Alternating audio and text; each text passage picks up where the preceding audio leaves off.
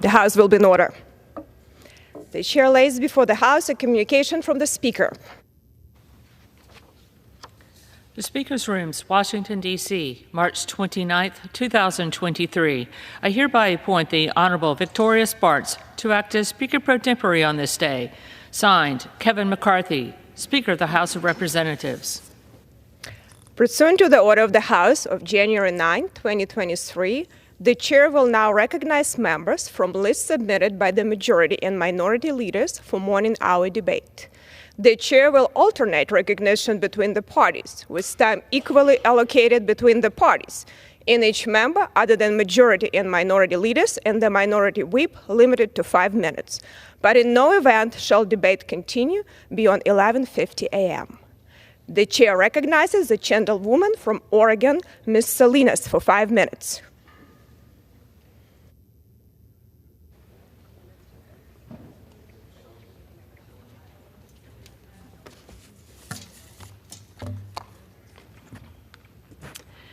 Madam Speaker, as Women's History Month comes to a close, I rise to recognize a few of the remarkable women who call Oregon's 6th District home. This month, my office accepted submissions of inspiring women from across our community. And while we couldn't possibly feature all of them, the women you see today here represent some of the best Oregon has to offer. Every day, women hold the weight of the world on their shoulders.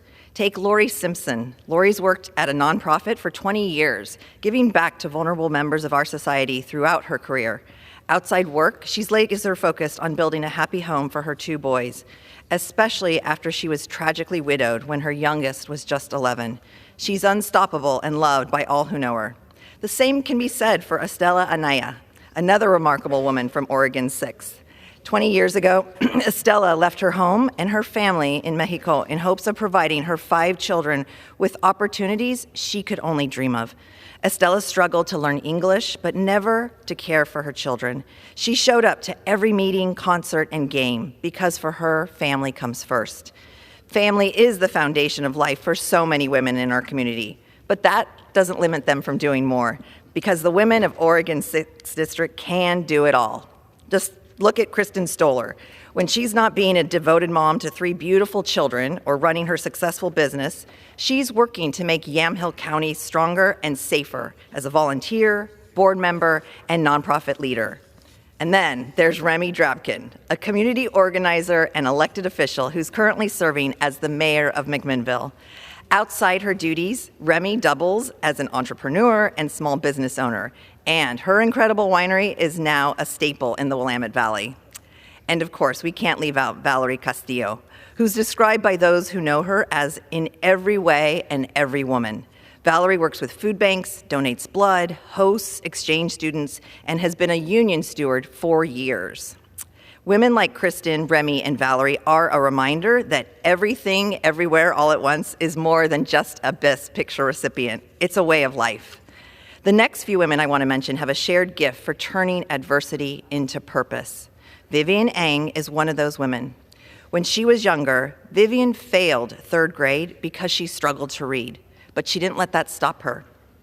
Nope, she turned that experience into a force for good, and now she runs a literacy organization that has tutored thousands of adults and helped hundreds gain citizenship.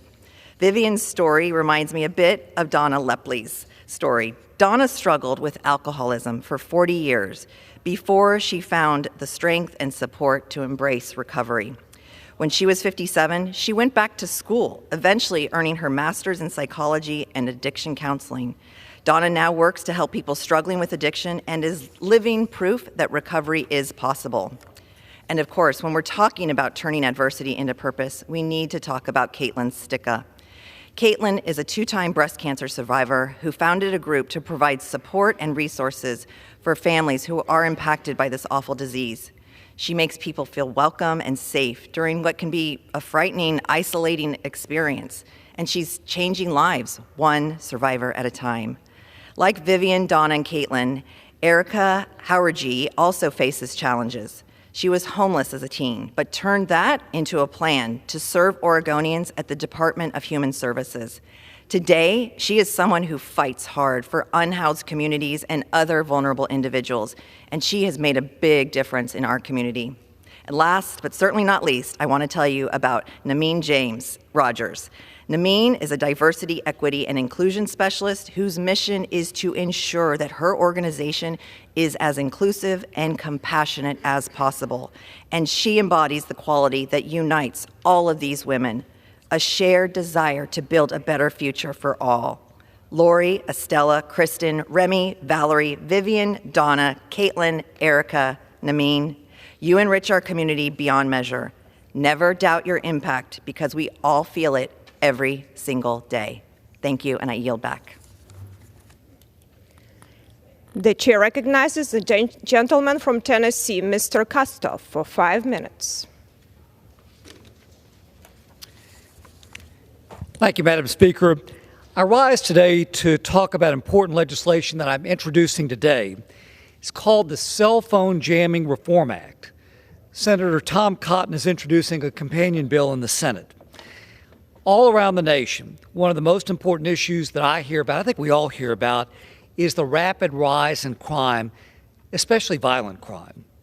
According to the Major Cities Chiefs Association crime report for 2022 for urban areas, homicide is up 13%, rape is up 23%, aggravated assault is up 33%, all since 2020.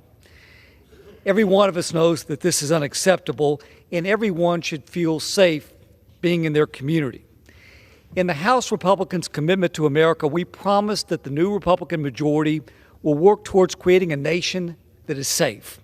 A key pillar of that promise is alleviating this current crime crisis. The Cell Phone Jamming Reform Act is a crucial first step in our effort to reduce crime and enhance public safety. What the legislation will do will prevent criminals from conducting criminal operations from behind bars by allowing state and federal prison officials to use cell phone jamming systems. The technology will protect inmates, it'll protect guards, and it'll protect the public at large. State attorney generals from across the country have determined that cell phone from within prisons, these contraband cell phones, are among the most serious threat to public safety facing prison administrators today. Now, as cell phone technology has evolved, and it continues to evolve, mobile phones, they're easier to conceal than ever. They provide countless ways for criminals to communicate with the outside world. Inmates use contraband cell phones to organize murders, riots, drug operations, fraud, extortion, and other crimes. I want to give you just a few examples. In Tennessee, an inmate used a contraband cell phone to orchestrate drug conspiracy deals by shipping a package full of methamphetamine to his girlfriend from within the prison. In South Carolina, there have been 4 major drug trafficking cases where the operation was run by contraband cell phones from behind prison walls. In 2018, gang-affiliated inmates in a maximum security prison used cell phones to organize and coordinate a brutal attack that killed 7 inmates and injured 20. All Americans have the right to feel safe in their communities, to walk their kids around the block without the fear of assault, to park their car without the fear it'll be broken into or maybe taken completely. One of the most fundamental duties of government is to ensure that its citizens have the right and the ability to live, to work, and to raise a family without the fear of being a victim of crime. The Cell Phone Jamming Reform Act is a key step towards reducing crime, enhancing public safety, and ultimately to fulfilling our goal to create a nation that's safe. With that, I urge my colleagues to support this common sense legislation. And with that, Madam Speaker, I yield back my time. Thank you. The chair recognizes the gentlewoman from Massachusetts, Ms. Clark, for 5 minutes. Thank you, Madam Speaker. Ahead of Trans Day of Visibility, I rise in honor of a community that is being forced to fight for its very existence. I rise in honor of trans voices that deserve to be heard, not silenced, and not criminalized. I rise in honor of trans joy that deserves to be celebrated, not eradicated. I rise with unconditional love for my trans daughter, Riley, and I rise in solidarity with every trans American seeking nothing less than their inalienable right to the pursuit of happiness. To stand in the way of that right is to stand against our most basic American values. But that's exactly what MAGA extremists are doing across this country, on school boards, in state capitals, here in the halls of Congress. Elected officials are using their power to undermine the freedoms and human dignity of trans Americans. And they're waging an especially vicious crusade on our kids. These attacks make me all the more grateful for the unconditional love that Mimi and Joe LeMay of Massachusetts have for their son, Jacob. Mimi and Joe have faced vitriol and cruelty from right-wing extremists, all because they heard, accepted, and embraced Jacob when he told them he's a boy. A few years ago, Mimi shared a letter she wrote to her son, and I'd like to offer a few of her moving words. You have, at the age of 9 years, accomplished what many adults couldn't in a lifetime. In your courageous visibility, you have changed the course of your own history. You have turned strangers into allies and allies into advocates. Layered in my pride is my concern for you. I know your strength, but I also know how determined the forces are that have pitted themselves against you. The politicians and preachers who would rather see you languish in a dark closet than watch you engage the world as you do, cultivating joy and love wherever you go. Madam Speaker, Jacob's courage demonstrates a profound strength. Let's show that strength the respect it demands. Let's reject the forces of opposition and bigotry. Let's celebrate the bravery and beauty of our trans community. Let's follow Jacob's example and cultivate joy and love wherever we go. I yield back. The chair recognizes the gentleman from Texas, Mr. Babbitt, for 5 minutes. Thank you. Madam Speaker, I'm here today to share a bittersweet message. Over 6 years ago, I interviewed Ms. Lauren Ziegler for the job of legislative assistant. I saw something rare and special in Lauren, and she proved it from her very first day on the job. As my colleagues will attest, Capitol Hill is overflowing with many talented people, but few possess the ability to do it all and to do it well, and to do it with a smile, and that sums up Lauren Ziegler. Lauren rose from a junior LA position to become our legislative director and our deputy chief of staff. However, for me, her most significant role has been as one of my most trusted advisors. In truth, I can think of no one who has better advised me over the years.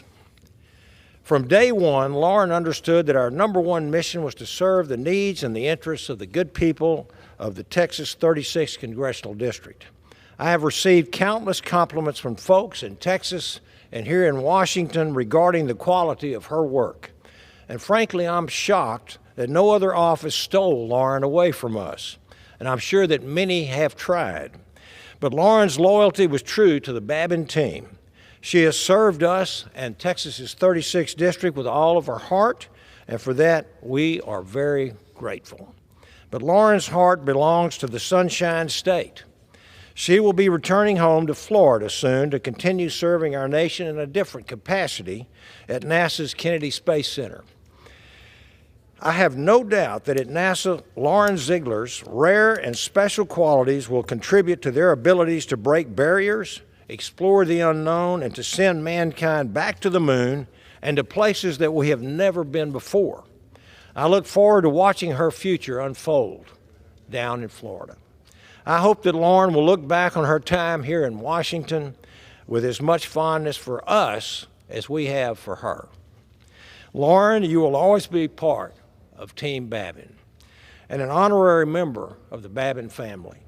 I'm very proud of you, and I'm very proud to have been part of your history. Thank you for a job well done. God bless. And I yield back. The chair recognizes the gentlewoman from Massachusetts, Ms. Strahan, for 5 minutes. Madam Speaker, I rise today with a heavy heart and a level of anger shared by millions of Americans, millions of parents. On Monday, 3 9-year-old children and 3 adults were gunned down at the Covenant School in Nashville, Tennessee. The shooter, armed with not 1, but 2 assault weapons, broke into the school and stole the lives of innocent people simply going about their day. For my colleagues across the aisle not keeping track, the massacre was the 130th mass shooting of the year. It was the 13th school shooting of 2023, and that's only if you count the time someone was injured or killed when a gun went off on school grounds. 13 times over the past 3 months, parents have dropped their children at the bus stop or at school. They told them they loved them, to have a great day, and that they'd see them when they got home. And then they got the call that every parent fears, the one that wakes us up in the middle of the night. 13 times this year, parents in a city or town hung up that phone or turned off their TV and raced to their children's school. 13 times parents waited behind police tape, hoping to hear something about their son or daughter. Madam Speaker, how many more times are we going to let this happen? How many more times can my colleagues across the aisle tweet their thoughts and prayers, but say that their hands are tied on gun safety legislation?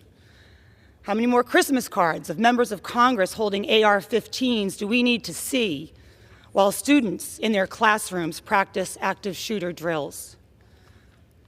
School shooting after school shooting, Congress has had the opportunity to act.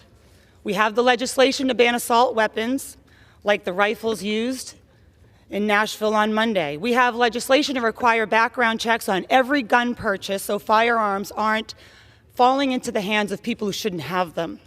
And we have legislation to prevent someone convicted of a hate crime from being able to purchase a gun. But what this chamber doesn't have enough of is willpower, doesn't have enough courage to act. This inaction is shameful, and as a parent, it's disgusting. Apparently, the Republican leadership in the House thinks that the biggest issue facing our children today are the books in their library. Because while we have yet to take up a bill to stop school shootings, the #1 killer of our children in America, this chamber passed a bill last week to politicize our kids' education. A bill, by the way, that they didn't even have unanimous Republican support for. I mean, what are we doing here? I have to go home tomorrow and look my 8-year-old daughter in her eyes 1 week before she turns 9 and tell her that 3 more kids were shot and killed in their classroom. But Mama can't get half of her colleagues in the Congress to care enough to do anything about it. How can anyone in this chamber be okay with telling their kids or their grandkids that? How can you see the kids who are taking pictures right outside on the Capitol steps and do nothing to prevent their school from being next? How can we call ourselves the greatest country in the world when its elected leaders sit on their hands while children are murdered, hiding beneath their desks? We can't. And to those of you deflecting or giving up, you should be ashamed. Madam Speaker, I implore you to go back to your party's leadership. Go back to Speaker McCarthy and tell him that we need to end the gun violence epidemic that's plaguing our children.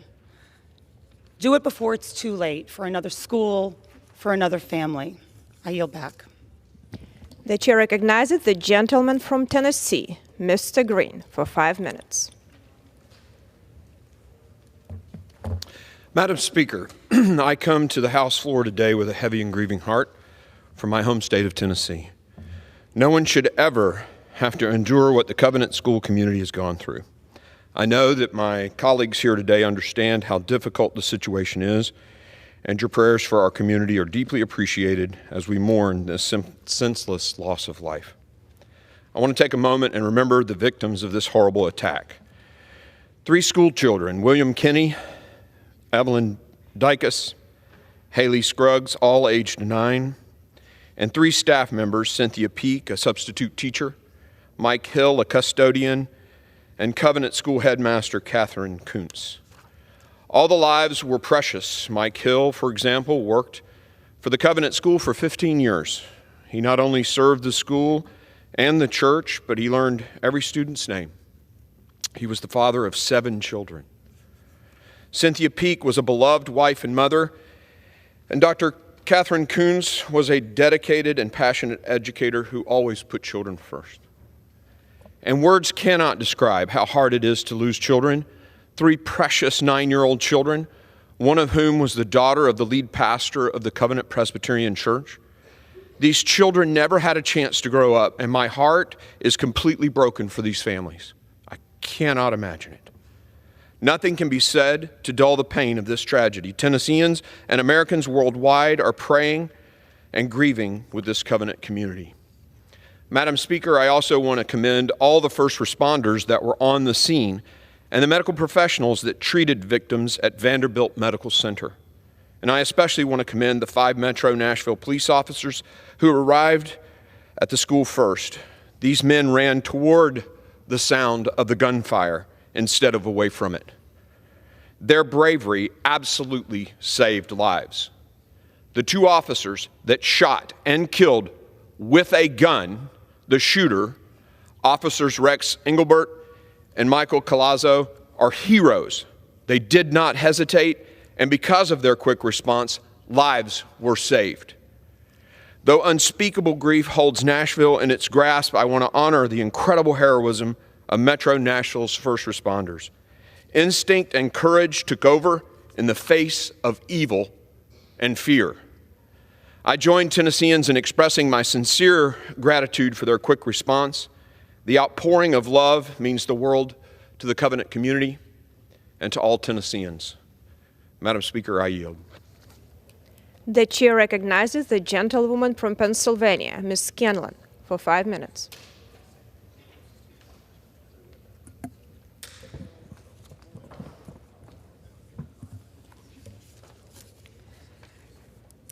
Madam Speaker, we're failing our youth, and they know it.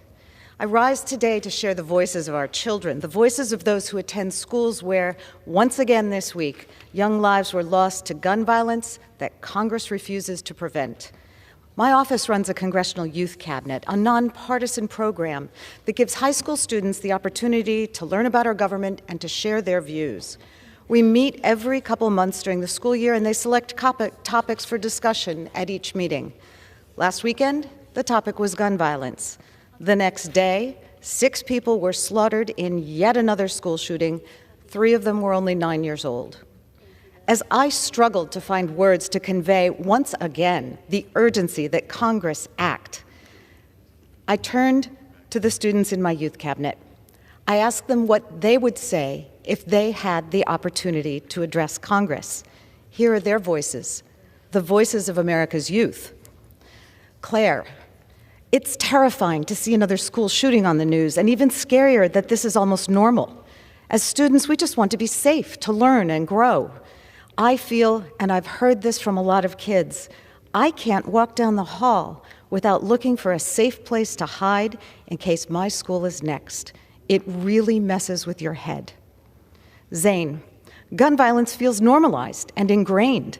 My school had a lockdown drill today. Yet afterwards, we went on with our day like the need for a lockdown drill is trivial and not disturbing. I hope legislators understand how drastically gun violence can alter students' daily lives and thoughts. Tyler, It's really hard to stay optimistic as a young person when we see these tragedies again and again. Lindsay, all those kids did today was go to school on a beautiful Monday morning, but instead of making paper cutouts of Easter bunnies or painting eggs, they were shot and murdered. That school is a private Christian school. Prayer takes place in every single one of those classrooms, including where third graders were shot to death. Prayers didn't stop our children from being slaughtered with guns. A lock on the door didn't stop the killer from coming in. Legislators can stop this. Several observe that easy access to guns is a major driver of school shootings. Kiona said, "These situations happen so frequently it makes me question how easy it is to get a firearm or assault weapon in this country. We should have prevented these situations." Quinn, for me, gun violence is personal. Lives like ours are on the line. On the news, time and time again, I see my own communities attacked, from the Lunar New Year Monterey Park mass shooting to the Club Q nightclub shooting. Our schools aren't safe. It's clear that gun violence targets vulnerable people of color and LGBTQ+ people. Guns are the leading cause of death among children and teens. Noah, we need to stop treating shootings like isolated events and think of them as part of the whole. It wasn't just one person with a gun today in Nashville or in Colorado Springs or in Uvalde. It was a web of corporate greed, insufficient legislation, and hatred. Elliot, I'm a senior in high school and I've been directly affected by 4 separate instances of gun violence in the past year. I was in lockdown during the Highland Park shooting. At the same time, my best friend was hiding in a church during an active shooter situation at a concert. Our school recently lost a classmate to gun violence, and we had a lockdown because of a threat of a shooting. The lack of action is alienating my generation. We're supposed to be the future of our democracy. Our experiences of gun violence are more common than instances of legislative progress. We're told we're supposed to save democracy, to save the planet, but no one's saving us, and we notice. This last line really sticks with me. Our kids are being asked to put our democracy and our collective future first, but their country and their representatives in Congress are not putting them first. It breaks my heart to hear the fear and anger and cynicism and hopelessness in our children's voices. We're failing our youth, and they know it. Doing nothing is unacceptable, and if you don't have any solutions, then you need to get out of their way. Our kids deserve action now. I yield back. The chair recognizes the gentleman from Georgia, Mr. Carter, for 5 minutes. Madam Speaker, I rise today to recognize the retirement of Mr. Jones Hooks, the longest-serving executive director of the Jekyll Island Authority. Mr. Hooks' 15 years of service to the people of Jekyll Island will never be forgotten. When he became the executive director in 2008, the island was in economic trouble, with many of its facilities operating at a deficit. To fix this problem, and many others plaguing the island, the authorities on Jekyll proposed multiple goals, such as revitalizing Jekyll's facilities, establishing a credible conservation effort, and partnering with the private sector on certain efforts the Jekyll Island Authority could not handle alone. Mr. Hooks achieved every goal put forth by island leadership. Thanks to his efforts and leadership, Jekyll Island is a thriving community, a hallmark of conservation efforts, a tourism location enjoyed by many, and much more. I would like to thank Mr. Hook once again for his service, and I hope he has a restful retirement. Madam Speaker, I rise today to recognize the 25th anniversary of the Good Friday Agreement that brought an end to 30 years of conflict in Northern Ireland. The conflict, known as the Troubles, resulted in the deaths of hundreds of people. The conflict saw families, friends, and neighbors turn on each other. It saw political discourse become replaced by violence and bloodshed. Despite the viciousness and length of the conflict, all parties involved, with U.S. diplomatic support, managed to come to an agreement to end it. Now, 25 years after the signing of the Good Friday Agreement, the Emerald Isle remains more peaceful and more prosperous than before the historic agreement. I applaud the commitment to peace by leaders on both sides of the Irish Sea. I also applaud the recent Windsor Framework, which managed to preserve the principles of the Good Friday Agreement while also holding true to the requirements of Brexit. As Americans, we should look to the Good Friday Agreement as hope, that despite our differences, we can come together to solve problems, and we can work together as one team to make our country great.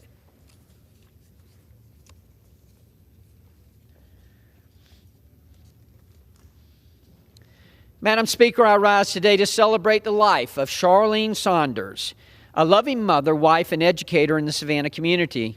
Charlene and her husband, Bill, moved to Savannah in 1958 to establish the athletic program at the Savannah Country Day School. During her 31 years at Country Day, Charlene served as the head coach of girls basketball, girls track, and cheerleading teams and oversaw the PE department. With Charlene's teams amassed winning records, she is remembered for her strong bond with her athletes and a model of integrity, grace, spirit, and grit. In 1982, Saunders Gym was named in her honor. Charlene and Bill Saunders were fixtures at all student events and were held in such high regard by the student body that they received 2 yearbook dedications and were also named the honorary homecoming king and queen. Her legacy continues to impact generations of students. She will be dearly missed by all who knew her.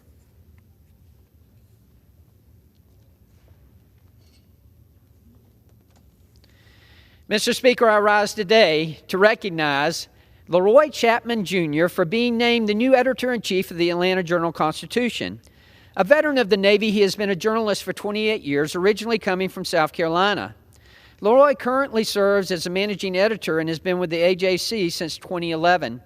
Over the course of his 27-year career, he has also worked as a columnist and editorial writer, a business reporter, and a college sports reporter. During his career, he has helped cover a number of high-profile stories, including the 2020 election results and the court cases of teachers and administrators charged in the Atlanta Public Schools cheating system. Leroy will be the AJC's first black editor-in-chief in the newspaper's 155-year history. Congratulations, Leroy, on this wonderful honor. I look forward to your continuing success at Atlanta Journal-Constitution. And oh, by the way, this comes from another Leroy. Thank you, Madam Speaker, and I yield back the remainder of my time. The chair recognizes the gentlewoman from Pennsylvania, Ms. Wild, for 5 minutes. Madam Speaker, I ask for unanimous consent to address the House for 5 minutes and to revise and extend my remarks. Objection. On March 1st of this year, drug manufacturer Eli Lilly announced its plan to institute a $35 cap on out-of-pocket insulin costs. 2 weeks later, Novo Nordisk announced plans to cut its insulin prices by up to 75%.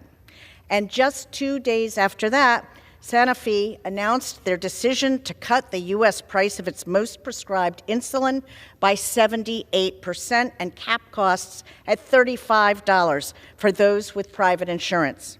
Eli Lilly, Novo Nordisk, and Sanofi make up roughly 90% of the insulin market in the United States, a market that for decades has been characterized by skyrocketing costs and unbelievable price gouging.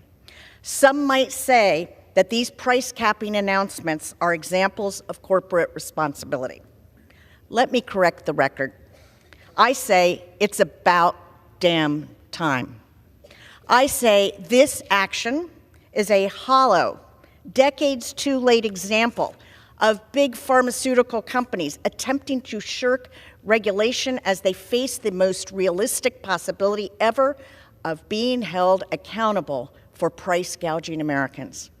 I say it's not enough, because for a century, pharmaceutical companies have been exploiting and profiting off Americans who depend on insulin and other life-saving medications to survive.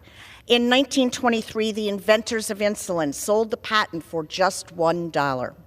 They felt it was unethical to profit from a discovery that would save so many lives. How ironic. Since then, insulin costs have skyrocketed, jumping 500% in just the past decade or so, with a vial costing as much as thousands of dollars per month. Americans represent 15% of the global insulin market, yet we generate almost 50% of the pharmaceutical industry's insulin revenue. That's not an accident. Big Pharma has for decades taken advantage of the non-existent regulation on drug pricing in the United States to make billions in profit off insulin. It is corporate greed, pure and simple, fueled by hundreds of millions in dark money lobbying to intimidate Congress from reining in the industry. In 2022 alone, pharma and health product companies spent a record $372 million lobbying against pricing regulations and Medicare negotiations. Big Pharma is well organized, well funded, and well connected. That's why last year's Inflation Reduction Act was so historic. It was the first successful attempt in decades to curtail this price gouging. The work to lower drug prices is why I ran for office in the first place. It's been one of my very top priorities since day one in Congress, so much so that I have been called a dog with a bone when it comes to the fight to get drug prices down. I co-sponsored and voted to pass the Lower Drug Prices Now Act. I voted to pass the Affordable Insulin Now Act to cap the cost of insulin at $35 per month for everyone. I introduced the bipartisan Fair Drug Prices for Kids Act to lower costs for families by allowing states to purchase medication at the lowest price offered by drug manufacturers. I called on House and Senate leadership time and again to take swift legislative action to lower drug costs. I stood with my constituents affected by high insulin prices to call attention to the crisis they face. I called for Build Back Better to include a measure enabling Medicare to negotiate drug prices. And I helped pass into law the Inflation Reduction Act that finally realizes so many of these priorities. The Inflation Reduction Act capped the price of insulin at $35 per month for Medicare beneficiaries. Now, Big Pharma sees the writing on the wall. Their decision to lower insulin costs for everyone does not come out of so-called corporate responsibility. This decision comes because corporations are afraid that Congress, now having momentum, will continue to take action to rein in their corporate greed. Eli Lilly, Novo Nordisk, Sanofi could have at any point in the last century capped the price of insulin and saved many lives. They're only doing it now as part of a transparent PR campaign to stave off further congressional action regulating drug prices. They can lower costs at will, but they can also raise costs at will. And that means we must act because your ability to afford life-saving medications should not be dependent on the whims of Big Pharma's pricing decisions. For the countless people across my district and across the country who depend on life-saving insulin, I'm telling you that I will never back down. Thank you. I yield back. The chair recognizes the gentlewoman from Iowa, Mrs. Miller Mix, for 5 minutes.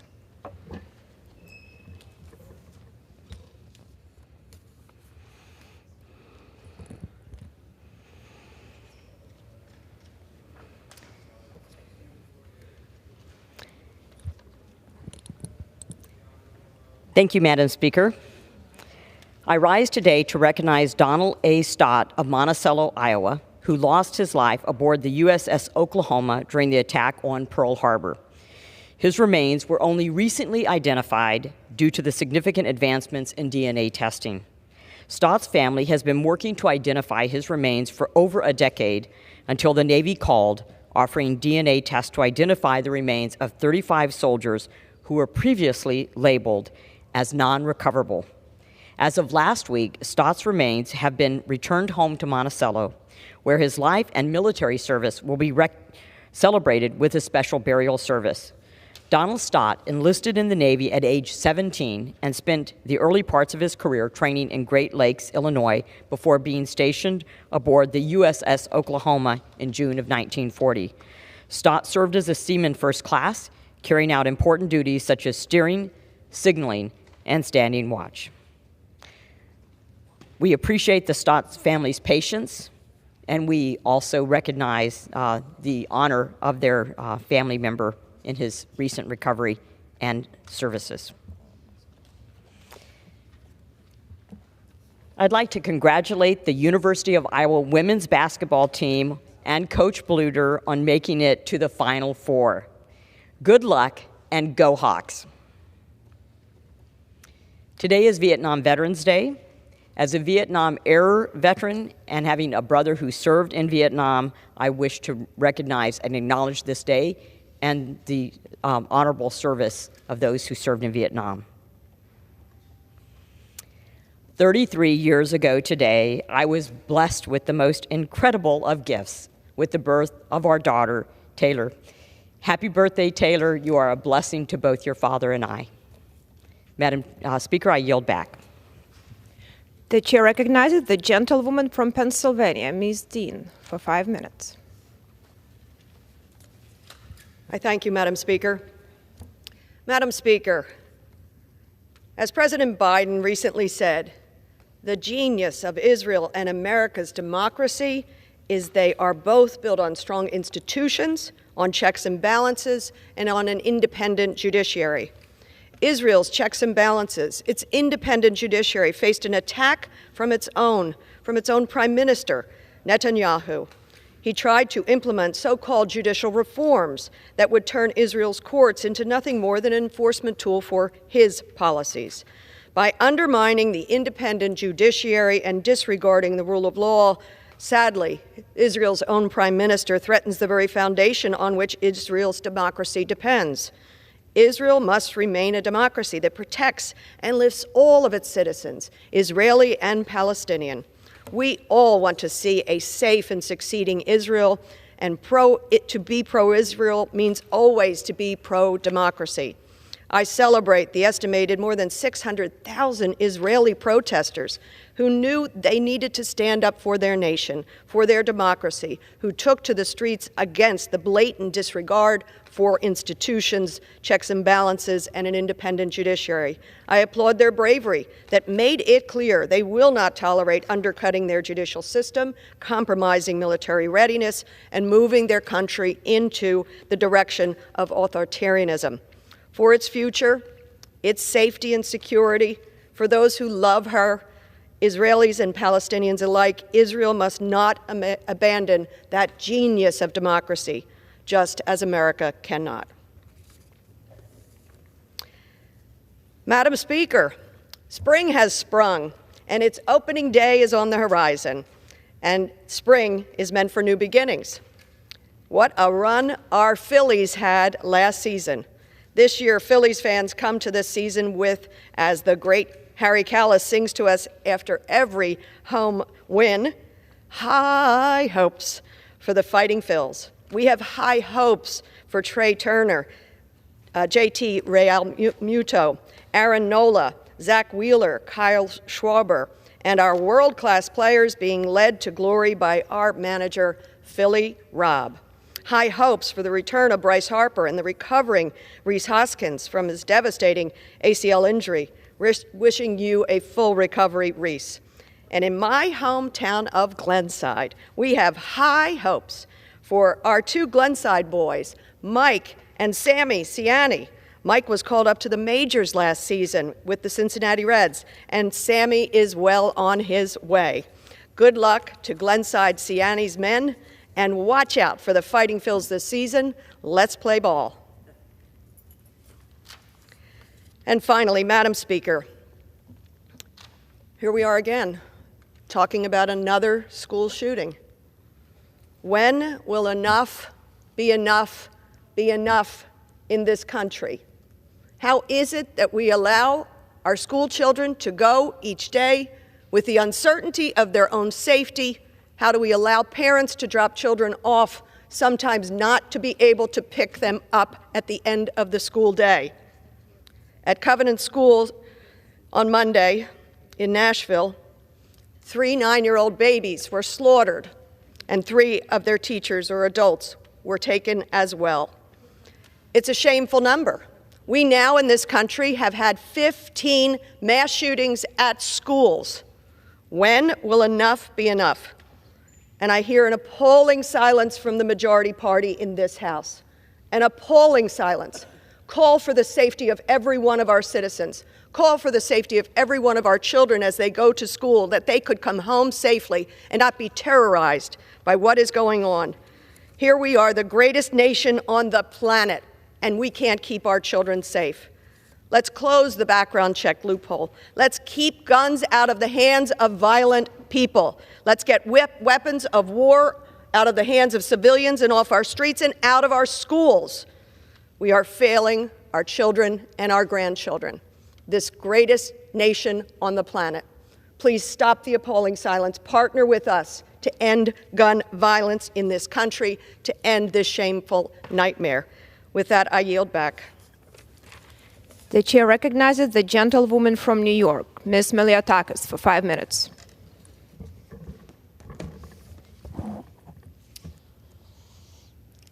Thank you, Madam Speaker. I rise today on Vietnam Veterans Day to first and foremost thank the Vietnam veterans from my district and around the country who served, but also for a very special person, First Lieutenant Theodore Ted Cohen, a Staten Island resident who sadly passed away this past Saturday. Ted was born and raised in Brooklyn, New York. He attended Brooklyn College, where he was a member of the ROTC. And not long after the start of the Vietnam War, he served his first tour in Spain with the Strategic Air Command before flying on 26 close air support missions in Vietnam. Upon his return to the States, Ted spent his nights working with the Daily News before spending 25 years working for Avon and International Marketing. When Ted's wife fell ill, he retired early. He decided to care for her and ensure that their last 9 years together were spent traveling the world. After his wife passed away, his passion for caring for others, especially our veterans, became his mission. Ted served as a member of the United Staten Island Veterans Organization, the Air Force Association, and the American Legion. He would bring food to homebound service men and women. He would provide rides to and from their appointments at the VA if they were unable to drive themselves. And he even went to help them complete their paperwork, which we know could be sometimes cumbersome. Not only was Ted a constituent and a champion for our nation's veterans, but he was a dear friend to my office, having been a vocal member of our monthly Veterans Roundtable. He always contributed greatly. He had many recommendations, and we worked together to improve VA access and care. He also served on our Academy Nomination Board for the past several years, where he provided invaluable assistance and advice to our youth. Throughout the entire Academy nominations process, and he helped us select the next generation of service members. Our office, our local veterans, and our entire community will sincerely miss Ted and his invaluable service. His willingness to give back was so appreciated by all. Ted exemplified the very best of what it means to be an American, to put your country, to put your community, to put others first. He answered every call to serve with honor, integrity, and distinction. We owe him an immeasurable debt of gratitude, not only for his service to our country, but for his lifelong service to our community. Please join me in extending condolences to his family. Thank you, Ted, for your service. I yield back. The chair recognizes the gentlewoman from New Jersey, Mrs. Watson Coleman, for 5 minutes. Thank you, Madam Speaker. I rise today heartbroken by perpetual tragedy and outrage by perpetual inaction.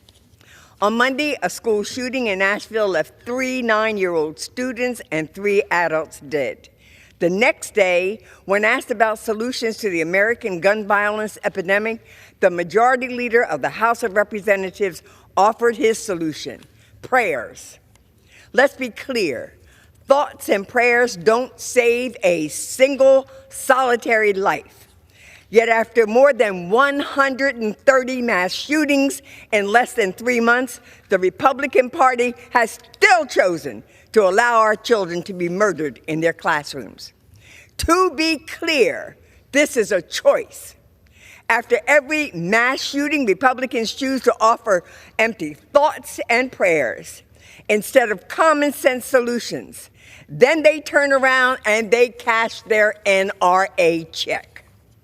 I've spent my entire career in public service and every Sunday in church. I will never understand how a human being, let alone one elected to serve others, would willingly endanger the lives of their children for a little bit of money. Frankly, it makes me sick to my stomach. Every American, Republican, Democrat, and Independent wants to live in a country where they don't have to fear that dropping off their child at the bus stop may be the last time they see them alive. Too many of us, however, accept this dystopian reality. The cycle of murder, devastation, and inaction has become so commonplace that most mass shootings don't even make the headlines.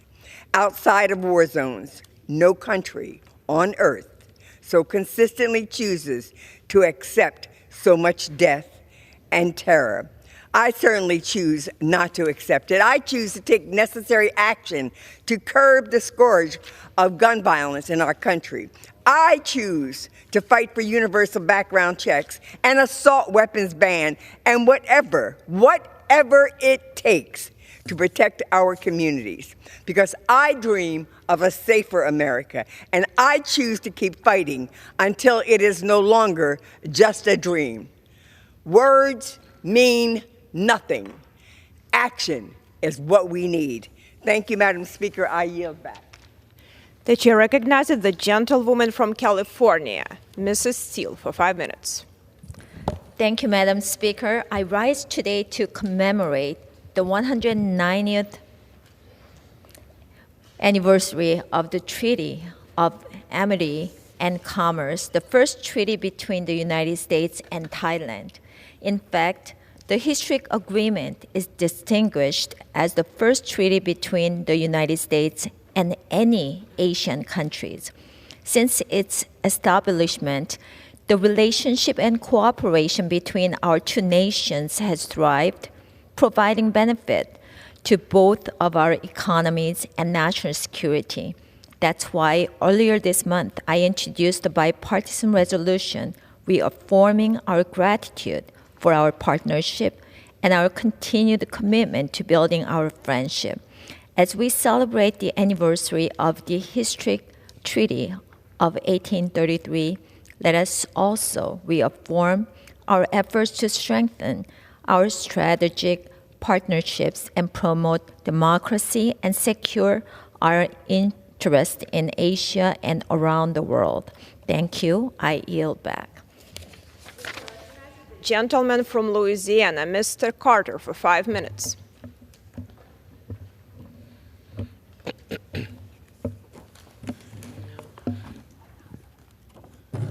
Madam Speaker, thank you very much.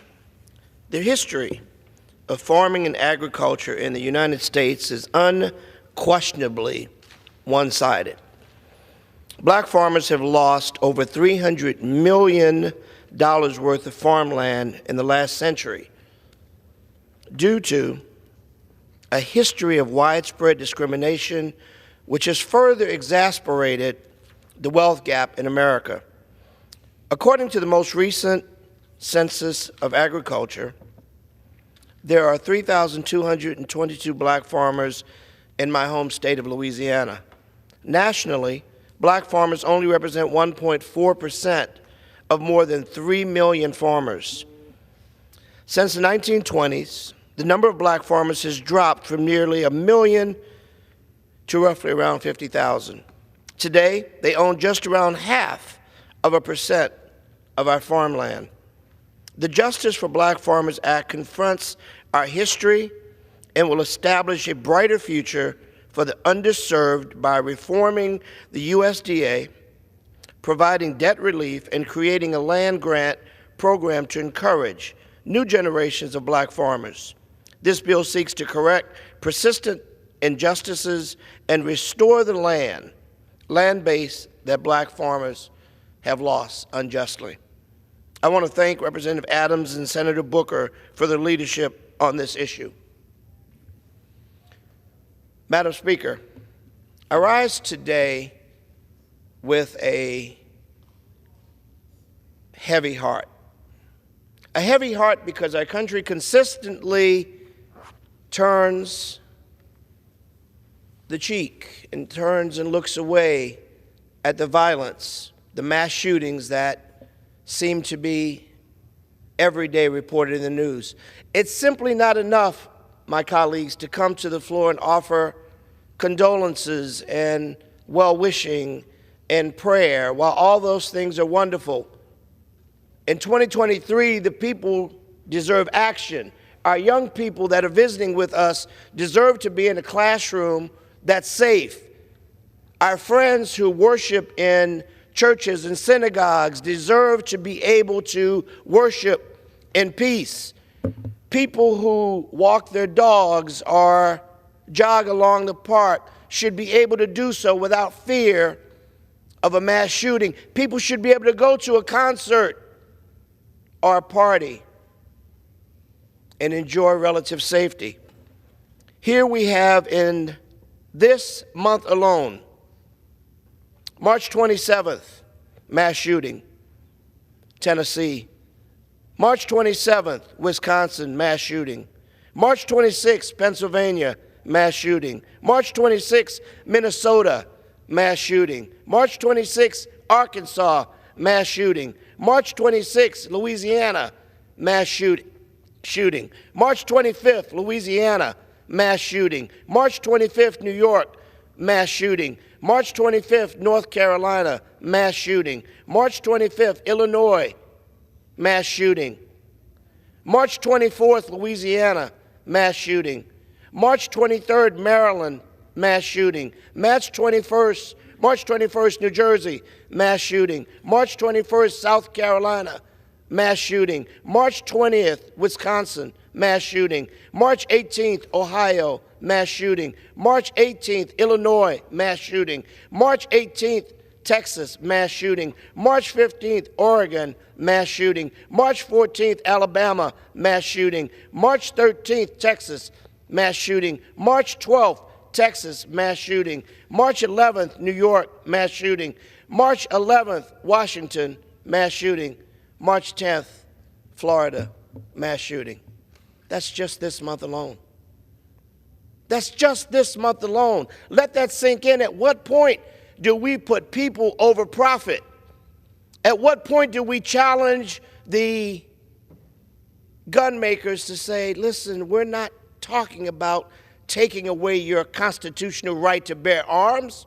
We're talking about sensible gun control that will save these young people that are visiting us today, that will save these visitors that come to see their government at work. This is not Republican or Democrat. This is about the survival of our communities. This is about the survival of our young people. This is about providing resources to make sure our communities are safe. Stop it. Stop protecting NRA and their profits and start protecting our children and their lives. I yield back. The chair recognizes the gentleman from New York, Mr. Williams, for 5 minutes. Thank you, Madam Chairman. I rise today on this important day to commemorate those who served in Vietnam. I want to call attention to one service member, Colonel Marshall McCree, who passed from us just 4 years ago. Colonel McCree started in North Carolina, poor. He chose a college because they offered a football scholarship and clothing that he could not afford. President Kennedy called him up to rush to Florida as a young officer in the wake of the Cuban Missile Crisis. Colonel McCree went on to serve for 30 years. He did 2 tours in Vietnam, the first early in 1965 as an advisor, but then in the fiercest of battles, 1967 and 1968, in the Battle of Quezon, supporting the Marine Corps from his artillery position, supporting Marines on long-range patrols during the day, and defending his perimeter all night. Marshall McCree earned 3 Bronze Stars with a V for valor for his service to our country. But he returned to a nation that was ungrateful, and he returned to a nation that spit upon him when he returned. There are those in our government today, highest levels of government today, who are among those who protested against our veterans. Before, more recently, it was popular to support the veterans. But I want to add that Marshall McCree did not stand alone. His wife, Patricia McCree, of over 50 years, was part of the fabric of the Army community that when the telegrams would bring news of loss, she was part of the fabric of women who came and supported young women who were now widows with children who were now fatherless. And that was the Army and the fabric that they provided. I'm proud to talk about Colonel and Mrs. McCree because they have a beautiful daughter who happens to be my wife. And I'm very proud to be a part of their family. And I'm proud to stand up and talk about the Vietnam veterans who deserve our respect. Thank you. The gentleman yields back. The chair recognizes the gentlewoman from California. May I continue with my time? I'm sorry. Do I still have time? Recognized. Thank you. I'm sorry. Madam Speaker, I rise today in support of H.R. 1 to lower energy costs for New York's 22nd Congressional District. As an expert in energy and a nuclear submarine officer in the Navy, I understand firsthand the importance of reliable energy for American families, businesses, and national security. I stand here in support of H.R. 1 for the men and women of New York's 22nd. A constituent of mine, Steve Turner, shown right here behind me, is a Marine veteran with cancer who is unable to pay his electric bills. 5 days a week of treatment and soaring energy prices have brought this hero to the breaking point. This is unacceptable. I can't cure Steve's cancer, but I'll be damned if I let Steve continue to suffer the indignity of soaring energy costs taking food off his table. H.R. 1 takes critical steps to promote American energy independence and will lower costs for people like Steve and the rest of Central New York and the Mohawk Valley. Burdensome regulations and radical policies are hurting working and middle-class Americans at no fault of their own, taking their jobs and putting our country last. Let's streamline the process by reinvigorating oil and natural gas production, renewables, and nuclear energy dominance. The Lower Energy Costs Act is common sense. It's a common sense solution to our nation's energy challenges. Steve and I urge my colleagues to support this bill. Thank you, Madam Chairman. I yield back. Okay. The chair recognizes a gentlewoman from California, Ms. Porter, for 5 minutes. Thank you, Madam Speaker. Back in 2017, I took a public stand against Wall Street and its efforts to roll back the financial regulations put in place after the 2008 financial crisis. I opposed S2155, a deregulatory bill that ultimately passed into law. Then, in 2017 and 2018, I was running for Congress for the first time in a politically divided district. Standing against Wall Street wasn't a safe position to take. In fact, that's why too many Republican and Democratic lawmakers alike ended up supporting S2155. It was seen as safer to be pro-business. Every real capitalist knows there is nothing pro-business about a bank failure. That's why in 2010, Congress passed strong regulations to keep our economy stable, our banks viable, and our businesses growing. But just 8 years later, in 2018, Washington, D.C. reversed course and passed S2155 at Wall Street's behest. So how did we get from that deregulation to the recent Silicon Valley bank failure, the biggest bank failure in over a decade? In short, S2155 made it lawful for Silicon Valley Bank to leave itself vulnerable when depositors wanted their money back faster than the bank could pay it out. When you walk into a bank and you deposit, say, $100, the bank takes most of that $100 and invests it. They buy securities and bonds. They don't just have your $100 sitting around. However, the bank is supposed to hang on to a big enough portion of that deposit so that if you want your money back, they can give it to you. It's straightforward when a couple of people come in and want their money. But sometimes a lot of people want all their money all at once. Why wasn't Silicon Valley Bank prepared for that scenario? The bank's recent failure is a deregulation problem. Title IV of S2155 raised the asset threshold at which a bank is considered and regulated as a systemically important bank. And what we saw is Silicon Valley Bank and other similarly sized banks, because of Congress's own actions in 2018, were removed from these enhanced liquidity requirements, stress testing, and other and safety and soundness rules. Because of these lax regulations, when push came to shove, Silicon Valley Bank hadn't kept enough liquid assets to pay out the dollars being drawn out. If Dodd-Frank were still applied to banks of that size, Silicon Valley Bank wouldn't have been able to put its own profits over the stability of our banking system and our economy. Let's not give banks that choice again.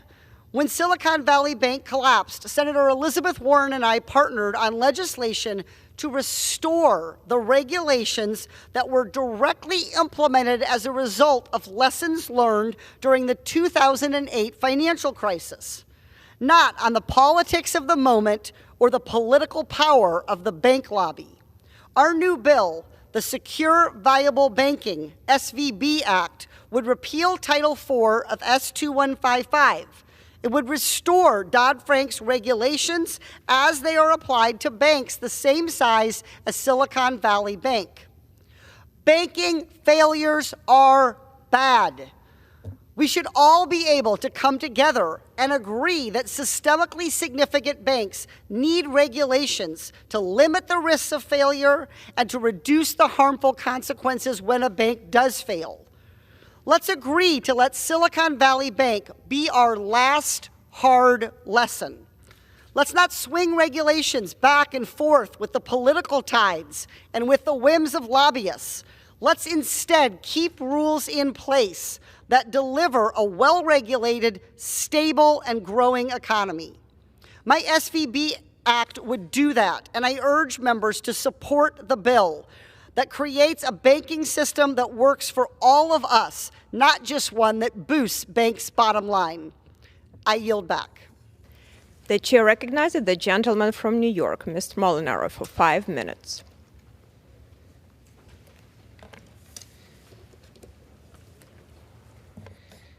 Thank you, Madam Speaker. I rise today to recognize April 2nd as Rabbi Menachem M. Schneerson Education and Sharing Day. April 2nd is the Rebbe's birthday, and Rabbi Schneerson believed that education was not just about acquiring knowledge, but also about developing a strong moral compass. He saw education as a tool for building a healthy and prosperous society, one that values compassion, justice, and kindness. His vision has inspired countless individuals around the world to pursue excellence in education and to better serve their communities. And through his tireless efforts, the Rebbe established over 5,500 educational and social institutions across the United States and more than 100 countries. These institutions have empowered young people to reach their full potential and make a positive impact on society. Madam Speaker, I ask that my colleagues in the House join me in celebrating Education and Sharing Day by reflecting on the Rebbe's legacy and commitment to education. Thank you. Madam Speaker, today I rise to recognize Autism Awareness and Empowerment Day, a day that promotes understanding and acceptance of individuals on the autism spectrum. Autism is a complex neurological disorder that affects millions of individuals across the United States. It is a spectrum disorder, which means each person's challenges can vary significantly. As the father of 4 children, one of whom lives on the autism spectrum, this is deeply personal to me. April 2nd is my daughter Abigail's birthday. Happy birthday to her. But before coming to Congress, I founded the Think Differently initiative in my home state to break down barriers and open opportunities for individuals with physical, intellectual, and developmental disabilities. And in Congress, we are working in a bipartisan way to expand on this effort. And I started by introducing the Think Differently Database Act, which creates a comprehensive website of resources for individuals with disabilities. That is just the beginning. We must do more to increase funding for autism research, expand access to early intervention services, and support families through education and outreach programs. These efforts will promote greater inclusivity, understanding, and help every person of every ability reach their fullest potential. Madam Speaker, I urge my colleagues to join in recognizing Autism Awareness Day and continue supporting this critical work of breaking down barriers and creating opportunities for everyone of every ability. Thank you, Madam Speaker. I yield back. The chair recognizes the gentleman from California, Mr. Kiley, for 5 minutes.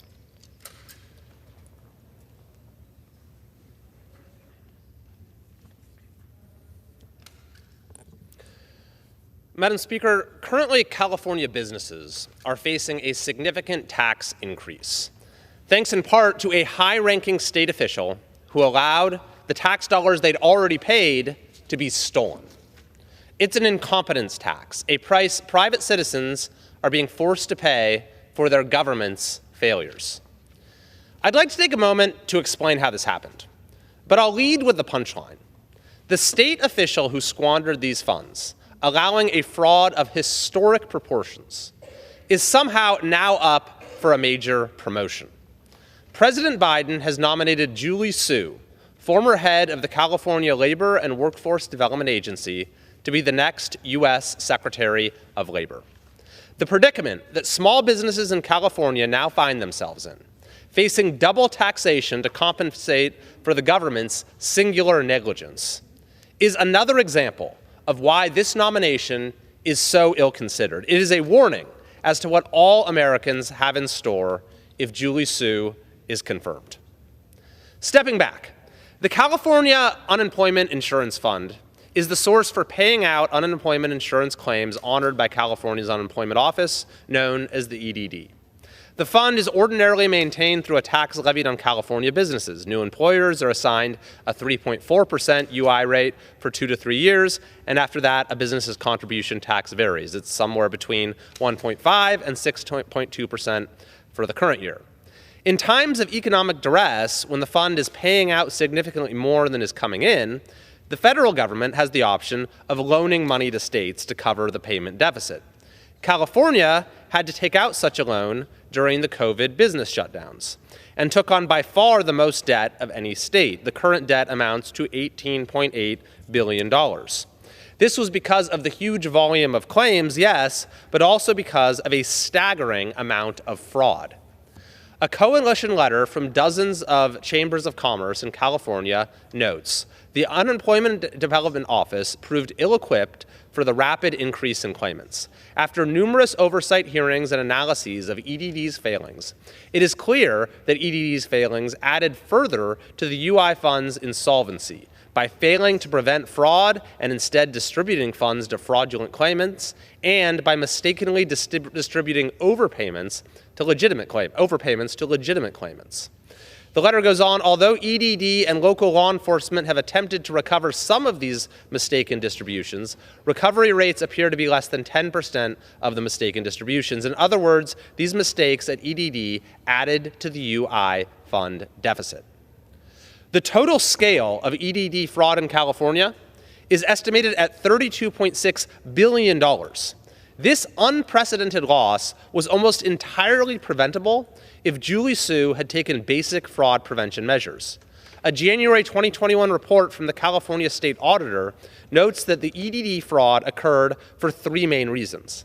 First, EDD waited about 4 months to automate a key anti-fraud measure.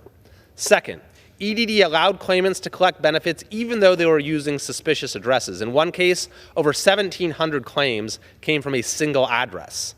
Third, EDD removed a key safeguard against improper payments without fully understanding the significance of the safeguard. Further, the state auditor reports EDD did not bolster its fraud detection measures until months into the pandemic, despite repeated warnings, and did not reliably track suspicious claims and resolution to determine the effectiveness of its fraud prevention tools. By the way, if you're wondering where all this money, $32.6 billion, went, the CEO of LexisNexis Risk Solutions has this to say: 70% of that money left California. It left this country. It went to transnational criminal groups that have used that money for nefarious purposes to harm our democracy. Some of that money has been used in sex trafficking and child extortion. At this point, California is one of only 4 states in the country that hasn't repaid its debt to the federal government. So now, tax-paying businesses are on the hook. Because in the case of fund insolvency for 2 consecutive years, as is the case here with California, federal law mandates an automatic increase in payroll taxes that amounts to $21 per employee. The tax continues to ratchet up by $21 per employee each year the fund remains insolvent, with a maximum tax increase of $434 per employee per year. Now, one might ask, why did California not repay its debt to the federal government last year when it had a $97.5 billion surplus? And there's no good answer to that question. I've actually joined with Representative Obernolte to call on California's governor and legislature to repay the loan so the burden doesn't fall on employers. And I'm calling on the United States Senate to consider this a case study in what we don't want for our country. Thank you, and I yield back. The chair recognizes the gentleman from Tennessee, Mr. Ogles, for 5 minutes.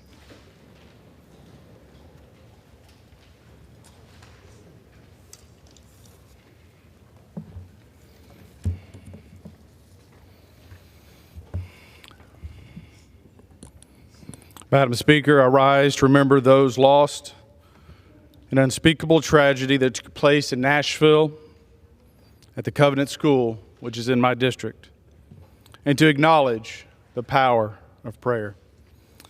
At approximately 10:13 a.m., evil ran rampant in the halls of the Christian Academy and claimed the lives of 3 children and 3 staff members. Hallie Scruggs, age 9. Evelyn Dykehouse, age 9. William Kinney, age 9. Mike Hill, the school custodian, Dr. Catherine Kuntz, the head of the school, and Cynthia Peak, a substitute teacher. These innocent lives were lost in a senseless act of violence. As a father of 3 children, I cannot begin to imagine what the families of these 6 individuals are experiencing right now. To my fellow Tennesseans in Nashville and the Covenant School, we are here for you. We are sending our deepest and most sincere condolences.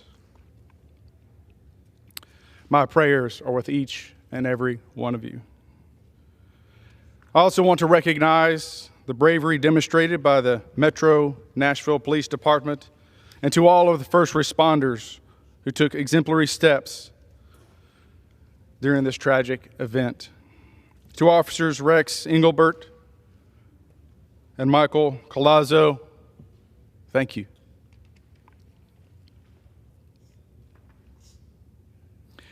Your incredible bravery, valor, and courage in the face of danger save lives. Our community is broken. And to those that are wondering and trying to make sense of the world, the Lord says, "So do not fear, for I am with you. Do not be dismayed, for I am your God. I will strengthen you and help you. I will uphold you with my righteous right hand." Isaiah 41:10. Please join me for a moment of silence.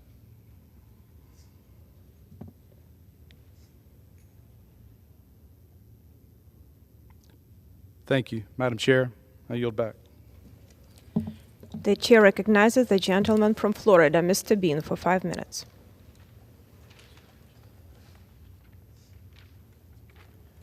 Thank you very much, Madam Speaker. Today I rise to honor the life and memory of Commissioner Dale Dees from my hometown of Fernandina Beach, Florida. Mr. Dees reminds me of an Alan Jackson country song, Small Town Southern Man.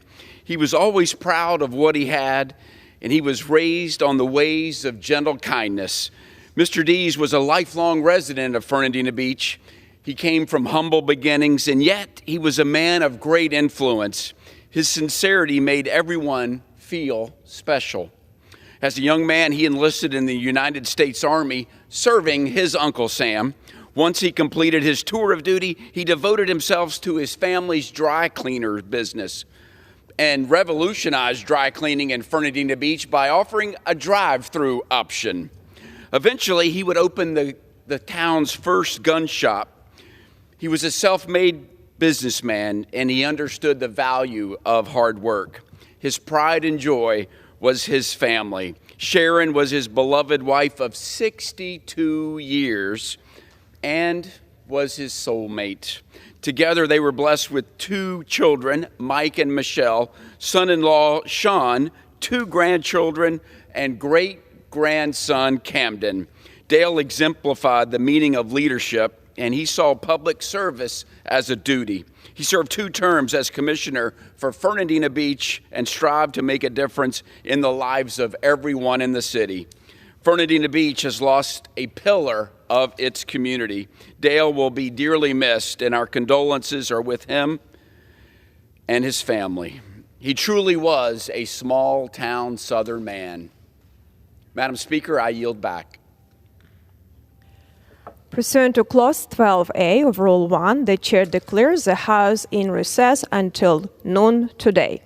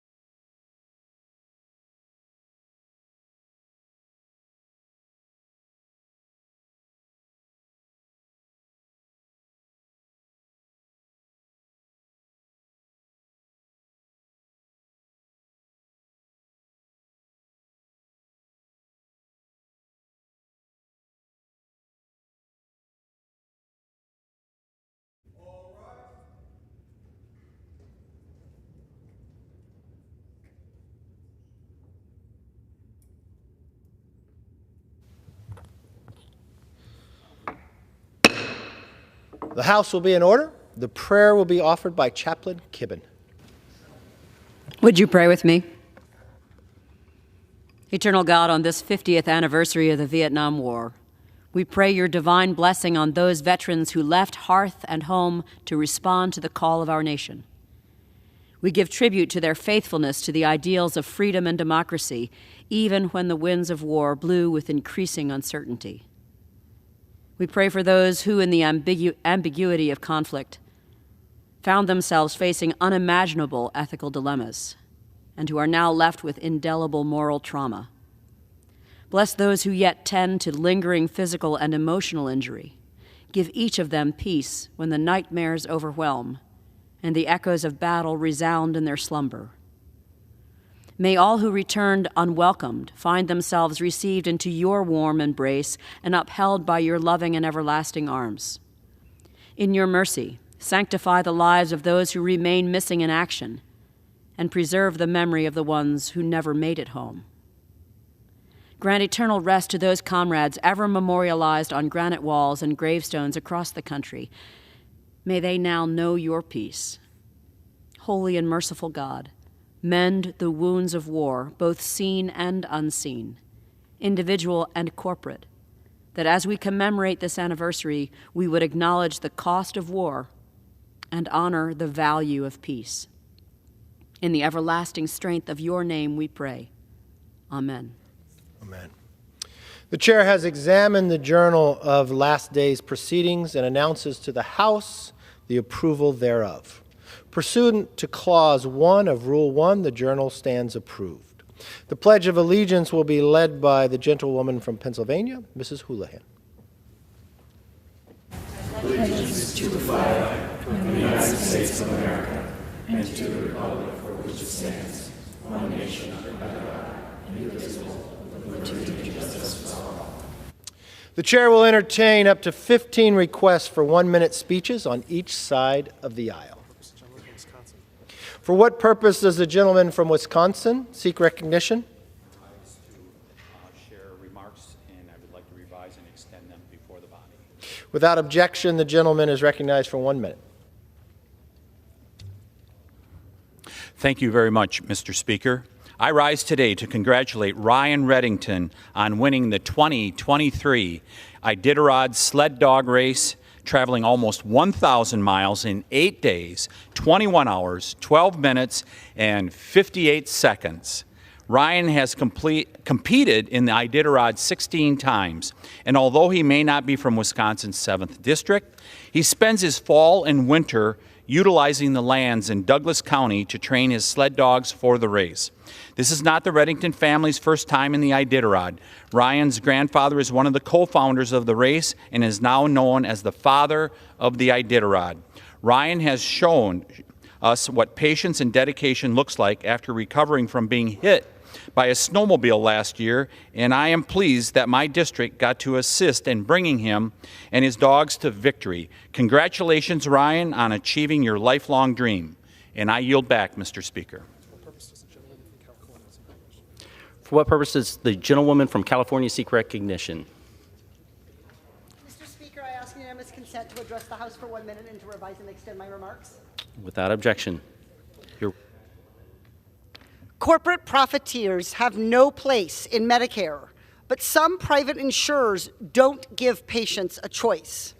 The Biden administration has taken important steps to change the direct contracting model, which stripped seniors of traditional Medicare and moved them to private coverage without their consent.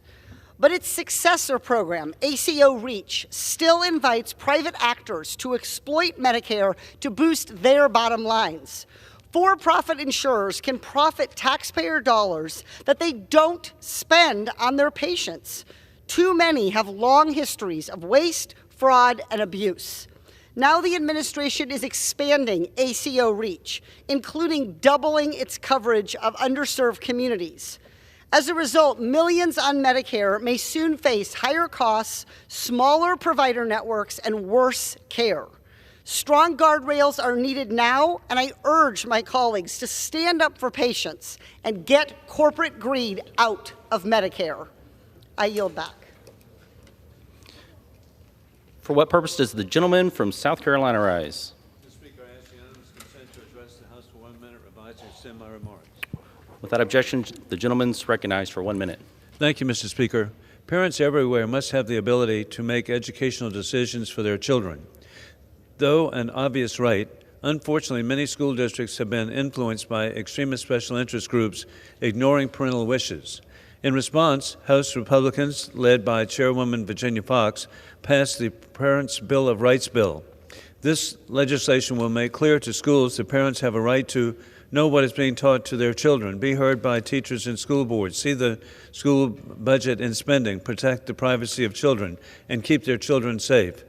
As a parent of 4 sons, Roxanne and I appreciate local elected school boards running schools. As a grandfather, I want my sons and daughter-in-laws to have the same level of oversight for our 9 grandchildren. I am grateful for the leadership of Ellen Weaver, the South Carolina Superintendent of Education, a champion for the rights of parents.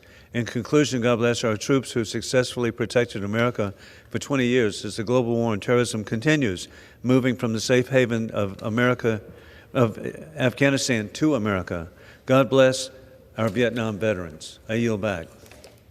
For what purpose does the gentlewoman from Minnesota seek recognition?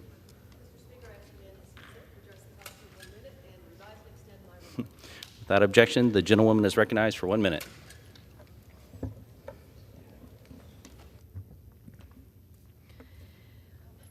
Mr. Speaker, this Friday is International Transgender Day of Visibility, a time each year where we uplift and recognize the strength and resilience of the trans community. The United States is home to 1.6 million trans youth and adults, 1.6 million siblings, grandparents, brothers, sisters, friends, co-workers, and loved ones. At a moment when trans Americans are under direct attack in states across our nation and in this body, I am here today to honor and celebrate each of these courageous, inspiring human beings just trying to live and be treated with dignity and respect.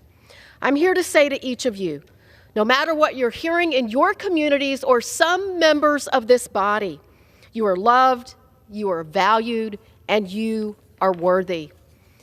Over the past 40 years, our country has made progress, but this is a moment and a critical reminder that we still have work to do. So as we mark International Trans Day of Visibility, we also remember that we must never take our feet off the gas pedal when it comes to this critical fight. Please know I'm always, always in your corner. And with that, I yield back. For what purpose does the gentleman from California seek recognition? Without objection, the gentleman is recognized for 1 minute. Thank you, Mr. Speaker. Well, on Sunday, ESPN celebrated Women's History Month by putting out a tweet celebrating swimmer Leah Thomas. The only problem, Leah Thomas is not a woman. Leah, whose real name is William, is a man pretending to be a woman, ranked like about number 400 in men's swimming, but now about number 1 in women's. This individual, identifying as a woman, was allowed to compete in women's swimming for the University of Pennsylvania. Consequently, this person won a national title that should have gone to a female athlete. Instead of denouncing this farcical nonsense, ESPN decided to celebrate it. It's a sad day for women's sports when our nation's premier sports broadcaster chooses to celebrate biological males competing in women's sports. The evidence is overwhelming that males have competitive athletic advantage over females, and therefore makes zero sense to allow men to compete in women's sports. You call this progress? Certainly not for women athletes. I yield back. For what purpose does the gentleman from Massachusetts seek recognition? Stand to address the House for 1 minute to revise and extend my remarks. Without objection, the gentleman is recognized for 1 minute. Mr. Speaker, every day across America, millions of seniors take their medicines on an empty stomach. They're hungry, on a fixed income, can't drive, and their fridges, pocketbooks, and wallets are empty. But if they're lucky, they have people like Janice Pierce and Maggie Woodward in their corner. Last week, I joined Janice and Maggie to deliver meals to seniors in Oakham, Massachusetts. They're one of thousands of Meals on Wheels chapters in America. Experts tell us seniors who are hungry are more likely to get sick and be admitted to the hospital. Mr. Speaker, programs like Meals on Wheels aren't nice. They're a necessity. And while they do good work, America's seniors shouldn't have to get lucky. Their health outcomes shouldn't be determined by whether heroes like Janice and Maggie live around the corner. Congress needs to strengthen, not cut, programs like Meals on Wheels, as some of my Republican friends are proposing. In the richest country in the history of the world, our seniors deserve no less. I yield back my time. The chair will receive a message. Mr. Speaker, messages from the President of the United States. Mr. Speaker. Madam Secretary. I'm directed by the President of the United States to deliver to the House of Representatives messages in writing. For what purpose does the gentlewoman from Pennsylvania seek recognition?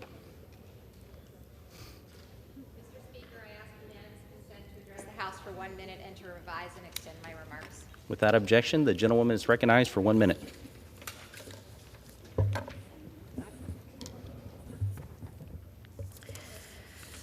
Mr. Speaker, last week tragedy struck my community when an explosion rocked the R.M. Palmer chocolate factory in West Reading, claiming the lives of 7 people and injuring many, many others. Most people know Palmer chocolate for their Easter bunnies and other holiday treats, but we know them as an important part of our community. Since the tragedy, our first responders have been heroes. Our neighbors, nonprofits, and local businesses have set up programs to help, and in some cases literally have given the shirts off their backs for those who were impacted. Similarly, and also not surprisingly in my community, government leaders at the local, state, and federal level are also on the ground, collaborating together to support our community and recovery. I speak today full of grief for the family and friends of those whom we have lost. And I speak today full of gratitude for the strength and the dedication of so many in our community who are doing so much. We see you, and we honor you, and we are very proud to stand with you. Thank you, and I yield back. For what purpose does the gentleman from Virginia seek recognition? Consent to address the House for 1 minute and revise and extend my remarks. Without objection, the gentleman is recognized for 1 minute.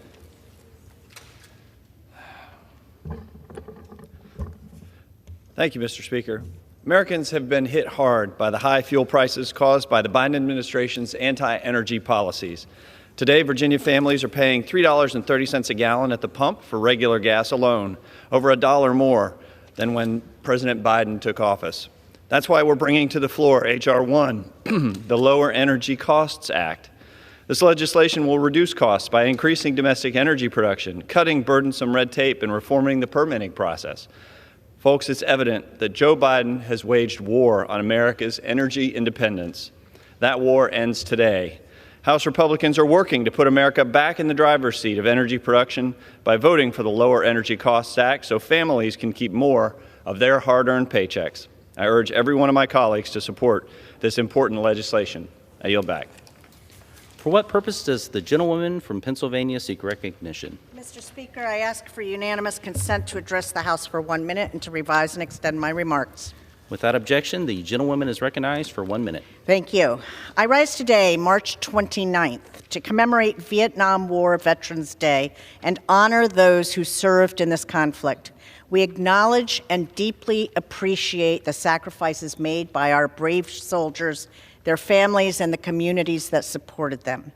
But we also need to make sure that we honor our POW MIA Gold Star families who lost their loved ones or still endure the uncertainty of their fate during the war. In addition to representing a large community of Vietnam vets, I have the distinct honor of having a Gold Star daughter, Maureen Hickman Caparoso, serve in my office. Her father, United States Air Force Captain Vincent J. Hickman, is one of the 1,553 service members still unaccounted for to this day. We must never forget the sacrifices of these families, and we must do everything in our power to continue searching and to bring closure to those who still wait for their loved ones to return. Why keep searching after all these years? Because you never leave a fallen American behind. To the veterans of the Vietnam War, we offer a long overdue welcome home. We honor your courage and your commitment to our country, and we thank you for your unwavering dedication to defending our freedom. Today, let us recognize the immense sacrifices made by our service members, their families, and the entire nation during the Vietnam War. I yield back. For what purpose does the gentleman from New Jersey seek recognition? Ask unanimous consent to address the House for 1 minute, revise and extend my remarks. Without objection, the gentleman is recognized for 1 minute.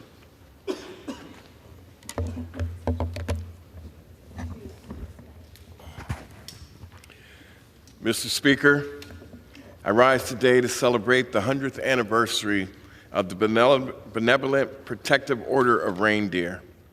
This organization is one of New Jersey's oldest African-American fraternal organizations. It was founded in 1923 in response to the prejudice in other animal lodges. Early organizations named after animals would not let African Americans become members. So the Benevolent Protective Order of the Reindeer was formed and invited everyone to join. Today, the organization's principle of service, unity, and charity are represented in its exceptional social work. In addition, it provides scholarships for worthy students and engages in community activism to fight for social justice. The Benevolent Protective Order of Reindeer is an outstanding organization in my district, and I am proud to celebrate its 100th anniversary on the House floor today. And with that, Mr. Speaker, I yield back. For what purpose does the gentleman from Rhode Island seek recognition? I ask to address the House for 1 minute and revise and extend my remarks. So ordered. Without objection. Mr. Speaker, one of the best ways for workers to get the pay and benefits that they deserve and to raise their families and provide for them is to join a labor union. Unions have helped millions of American families join the middle class, including thousands in Rhode Island. The freedom to join a union is one of the most fundamental rights afforded to all workers in this country. But unfortunately, that right is constantly under attack by big companies that spend millions and billions of dollars engaging in intimidation and retaliation against those seeking to exercise their right to unionize. What's worse is that companies are often allowed to write off the expenses for union busting from their taxes.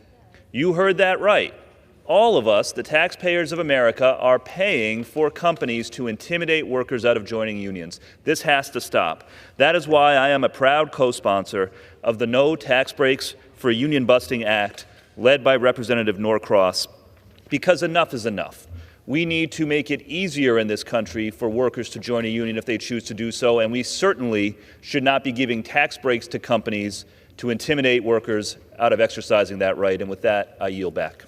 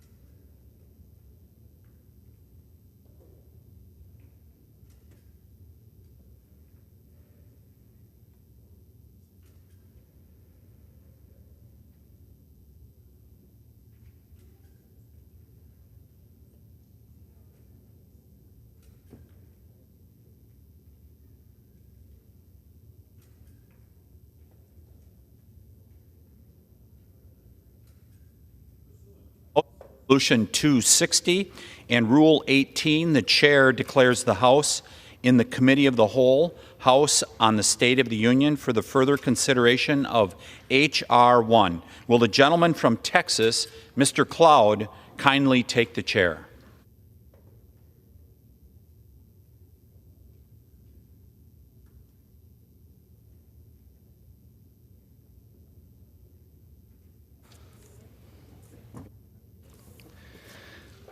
The House is in the Committee of the Whole, House on the State of the Union for further consideration of H.R. 1, which the clerk will report by title.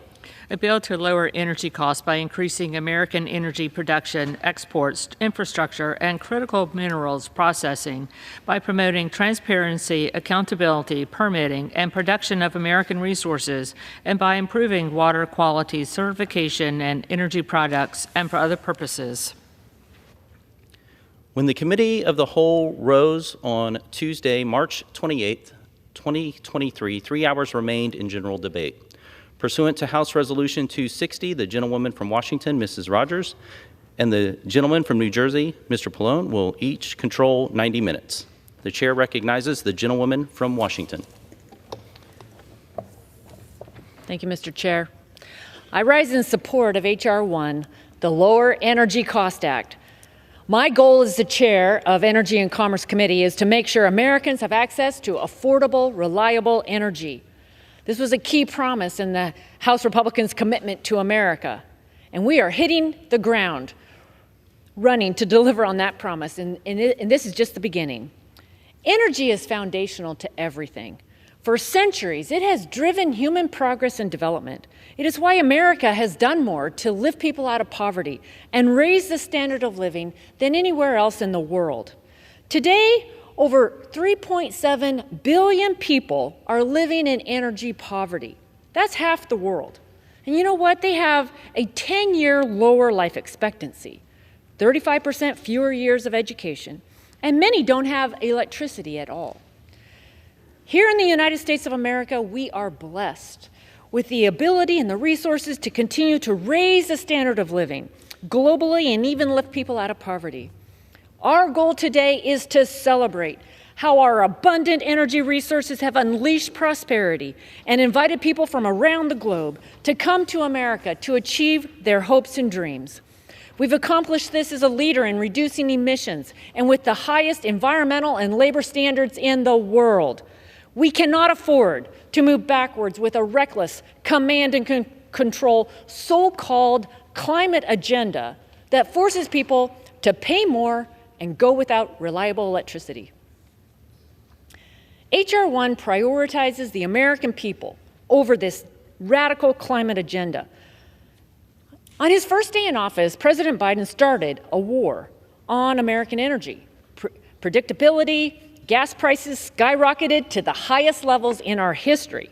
President Biden revoked the permit for the Keystone XL pipeline, imposed a moratorium on oil production on federal lands, and directed agencies across the federal government to impose punitive and burdensome regulations.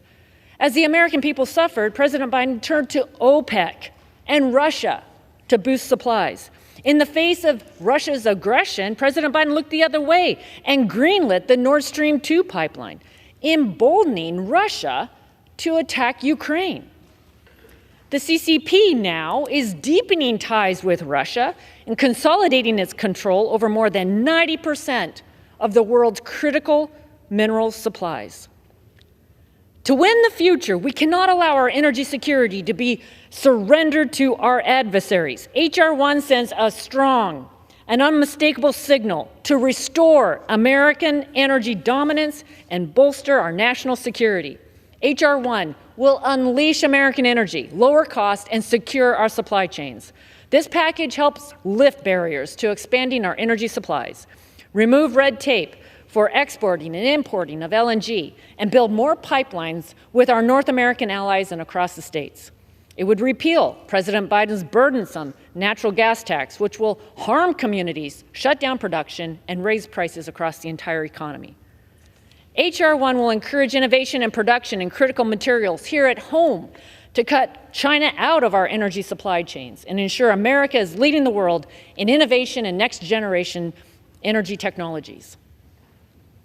We've heard a lot of talk, and Democrats are forcing a transition, so-called transition, that requires American people to suffer through supply chains and price hikes.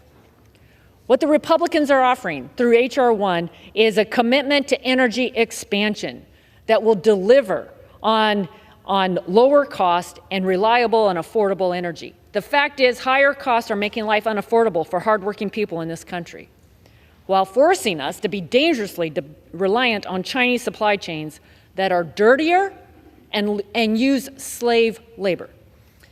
I think about the farmer who told us that this so-called climate agenda is raising the cost of food and making it harder for farmers to feed our families.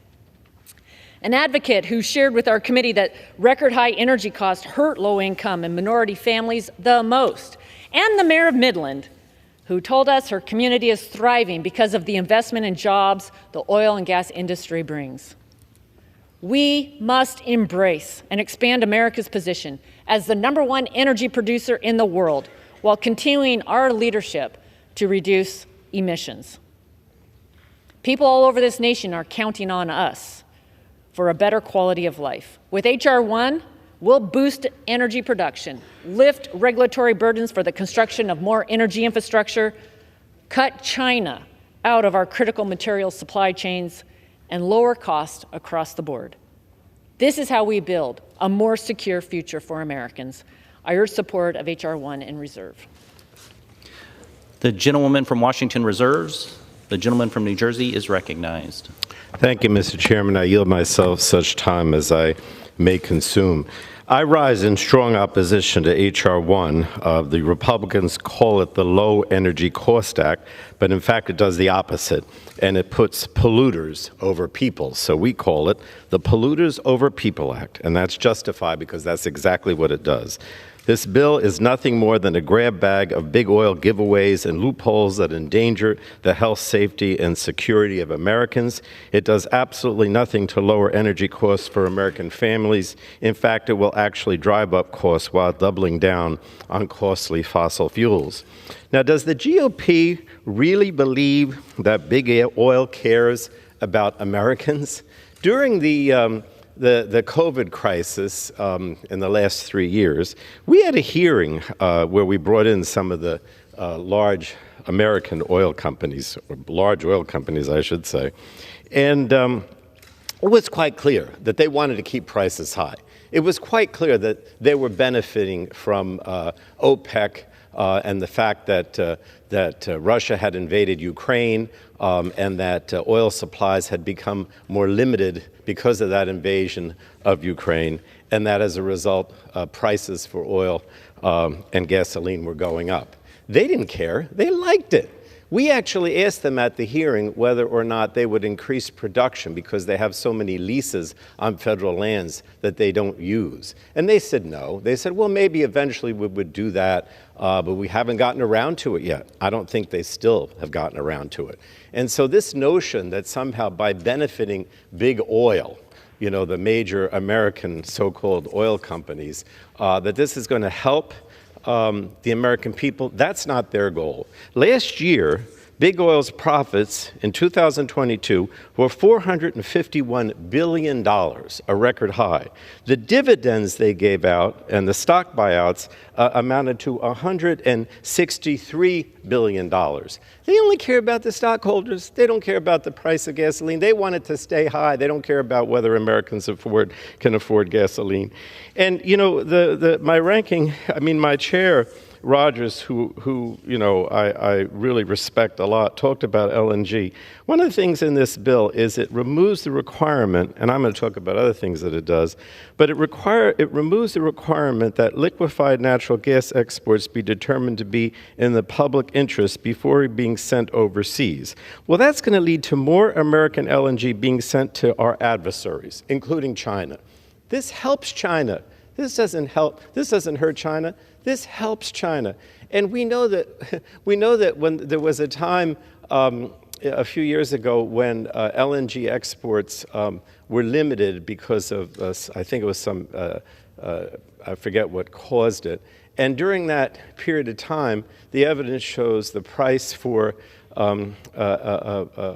American, you know, for gasoline or for American crude was actually going down. Because when you send LNG overseas, it's not available here in the United States. And that actually lowers gas prices when you have more gasoline available or more refineries available to process gasoline here in the United States. So, you know, I just want to debunk this idea that somehow this bill is going to it's going to lower prices here, that somehow benefiting big oil helps Americans, that somehow exporting more LNG hurts China. These things are simply not the case, and the evidence proves very much to the contrary. Now, this bill, H.R. 1, I'll call it the Polluters Over People Act, rescinds several transformational climate programs that the Democrats enacted as part of the Inflation Reduction Act last year. What I'm trying to get across today is that at the same time that they're helping big oil, not driving down prices, and helping China, the Republicans are also tearing down all the environmental laws that we've had for the last 50 years and putting all the emphasis on fossil fuels rather than clean energy. The bottom line is the only way that we're going to lower costs is by encouraging clean energy. Yes, I agree with Chairwoman Rogers that the United States has to be a bigger energy producer. But the future for that is with clean energy, not with pumping more oil and gas. It's by encouraging clean energy, because that's where we can be the big producer. That's where the future is. That's where we can outcompete with the rest of the world. So what does this bill do? It foolishly repeals the $27 billion Greenhouse Gas Reduction Fund, which invests in high-impact projects that reduce pollution, create good-paying clean energy jobs, and improve public health. They obviously do not want to do anything for clean energy.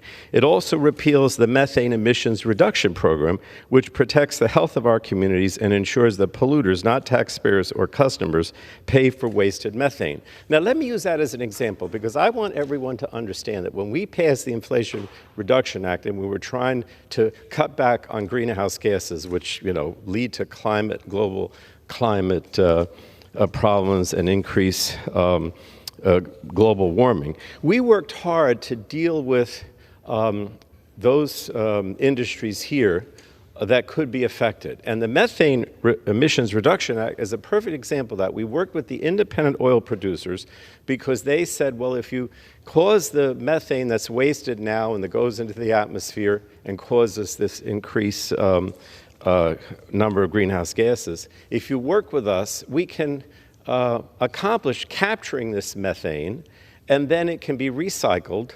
But we need some money to accomplish that. So we provided them with a fund so they could make that transition. We also said that if it took them time to get a permit to capture the gas and provide a recycling program for the methane, that they would not be penalized by doing that. So this has been characterized at the GOP as some sort of tax or fee on the industry. But it's really a penalty if they don't do what's necessary to capture methane and avoid it being going into the atmosphere. And the same is true for almost every provision that they seek to repeal here. These are provisions that try to protect the public health, reduce greenhouse gases in the atmosphere, but at the same time don't have a negative impact on those industries that are hiring people and that create jobs, and at the same time try to move towards new clean energy things like wind and solar and more hydropower and other things that actually do create more jobs, as we have proven that they have. So many other things are repealed. I won't go through all of them because I know that we have other speakers. But the bill also repeals the popular home electrification rebates that are specifically designed to lower energy bills for American families.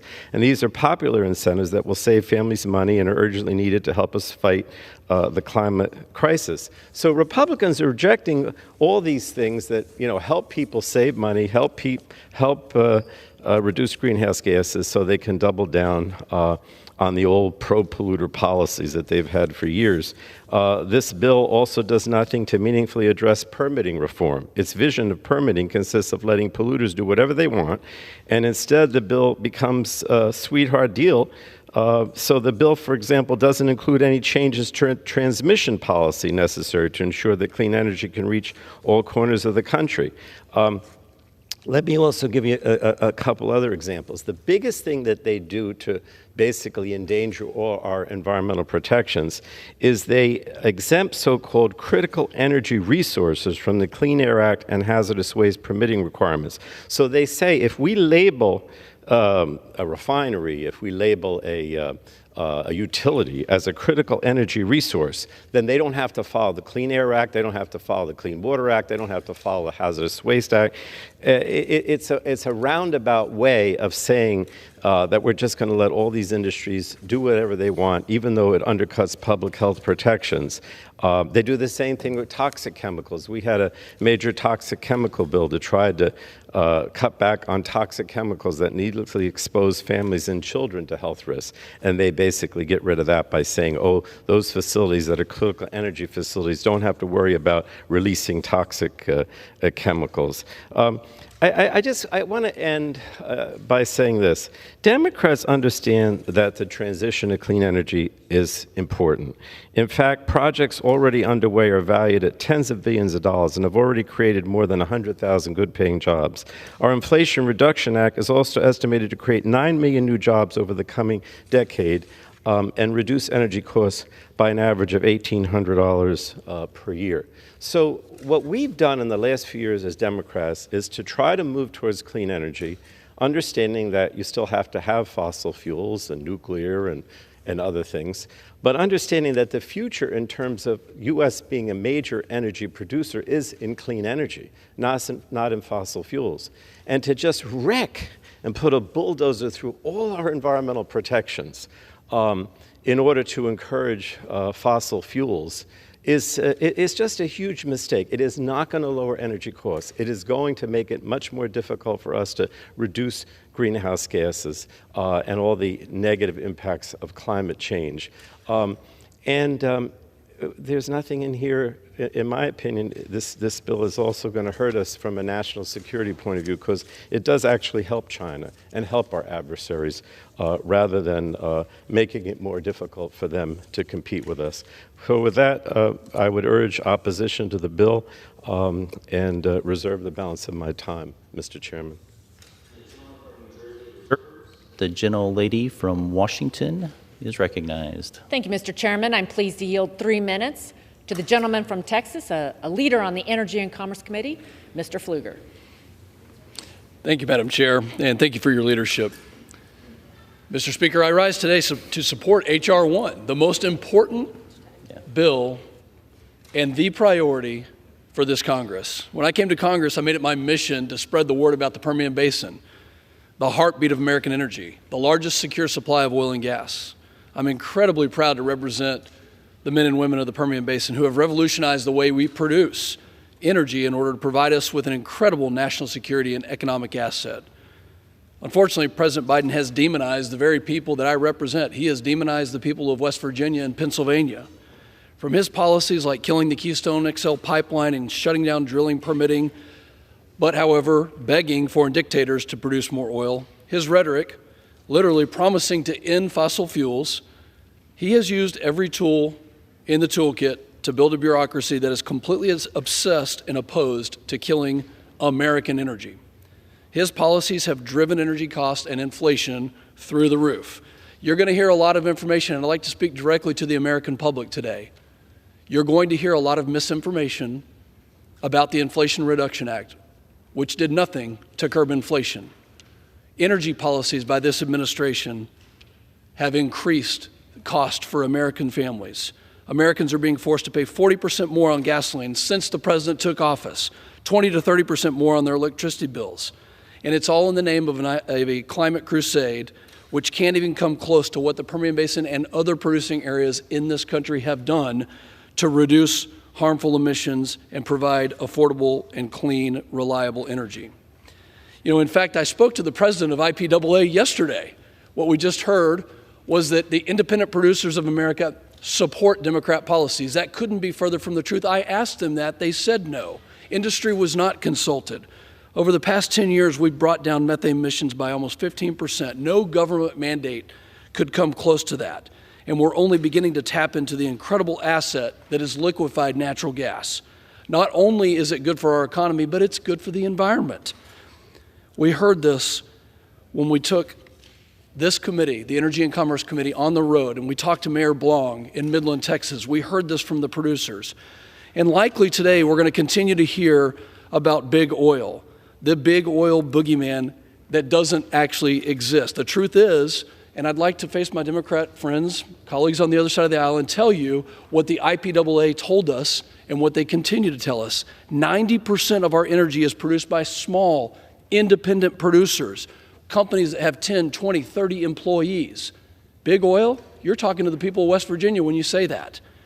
When Democrats in this administration blame big oil, they're talking about my district. H.R. 1, the Lower Energy Cost Act, is a complete rejection of the Biden administration's anti-energy policies that have been aimed at workers throughout this country for 2 years. We're fighting back. We want to produce American-made oil. We want to boost American products in order to reduce inflation. I'm extremely proud to have worked on this legislation that includes my bill to reduce taxes on natural gas.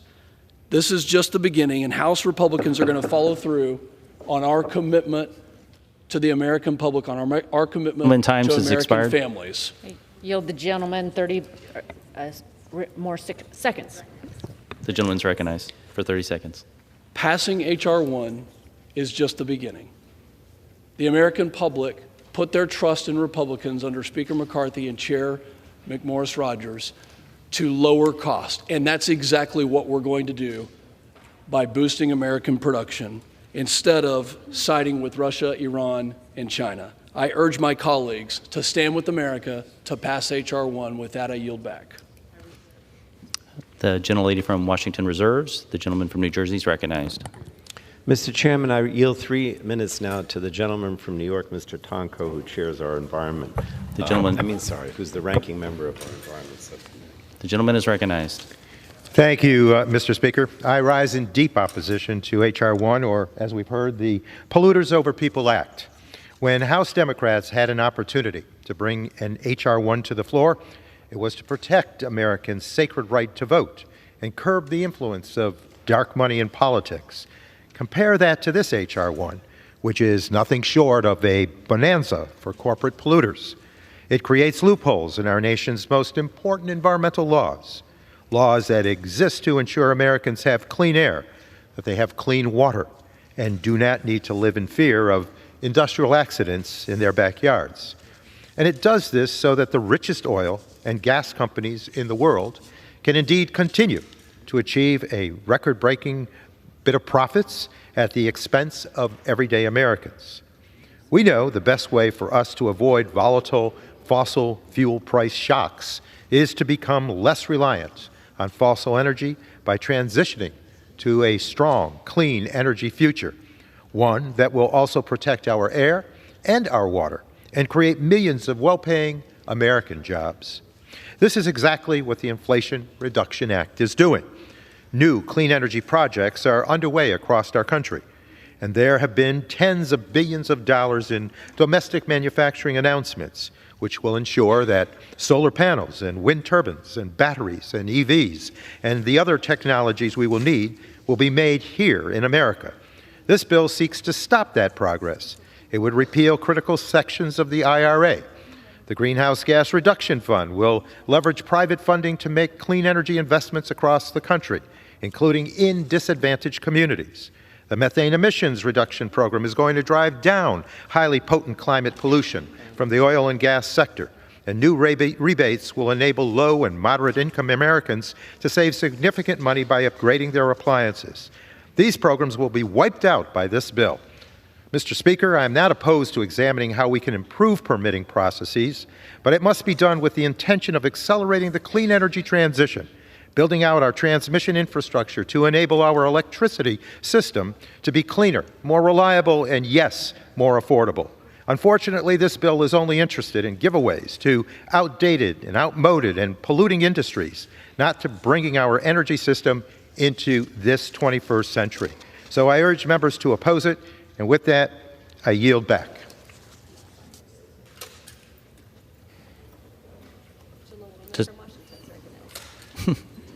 Mr. Chairman, I reserve the balance of my time. The gentleman from New Jersey reserves. The gentleman from Washington is recognized.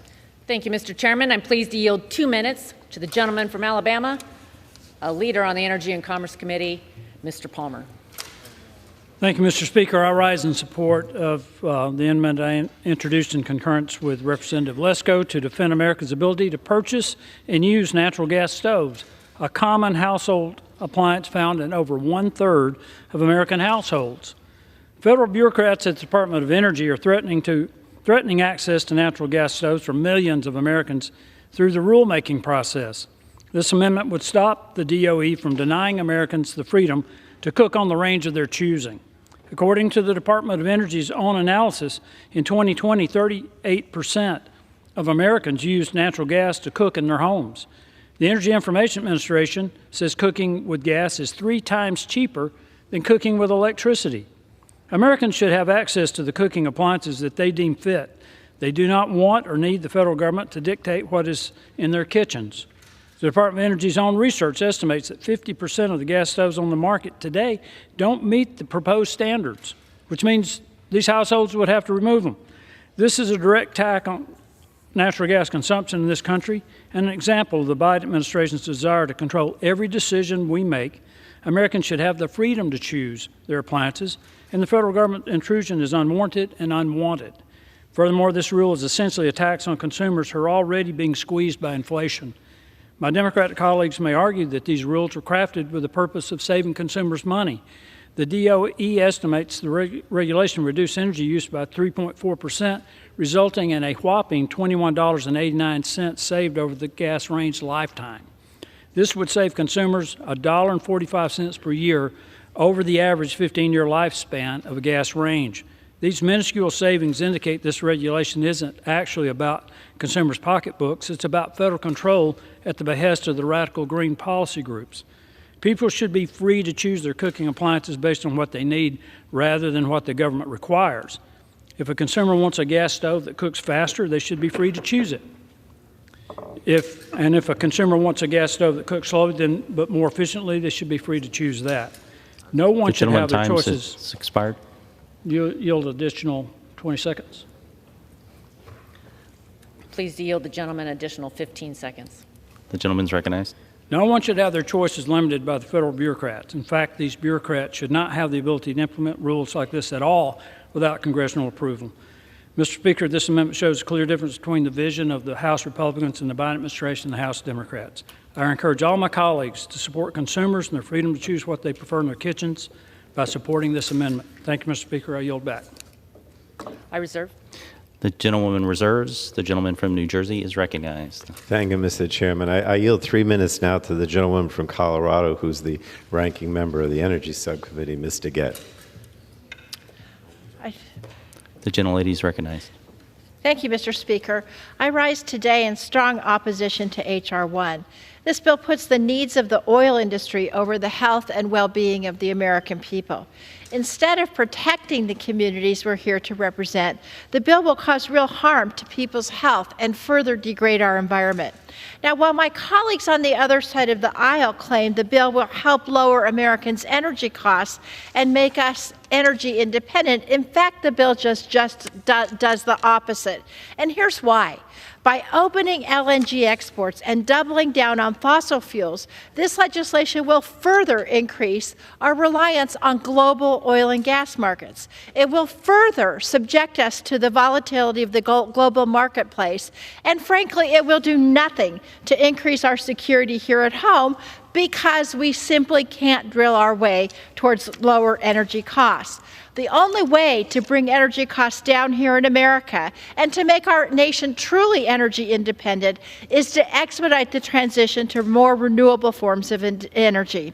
And in addition, any claim that this legislation does not touch some part of our nation's most important environmental laws is just untrue. The bill decimates the laws that were put in place to protect our air, water, and most of all, our health. It repeals key provisions of the Inflation Reduction Act, provisions that actually bring down the cost for Americans and reduce emissions.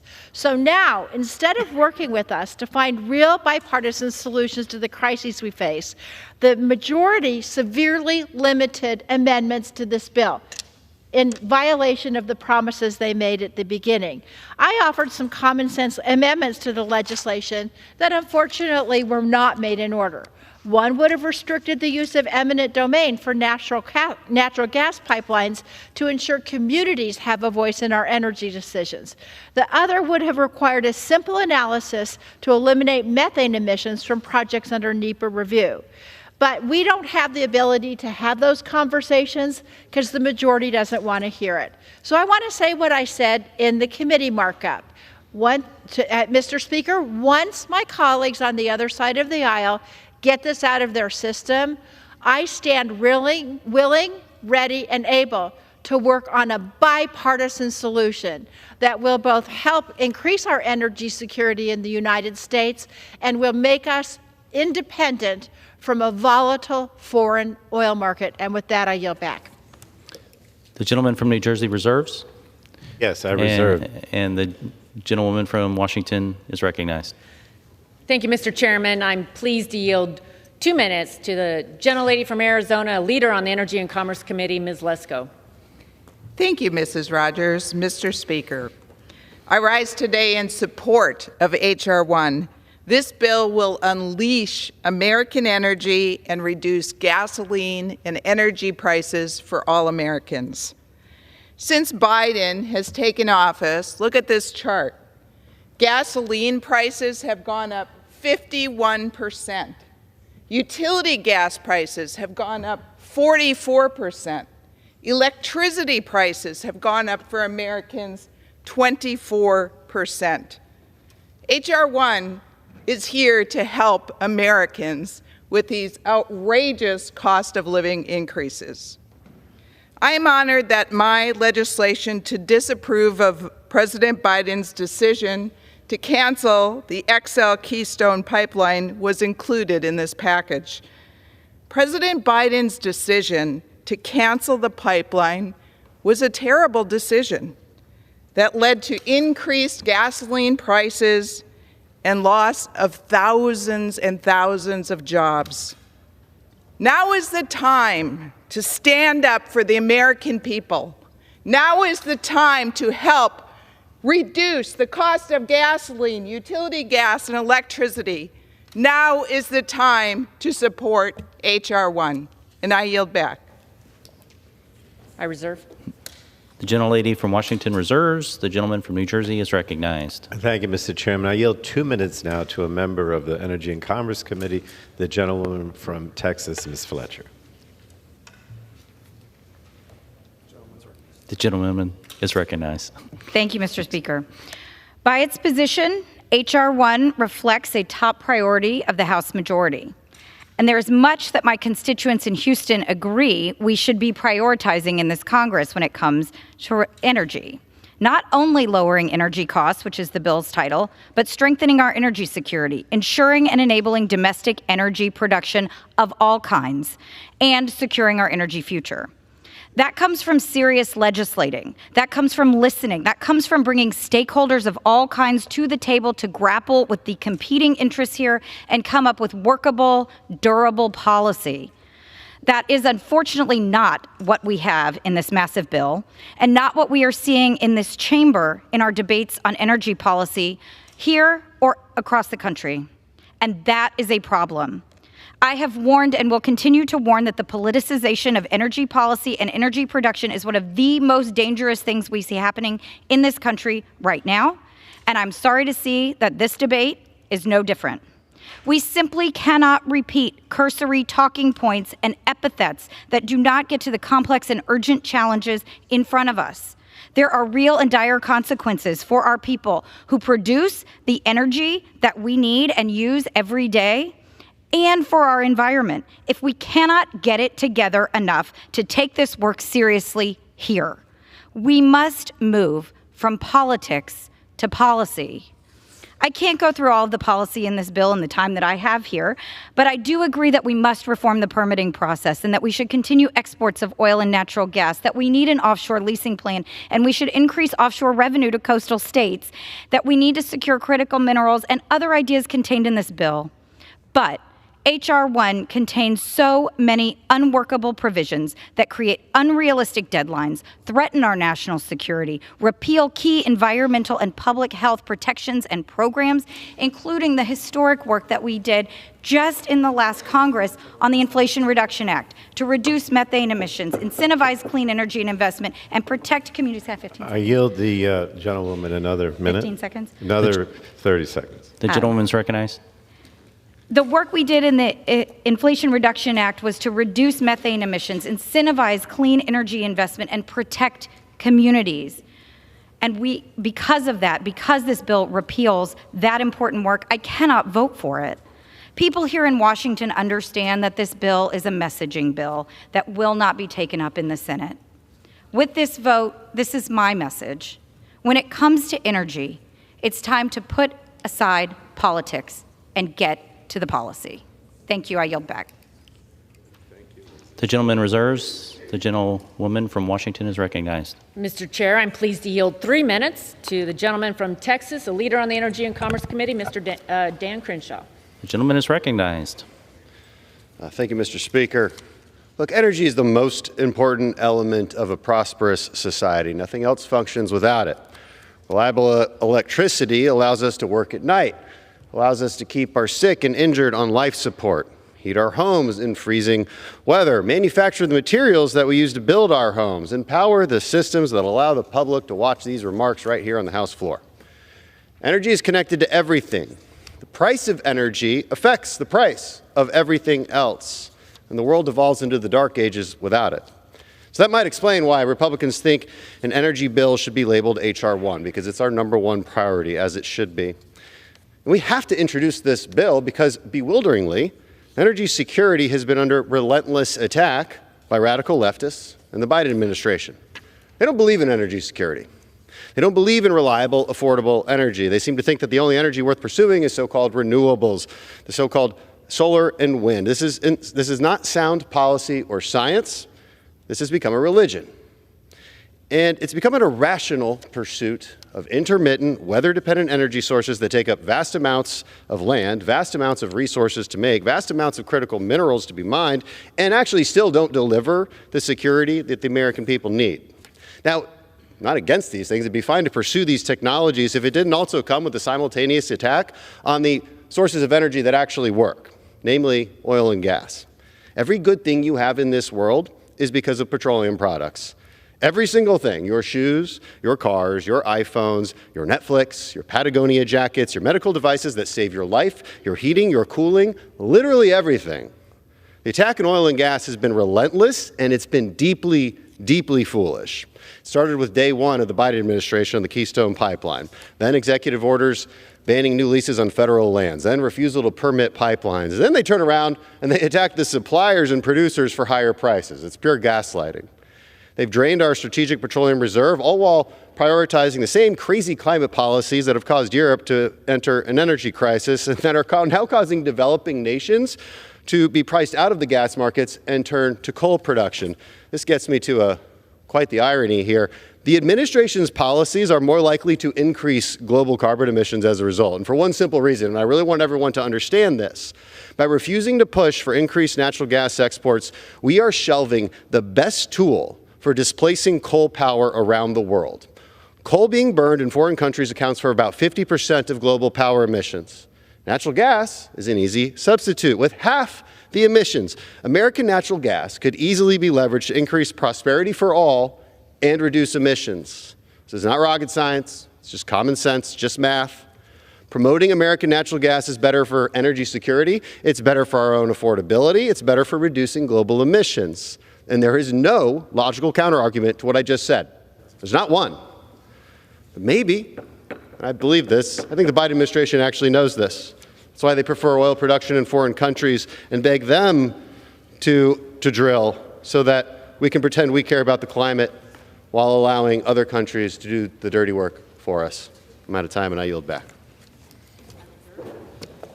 The gentlewoman reserves. The gentleman from New Jersey is recognized. Mr. Chairman, I yield 2 minutes now to the gentlewoman from Pennsylvania, Ms. Scanlon. The gentlewoman is recognized. Mr. Speaker, I rise today Mr. Speaker, I rise today in strong opposition to H.R. 1, and I urge my colleagues to vote against this dangerous and irresponsible bill. With extreme weather events becoming more and more frequent and climate change impacting our communities, agriculture, homes, and even our national security, we need to work together to advance climate rescue measures that move the U.S. away from fossil fuel dependence, protect workers and communities, and strengthen environmental protections, all while reducing costs to the American people. This can't happen overnight, but instead of building upon the historic deficit-reducing provisions of the Inflation Reduction Act, Republicans are trying to roll back that historic bill, and in the process are putting polluters over people and the planet. H.R. 1 restricts community input by gutting NEPA. It forces the sell-off of public lands and undermines the health of all Americans by compromising air and water quality, all while adding billions to our national debt. Of particular interest in my district is that this bill would block the EPA from requiring refineries to study alternatives to the use of hydrofluoric acid, or HF, in fossil fuel processing.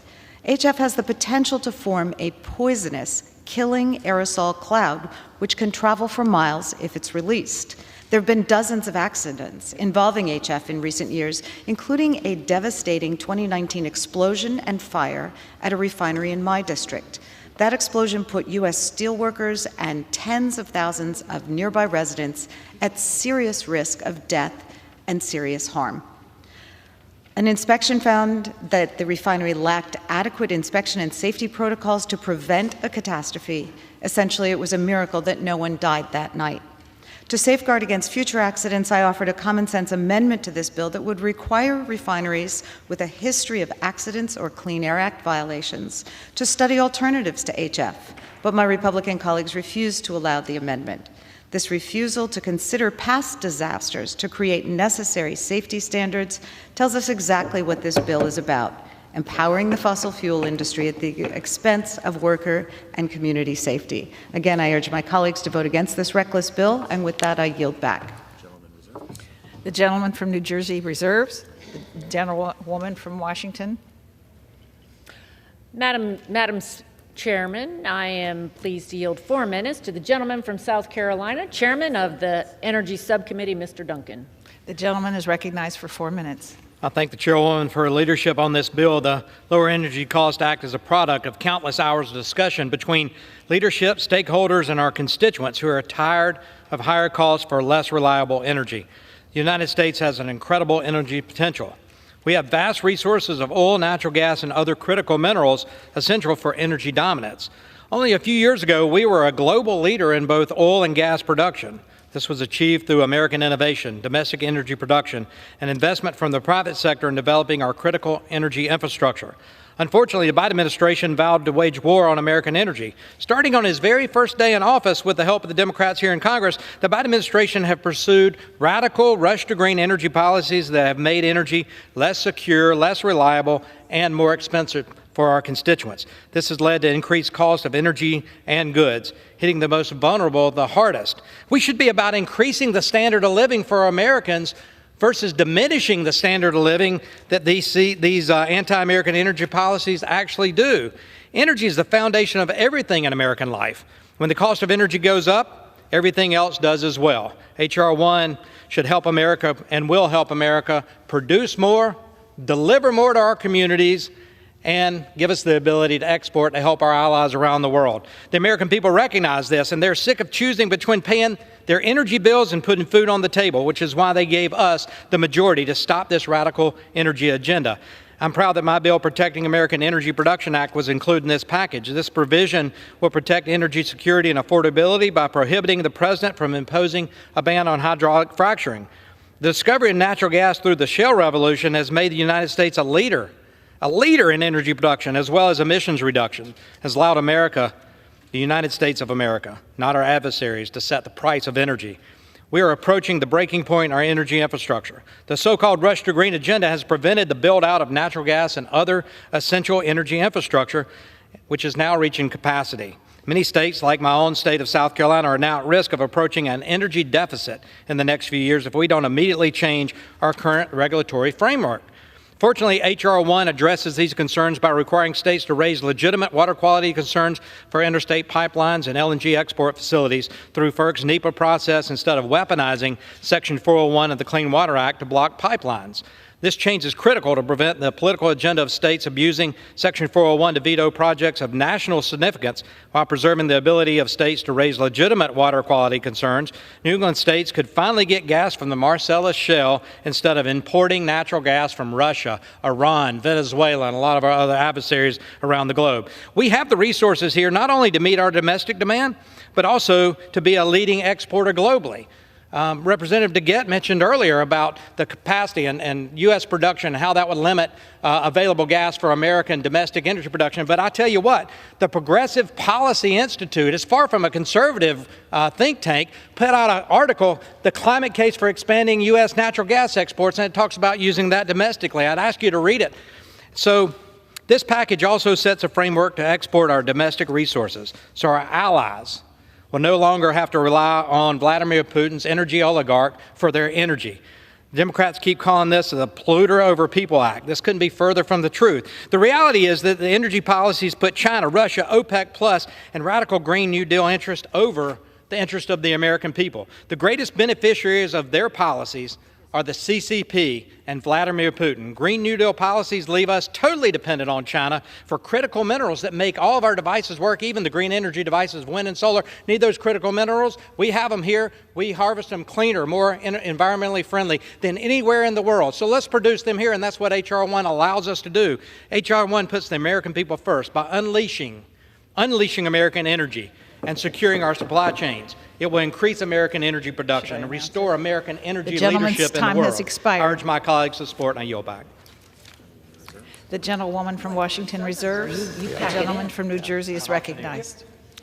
Thank you, Madam Chair. I yield now 3 minutes to the gentlewoman from Florida, Ms. Castor, who's the ranking member of our Oversight and Investigation Subcommittee. The gentlewoman is recognized. Thank you, Madam Speaker, and thank you to Ranking Member Pallone for his leadership and yielding the time. Members, I rise in strong opposition to the Polluters Over People Act, and I rushed here to the floor with some good news. This bill is not going anywhere. President Biden has already said that he intends to veto it, but it's not even going to make it out of the U.S. Senate. But I thought President Biden spoke very well in his statement on his veto message. He said, "We're making unprecedented progress in protecting America's energy security and reducing energy costs for Americans in their homes and at the pump. H.R. 1 would do just the opposite. It would replace pro-consumer policies with a thinly veiled license to pollute. It would raise costs for American families by repealing household energy rebates and rolling back historic investments to increase access to cost-lowering clean energy technologies. Instead of protecting American consumers, it would pad oil and gas company profits already at record levels and undercut our public health and environment. It will take us backwards. And in fact, a number of America's leading health organizations, like the American Lung Association, the Children's Environmental Health Network, and others, wrote to Congress to say they oppose H.R. 1 and its attempt to weaken the Clean Air Act to allow additional polluting energy sources. They say, years of scientific research has clearly established that pollution is a threat to human health at every stage in life, from inside the womb to adulthood. Burning fossil fuels not only contributes to a warming climate, but higher levels of dangerous and deadly pollution." So the good news is this bill's not going anywhere, but there is good news for American families. And all of us who care about the moral obligation we have to our kids to provide a livable planet. Earlier this month, the International Energy Agency said it has been a jump in renewables, not frack gas. It's been the jump in renewables that has helped blunt a feared runaway in carbon emissions. In the end, they say global energy-related emissions are still on an unsustainable growth trajectory. But, and this is thanks to the outstanding growth of renewable energy, electric vehicles, heat pumps, energy-efficient technologies, that we still have a fighting chance.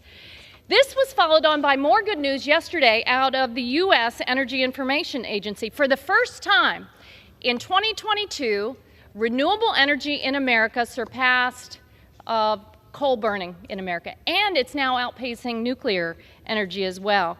Who's driving this? I thought this was very interesting. It's the state of Texas. Has expired. 1 minute? Yield the gentlewoman an extra minute. Thank you. Gentlewoman. The states that are producing the most renewable energy resources in solar, California, Texas, North Carolina. In wind, again, it's Texas, Iowa, and Oklahoma. And why is this happening? Because renewable energy is the cheapest energy. And with the Inflation Reduction Act, the Bipartisan Infrastructure Law, the CHIPS and Science Act, we are about to lower energy bills substantially for our neighbors back home.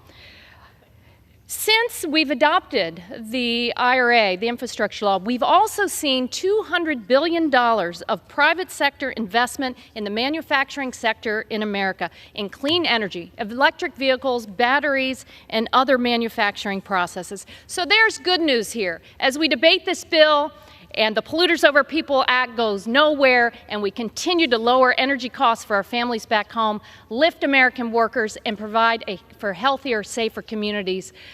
We have an opportunity here to go farther and faster.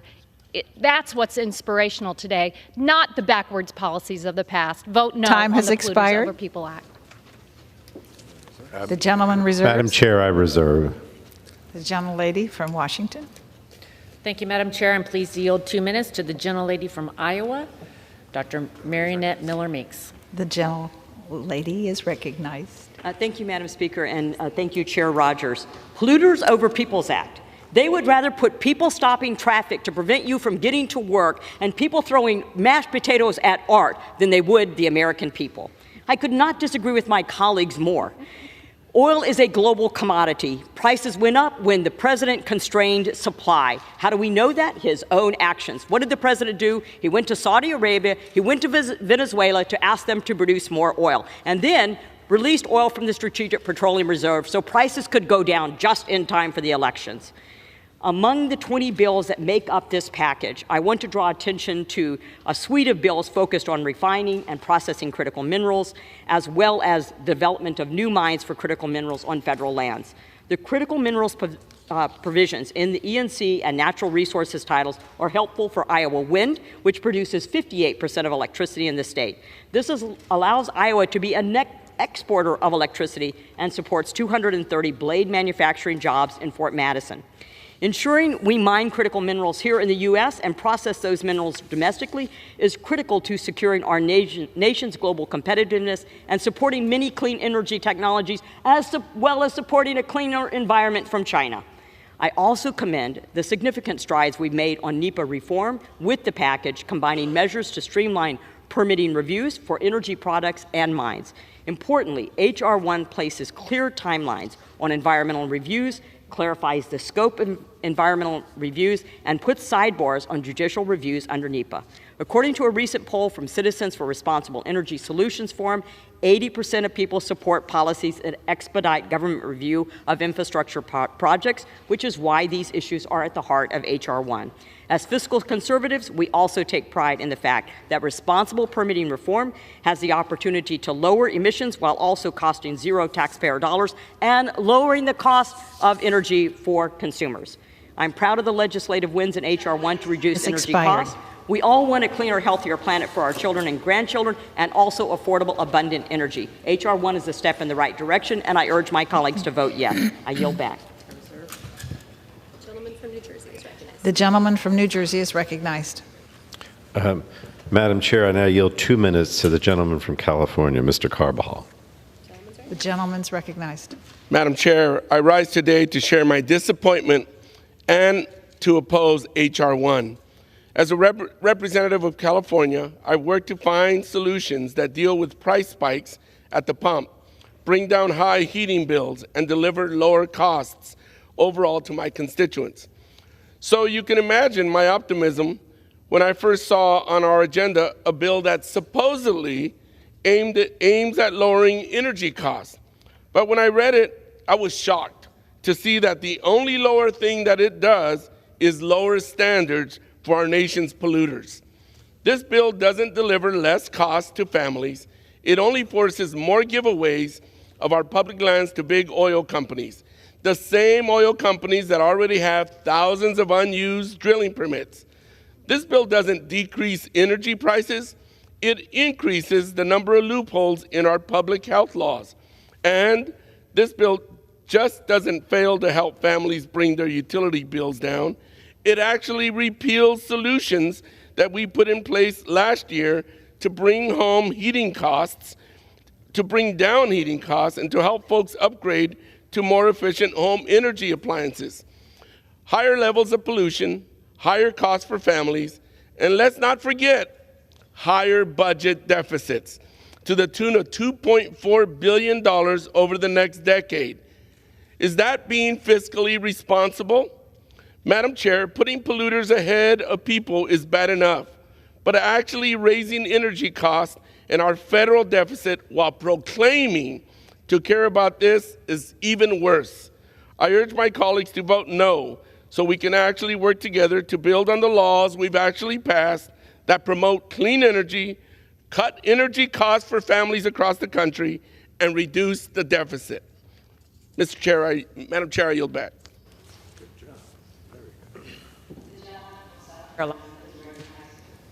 Madam Chair, I yield 3 minutes to the gentleman from Ohio, Mr. Latta. The gentleman is recognized. Well, thank you. I appreciate the gentleman for yielding. Madam Chair, Speaker, I rise today in support of H.R. 1, the Lower Energy Costs Act, legislation offered by our majority leader that will fulfill House Republicans' commitment to America and focuses on one of the most pressing issues facing communities in Ohio and across the country. Over the past 2 years, I've heard from countless people in Ohio's 5th District that the soaring cost of energy has negatively impacted family budgeting, business operations, and agricultural output. One retired individual told me that his gas budget plan went from $100 a month to $160. Farmers in my district were hit hard because of the need to fuel their farm equipment and ag purchase fertilizer and other materials made from petroleum products. In 2022, operating costs for ag producers went up a whopping 30%. This resulted in higher food and grocery costs for consumers, eating up a larger share of the family budget. There's no way around it. Energy plays a huge role in America's economy. Plants in northern Ohio, such as glass, steel, food processing, depend on reliable and affordable energy. When I asked stakeholders at a recent Energy and Commerce Roundtable whether we need more or less power in the future to meet demand, it was unanimous. Our economic future depends on the generation of more power, not less. Unfortunately, the Biden administration's policy of restricting access and production of energy has resulted in higher costs. After promising throughout 2020 that he was going to shut down American energy production, President Biden came into office and immediately canceled the Keystone XL pipeline, which would have carried 830,000 barrels of oil per day from Canada. This ill-conceived order also eliminated good American-paying jobs. He then halted new oil and gas leases on federal lands, slowed or halted the permitting process for new oil and gas projects, and authorized financial regulators to issue new rules to make it harder to invest in the oil and gas industry. Instead of recognizing that his failed policies were causing prices to increase, the administration called on countries like Russia, Venezuela, Saudi Arabia, and other OPEC nations for relief and authorized historic releases from our strategic petroleum reserve to manipulate the markets. To the surprise of no one, all of these gimmicks failed, and the American people have paid the price. That ends today. H.R. 1 represents the culmination of our early efforts to solve the problem of lowering energy costs. It will increase domestic energy production, reform restrictive and costly permitting processes, reverse the Biden administration's anti-American energy policies, and boost the processing and production of critical minerals. This legislation also includes my bill, the Refiner Act, to boost refining capacity in the United States. In order to meet the energy demands of the American people, we need more refining infrastructure to transform product into fuel and other petroleum products. We also need increased capacity to keep the prices of everyday goods down, like medicine, hygiene The products, gentleman's time has clothing, expired. home improvement products, and more. The Refiner Act will provide us with much-needed blueprint to do just that. I urge my colleagues The gentleman's to support time has legislation. expired. I yield back. I reserve. The gentleman from South Carolina reserves. The gentleman from New Jersey is recognized. Thank you, Madam Chair. I now yield 2 minutes to a member of the Energy and Commerce Committee, the gentlewoman from Minnesota, Ms. Craig. The gentlewoman is recognized. Madam Speaker, like many of my colleagues on both sides of the aisle here today, I believe we need an all-of-the-above energy approach in this country. And as a member of Congress representing a district that's 65% covered in corn and soybeans every single summer, that all-of-the-above approach includes strong support for biofuels. When prices at the gas pump were rising last year, I worked across the aisle to pass legislation allowing for the year-round sales of E15 through this House. This was the first time a bill like this passed this body. Renewable fuels like E15 are made with a higher ethanol blend than regular gasoline and can sell for up to 40 cents less per gallon in Minnesota. Investments in E15 and biofuels means new markets for our family farmers growing corn and soybeans in my district. And it means giving our domestic energy supply the security and reinforcement as we work to increase U.S. energy independence. I'm proud to have worked last summer to pass the largest investment in biofuels in our nation's history through the Inflation Reduction Act. This is a game changer for corn growers and soybean farmers in my district, and it's a common sense way to help protect our environment, strengthen our energy independence, and lower costs for Americans. The Inflation Reduction Act included many more investments in renewable energy and important reforms to our oil and gas leasing practices. But today, House Republicans are putting forth hyper-partisan legislation to roll back the climate progress we made in the last Congress, gutting clean air and drinking water protections and giving handouts to polluters. Their so-called all-of-the-above energy bill does not contain even a discussion of biofuels. The gentlewoman's time has expired. Offered by colleagues from my colleague in Iowa. The gentlelady's time is expired. 30 seconds. Madam Chair, I'll yield another 30 seconds to the gentlewoman. The gentlewoman is recognized. And Republicans blocked it. It's one thing to say you support an all-of-the-above energy approach. It's entirely another thing to actually do it. I'll work with anyone to lower costs for my constituents, to support Minnesota farmers, but this bill is a handout to big oil and a slap in the face to family farmers. Madam Speaker, I yield back. The gentleman from New Jersey reserves. The gentleman from South Carolina is recognized. Madam Chair, let me just say it's great to see the American people in the gallery for once. Listening to a debate on energy is so important to them. I want to yield 2 minutes to the gentleman from Idaho, Mr. Fulcher. Thank you, Mr. Chairman and Madam Speaker. I rise in support of H.R. 1, which will gentleman will suspend. I'll rise again. Members are reminded not to recognize occupants of the gallery. The gentleman is recognized. Thank you, Madam Chair.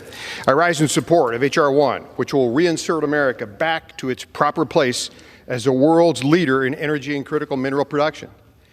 My home state of Idaho is blessed to be rich in natural resources, especially when it comes to critical minerals. Right now, there are revolutionary innovations in technology industries, transportation, and healthcare, and they all have one thing in common: an increasing need for certain critical minerals. Idaho contains an abundance of these minerals, including cobalt, lithium, and antimony. These resources not only can help the United States meet domestic demand, but they can also help fulfill global demand and bring prosperity to communities lacking in high-paying jobs. As part of the Energy and Commerce Committee, I voted for many of these provisions in H.R. 1 that support access to critical minerals in American soil and require the Department of Energy to identify resources vulnerable to supply chain disruptions. Unfortunately, the Biden administration has proliferated policies that have ceded America's place as a responsible, productive source to critical minerals, to foreign nations, many of which are hostile to Americans. For example, instead of Idaho and America producing the world's antimony, China and Russia account for more than 75% of the world's supply. Instead of Idaho and America fulfilling the global demand for cobalt, it comes from the Democratic Republic of Congo, a country with a horrifically bad human rights record. That has to change. Madam Chair, today we offer Americans an all-of-the-above energy strategy that will reverse the America Last policies currently in place. H.R. 1 will secure domestic energy supply and allow America to control its own destiny by restoring its position as a global leader in production. I yield back. The gentleman from South Carolina Reserve. reserves. The gentleman from New Jersey is recognized. Thank you, Madam Chair. I yield 2 minutes now to the gentleman from California, member of our committee, Mr. Cardenas. The gentleman is recognized. Thank you very much, Madam Speaker. I rise today in opposition of H.R. 1, the Polluters Over People Act. I'm upset that the Republicans have brought forth this bill, which sells out the health and well-being of the American people. For decades, scientists have warned of the devastating impacts that human-caused climate change will have and does have on our planet. Consider even the first 3 months of this year. In January, Alabama and Georgia were hit by severe storms, straight-line winds, and tornadoes that caused at least 9 storm-related deaths. In January and March, my home state of California experienced severe winter storms, flooding, and mudslides that ended in at least 27 storm-related deaths across the state combined. And just last week in Mississippi, there was devastation by severe storms and tornadoes that resulted in 26 people dying. H.R. 1 fast-tracks offshore oil and gas developments, guts bedrock environmental and public health laws, silences communities, and reverses the significant progress that we made through the Inflation Reduction Act. These are your Republican representatives bringing forth this bill. They are selling out the American people for oil profits. Last Congress, Republicans had the choice to join Democrats as we work to deliver a historic $369 billion in climate action and clean energy investments through the Inflation Reduction Act. But instead, they have chosen to advance bills like this that, if implemented, will worsen the climate crisis and will put our children and grandchildren on a path to an unlivable future. This bill chooses to put polluters over people, and I urge my colleagues to vote no on H.R. 1. I yield back. The gentleman from New Jersey reserves. The gentleman from South Carolina. Madam Chairman, I'm glad the people at home are watching this on TV or here in person because they're learning that H.R. 1 is going to lower their energy cost. I want to yield to the gentleman from Texas, which is a huge energy producer for our nation, Mr. Weber, a valuable member of Energy and Commerce Committee, for 2 minutes. The gentleman's recognized. Thank you, Chairman. I appreciate that.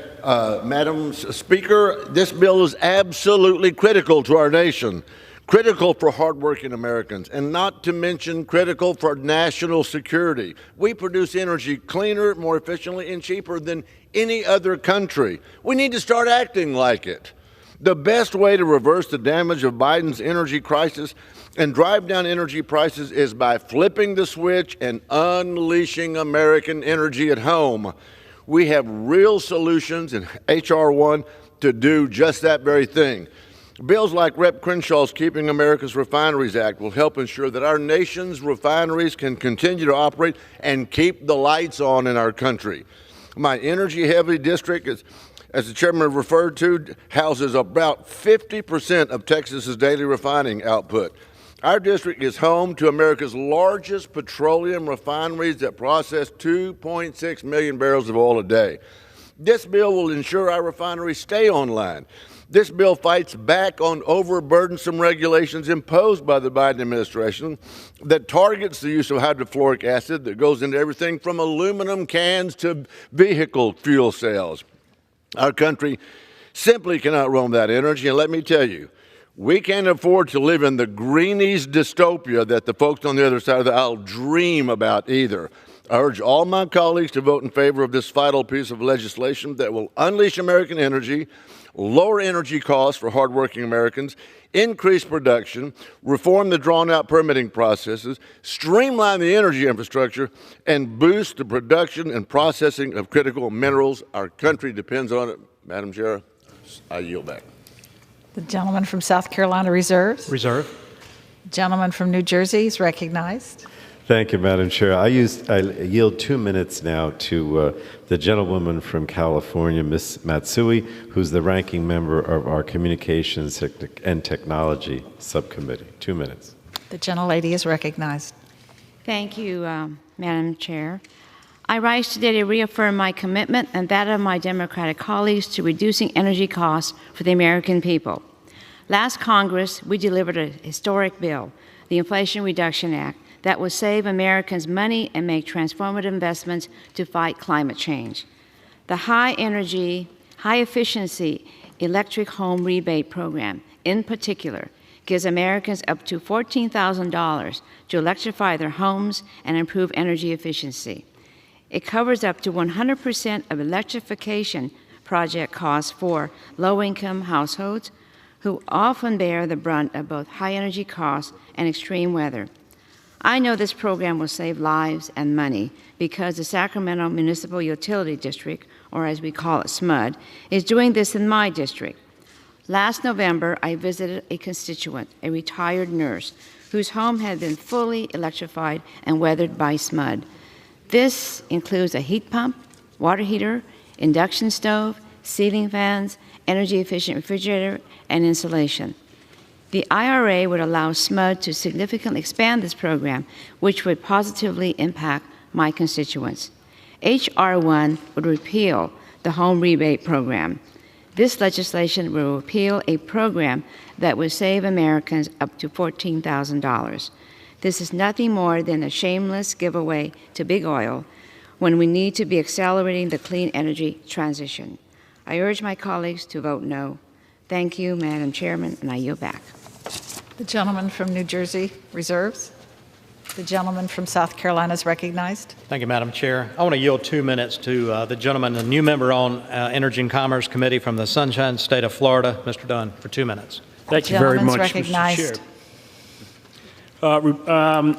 Thank you, Mr. Speaker. Madam Speaker, I rise today to express my support for H.R. 1.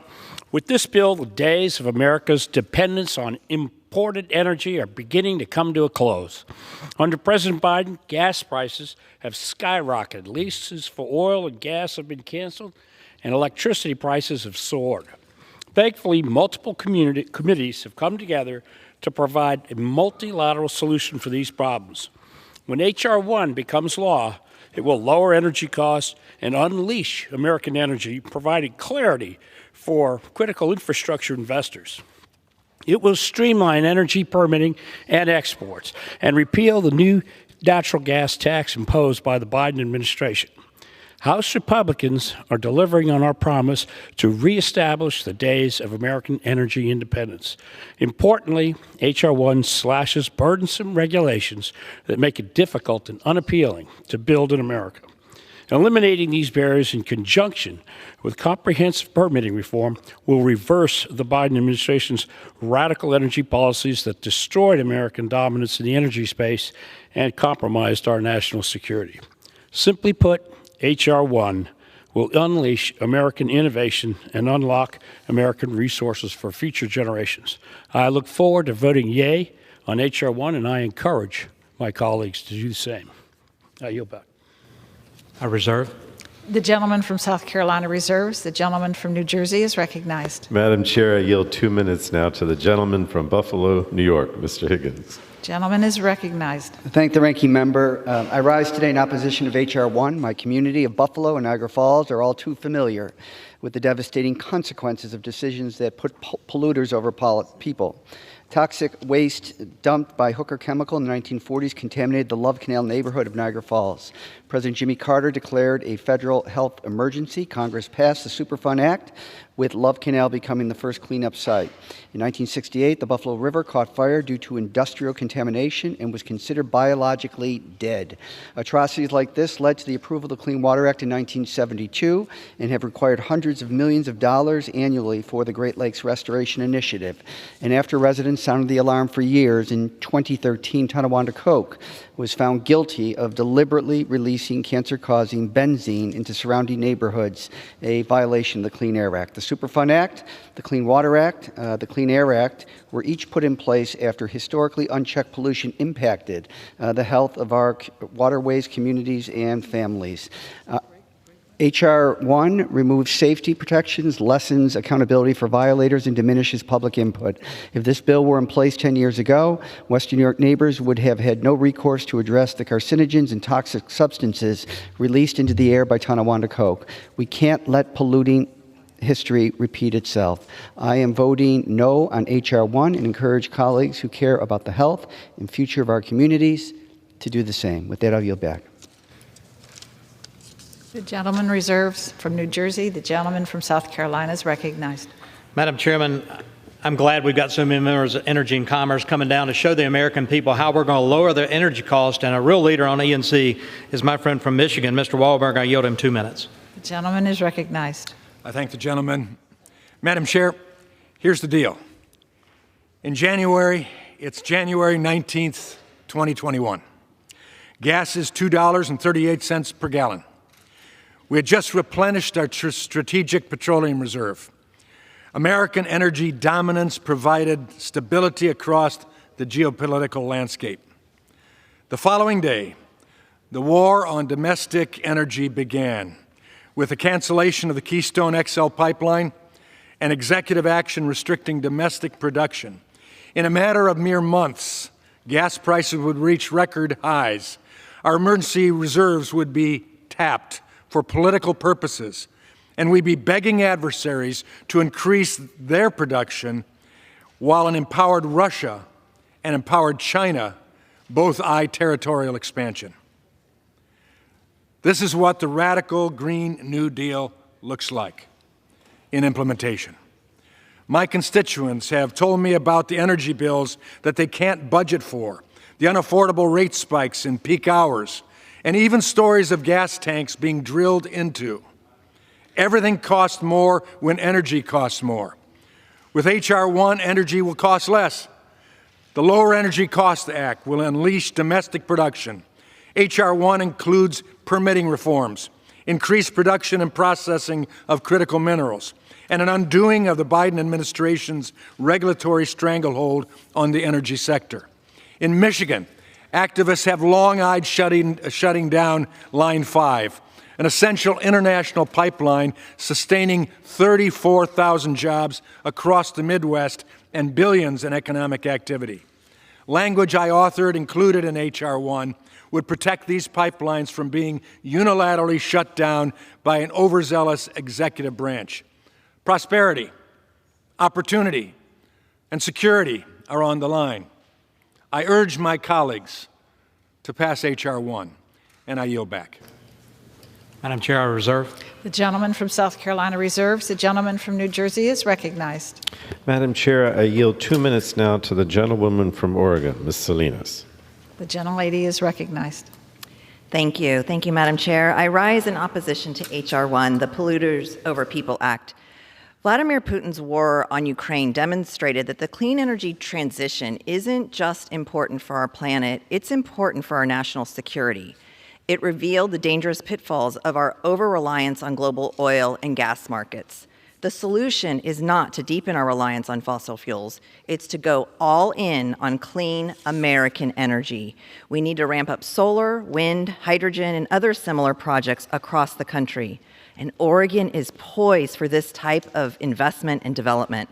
But H.R. 1 doesn't do that. Instead, it repeals major clean energy programs, even going so far as to target the home electrification rebate designed to help American families make their homes energy efficient. Yet another petty, retributive action by House Republicans. This bill worsens the climate crisis and hampers our ability to produce clean energy here at home. It is a disaster in the making. I also want to talk more specifically about my community back home.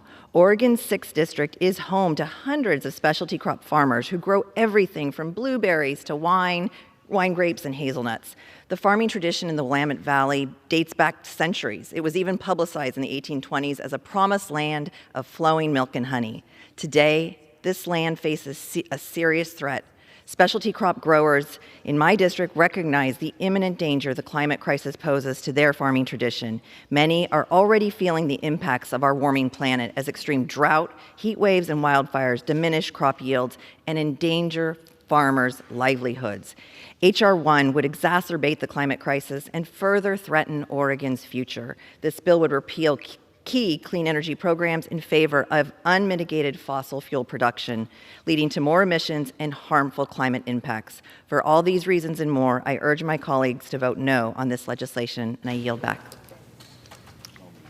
The woman reserves. The gentleman from New Jersey reserves.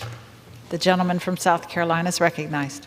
Madam Chair, the rush to disaster is this rush to green energy policies without thinking about the replacement source of power generation that can be provided by American-produced natural gas, delivered to where it needs to be to produce the power and help lower carbon emissions for America. And I want to yield 1 minute to the gentleman from Tennessee, Mr. Rose. Recognized. Madam Speaker, today I rise in support of H.R. 1, the Lower Energy Cost Act, because lowering energy costs is a top priority of Tennesseans. Since President Biden took office, energy costs have skyrocketed. To make matters worse, congressional Democrats poured gasoline on the fire by passing a $370 billion Green New Deal giveaway that has done nothing to address the root cause of record high energy costs and inflation. My neighbors often ask, why have energy costs gone up so much so quickly? And why is the president not doing anything about it? Unfortunately, the Biden administration prioritizes the demands of woke left-wing activists that would rather hold our economy hostage than promote the cleanest, most affordable energy produced right here in the United States. Madam Speaker, because of the reckless policies of the Biden administration, Republicans have many priorities this Congress. But our number one priority is the gentleman's time has expired. On behalf of the American people. Thank you, and I yield back. Madam Chair, I reserve. The gentleman from South Carolina reserves. The gentleman from New Jersey is recognized. Thank you, Madam Chair. I yield now 2 minutes to the gentlewoman from New Mexico, Ms. Teresa Leger Fernandez. The gentlelady is recognized. Thank you, Madam Speaker. I rise today to oppose the Polluters Over People Act and the mining provisions that will make it easier for foreign-owned companies to pollute our lands and waters and destroy our tribal cultural resources. America's 150-year-old mining law already fails to protect our communities from irresponsible mining. We see that in the thousands of abandoned mines that dot New Mexico and the West. H.R. 1 would only make it worse, threatening our water, and as we know, agua es vida, water is life. I am disappointed that the Republicans blocked my amendment to stop mining exploration on public lands if it harms our water, farmers, and tribal communities. Do they not care about our most essential resource, our water? And indeed, some proposed mining projects are from subsidiaries of foreign companies, like Resolution Copper in Arizona, which has ties to the Chinese Communist Party. Why are they protecting the Chinese Communist Party's subsidiary mining our precious resources? That mine would devastate tribal cultural resources and threaten our precious water resources.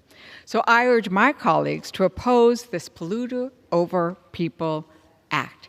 And with that, I yield back. Thank you. The gentleman from New Jersey. All right. He reserves. The gentleman from South Carolina. Madam Chair, I want to yield 2 minutes to the gentlelady from Florida, who is a valuable member of ENC, Ms. Kamak. The gentlelady is recognized. Well, thank you to my friend and colleague, and thank you, Madam Speaker. I rise today in support of H.R. 1. This administration, the Biden administration, has stonewalled American energy production quite literally from day one. The permit for the Keystone XL pipeline was revoked just hours after Biden's inauguration, and permitting for new oil and gas leases were halted soon thereafter. The results were predictable. Americans endured historically high gas prices, with Floridians paying on average $4.80 per gallon last summer. Government restriction and regulation fanned the flames of inflation already burdening Floridians and Americans at gas pumps and grocery stores. We, as Republicans, have a responsibility to uphold our commitment to America. H.R. 1 will be the cornerstone of fulfilling that commitment to our friends and neighbors in Florida's 3rd District. We will start by overhauling our permitting regulations. This administration has effectively frozen all new oil and gas exploration permits, severely handicapping our ability to fulfill the energy demands of Americans. We can either choose to rely on energy imports from hostile nations and fair weather friends, or we can utilize the vast potential of our energy sector to meet our needs more efficiently and cleanly. Our energy requirements extend to nearly all of our most vital industries, arguably none more important than our agricultural sector, because a nation that cannot feed itself cannot be safe. Essential inputs from fertilizer to gasoline for tractors are directly reliant on the price of energy. Unleashing the power of our energy will keep the cost of businesses low for our producers and prices low at the grocery store, benefiting all Americans. Repealing export restrictions on LNG, liquefied natural gas, will exponentially grow our share of global gas markets. The largest LNG bunker barge, the Clean Canaveral, just completed its inaugural bunkering in Jacksonville, Florida, making the Sunshine State a new hub for natural gas. Floridians stand to benefit greatly in jobs and economic growth from the reduction of regulations time has expired. and LNG exports. I encourage my colleagues to support H.R. 1. Thank you. I yield back. The gentleman reserves. The gentleman from New Jersey is recognized. Madam Speaker, I yield 2 minutes now to the gentlewoman from Pennsylvania, Ms. Madeline Dean. The gentlelady is recognized. I thank the chairman, and I thank you, Madam Speaker. Madam Speaker, I rise in opposition to H.R. 1, the Polluters Over People Act. Environmental protection and smart regulation, alongside responsible businesses and every single one of us, will save our planet for the next generation, for my 4 grandchildren and for your grandchildren. You know, when my granddaughter Aubrey was only 5 years old, she attended an issues conference with a national candidate who asked Aubrey, what did she care about? And Aubrey responded, trash on the playground. How do we fix that? A simple yet important question. One of our most basic jobs is to protect our natural resources, to protect this global playground, and regulate companies to ensure that they are not able to abuse and pollute our planet. The deregulation that H.R. 1 allows will pollute our planet and harm health. This legislation guts critical investments in climate change, balloons the deficit, and rolls back key environmental standards, all while failing to address energy costs for Pennsylvania's families. And they're trying to do this at the same time when we are seeing some consequences of deregulation right in Pennsylvania, leading to environmental disasters that could poison America's family, like the derailment of the train and the environmental disaster in East Palestine, Ohio, affecting, of course, Pennsylvania's Pittsburgh suburbs. Most recently, the pollution of water in Philadelphia. It seems we need more regulation, not less.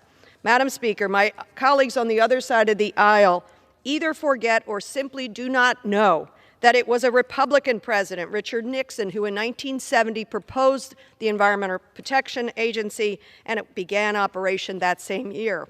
In the early 70s, Pennsylvania passed a brilliant constitutional amendment, Article 1, Section 27, which says Pennsylvanians are guaranteed the right to clean air, clean water, and the protection of our natural aesthetic for generations to come. This beautiful amendment is a reminder to all of us. The gentlelady's time has expired. That we should not pass H.R. 1, and I yield back. The gentleman from New Jersey reserves. The gentleman from South Carolina is recognized. Thank you, Madam Chair. You know, it's funny, I see Polluters Over People Act. We're talking about increasing natural gas production and delivery in this country, and according to EIA data, switching to natural gas has accounted for as much as 61% of U.S. emissions reductions from 2005 to 2020. More natural gas, cleaner burning, American-produced natural gas delivered to where it needs to go will help us lower carbon emission and make America more energy secure. I want to yield 2 minutes to the gentleman from Georgia, Mr. Allen. The gentleman is recognized. Thank you, Mr. Chairman. And Speaker, I stand here before you today because the American people are hurting. Over the past few years, they have been forced to cope with skyrocketing costs, a direct result of President Biden's misguided energy policies. With every step the President has taken to restrict domestic energy, from canceling the Keystone Pipeline to placing a ban on new drilling, it has become much harder for Americans to make ends meet. Fortunately, Republicans have a solution to this problem that will increase domestic energy production. The United States is home to some of the largest reserves of oil and natural gas anywhere in the world. The Lower Energy Cost Act will allow us to tap into these resources so we can drive down the cost of energy and combat the out-of-control inflation that has devastated the American family. Our legislation will increase American energy production, reform our broken permitting process, reverse President Biden's anti-energy policies, and improve the construction of energy infrastructure. H.R. 1 also protects our energy future by boosting production of critical minerals, making us less reliant on our adversaries such as China. Under the leadership of Chair Rogers, my colleagues and I on the Energy and Commerce Committee have been working to shape policies that will unleash the American energy and lower cost for our families. H.R. 1 represents our commitment to fighting for an economy that is strong and a nation that is safe. This bill would help reduce our reliance on foreign oil, which would not only benefit our economy, but also strengthen our national security and our safety. The less dream of a Green New Deal future has been turned into a nightmare, and it's time for the President to wake up. With prices nearing record highs, the need to unleash American energy has never been more pressing and important. This the body gentleman's must take time has immediate expired. action to lower energy costs, fight 30 inflation, seconds. and secure our energy future. And this bill will do it. I urge my colleagues to vote yes on H.R. 1, the Lower Energy Cost Act. Thank you, and I yield back. The gentleman from South Carolina reserves. The gentleman from New Jersey is recognized. Madam Chair, I yield 2 minutes now to my colleague from New Jersey, Ms. Bonnie Watson-Coleman. Thank you, Mr. Chair. The gentlelady is recognized. Thank you, Madam Speaker. I rise in strong opposition to H.R. 1, the Polluters Over People Act. This bill is nothing more than a shameless handout to fossil fuel companies, and it speaks volumes that House Republicans have made it their #1 priority for the 118th Congress. My colleagues across the aisle have once again chosen to side with their big oil buddies and stand against the American people, our planet, and our future. Let me be clear. The last thing the big oil needs is another handout. Last year, we all felt pain at the pump while fossil fuel companies raked in record profits. When House Democrats voted to crack down on gas price gouging, Republicans voted no. With their new majority and this bill, Republicans are letting us know exactly where their loyalties lie and the lows that they'll sink to in order to appease those special interests. They're even giving polluters free rein to dump toxic waste on our public lands. The Republican Party has made it clear that they're happy to poison our planet if it helps their fossil fuel friends make a quick buck. Under the Polluters Over People Act, working families will pay the price, literally, through taxpayer-funded subsidies and reckless deregulation. Republicans are rewarding big oil for bad behavior, and this time, they're not even hiding it. I ask my colleagues to please oppose this, and I thank you, and I yield back my time. The gentleman from New Jersey reserves. The gentleman from South Carolina is recognized. Madam Chairman, it's my pleasure to yield 2 minutes to the gentleman from the Crossroads of America, Indiana, Dr. Bouchon, for 2 minutes. The gentleman is recognized. Thank you. I rise today in support of H.R. 1, the Lower Energy Cost Act. Only a few years ago, our country was comfortably meeting our energy needs with our own production. Under President Biden's reckless energy agenda, however, we have dramatically increased our dependence on foreign oil, sent gas prices sky high last year, and increased the cost of energy bills for Americans and the people in Indiana I represent. House Republicans made a commitment to America that we would end the war on American energy, and we are demonstrating that commitment today by passing H.R. 1. This bill will flip the switch on domestic energy production, reversing the administration's anti-energy policies and streamlining our energy infrastructure.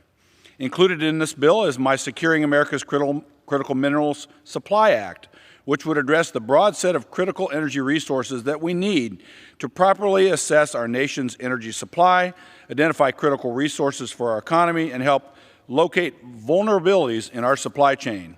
Under this legislation, the U.S. could produce energy that is cleaner and safer than other parts of the world, which we already are, where production is tied to dangerous working conditions, child labor exploitation, and extremely low pay. It would also help us shift away from our reliance on energy resources from countries controlled by foreign dictators, better protecting our national security. As a supporter of an all-of-the-above energy approach, I know how crucial it is that we take steps to safeguard and secure the energy resources necessary to keep the lights on, rates down, and emissions low. I urge my colleagues to pass H.R. 1 so that we can address America's energy crisis created by the administration and meet America's energy needs on our own. Thank you, and I yield back the balance of my time. Madam Chair, I reserve. The gentleman from South Carolina reserves. The gentleman from New Jersey is recognized. Madam Chair, I yield now 2 minutes to the gentleman from our committee, Mr. Sarbanes of Maryland. The gentleman is recognized. I thank the chairman for yielding and recognizing me. Madam Speaker, I rise in strong opposition to the Republicans' energy bill. I have deep concerns about this package overall in terms of its attack on our bedrock environmental laws, but as a Marylander, I am particularly alarmed at changes to Section 401 certifications under the Clean Water Act, which would endanger the health of the Chesapeake Bay. To protect our environment and public health, states need to have the authority and tools to regulate pollution in their waters. But one section of this bill would narrow states' ability to regulate pollution sources that impact downstream water quality. This bill would also restrict the conditions and limitations that a state could place on clean water certification, further hampering a state's means of protecting its waters. That has grave implications for a state's ability to set limits on how much of a particular pollutant a water body can accept while still meeting the state's overall water quality standards. These limits, known as total maximum daily loads or TMDLs, are required to restore waters impaired by pollution, which is the case for the Chesapeake Bay and most of its tributaries. That is why I filed an amendment with Congressman Bobby Scott to ensure that this energy bill would not impact a state's authority to establish or implement a state-approved TMDL for an impaired waterway. Unfortunately, the Republicans did not allow for this amendment to be offered on the floor today, so as this bill strips away environmental and public health protections across the board, we don't even have the most basic assurances that states will be able to design and execute their own plans to reduce waterway pollution. For the Chesapeake Bay, this could be disastrous. The TMDLs are the guides by which the 7 watershed jurisdictions work with EPA to continue making progress on the larger Chesapeake Bay Agreement. It's gross negligence as a matter of legislation to roll back these key protections for these bodies of water. But tragically, rolling back these protections is the chief goal of this bill. That's what it's all about. And for that reason, I encourage all of my colleagues to oppose it. The gentleman's time has Yield expired. back. The gentleman from New Jersey reserves. The gentleman from South Carolina is recognized. Thank you, Madam Chair. You know, the Marcellus Shale in Pennsylvania has an immeasurable amount of natural gas. I want to recognize the gentleman from Pennsylvania, Mr. Muser, for a minute and a half. The gentleman is recognized. Thank you. I thank my friend, the gentleman from South Carolina. Madam Speaker, the increased cost of energy over the last couple of years under the Biden administration has put tremendous strains on small businesses, families, my neighbors across Pennsylvania, across our country. My district does encompass a good portion of the Marcellus Shale, one of the highest natural gas producing regions, in fact, in the world.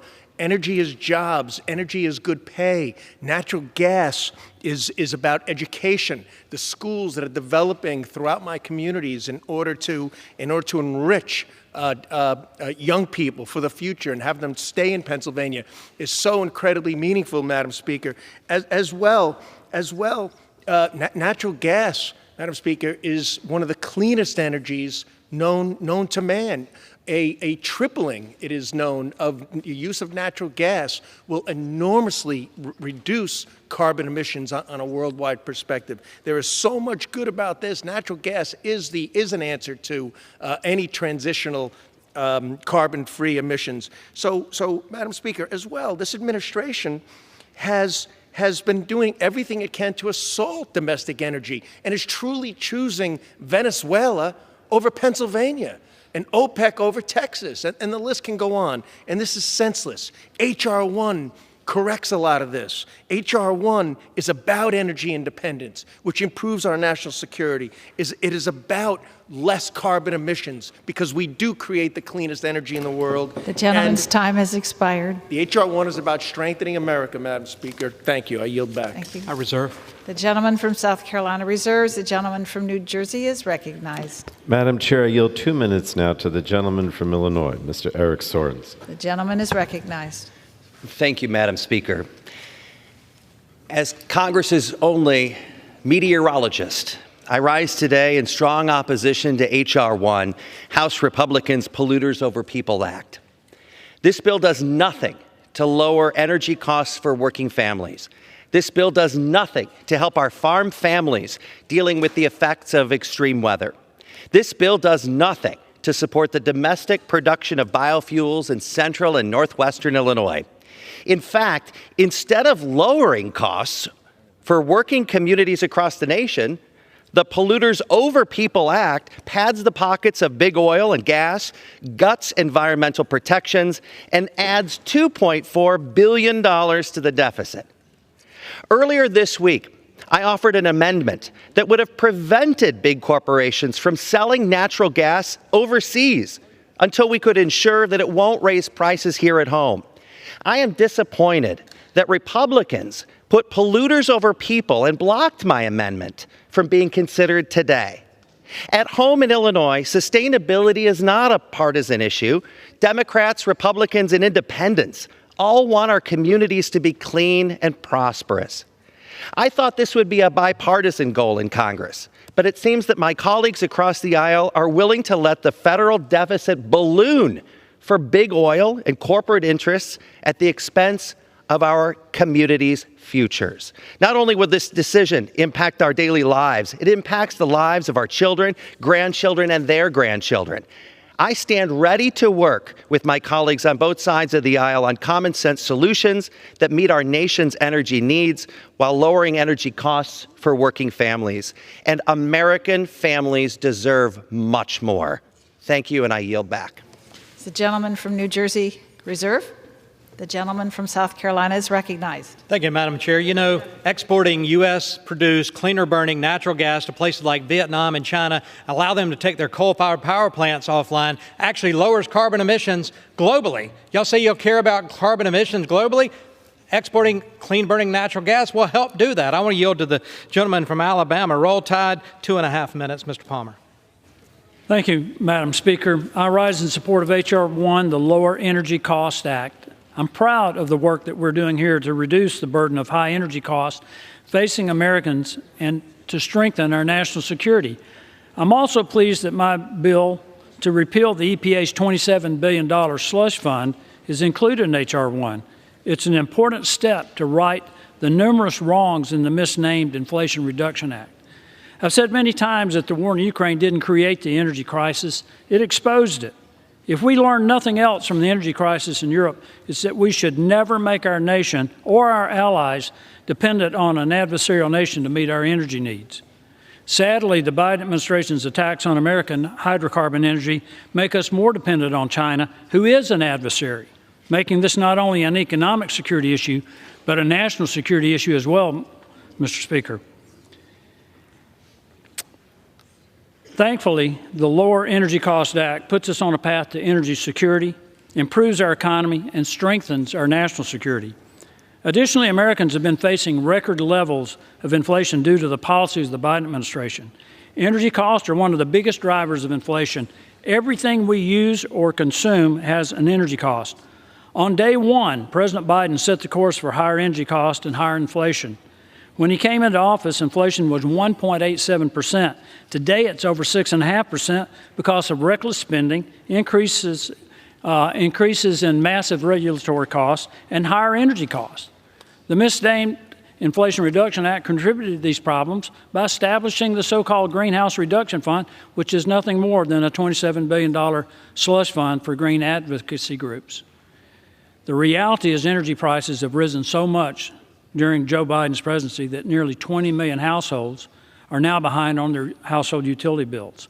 If my colleagues really wanted to help the American people, they would do everything they could to help reduce energy costs. Polling indicates, and this might be interesting to my colleagues, polling indicates that a majority of voters support the Lower Energy Cost Act, including 56% of self-identified liberals and 69% of moderates. For these reasons, I encourage all my colleagues to support unleashing our domestic energy production to reduce the cost of living for all Americans, strengthening our national security, and making energy independent again. I urge my colleagues to support H.R. 1. Thank you, Mr. Speaker. I yield back. Chair, I reserve. Gentleman reserves. Gentleman from New Jersey is recognized. Mr. Chairman, I yield 2 minutes now to my colleague from New Jersey, Mr. Pascrell. The gentleman from New Jersey is recognized for 2 minutes. Thank you, Mr. Speaker. I rise today because Republicans' so-called energy legislation is a farce. This bill does nothing to lower energy costs. It instead increases our deficit by $2.4 billion in handouts to big oil. In Ways and Means, the Oversight Committee clearly presented a report last year that clearly showed from the energy oil companies themselves why, not Biden, but the oil companies raised the price beyond belief. I tried to offer a simple amendment to this bill. It expressed support for offshore wind development, a clean energy source. That's it. It was blocked. At the same time, amendment on your side was added, which gives hot air to fictions about offshore wind. So much for regular order. Let me be clear. The experts agree. NOAA agrees. National Organization of Atmospheric Administration and Oceanic.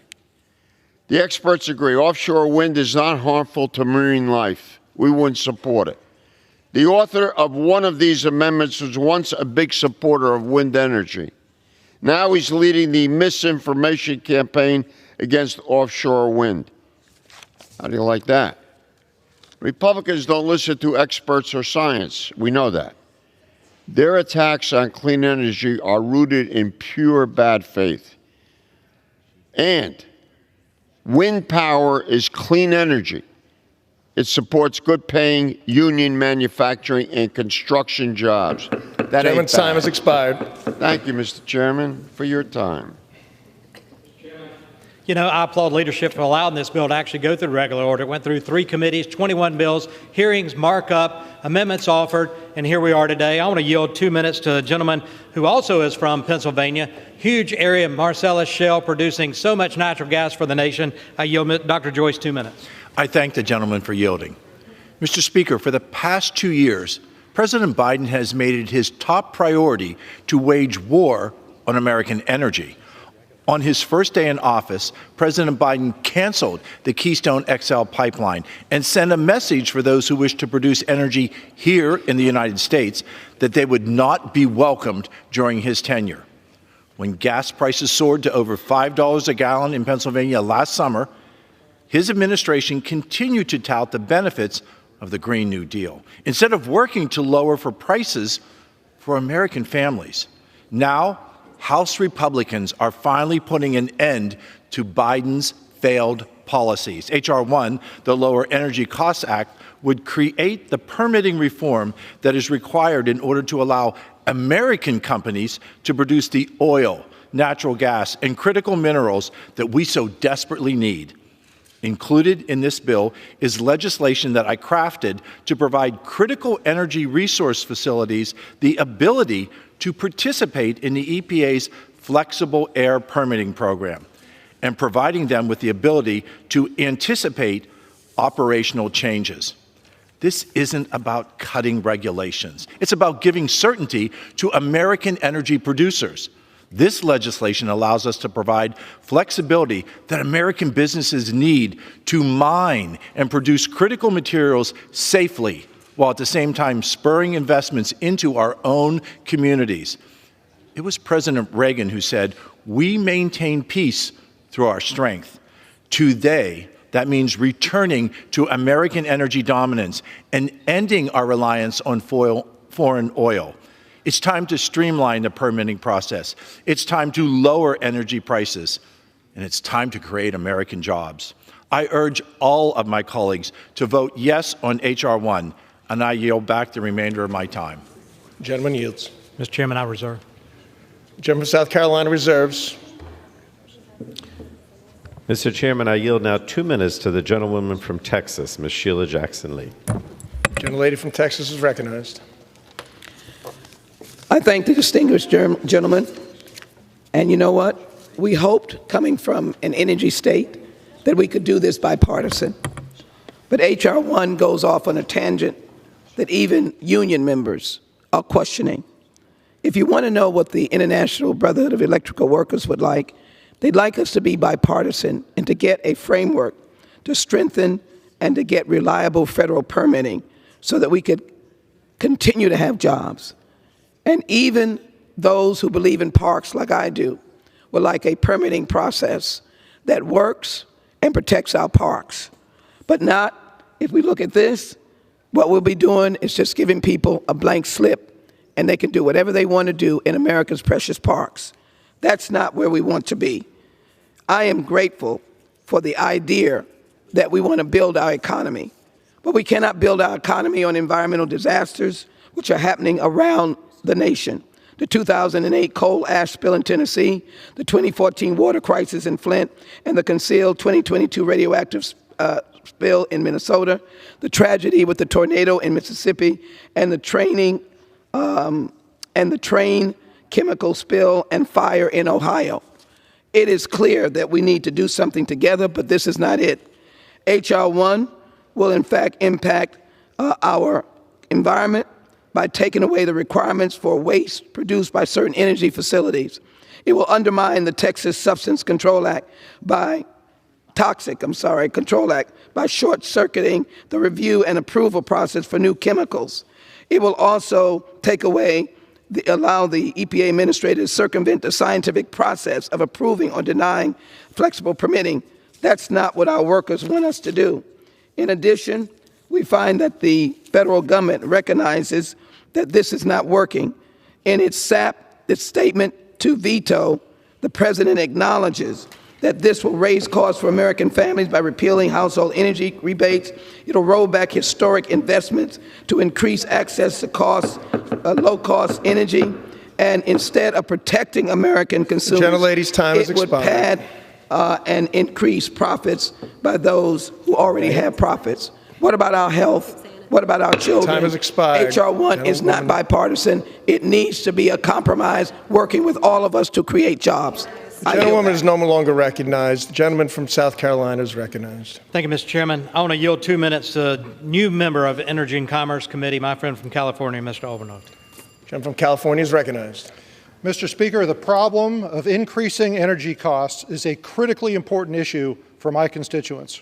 Many of the members of my community are paying natural gas prices over twice as high as they were a year ago, and they count themselves lucky because some of the people in my district have natural gas bills 3 times higher to heat their homes than they were a year ago. Also, gasoline prices in my district are almost twice as high as they were just a few years ago. And Mr. Speaker, I represent over 100,000 people who commute over an hour each way back and forth to Los Angeles every day. Mr. Speaker, they are not doing this because they want to. They're doing this because that is what's required to put food on the table for their families. They can't afford to buy a new car, much less an electric car. Every time the price of energy goes up, these people feel the effects the most acutely. This is not unique to my district. In fact, a survey released several weeks ago showed that over 30% of Americans had to make the incredibly difficult decision between paying a higher energy bill or buying basic necessities for their family in the last 12 months. This bill is a meaningful step towards improving that situation. It would streamline the production of energy here in America. Mr. Speaker, the problem we have here is a classic one of supply and demand. And unfortunately, we have actively, at both the federal and state level, sought to constrain the supply of domestic energy here in America over the last several years. Economists will tell you that when you do that, when you have a fixed demand and you constrain supply, prices have to go up. That is exactly what has been happening, and it is disproportionately impacting the segment of our population who can least afford to pay it. Mr. Speaker, we produce energy more cleanly in America than anywhere else on the planet. When we force our constituents to import a barrel of oil from Venezuela, it has a 50% higher life cycle greenhouse gas emission than a barrel of oil produced here. This will meaningfully improve that situation. I urge support of H.R. 1. Gentleman's time has expired. Mr. Chairman, I reserve. Gentleman from South Carolina reserves. The gentleman from New Jersey is recognized. Thank you, Mr. Chairman. I now yield 2 minutes to the gentlewoman from Connecticut, Ms. Hayes. The gentlewoman from Connecticut is recognized. Thank you, Mr. Chair. I rise in opposition to H.R. 5, the Polluters Over People Act. Besides increasing the deficit by $2.4 billion, this bill eviscerates bedrock environmental protections. These protections are in place for a reason. My community has been stifled by decades of environmental abuses, and as a result, economic growth in many areas is a challenge, and the health and safety of my constituents are at risk. My district was once a thriving manufacturing community, but factories dumped waste in rivers, buried toxic materials, and disposed of materials with no oversight. Now my district is littered with abandoned factories, fragile ecosystems, and unusable land.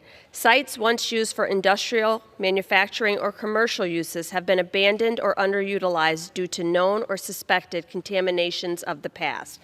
Environmental liabilities have been preventing developers and investors from restoring these properties to productive use and revitalizing impacted communities.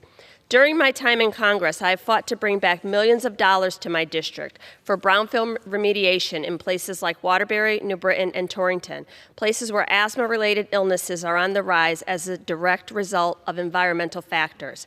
We are working to clean decades of pollution in the rivers of the Housatonic, Naugatuck, and Farmington valleys. These once blighted properties have been transformed into fisheries, art spaces, and even affordable housing. After years of hard work, we were able to secure wild and scenic designations for miles of rivers in Connecticut. My state is literally beginning to breathe again. This legislation rolls back environmental protections and regulations and gives billions in handouts to big oil and gas. In Connecticut 5, we are learning hard lessons about cleaning up environmental messes of the past. I urge a no vote on this dangerous and harmful legislation, and for us to listen to the science and follow what we already know to be true. With that, I yield back. Gentlewoman yields. Gentleman from South Carolina is recognized. Thank you, Mr. Chair. You know, Ohio also has the Marcellus Shale. They're a big producer in oil and coal and hydro and nuclear and a lot of other things. Gentleman from Ohio, Mr. Balderson, who's a new member on the Energy and Commerce Committee, I want to yield 2 minutes to. Gentleman from Ohio is recognized. Thank you, Mr. Speaker, and thank you, Mr. Duncan. I rise in support of H.R. 1, the Lower Energies Act. The American people deserve reliable, secure, and affordable energy to power our homes and businesses, fuel our vehicles, and sustain our way of life. In this country, we are blessed with abundance of clean and affordable energy resources capable of meeting our energy needs for many generations to come. Today, we have an opportunity to end our reliance on bad actors, lower prices for families hurting under high-sky inflation, and finally unleashing American energy dominance. H.R. 1 is about ensuring a secure energy future for America. Just recently, PJM Interconnection, one of the nation's largest grid operators, released an alarming report about the long-term reliability of America's power grid. The report shows that America's growing power demand, coupled with the retirement of existing power generation, far outweighs renewable sources' capacity to keep up. Simply put, the Biden administration's rush to green is putting us on a dangerous collision course towards power outages and energy insecurity. To see the consequences of the rush to green, just take a look at the energy crisis that unfolded when much of Europe shut off nuclear and fossil power fuel generation without a means to meet their power needs. We cannot allow ourselves to fall victim to the same fate. H.R. 1 embraces the abundant resources of our disposal and rejects the false notion that a cleaner environment can only be achieved at the peril of the United States' energy security and independence. This common-sense bill reforms the outdated permitting process, increases domestic energy production, and repeals President Biden's disastrous natural gas tax. Mr. Speaker, when the American people flip on a light switch, they should have confidence that the lights will actually come on. I'm proud to join my colleagues in delivering on our commitment to America by restoring American energy dominance. I urge my colleagues to join me in supporting America's energy future with the passage of H.R. 1. Thank you, Mr. Speaker. Mr. Chair, I reserve. Gentleman from South Carolina reserves. The gentleman from New Jersey is recognized. Mr. Chairman, I yield 2 minutes now to the gentlewoman from Texas, Ms. Sylvia Garcia. Gentlewoman from Texas is recognized. Thank you, Mr. Speaker, and thank you to the ranking member of Energy and Commerce. This week, my Republican colleagues are fast-tracking a bill that puts polluters over people, H.R. 1. Let's be clear. This bill won't do anything, not one thing, to help American consumers and families to lower their energy costs. Yes, we do want that light on, but this bill is not going to help us get there. Instead, it would simply repeal household energy rebates passed by House Democrats like those from the Greenhouse Gas Reduction Fund. We shouldn't have to choose between dirty air and polluted water just to meet the energy needs of the future. And we simply don't have to. We could work together in a bipartisan way to address energy costs, but extreme MAGA Republicans refuse to do that. And we could work together on issues like the electrical grid liability and security, an issue that is all too important to us in my home state of Texas. Instead, Republican-backed H.R. 1 picks winners and losers. The wealthy and well-connected win, and workers lose. I stand with workers. Workers in my district know that new energy jobs and clean energy jobs are the jobs of the future. We depend on them. And I oppose this bill because this bill does not protect those workers. I urge my colleagues to do the same. Oppose this bill. Thank you, and I yield back. The gentlewoman yields. The gentleman from South Carolina is recognized. Mr. Chairman, glad to have the author of the bill on the floor, Mr. Scalise, but I want to yield 3 minutes to the gentlelady from West Virginia, my guardian angel, Ms. Miller. Gentlelady from West Virginia is recognized. Thank you, Mr. Speaker. President Biden's threat to veto H.R. 1 tells everything we need to know about the bill.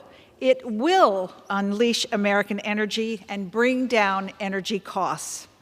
H.R. 1, the Lower Energy Costs Act, is about increasing domestic production, permitting reform, streamlining energy exports, and reversing President Biden's anti-energy agenda.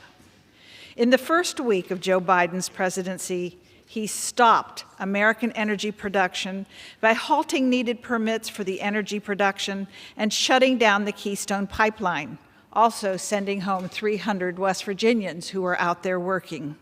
He drained our strategic petroleum reserves while failing to fix the problems that he had created. Americans are sick of these policies, which is why they elected a Republican majority to be a needed check on the Biden administration's war on American energy. H.R. 1 is necessary to jumpstart American energy production and is one of many crucial energy policies that I'm looking forward to supporting.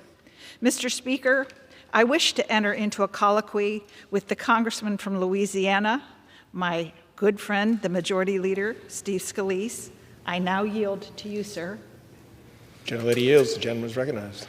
Thank you, Mr. Chairman, and really want to thank my dear friend from West Virginia, Ms. Miller, for your leadership and for yielding.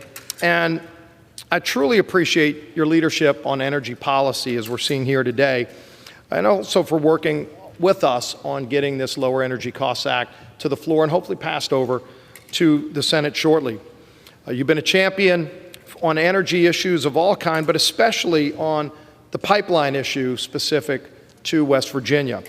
Pipelines are so critical to America's energy independence. In fact, we deal with making it easier to move pipelines, build pipelines in America.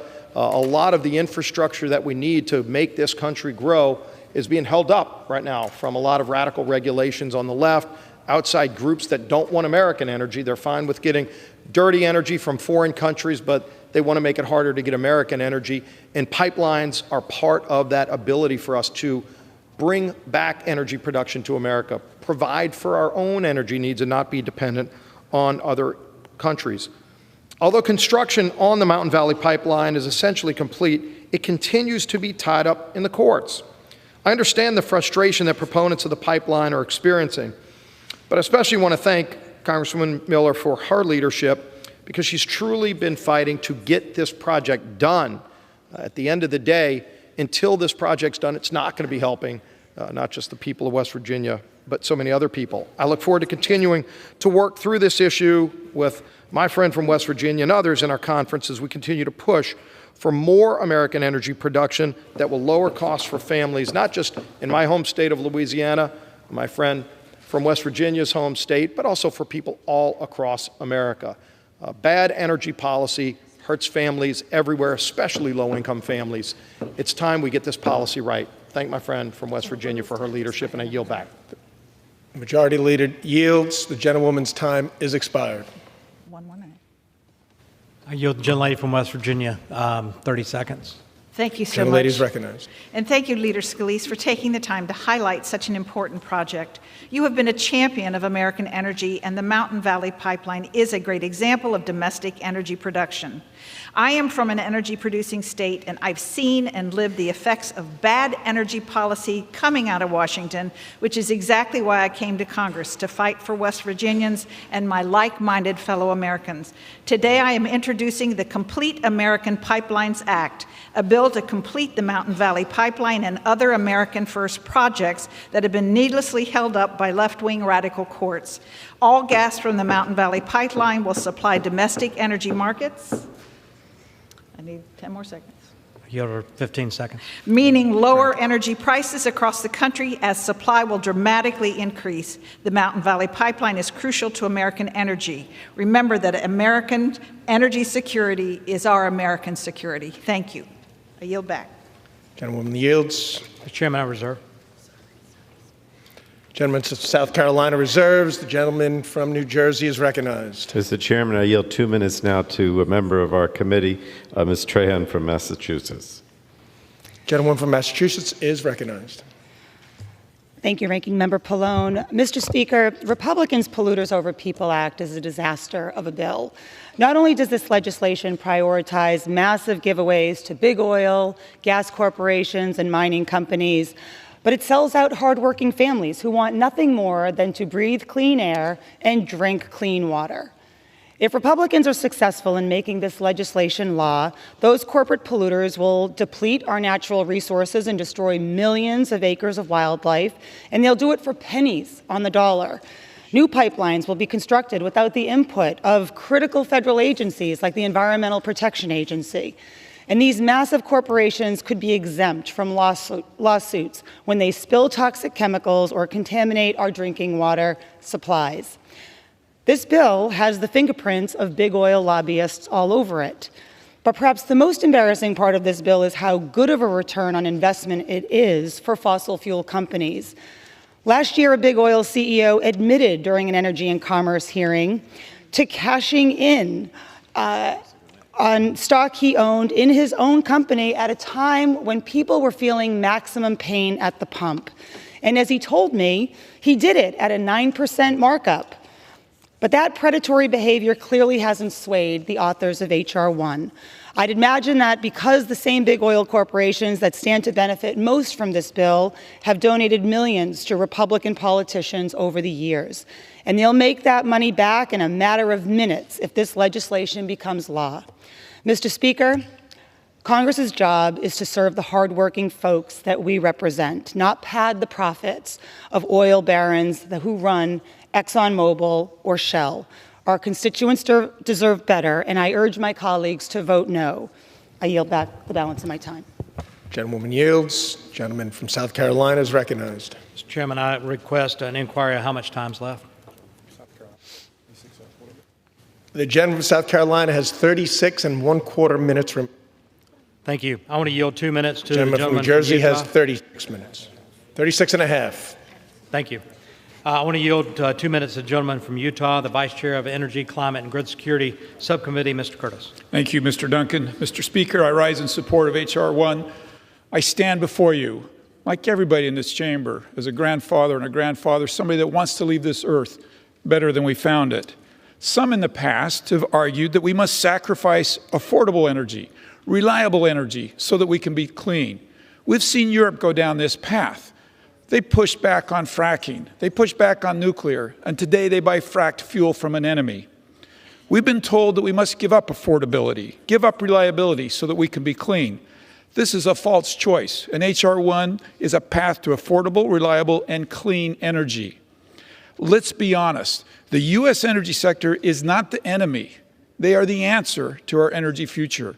I ask my colleagues, why do you hate fossil fuels? Let's hate emissions. Let's hate the emissions and not the source. This is why H.R. 1 is so important. It's an opportunity to accomplish all three of these goals. At its core, H.R. 1 is about responsibly building Americans' energy infrastructure. The rest of the world is dying for American energy. We can replace dirty Russian petroleum products, dirty Venezuelan, Iran. We can reduce more emissions than any proposal on the left simply by using U.S. energy products. H.R. 1 pushes back on the narrative that's been spun about Republicans not caring about the earth. And more importantly, without the permitting reforms in H.R. 1, none of us can accomplish our climate or energy goals. And with this, Mr. Speaker, I yield back. Gentleman yields. Mr. Chairman, I reserve. Gentleman from South Carolina reserved. Gentleman from New Jersey is recognized. Mr. Chairman, I yield 3 minutes now to our Democratic whip, the gentlewoman from Massachusetts, Ms. Catherine Clark. Gentlewoman is recognized. Thank you, Mr. Speaker, and I thank the ranking member. I rise in opposition to the majority's Polluters Over People Act, a massive handout to some of the world's most profitable and most powerful corporations, a big oil giveaway that would hike the deficit instead of helping families, instead of protecting our planet, instead of lowering costs for consumers and slashing energy bills. Republicans seem to have just one priority, and that's helping the rich get richer. Through price gouging and war profiteering, big oil has doubled their profits to record level. They're hoarding millions of acres of our public land, and they're using these unprecedented resources to line their pockets. Exxon just announced a $35 billion in stock buybacks. Chevron's shareholders are pocketing $75 billion. And yet, what's the Republican plan? Triple down on allegiance to big oil, give away more federal land, invite more offshore drilling, unleash more pollution into our water and our air and our land, and leave the taxpayers footing the bill. Climate change is here. We don't have time to wait. Americans know that securing our future means investing in clean energy. Families know their health depends on it. Economists know our prosperity depends on it. And the Pentagon knows our national security depends on it. It's only MAGA Republicans who don't understand our future depends on a thriving, clean energy economy. Last year, we proudly enacted the largest climate investment in history. And now we're proudly voting no on the Polluters Over Peoples Act. I yield back. Gentlewoman yields back. Gentleman from South Carolina is recognized. Mr. Chairman, I want to yield 2 minutes to the Florida Gator, Mr. Bilirakis. Thank you very much, Mr. Speaker. I appreciate it very much. And I thank my good friend from South Carolina, go Gators. I rise in strong support of H.R. 1, which would unleash American energy, lower energy prices, and restore the United States as energy independent and as an energy leader in the world. I'd like to thank my good friends, Leader Scalise, Chair Rogers, and my good friend here from South Carolina, good man, even though he roots for the wrong team, for being such strong leaders on the issue and bringing this legislation to the floor. Since the Biden administration came into office, Americans have been faced with a persistent energy crisis. We are in the midst of unprecedented increases in costs of living, and I continue to hear from my constituents regarding how difficult it is to make ends meet. I've heard from numerous constituents who are facing the prospect of losing their livelihood due to increased energy costs, driving up their businesses' operational costs. Tragically, other constituents are now facing severe financial hardship, facing increased energy costs while on fixed incomes. Our seniors are having a very hard time, Mr. Speaker. My constituents deserve energy policies that makes energy more affordable for Americans, not more expensive. Not only will H.R. 1 unleash American energy to decrease costs, but it will also spur the mining and processing of critical minerals domestically. It's essential that we do this. We are too dependent on our adversaries, particularly China, for these minerals that we use in nearly every aspect of our economy. H.R. 1 will allow us to produce innovative technologies and critical resources here at home, not in China.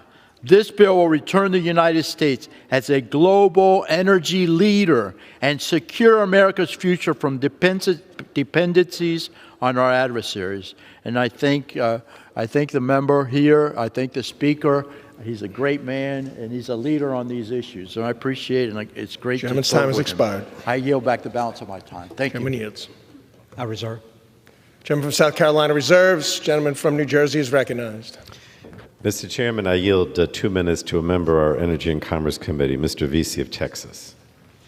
Gentleman is recognized. Thank you, Mr. Speaker.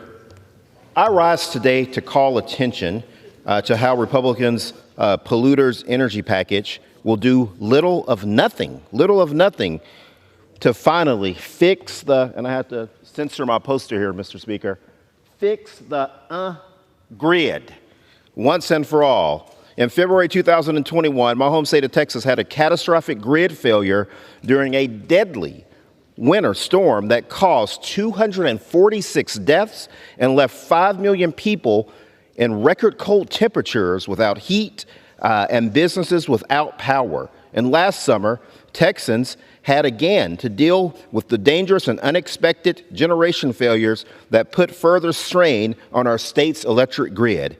And these extreme weather events are not unique to Texas. Despite these continued problems of grid resiliency, the Republican-led package we're voting on will do little of nothing to actually fix the grid. In fact, it's harmful, it's hyper-partisan, and this package will make the grid less stable. We need to make investments in electric transmissions to meet our energy needs, create good-paying jobs, and have cleaner air to breathe. And this package will do little to address the lower energy costs for people across North Texas. Not only will it not help the constituents pay their energy bills, CBO estimates that this bill will actually increase the deficit over the 2023 to 2033 period by roughly $2.4 billion. That is why I urge my Republican colleagues to stop putting polluters over people and meet us in the middle to pass a bipartisan, comprehensive solution that bolsters our nation's energy independence, helps the middle class, and finally fixes the grid. Fix the grid, Mr. Speaker. I yield back my time. Gentleman yields. Gentleman from South Carolina is recognized. Mr. Chairman, we should fix the grid, harden it from EMP threats and other things. But while we're doing that, we need the pipeline infrastructure to get the resources to where they need to go, and that's in our communities, so that baseload generation can happen. There's a gentleman from Ohio that understands energy. He is the chairman of the Environmental Subcommittee on Energy and Commerce. I want to yield him 5 minutes. Mr. Johnson. I thank the gentleman for yielding. I rise today in support of H.R. 1, the Lower Energy Costs Act. With H.R. 1, we're working to lower energy costs for consumers across America by unleashing American energy and strengthening American supply chains.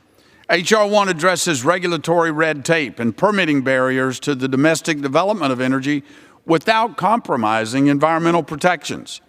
The Lower Energy Costs Act also encourages domestic processing and refining of critical energy resources to ensure that components for all energy sources can be made right here in America. As chair of the Energy and Commerce Subcommittee on Environment, Manufacturing, and Critical Materials, I'm proud that H.R. 1 includes 7 bills that passed through our subcommittee and full committee through regular order.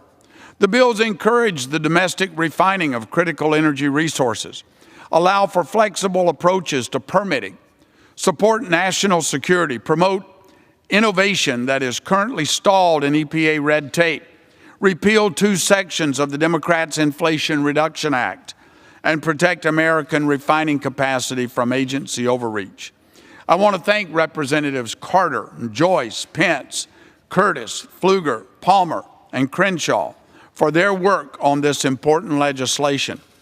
In addition, H.R. 1 includes my bill, the Unlocking Our Domestic LNG Potential Act under Section 1007.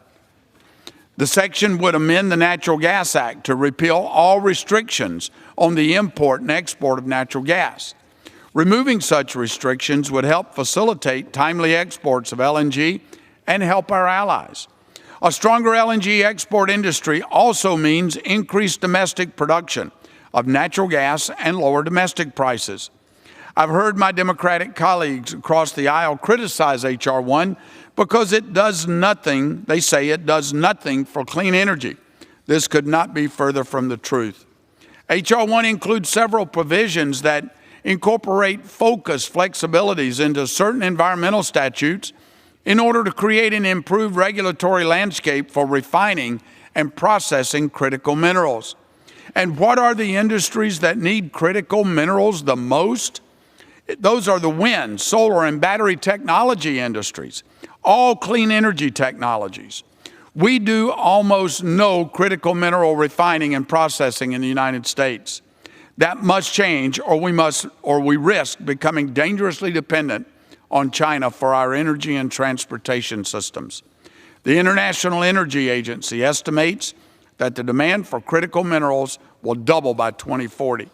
We want to meet that demand with American resources and reduce reliance on China. I want to close by thanking Chair Rogers for her leadership on the Lower Energy Costs Act. Energy security is national security. And through H.R. 1, we can unleash American energy dominance and lower energy costs for American families, and thereby lowering inflation. I urge all of my colleagues to support the Lower Energy Costs Act, and I yield back. Gentleman yields. Chairman, I reserve. Gentleman from South Carolina reserves. Gentleman from New Jersey is recognized. Mr. Chairman, I yield 2 minutes now to a member of the Energy and Commerce Committee, Dr. Kim Schreier from Washington State. The gentlewoman is recognized. Thank you, Ranking Member Pallone, and thank you, Mr. Speaker.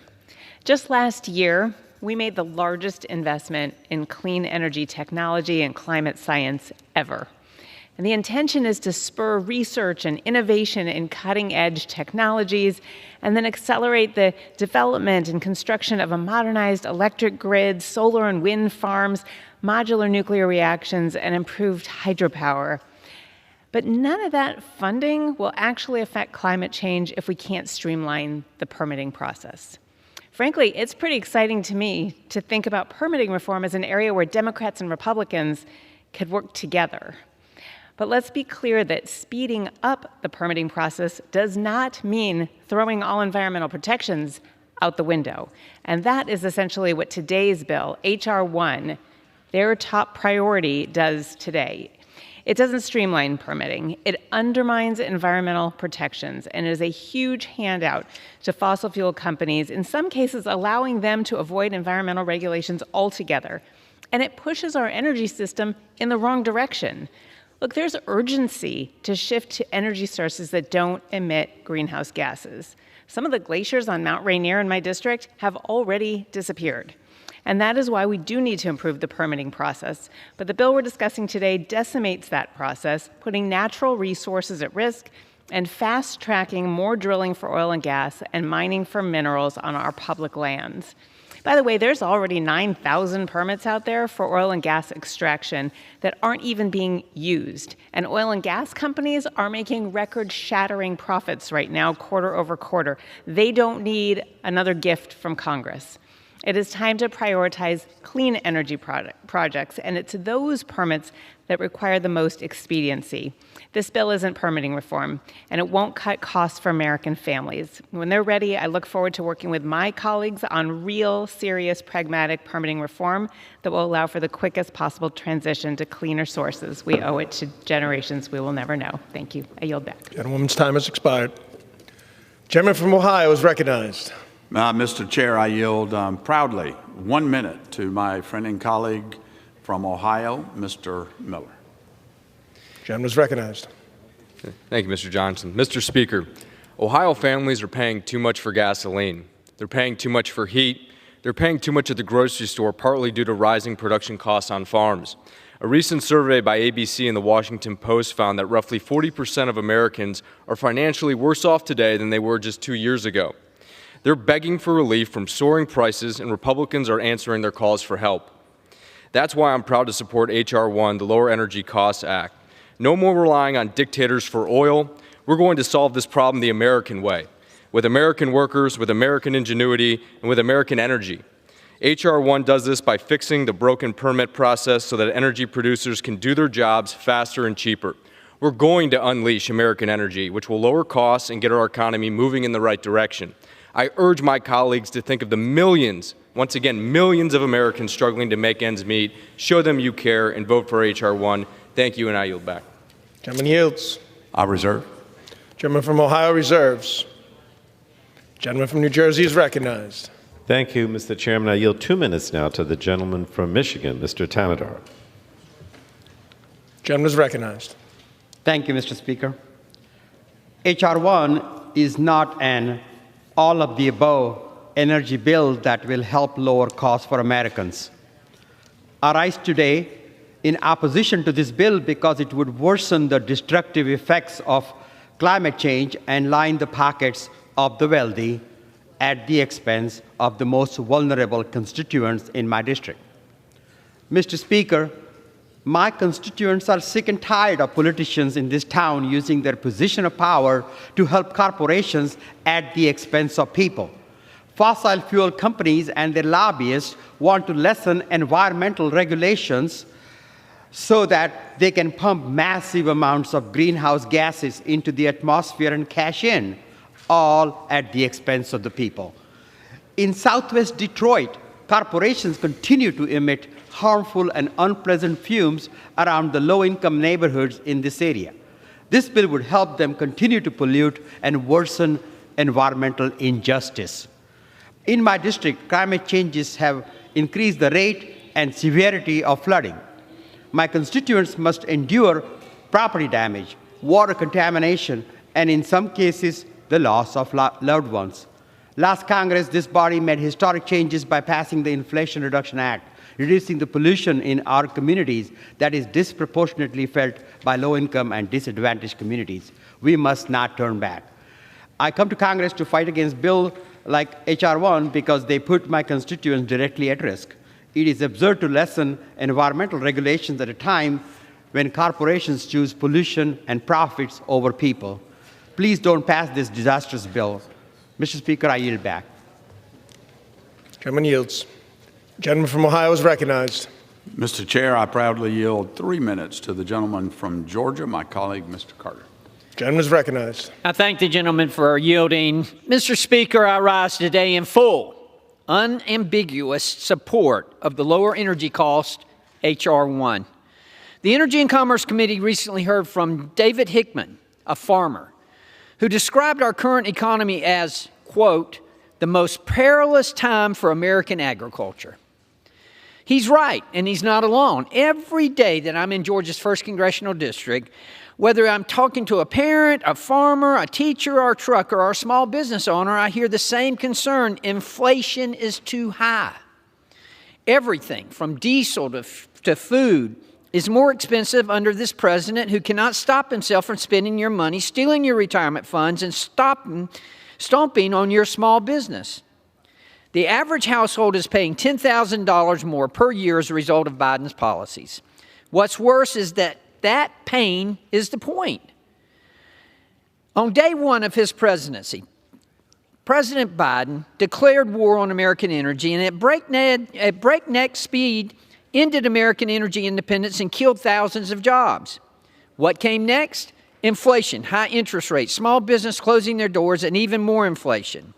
When you plunge a knife into the heart of our economy, you can't be surprised when it begins bleeding out. Fortunately, House Republicans are stepping up and delivering solutions for the American people. H.R. 1 will increase American energy production, reform the permitting process for all industries, reverse this administration's anti-energy policies, streamline energy infrastructure, and boost the production and processing of critical minerals. That's a long-winded way of saying that this bill will make our energy sector more affordable, more efficient, and will create more jobs. The American people told us that inflation and high energy prices were their number one concern.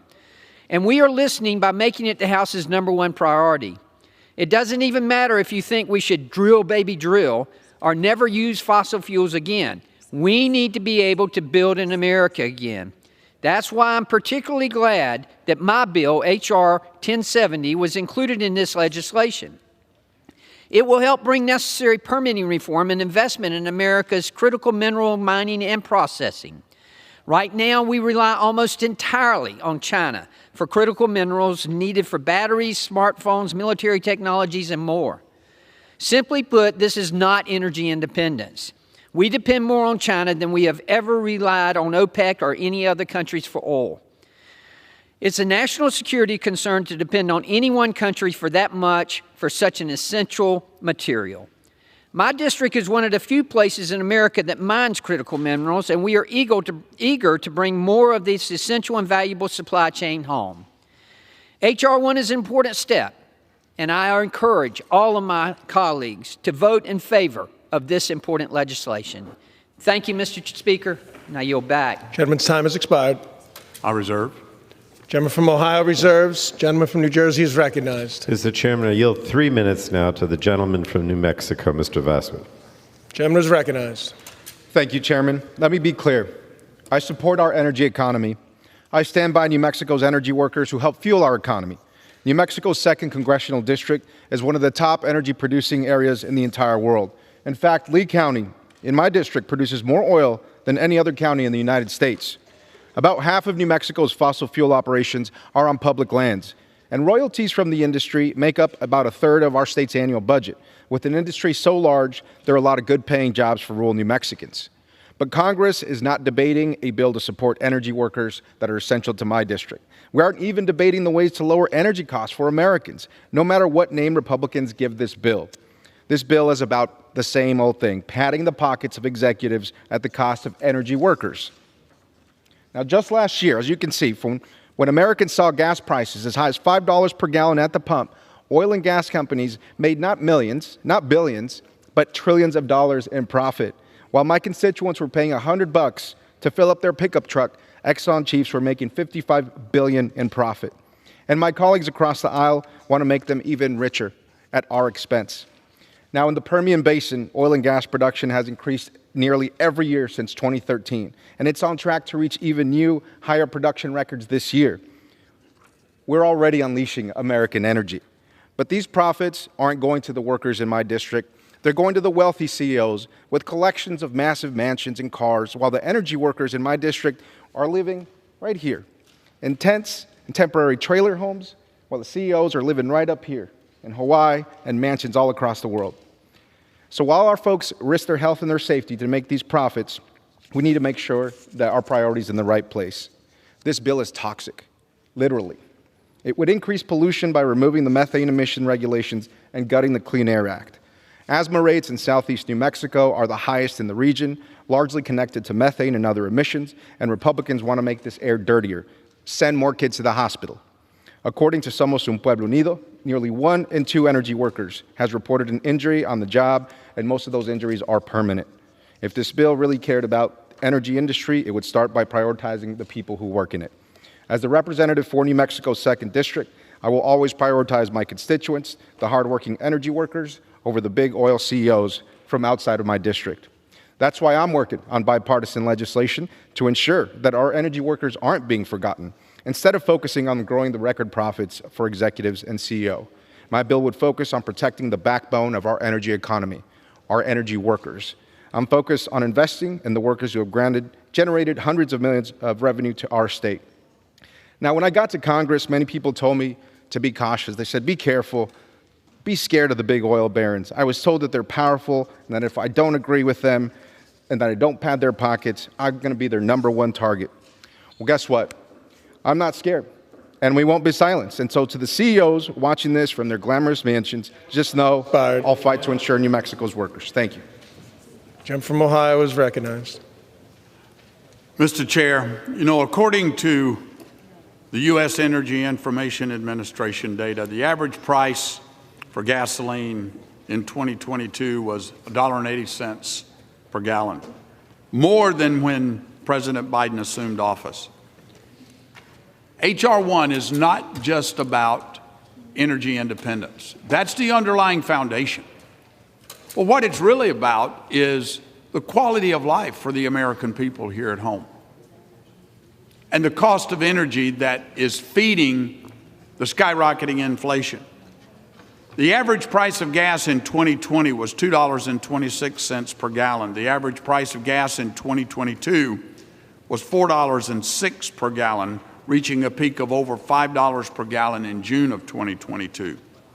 According to the Department of Energy's low-income energy affordability data, the LEAD tool, low-income households spend 8.6% of their income on energy expenses. Depending on location and income, certain households spend as much as 30% of their income on energy expenses. The energy burden for low-income households is 3 times higher than non-low-income households. In rural parts of the country, like where I represent in Appalachia, you're very familiar with that area, it's a real problem when families have to choose between putting gas in their car or groceries on the table. It's a real challenge when they have to choose between paying their heating bill or buying clothes for their kids to go to school. This is what H.R. 1 begins to address for the American people. Mr. Chair, I'm proud to yield 1 minute to my friend and colleague from South Carolina, Mr. Fry. The gentleman is recognized. Thank you, Mr. Speaker. I rise in strong support of H.R. 1, the Lower Energy Costs Act. From the minute that President Biden took office, he waged a war against American energy production and the independence that we previously held. The Biden administration canceled the Keystone XL pipeline on day one, imposed a $6 billion tax on natural gas, and promised $27 billion to special interest climate groups, and severely limited our fracking capabilities. These are just a few of the examples on why our energy prices are up 40% since the president took office. In my mind, everything that can be made in America should be, including energy. American-made energy provides jobs, creates economic growth, lowers prices, and is an important part of our national security. The United States must become energy independent once again, and regulatory hurdles for energy production here at home must be rolled back. This begins with permitting reform and cutting the burdensome red tape that suppresses innovation and development. I was proud to work on common sense reforms in the South Carolina General Assembly, and I'm excited to see this being done at the federal level. H.R. 1 is a top priority for House Republicans. We want to work for the people, not against them. Gentleman's time has expired. The gentleman, another 15 seconds. Gentleman is recognized. Thank you, Mr. Speaker. This legislation will enhance our nation's domestic energy production while lowering energy costs for Americans across our great country. I urge everybody to support H.R. 1. With that, I yield back. Thank you, Mr. Gentleman yields. Mr. Chair, may I inquire as to the time remaining on each side? Ohio has 21 3/4 minutes. Gentleman from New Jersey has 25 1/2 minutes remaining. Well, Mr. Chair, I yield. I reserve my time. Gentleman from Ohio reserves. Gentleman from New Jersey is recognized. Mr. Chairman, I yield now 2 minutes to a member of the Energy and Commerce Committee, the gentleman from Florida, Mr. Darren Soto. Gentleman is recognized. Mr. Speaker, our friends across the aisle ran for office in 2022 and took the majority narrowly by 5 seats. It was a hard-fought battle, and many promised to reduce the deficit. Here we are today debating H.R. 1, their first major bill, literally number 1. And what have they chosen as their top issue in this Congress? A $117 billion deficit-busting taxpayer giveaway to polluters. As if oil companies who posted record profits in the billions need any more help. First of all, if we're keeping score, add this big oil giveaway up with the Rich Tax Cheat Protection Act that passed. Now that's a whopping $231 billion that would be added to the deficit by legislation that passed this House already. I thought the Republican majority was running to reduce the deficit. It looks like the exact opposite is happening. Also, where's the budget? President Biden presented his. We still see no budget from the House majority. Second, to call this bill a little out of step would be an understatement. As a result of climate change, we see in Florida extreme hurricanes, rising seas, and extreme heat. We have a public health issue there, asthma, cancer, and other issues. We see society moving forward. Major auto manufacturers are going all in on electric vehicles. Utilities are moving away from fossil fuels towards wind, solar, nuclear, green hydrogen, and others. And gas in Central Florida is between $3 to $3.25 right now. Inflation's dropped 7 months in a row. This bill just looks like it missed the moment, and now it's just a windfall for big oil. And when gas was sky high, Mr. Speaker, many colleagues across the aisle criticized Biden for using the strategic reserve during this disruption to lower gas prices. And this bill wouldn't guarantee lower gas prices, not now, not in the future. It would guarantee more pollution, more sickness, and a step backwards.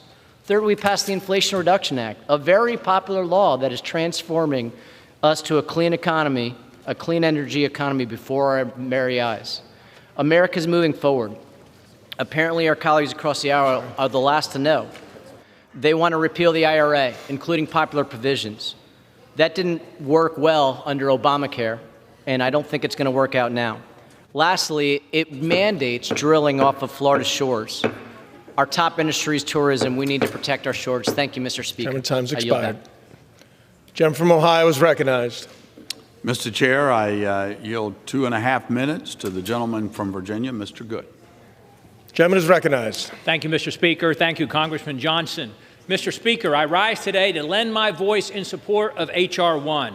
President Biden declared war on American energy the day he took office. In fact, he blocked the Keystone XL pipeline that would have yielded 800,000 barrels of oil per day and created 33,000 American jobs. In an ominous sign of his policies to come, he put America last and approved the Nord Stream 2 pipeline to benefit Russia.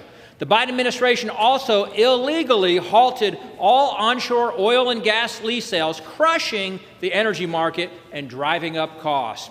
American families didn't sign up for or vote for higher energy costs, but that's exactly what the Biden administration has delivered. In fact, the price of gas reached $5 a gallon just last summer for the first time in U.S. history.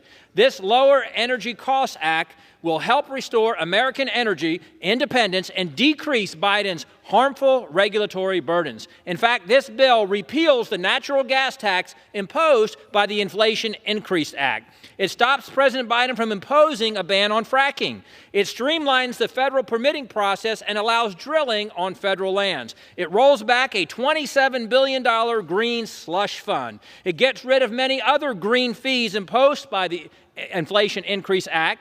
It ends the moratorium on new coal leasing and helps end dependence on foreign countries for vital energy. We don't need to go to China or Saudi Arabia for our energy needs. Our country has all that we need right here, put in the ground for us by the Lord above.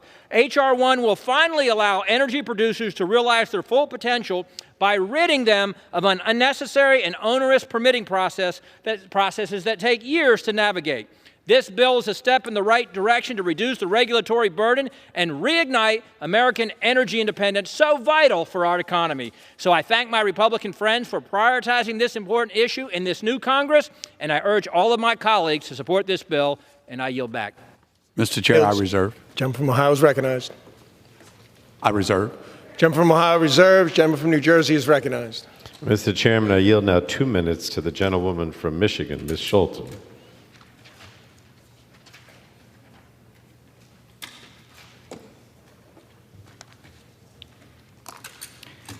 Gentlewoman is recognized. Thank you. Permitting reform. We all want it. There's a simple solution. Separate the question. But why not? We need to ask why not. Because this bill includes massive handouts to big corporations and incentivizes them to leak methane into the atmosphere. Let's just look at the bill's name, LECA. They're telling it like it is, folks, and we should be listening. There is a choice being made here by House Republicans, Mr. Speaker. They are not doing this to make our system more efficient or to lower costs for the American people. Quite the opposite. This bill repeals $4.5 billion in home electrification, a program that the Department of Energy estimates could save Americans thousands of dollars annually. If we were focused on lowering costs for American families, this is what we would be focused on. I talk to West Michiganders every single day about what they want and what they need. We want to protect the Great Lakes, we want to lower our energy costs, and that means investing in conservation efforts and putting smart regulations in place that support the longevity of the Great Lakes economy. That means ensuring a future for the next generation of West Michiganders. The Big Oil Giveaway Act does none of that. It greatly expands companies' ability to exploit public land. Michigan 3 is home to a large portion of the Grand River watershed and miles of beautiful Lake Michigan shoreline. I support protecting our most beautiful protected areas, not stripping them for parts. What House Republicans are doing is this: holding an antiquated permitting system hostage to extract benefits for big oil corporations. If they want to come to the table in good faith on serious bipartisan efforts to streamline the permitting process and lower energy costs for American families, I'll be the first in line. Thank you, and I yield back. The lady's time has expired. Gentleman from Ohio is recognized. Mr. Chair, I proudly yield 2 minutes to the gentleman from New York, Mr. Lawler. Thank you, Mr. Chairman. Mr. Speaker, I rise today to voice my support for H.R. 1, the Lower Energy Costs Act. This is about clean, reliable, and affordable energy. My constituents in the 17th Congressional District are feeling the pain at the pump, on their electrical bills, in their home heating costs, and in almost every single one of their purchases due to the increase in energy costs under the Biden administration. Gas prices have risen over 51% since President Biden took office. Residential electrical costs in New York State have risen over 26% since President Biden took office, 24% nationwide. Utility gas is up 44%. In just the last year, energy costs in the New York metropolitan region are up almost 10%. And not only does the cost of energy take a toll on families across America, but it has a compounding effect throughout the supply chain, driving prices of groceries and food ever higher. This out-of-control inflation has created a massive crunch on the budgets of middle-class families across New York State, but perhaps no more so than right in the Hudson Valley, where folks are facing energy bills in the thousands of dollars every month just to heat and power their homes. It's fueling the affordability crisis in New York State and is exactly why I am proud to support H.R. 1, which will restore our nation's energy independence by increasing the production and export of domestic energy while reducing the regulatory burdens that stifle American energy. We need an all-of-the-above approach that includes gas, nuclear, and renewables. That's been emphatically clear for years. Making America more dependent on foreign energy adds more pollution, not less, to our climate. H.R. 1 unleashes American energy and will drive down inflation, providing Hudson Valley families with the real relief they so desperately need. And just some facts, 60% of New Yorkers rely on natural gas. 70% of our electricity is generated by natural gas. We've had a 60% reduction in greenhouse gases because of natural gas, greater than renewables. Gentleman, time has Those are the expired. facts, and that's why we need to pass H.R. 1. I yield back. Gentleman yields. Gentleman Mr. from Chair, Ohio is recognized. I reserve. Gentleman from Ohio reserves. Mr. Chairman, I yield 3 minutes now to the gentlewoman from California, Ms. Katie Porter. Gentlewoman is recognized. Mr. Speaker, our country needs energy to flourish. Democrats know that means authorizing energy projects. The law requires corporations to engage with communities, follow our bedrock environmental principles, and ultimately advance projects that offer greater benefits than costs. Whether it's oil, natural gas, solar, or wind, the standard is the same. We shouldn't move forward until we know that the project delivers for consumers, taxpayers, and communities. Unfortunately, H.R. 1 would eliminate that determination and instead put corporate interests like big oil in charge of what energy projects get authorized.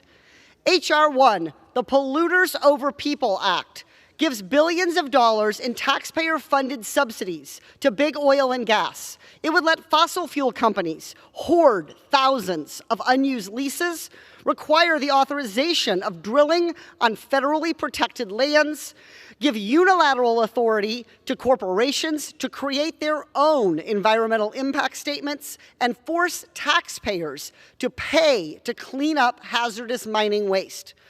Congress should be doing the right thing by looking at reforms that protect taxpayers when approving energy projects. That's why I offered an amendment that would require oil, gas, and coal companies to put up a bond that actually covers the cost of cleaning up their messes from drilling and mining. That way, American taxpayers aren't on the hook to foot the billions of dollars needed to find and plug abandoned wells.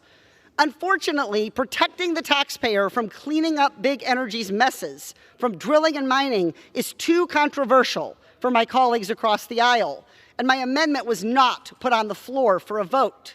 But we can still come together in a bipartisan manner. We can and should enact permitting reform that protects American taxpayers. That's why I'm submitting an amendment for the record that requires the Secretaries of Energy and Interior to certify that this bill would lower costs for American consumers and ban oil and gas exploration on protected public lands. These changes protect us all from footing the costs of big energy's record-high profits. To my colleagues across the aisle, you have an opportunity to prove to your constituents back home that you are putting them over polluters. Will you stand up for consumers and taxpayers to lower costs, or will you do the bidding of big energy? This amendment puts that question to each of us. Are we for the people or for polluters? And with this vote, you'll show your allegiance. Mr. Speaker, I ask unanimous consent to add the text of this amendment to the record. The General Lady's request will be covered under general leave. I yield back. Gentle Lady yields back. The gentleman from Ohio is recognized. Mr. Chair, I proudly yield 2 minutes to the gentleman from Florida, Mr. Mills. Gentleman is recognized. Thank you, Mr. Speaker. I rise today in support of H.R. 1, the Lower Energy Cost Act. Under the Biden administration, American families are facing skyrocketing bills and rising costs of everyday goods. I see this and experience this every day as I talk to the constituents of Florida's 7th District. By no fault of their own, they are struggling to put food on the table, gas in their cars, and to pay their bills. But I want to thank our leadership, and I want to thank Speaker McCarthy for bringing this important piece of legislation to the floor to help ease the burden many Americans feel by lowering costs. Not only will H.R. 1 lower energy costs, but it will also streamline our energy infrastructure and make us more competitive on the global stage as we are losing and being outpaced by China and Russia, our adversarial nations. President Biden has waged war, but not on our adversaries, on American energy. And he has made us more reliant on the adversarial nations, like mentioned before, Russia and China. This administration has made us dependent upon our aggressors and weaker than ever, but no more. This legislation will get us one step closer to becoming energy independent and then dominant by increasing the production of export of American energy. It is time to restore our position on the world stage and ease the burden on every American family. I thank you so much for this opportunity. I'm in strong support of this, and with that, I yield back. Gentleman yields. I reserve. Gentleman from Ohio reserves. Gentleman from New Jersey is recognized. Mr. Speaker, I yield 2 minutes to a member of the Energy and Commerce Committee. The gentleman from California, Mr. Ruiz. Gentleman is recognized. I rise today in strong opposition to H.R. 1, the Polluters Over People Act. As a doctor, I am all too familiar with the harmful consequences of pollution and other environmental dangers on people's health. Frontline communities near high-polluting corporations already bear too much of the burden of environmental injustice. For example, people living near fossil fuel drilling sites are at greater risk for preterm birth, cancer, asthma, and other respiratory diseases. We must do more to protect people's health, not silence the voices of these vulnerable communities like this bill aims to do, not speeding up permit approvals without local families' input on projects that will go in their backyards like this bill aims to do. This bill will also make the air we breathe dirtier and the people sicker by sacrificing key environmental protections under the Clean Air Act, the Toxic Substance Control Act, and other laws, all to increase fossil fuel energy production in a reckless and irresponsible way. This is the wrong approach. Instead, we should secure America's energy independence with clean, reliable energy that will lower costs for families and protect people's health. This includes building out our domestic supply chain for critical minerals like lithium while producing renewable energy. So we can do this through projects like geothermal energy production and lithium recovery at the Salton Sea in Imperial County, California, my district. The innovative approach we are taking there is responsible energy production with a closed-loop, clean system that also creates lithium extraction with geothermal energy.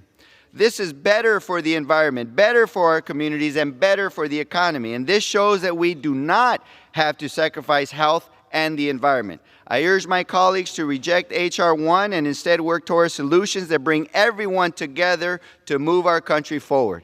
I yield back. Gentleman yields. Gentleman from Ohio is recognized. Mr. Chair, I proudly yield 2 minutes to my friend and colleague, the gentleman from Arkansas, Mr. Hill. The gentleman is recognized. I thank the Speaker, and I thank my good friend from Ohio. I want to rise in strong support for this legislative commitment that House Republicans have initiated, H.R. 1, Lower Energy Costs Act. I want to thank my friend from Ohio for his leadership.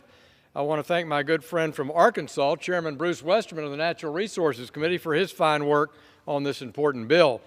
Under this administration's green energy only push, we're driving up costs for Central Arkansas families, hurting our economy and our national security.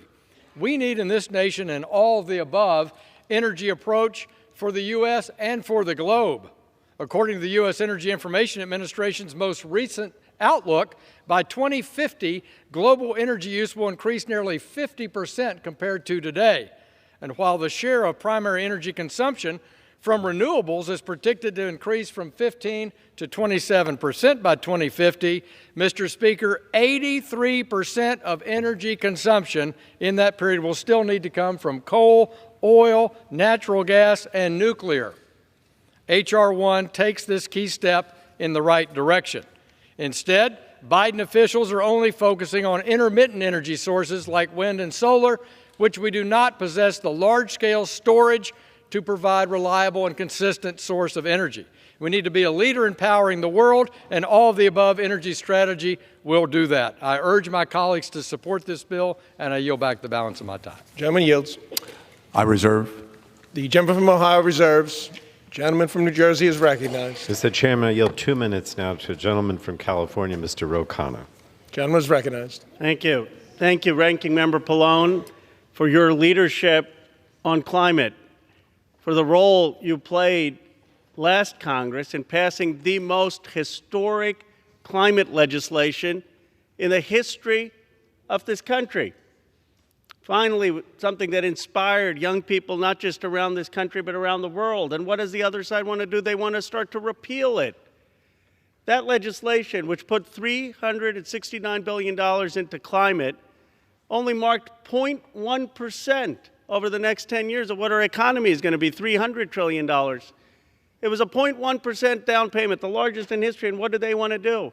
They want to take away the $27 billion greenhouse gas reduction fund. Where does that money go to? It goes to rural America. It goes to factory towns. It goes to communities of color who have faced too much pollution, who have too much cancer in their communities. They want to take that money away from rural America, from factory towns, and who do they want to give it to? They want to give it to the fossil fuel companies. The fossil fuel companies, that's really what this bill is about. It's increasing the royalty, decreasing the royalty rate that fossil fuel companies pay on taxpayer land. It's a handout, a subsidy, a further subsidy to big oil. Now, the GAO has said that it will do nothing to increase oil or gas production. And we all know the facts, that oil production, gas production under this president is up. Those are the facts, that it's up. They don't care about the production. Don't let them confuse you. They want to give subsidies to Exxon, Chevron, and big oil that are making record profits off the war in Ukraine and fleecing the American people. They want to take away money from rural communities, take away money from factory towns, take away money from Americans who are suffering, and give fossil fuel subsidies. That's wrong, and thank you, Mr. Pallone, for opposing it. Gentleman's time has expired. Gentleman from Ohio is recognized. Mr. Chair, I proudly yield 1 minute to the gentleman from Nebraska, Mr. Flood. Thank you, Mr. Chairman. Mr. Speaker, I rise today to support H.R. 1 and permitting reform under the National Environmental Protection Act, also known as NEPA. Nebraska has been on the front lines of NEPA's impacts over the course of a decades-long expressway program through my congressional district. It has taken 10 more years than it should have. Under the Obama administration, the length of time for NEPA reviews climbed from 3.4 years in 2010 to 5.2 years in 2016. President Trump rolled back the red tape, but President Biden brought it all back and expanded the prior requirements. H.R. 1 makes reasonable reforms to ensure that NEPA is applied expeditiously and without unnecessarily burdening states.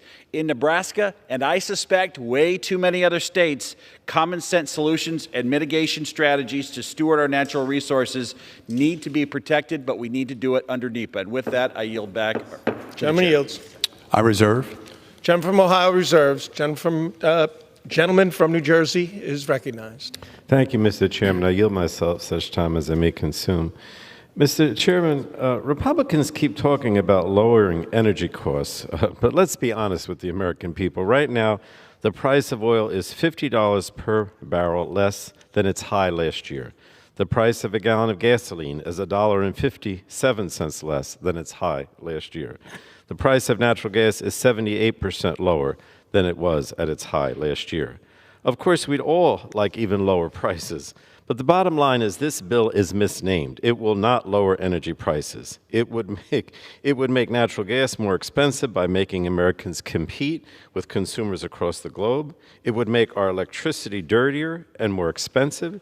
It would enrich the oil and gas companies that price gouged American consumers last year. This bill is nothing but a handout to the fossil fuel industry that would drive prices higher for Americans. And I reserve the balance of my time. Gentleman reserves. Mr. Chair, I yield 2 minutes to the gentleman from North Dakota, Mr. Armstrong. Thank you, Mr. Chair. Saying that gasoline prices are down is a little bit like giving an arsonist a medal for putting out a fire that he helped start. They're still 50% higher than when President Biden took office. That's not counting about inputs for ag products like fertilizer, which the natural feedstock is natural gas, all of those different issues. But that's not really the point in all of this. Two things can be true at once. The world's going to need more oil and natural gas and drive more electric cars in the next decade. And this bill has a little bit of something for everything for all of that. The last time we brought a refinery online in the United States with any true downstream capacity was the year I was born, 1976, 46 years ago. We want to continue to build more electrification, have more batteries for more American-made electric vehicles. Well, we need the rare earths to do it. This bill does those things. And when you live in a small town, in a small community like I do, in the geographic center of North America, we have recognized very clearly how hard it is to get the products that North Dakota makes that the rest of the world needs to market. Doesn't matter if it's corn, doesn't matter if it's fertilizer, doesn't matter if it's oil, doesn't matter if it's natural gas. We used to be the shining example in the whole world on how to put infrastructure in the ground. That is no longer the case. And it's not because Americans don't know how to do it. It's not because North Dakotans don't know how to produce it. It's because alphabet soup agencies in Washington, D.C. make it harder and harder and harder. And when we can't get those projects in the ground, we starve off capital. And at the end of the day, at the bottom line, we take something that we can do domestically. We're the only country in the world that's both energy and food secure. That is an incredible strategic advantage on the world stage. And in any normal place, we would maximize that. We would do everything we could to increase that. But we don't live in a normal place, Mr. Speaker. We live in Washington, D.C. And so this bill will help us get infrastructure in the ground, help us produce those things that the world is starved for, and allow us energy dependence, energy dominance, and also help communities in states like mine continue to thrive. And with that, I yield back. Chairman yields. Mr. Chair, may I inquire once again how much time is remaining on each side? Gentleman from Ohio has 11 and a half minutes. Gentleman from New Jersey has 13 and a half. I reserve. Gentleman from Ohio reserves. Gentleman from New Jersey is recognized. Mr. Chairman, I yield now 2 minutes to the gentlewoman from New Hampshire who's a member of the Energy and Commerce Committee, Ms. Annie Kuster. Thank you, Ranking Member Pallone. Mr. Speaker, I rise today to speak in opposition to H.R. 1, the Polluters Over People Act. I'll take my time to point out two glaring flaws with this bill. First, H.R. 1 will make energy more expensive for Granite Staters. Right now, natural gas is the single largest source of electricity in New England. When natural gas prices go up, electricity prices in New Hampshire go up. Yet H.R. 1 makes it easier for natural gas producers to export American fuel to foreign adversaries like China. Making it easier for natural gas companies to export fuel to China, where the prices are currently higher, will cause U.S. natural gas prices to rise. As a result, electricity prices in New Hampshire will rise too. My amendment to H.R. 1, which the Rules Committee did not make in order, would have addressed this problem. But instead of putting Americans' consumers first, the majority is focused on lining the pockets of big oil and gas companies. The solution to our nation's energy problems is building new, low-cost renewables so we aren't reliant on expensive carbon-polluting forms of energy. Second, H.R. 1 is going to actually weaken control on PFAS chemicals. In New Hampshire, we know just how damaging PFAS can be to our water supplies and the communities that rely upon them. Congress should be making it more difficult to bring new PFAS chemicals to come to the market. But H.R. 1 erodes the very process, the chemical review process under the Toxic Substances Control Act, allowing new PFAS chemicals to come on the market without any consideration for the danger that they may present to the public. It's the responsibility of Congress to prevent these dangerous chemicals from coming to the market. Rather than wasting our time pursuing legislation that puts polluters over people, let's focus on coming together. I yield back the balance of my time. Gentlelady yields back. Gentleman from Ohio is recognized. Mr. Chair, we have no more remaining speakers. We're prepared to close if the minority is. I'm sorry, I'm not prepared to close. You're not prepared to close? Okay, well then, you know, Mr. Chair, we've said it over and over and over again, and there's not denying it. Energy security is national security. That's what H.R. 1 is all about. Unleashing American energy, production, permitting, put American energy back into play to address the needs and concerns of the American people, to lower inflation, and to ensure America's national security on the international stage. That's what H.R. 1 is all about. I look forward to closing here in a few minutes with some striking comments about telling the truth. I heard the ranking member from our Energy and Commerce Committee a little bit ago say, tell the American people the truth, and I respect him greatly. I'm going to tell the American people the truth in just a little bit. With that, I'll reserve. Gentleman yields. Gentleman from Ohio reserves. I guess that's what he said. Gentleman from New Jersey is recognized. I'm sorry, I'm waiting for one more speaker, but I'll yield myself such time as they may consume at this point, Mr. Chairman. Gentleman's recognized. Thank you. I keep hearing that Republicans want to lower energy costs with this bill and how important it is to export natural gas overseas, but I want to take a moment to examine some history here. Back in 2015, with a Republican-controlled House and a Republican-controlled Senate, Congress passed a bill that repealed the crude oil export ban. Since then, crude oil and petroleum product exports to China have tripled, and the amount of refining capacity on the east coast of the United States has decreased by 36%. And this is not a coincidence. Lifting the export ban meant that oil producers saw more profits in sending their oil overseas, including to China, and little in refining it here at home. And that led to 10 refineries closing in the intervening 7 years, destroying jobs. It tied the price of oil in the U.S. firmly to the price of oil on global markets, which has been responsible for the gas prices roller coaster we've seen for the past few years.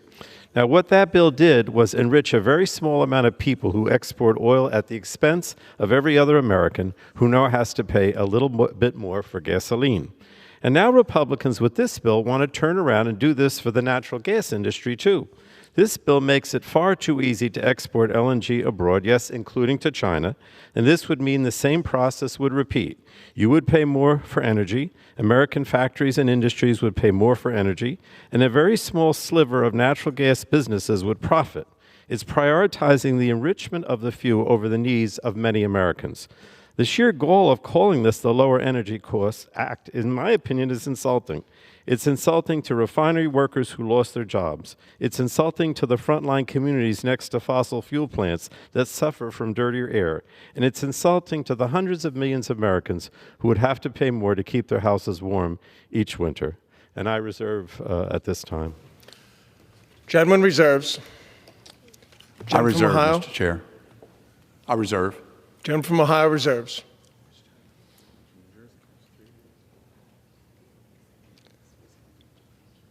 Gentleman from Ohio, from New Jersey is recognized. Thank you, Mr. Chairman. I'll yield now to the Speaker Emeritus of the House, Ms. Nancy Pelosi. Speaker is recognized. Thank you, Mr. Speaker. For how long, I'm sorry? 3 minutes. 3 minutes? Speaker is recognized. Thank you, Mr. Speaker. I thank the gentleman for yielding. I thank him for his great leadership in opposing this reckless legislation that is on the floor today. I thank Mr. Grijalva for his leadership as well, and our chair of the ranking member on the Transportation Committee, Mr. Larson, for their setting the record straight in the different categories of this legislation.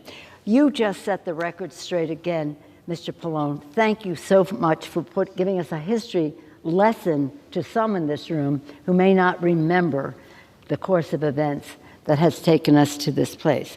Today, Mr. Speaker, I rise to join in sounding the alarm, a fire alarm, a 5-alarm 5-alarm climate emergency, which is an existential threat, the existential threat of our time.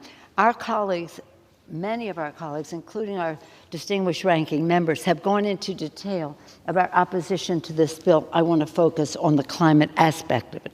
It was pride, and during my term as Speaker, House Democrats made climate our flagship issue.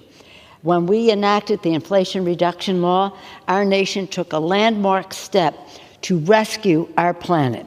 Yet our progress stands in sharp contrast to the reckless Republican bill before us, which on every score puts polluters first. We know that climate is a health issue. You referenced that in your comments, Mr. Chairman.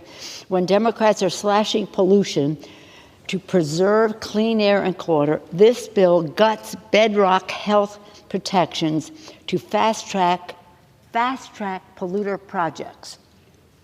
Climate is an economic issue. While Democrats are creating jobs and lowering energy costs, this bill gives $2.4 billion in handouts to the biggest polluters. Climate is a national security issue. While Democrats are declaring America's energy independence, this bill seeks to keep us at the mercy of oil-rich dictators. Finally, climate is a moral issue.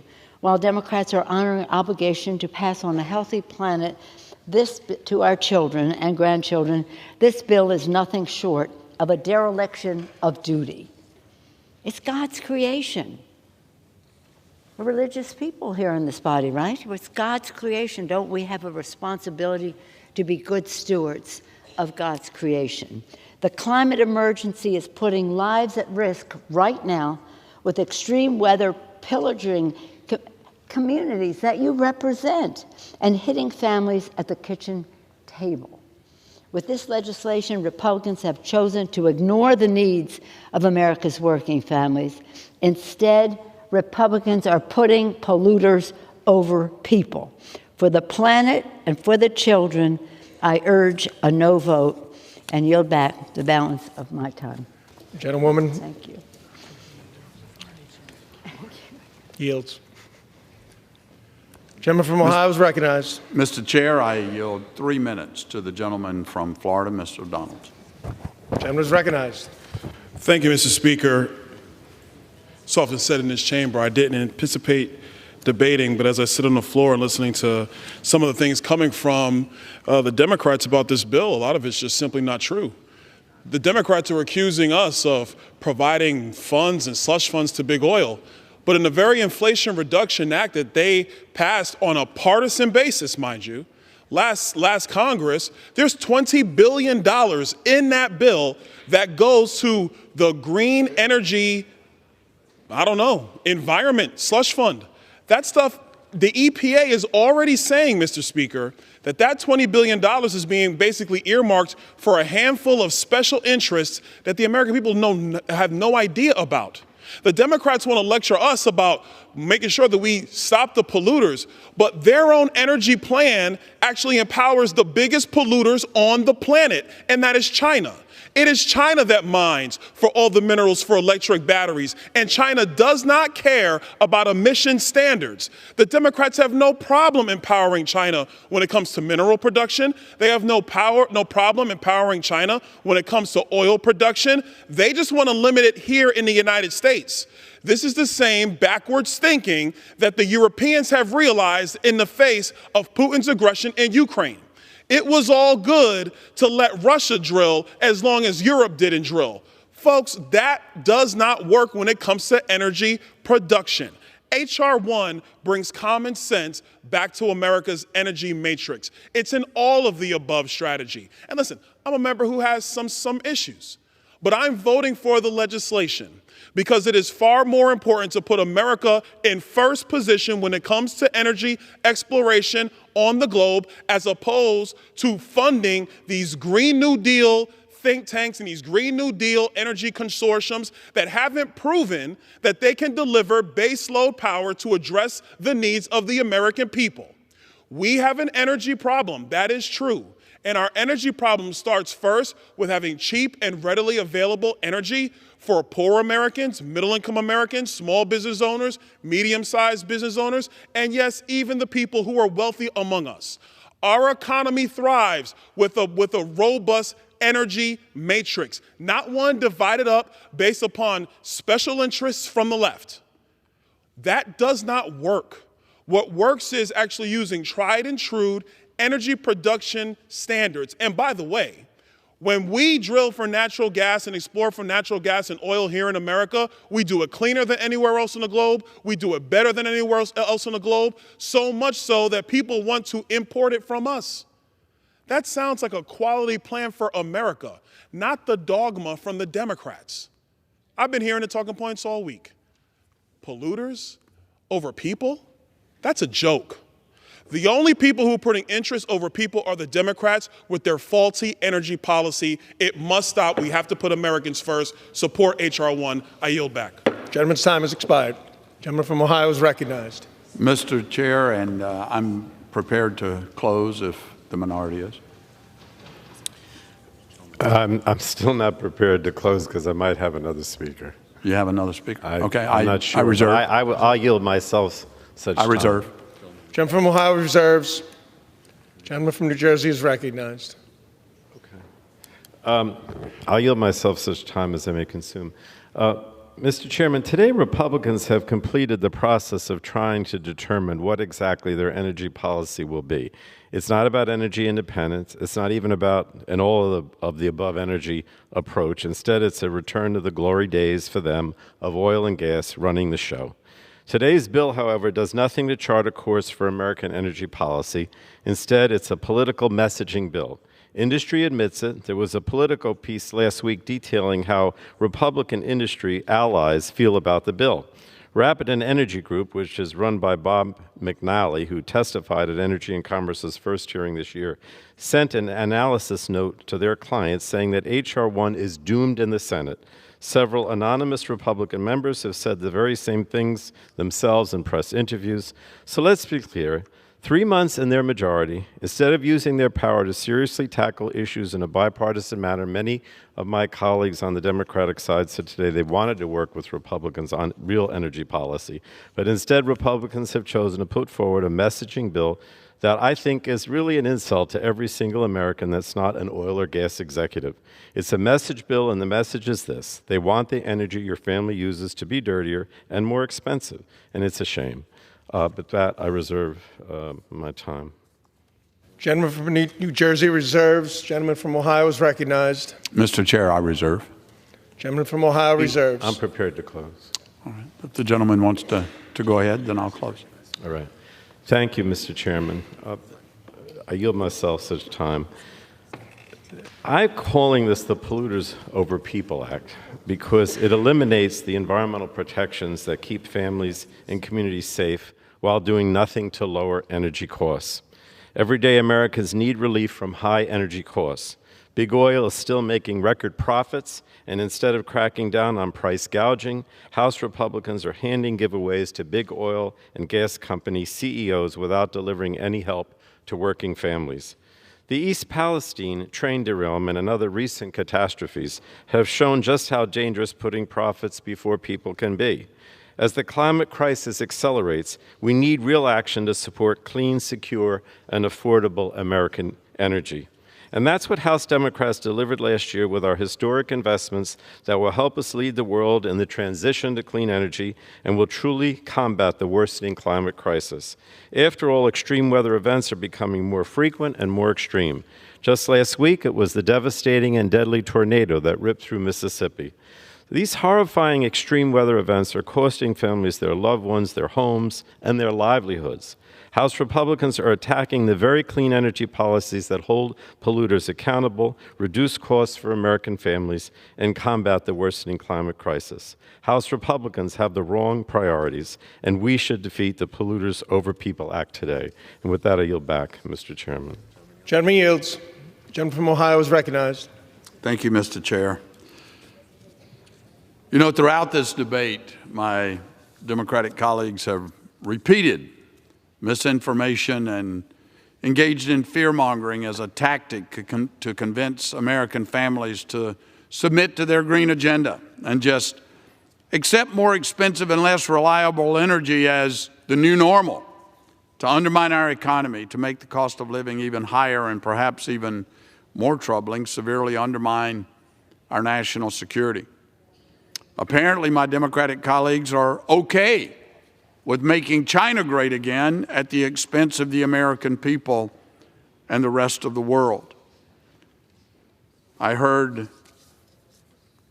the ranking member of Energy and Commerce, my colleague again, who I have great respect for, say a few minutes ago, tell the American people the truth. Well, let's tell the American people some truth.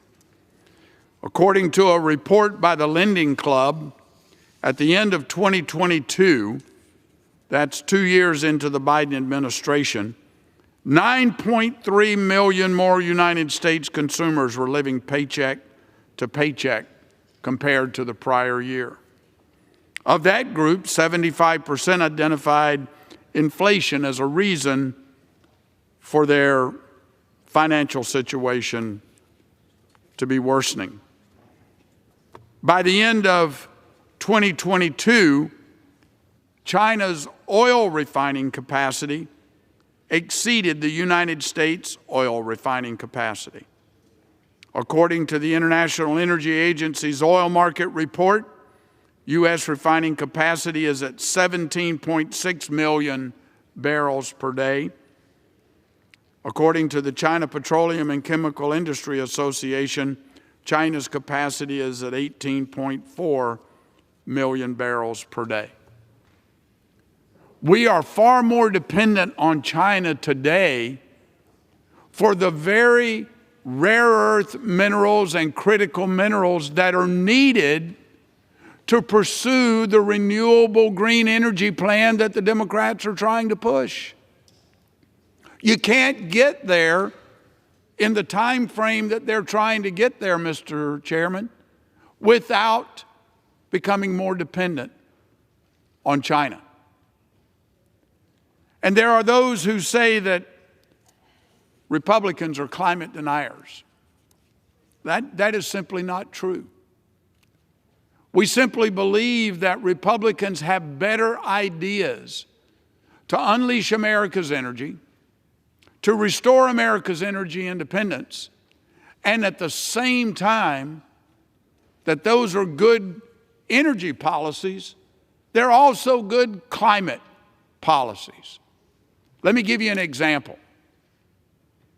Everybody says that the goal of addressing the climate problem is to reduce carbon emissions. Mr. Chairman, if that is truly the goal, why do we not want to export more American natural gas around the world? According to the American Exploration and Production Council, if we would simply export 4 times the amount of natural gas that we're exporting today, and we could do that easily because we've got a wealth of it, we could lower carbon emissions more than if we were to electrify every vehicle in America, put a solar panel and a battery backup on the home and the rooftop of every residential home in America, and build 57,000 industrial-strength windmills. All combined, American natural gas is the cleanest form of natural gas on the planet. Our friends and allies in Europe, boy, they sure wish they had some of that today because they become dependent on Vladimir Putin for their sources of energy. Look at the Germans who decided to throttle their nuclear suite, become dependent on Russia for their energy. What did they end up doing? Forest clearing, burning wood to cook their food and heat their homes. Folks, we do not want to go the way of Europe. They've already tried all of this. And look, I want to implore to my Democratic colleagues, we are not arguing about the goal. We agree with cleaner forms of energy. What we're arguing about, it appears to me, is the time frame in which to accomplish that and the amount of money and the change in the quality of life that it's going to require for the American people. I'm sure many of you went to college, and when you went to college, you studied the business triangle: time, cost, and quality. You can't affect one of those without affecting the other two. And with this rush to green, if we want to do this so fast before renewable forms of energy are mature enough technologically to be able to provide the grid, the base load energy for our grid, to put fuel in our automobiles. If we want to do it that fast, it's going to cost a hell of a lot of money, and it's going to change for the worse the quality of life for the American people. H.R. 1 is a common sense energy package. If you lower energy costs, you're going to lower inflation. If you lower inflation, you're going to allow the American people to keep more of their hard-earned money. When Americans keep more of their hard-earned money, they come up with good ideas. Our economy begins to thrive. Mr. Chairman, H.R. 1 is not about politics. It's about the American people. They're sick and tired of people inside the Beltway taking and taking and taking, and they're always having to do the giving. I urge my colleagues on both sides of the aisle, support H.R. 1. It's the right thing to do for the American people. Let's unleash American energy. With that, Mr. Chairman, I yield back. Gentleman yields back. All time for general debate has expired. Pursuant to the rule, the bill shall be considered for amendment under the 5-minute rule. The amendment printed in Part A of House Report 118-30 shall be considered as adopted, and the bill as amended shall be considered as read. No further amendment to the bill as amended is in order except those printed in Part B of House Report 1118-30. Each such further amendment may be offered only in the order printed on the report by a member designated in the report, shall be considered read, shall be debatable for the time specified in the report, equally divided and controlled by the proponent and the opponent, shall not be subject to amendment, and shall not be subject to demand for division of the question. It is now in order to consider Amendment 1, printed in Part B of House Report 118-30. For what purpose does the gentleman from Florida seek recognition? Mr. Speaker, I request to actually read the amendment into the record. The clerk will designate the amendment. Amendment number 1, printed in Part B of House Report number 118-30, offered by Mr. Donalds of Florida. Pursuant to House Resolution 260, the gentleman from Florida, Mr. Donalds, and a member opposed, each will control 5 minutes. The chair recognizes the gentleman from Florida. Well, thank you, Mr. Speaker. I appreciate the time and the effort here. Look, in an effort to ultimately streamline the regulatory approval timeline, my amendment requires the implementation of a study that explores the licensing and permitting process of other energy sources under the Department of Energy's jurisdiction. By studying the licensing procedures of various energy sources, we can streamline the regulatory process overall by cutting down unnecessary red tape.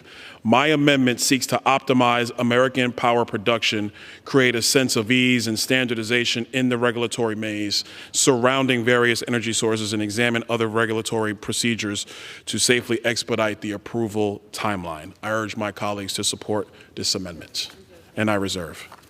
Gentleman reserves. For what purpose does the gentleman from New Jersey seek recognition? We have no opposition to the amendment. Member seek time.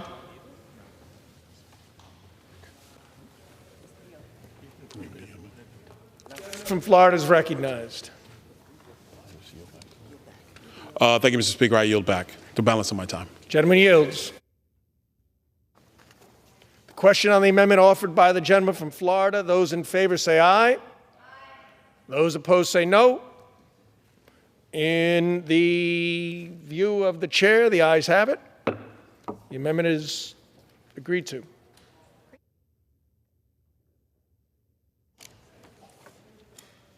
It is now in order to consider Amendment 2, printed in Part B of House Report 118-30. For what purpose does the gentlewoman from Colorado seek recognition? Mr. Chair, I have an amendment at the desk. The clerk will designate the amendment. Amendment number 2, printed in Part B of House Report number 118-30, offered by Mrs. Boebert of Colorado. Pursuant to House Resolution 260, the gentlewoman from Colorado, Ms. Boebert, and a member opposed, each will control 5 minutes. Thank you, Mr. Chair. Chair recognizes the gentlewoman from Colorado. Thank you, Mr. Chair.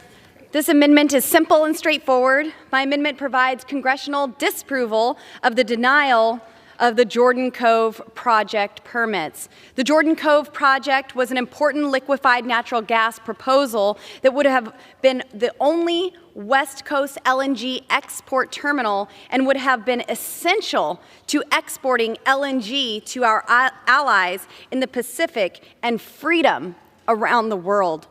The Department of Energy determined that the Jordan Cove project was expected to create 6,000 jobs during peak construction and generate up to $100 million in state and local tax revenue annually.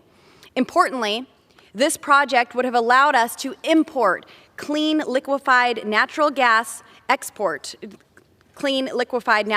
to our allies, many of which have been dependent on energy from Russia, OPEC, Venezuela, and even Iran.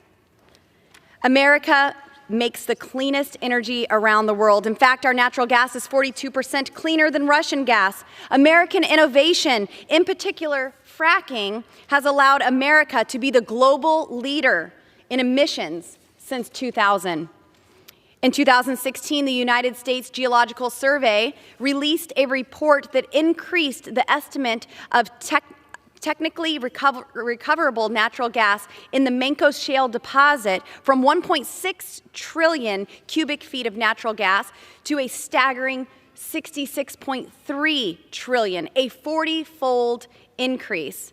As David Ludlam, who worked for the West Slope Colorado Oil and Gas Association, says, there is enough natural gas to power the state of California for 50 years right in Colorado's 3rd District's backyard, and the need for our community to join the global energy marketplace has never been more urgent. A West Coast LNG export terminal would have shaved critical days and significant costs of export to Asia, eliminated threats associated with the hurricanes, and reduced our reliance on the Panama Canal, which causes significant uncertainty and delays. We should be advancing energy infrastructure projects to help ensure American energy dominance and help promote economic growth through a true all-of-the-above energy policy, not having elected politicians and bureaucrats pick winners and losers in the energy sector. Importantly, Jordan Cove has significant bipartisan support. In fact, the project in Colorado was supported by then U.S. Senator Cory Gardner, U.S. Senators Michael Bennet, then Governor John Hickenlooper, the Colorado Senate, the liberal Denver Post, the liberal Grand Junction Daily Sentinel, and local governments in western Colorado, including Mesa, Garfield, Rio Blanco, Moffett, Routt, Delta, and many other counties and municipalities in my region. While similar project proposals had languished for decades, Jordan Cove was on a track for success after the Federal Energy Regulatory Commission granted 2 federal permits for the Jordan Cove Energy Project and issued a certificate of public convenience and necessity to the Pacific Connector gas pipeline in March of 2019. Unfortunately, the anti-pipeline, anti-natural gas liberal governor's administration in Oregon denied the permits and the certificate necessary for these projects, essentially killing the project December of 2021 when the company pulled out, citing their inability to obtain the necessary state permits in the immediate future. If Green New Deal extremists in the governor's office actually cared about the environment, they would have supported this project, as natural gas emissions result in significantly fewer air pollutants and carbon dioxide emissions, and this important project would have advanced local, regional, and global emission reductions goals. Like the Keystone XL pipeline, Jordan Cove was a major opportunity killed by extremist environmentalists whose sole agenda isn't protecting the environment, isn't being good stewards of what we have been blessed with, but is keeping our American energy resources in the ground and killing off fossil fuels. America deserves an American energy strategy that works for all Americans, and this amendment makes clear that we should not allow states with misguided agenda to kill projects for national and global energy importance. I support adoption of this amendment. Mr. Chair, I yield. Gentlelady yields. Time has expired. For what purpose does the gentleman from New Jersey seek recognition? Mr. Chairman, I rise to claim time in opposition to the amendment. The gentleman is recognized for Thank 5 you, minutes. Thank you, Mr. Chairman. I hope after today we don't hear Republicans talk about states' rights again. Pipeline and LNG projects require both federal and state permits, and the spirit of the Clean Water Act clearly demands that states have a say in the requirements and permits that projects in their state are subject to. And this amendment disapproves of the state of Oregon's decision to deny permits to the Jordan Cove LNG export project. So, Mr. Chairman, who are we to disapprove of Oregon's decision? I don't live in Oregon. The distinguished gentlelady from Colorado offering this amendment doesn't live in Oregon. Oregon decided in a democratic fashion what standards projects had to meet in order to build in the state. Jordan Cove didn't meet those standards, and it didn't get the permits, and it didn't get built. I don't see anything objectionable there. If Congress spent floor time debating every state decision that one member of the House disagreed with, we'd never get anything done. And I just think this is a meaningless sense of Congress resolution. If this passes and the bill somehow becomes law, it won't bring the project back. It's really a messaging amendment being added to, in my opinion, a messaging bill. I'd also briefly like to note that my colleague, Congresswoman Val Hoyle, staunchly opposes this amendment and has a long history of opposing the Jordan Cove LNG project, but unfortunately has come down with COVID and regrets that she's unable to be on the floor to discuss this amendment. But Republicans promised when they took the majority that there were going to be serious legislators dealing with actual issues the country is facing. And I don't see that here, so I urge opposition to the amendment, and I yield back. The gentleman yields back. The questions on the amendment offered by Congresswoman Boebert from Colorado. Those in favor say aye. Those say no. In the opinion of the chair, the ayes have it. On that, I'd ask for the gentleman is recognized. Mr. Chairman, on that, I would ask for the yeas and nays or recorded vote. Does the gentleman request a recorded vote? Yes, I asked for a recorded vote. Pursuant to Clause 6 of Rule 18, further proceedings on the amendment offered by the gentlewoman from Colorado will be postponed.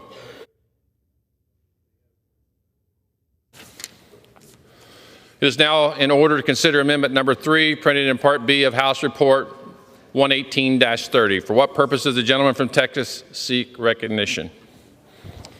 Rise to speak in favor of the amendment. Ask unanimous consent to revise and extend my remarks. The clerk will designate the amendment. Amendment Number 3, printed in Part B of House Report Number 118-30, offered by Mr. Crenshaw of Texas. Pursuant to House Resolution 260, the gentleman from Texas, Mr. Crenshaw, and a member opposed, each will control 5 minutes. The chair recognizes the gentleman from Texas. Thank you, Mr. Chair. I really hope this amendment can be bipartisan. I see no reason why it wouldn't be. It simply provides predictability for states applying for primacy of Class 6 carbon capture wells. It's very straightforward. When a state submits a primacy application to the EPA has 270 days to either approve or deny the application. If the EPA is unable to do so in that generous time window, we give them another 30 days to explain why. And if, for whatever reason, the EPA fails to make a determination after 300 days, then a state can move forward. Importantly, we preserve EPA's ability to deny the application or revoke the approval using emergency measures under the Safe Drinking Water Act. So why is this needed? Because unfortunately, when states submit primacy applications for these wells, it can take years for the EPA to even bother to review the application. And there's a lot more demand for carbon capture projects. They're ramping up around the country, especially in Houston. The need for expanded permitting capacity has greatly increased. EPA should not be the roadblock to projects that are designed to reduce carbon emissions. Let me say that again, reduce carbon emissions. The International Energy Agency said carbon capture is, quote, necessary to meet national, regional, even corporate emission reduction goals. EPA Administrator Michael Regan called carbon capture a priority for the Biden administration. It's a bipartisan issue. States like Texas have already proven they can manage these wells, and giving them primacy will be a game changer for speeding up carbon capture projects. Giving states regulatory certainty is critical to successful carbon capture projects moving forward in their states. That's all this amendment does. There's no reason why this should not be bipartisan. I encourage my colleagues to support it, and I reserve my time. The gentleman reserves. For what purpose does the gentleman from New Jersey seek recognition? Mr. Chairman, I rise to claim time in opposition to the amendment. I recognize the gentleman for 5 minutes. Thank you, Mr. Chairman. The gentleman from Texas' amendment would undermine EPA's critical underground injection control program and endanger the health of communities around the nation, in my opinion. The Underground Injection Control Program, or UIC, regulates injection wells to protect drinking water sources. Under the Safe Drinking Water Act, EPA implements the program but can delegate primary enforcement authority or primacy to a state. To be granted primacy, states must demonstrate to EPA that they, among other things, have regulations in place that meet various minimum requirements. The point of this application and EPA approval process is to ensure there is a federal floor to regulations so drinking water is protected across the country.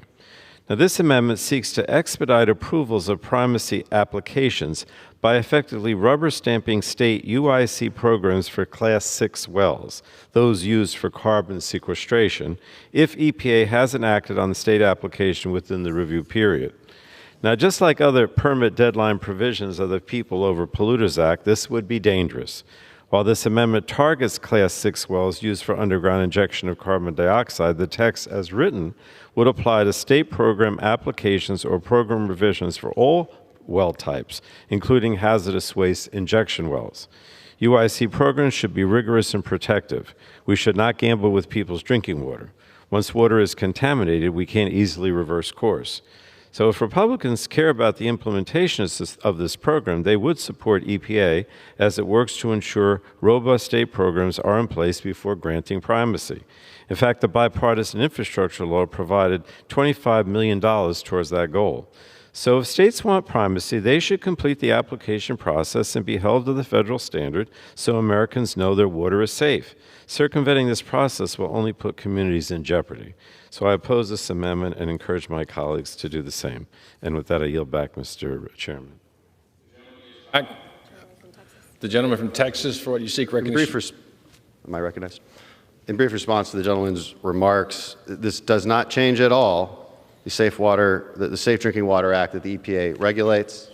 All it says is there's a timeline for that primacy application. It can always be denied within that timeline. And by the way, the entire point of this is to reduce carbon emissions. It should be bipartisan. And with that, I yield to my friend from Texas, Mr. Pfluger. The gentleman from Texas, Mr. Pfluger, is recognized for 2 minutes. Thank you, Mr. Speaker. And I rise in support of my amendment with Congressman Crenshaw. Really, the only thing dangerous about this is not implementing this, is not moving at the speed of relevancy. And that's what we're trying to accomplish here. And I agree with my colleague from Texas, Mr. Crenshaw, that this should be bipartisan. We should be allowing the states to do what they do to reduce those emissions. This amendment's critical to ensure that states can deploy the carbon capture, utilization, and storage technologies. As was mentioned, the Safe Drinking Water Act allows states to apply for primacy enforcement responsibility of underground injection control wells, including Class 6 wells that are used for injection of CO2 into deep subsurface formations for long-term storage. Only 2 states, North Dakota and Wyoming, currently have received a delegation of primary enforcement responsibility over Class 6 wells. And states' historic experience with handling these permits and the familiarity with their own geology translates to faster review times. It does not impact negatively drinking water, and the freedom to craft those programs in a manner that makes sense the most should be relied upon at that local level. Unfortunately, those applications for primacy are often held up with the EPA without any clarity. And as you heard, those 270 days are completely unfortunate to moving at that speed of relevancy. I urge my colleagues to vote for this amendment, to pass this, to let the states do what they can do to help not only drinking water, but the emissions control. And I yield back to Mr. Crenshaw. With my remaining time, again, opposing this amendment would mean that you want more carbon emissions in the air, that you don't want carbon sequestration. I'm pretty sure that's not what you all want. We all want the same thing here. This is a common sense amendment that simply expedites the permitting process, which is well established. Everyone knows it's safe, doesn't change any regulations, doesn't circumvent any EPA regulations or standards for drinking water at all. This is a common sense amendment. If we can't agree on things like this, it just tells me that we're looking for disagreement for the sake of disagreement, and that makes me sad. It really does. With that, I reserve my time. The only time remaining. I yield back to the chair. Thank you. I yield. The gentleman yields back. The question is on the amendment offered by the gentleman from Texas, Mr. Crenshaw. Those in favor say aye. Those opposed say no. In the opinion of the chair, the ayes have it. The amendment is agreed to.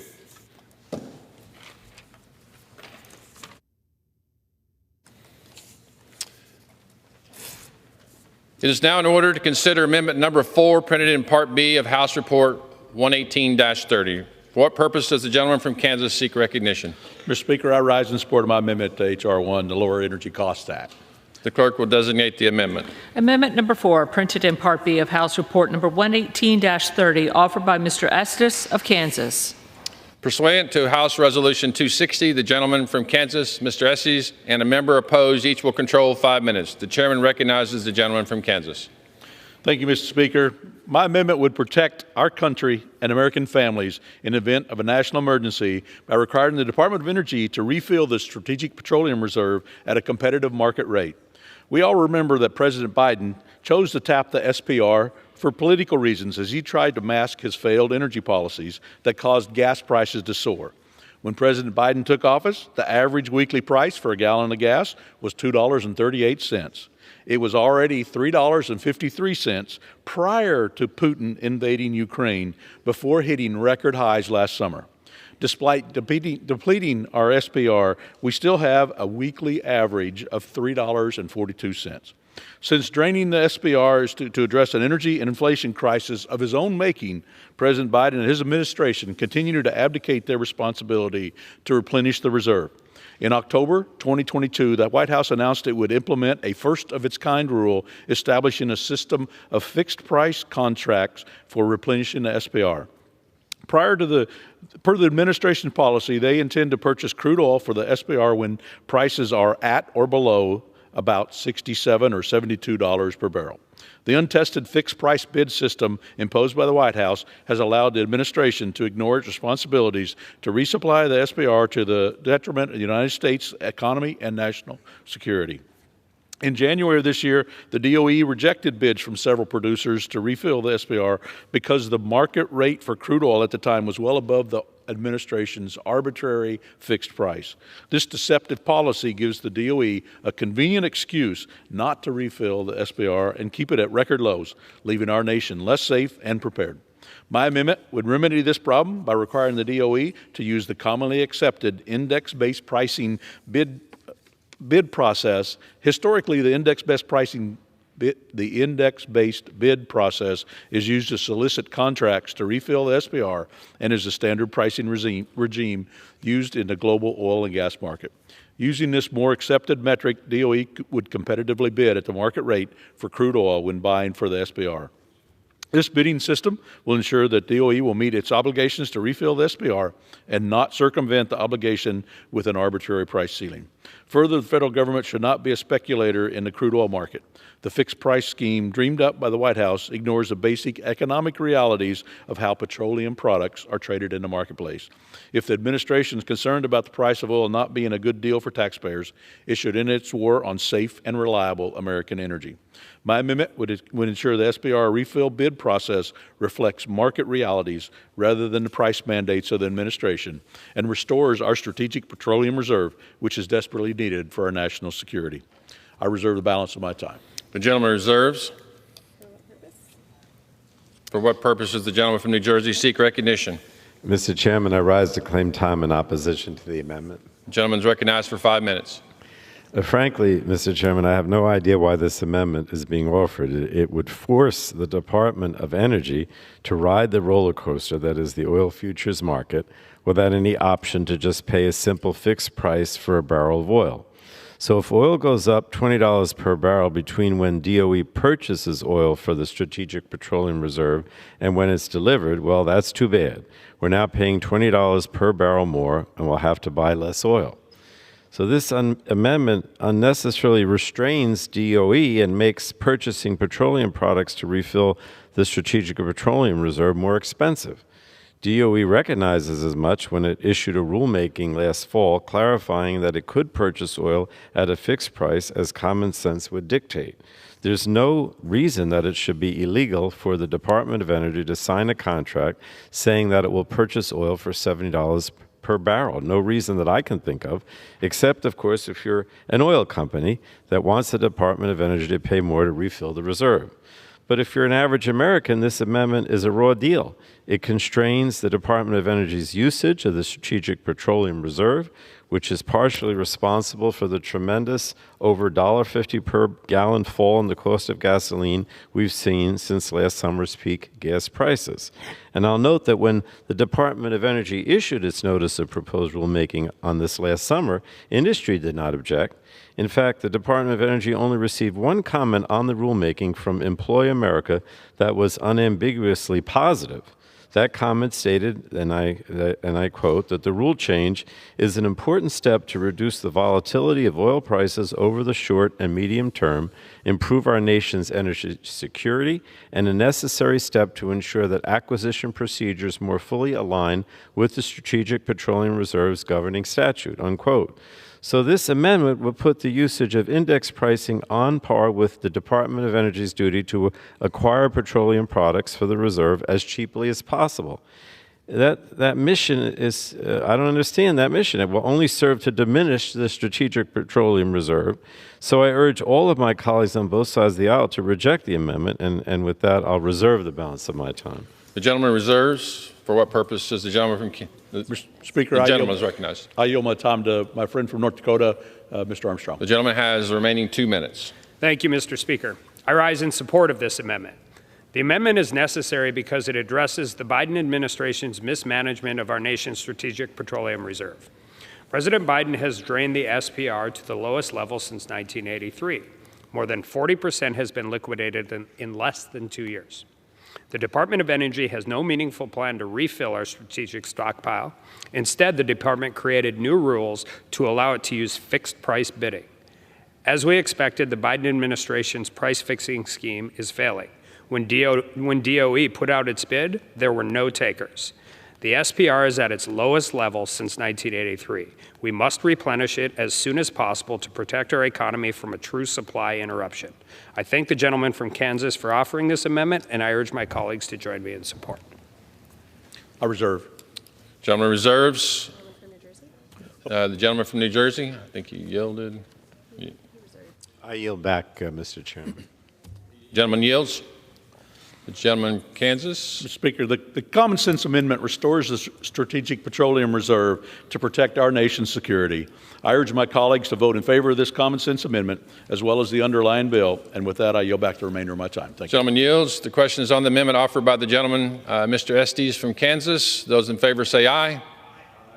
Those say no. The ayes have it. The amendment, it is agreed to.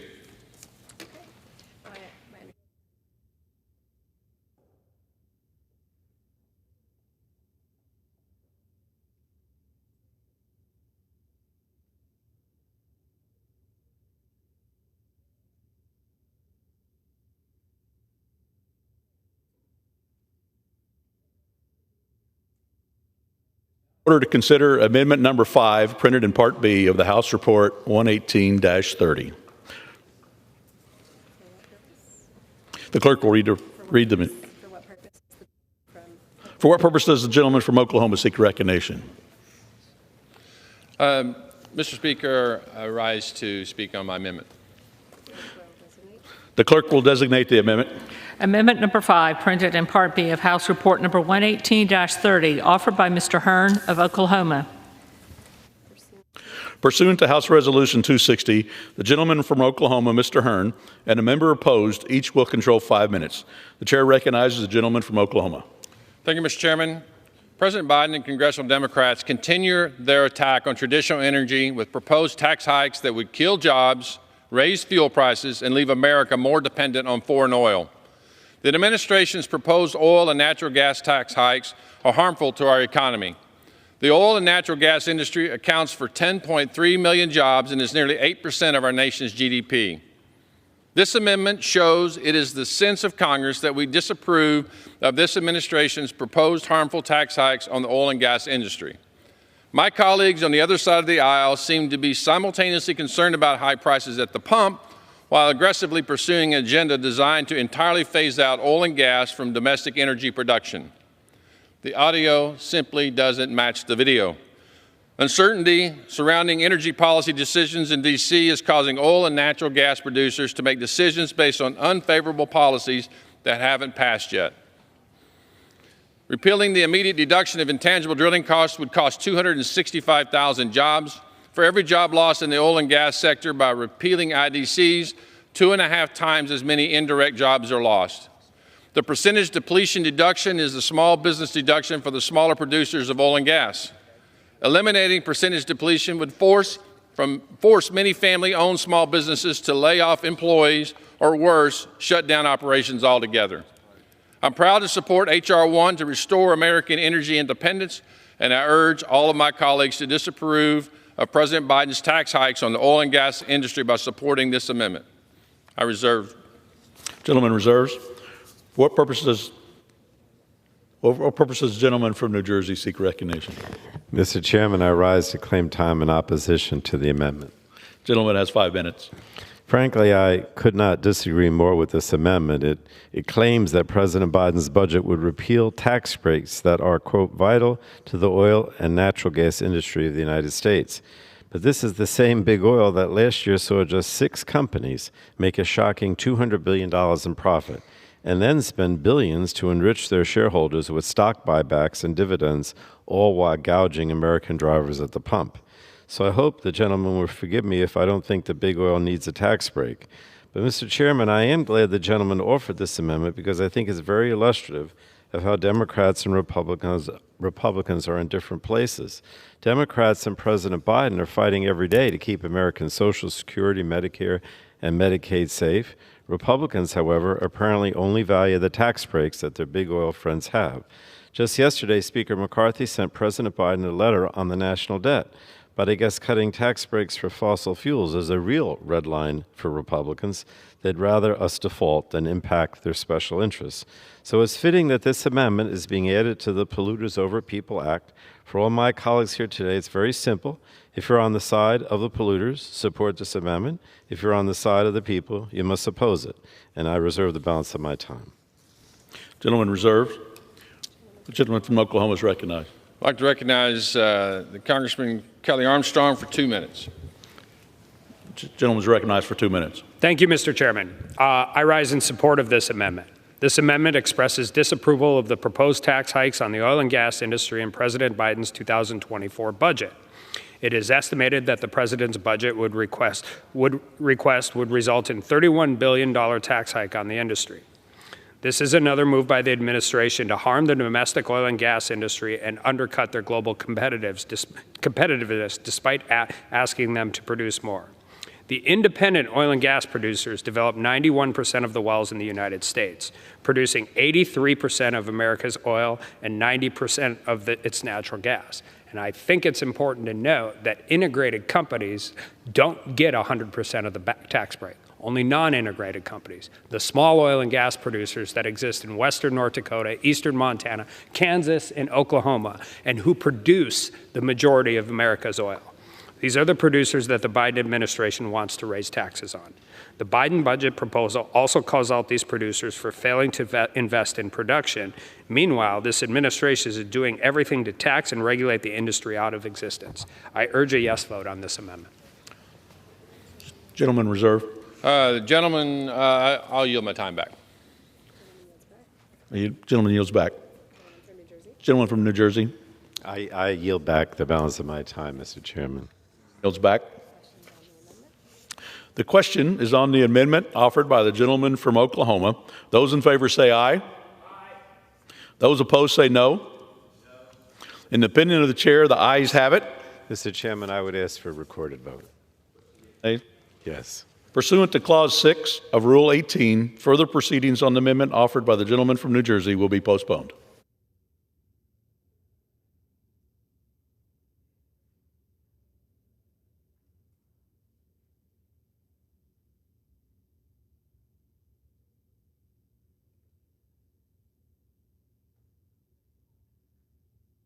It's now in order to consider Amendment Number 6, printed in Part B of the House Report 11830. For what purpose does the gentlewoman from Pennsylvania seek recognition? Mr. Chair, I have an amendment at the desk. The clerk will designate the amendment. Amendment number 6, printed in Part B of House Report number 118-30, offered by Ms. Houlihan of Pennsylvania. Pursuant to House Resolution 260, the gentlewoman from Pennsylvania, Ms. Houlihan, and a member opposed each will control 5 minutes.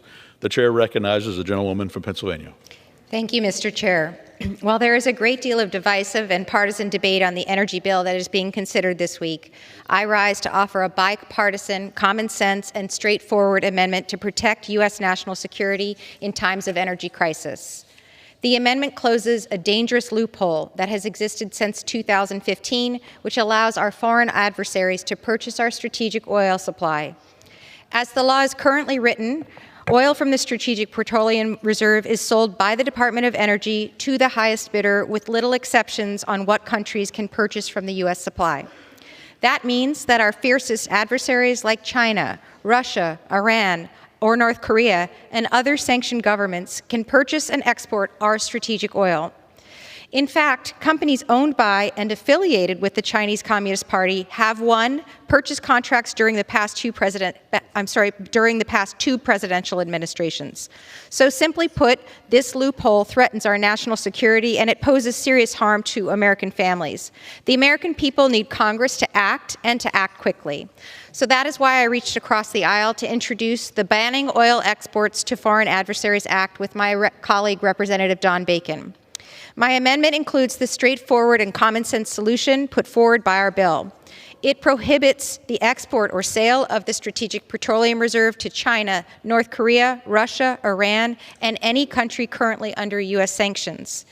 In January, my colleagues and I voted to pass a bill through the House of Representatives that would prohibit the sale of our strategic reserve to China. But that legislation does not go far enough. Do we want North Korea buying American oil? How about Iran or Russia? As a veteran and one of the most bipartisan members of this body, my position remains clear. We must make sure that we put security over party politics. We must ensure that our foreign adversaries are not allowed to profit at the expense of American safety and security. So this amendment, my amendment, reflects the fact that Congress has more work to do on this to close this dangerous loophole, not just for China, but for any adversary that poses a threat to our nation.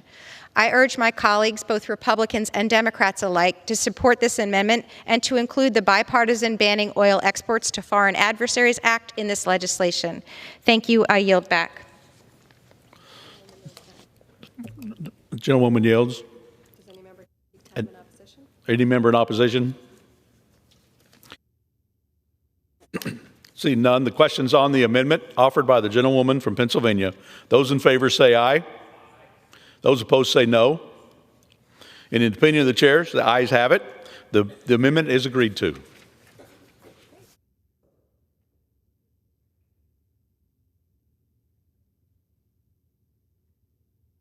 In order to consider amendment number 7, printed in Part B of House Report 118-30.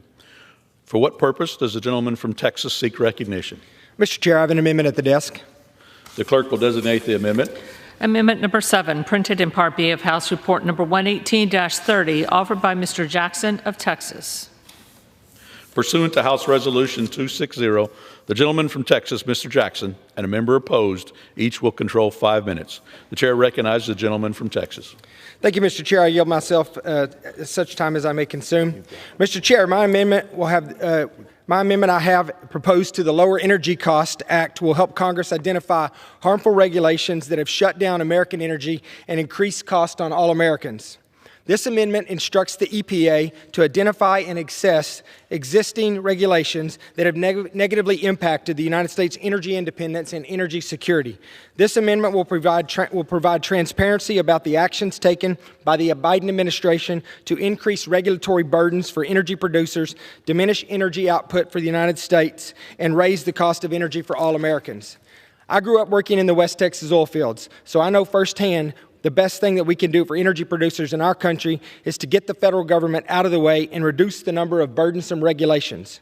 Unfortunately, from day one, President Biden has waged war on American energy and done everything in his power to undo all the incredible work of the Trump administration to make our country energy independent. Since January 2021, the EPA has recklessly issued new rules and regulations with no regard for the adverse effects on Americans and our energy security. They have continued to diminish America's energy independence and take aim at America's interest and citizens without meaningful consultation with industry leaders or a logical plan to move forward. It is time we identify the EPA regulations that have played a direct role in shutting down our energy production and added additional expenses to the already burdensome day-to-day cost of living for Americans. As many of my Republican colleagues have mentioned, H.R. 1 is just the beginning of our work on critical energy solutions that will lift the red tape and expand the production of affordable and reliable energy rather than hamstring our domestic producers. The underlying bill is a strong piece of legislation that will reduce our dangerous dependence on foreign energy sources and get us back on track and putting America first. My amendment strengthens an already good bill and will allow Congress to pinpoint EPA regulations that negatively impact American families, small businesses, the agricultural industry, and our national security. We must show Americans that we will not stand by while the EPA puts the needs of the environmental special interest groups ahead of the needs of the American people. While some may wrongfully speak out against H.R. 1, this is an incredibly strong bill, and it is only the beginning of what the House majority is going to accomplish to unleash American energy. My amendment is a common sense addition to the bill, and it instructs the EPA to conduct an after-action review to make sure we are doing what is in the best interest of our country. I urge every member in this body to support my amendment, and with that, I reserve the remainder of my time. Gentleman reserved. For what purpose does the gentleman from New York rise? Seek recognition. Mr. Chair, I rise to claim time in opposition to the amendment, please. Gentleman has five minutes. Thank you. The gentleman appears to be fixated on undermining key EPA safeguards put in place over the last 15 years under the guise of being too costly. While the history of environmental protection, especially under the Clean Air Act, shows this is simply untrue. The United States can have both clean environment and a strong economy. It is a false choice to assume otherwise. Republicans who claim that ambitious climate action and economic prosperity are at odds are simply ignoring the facts.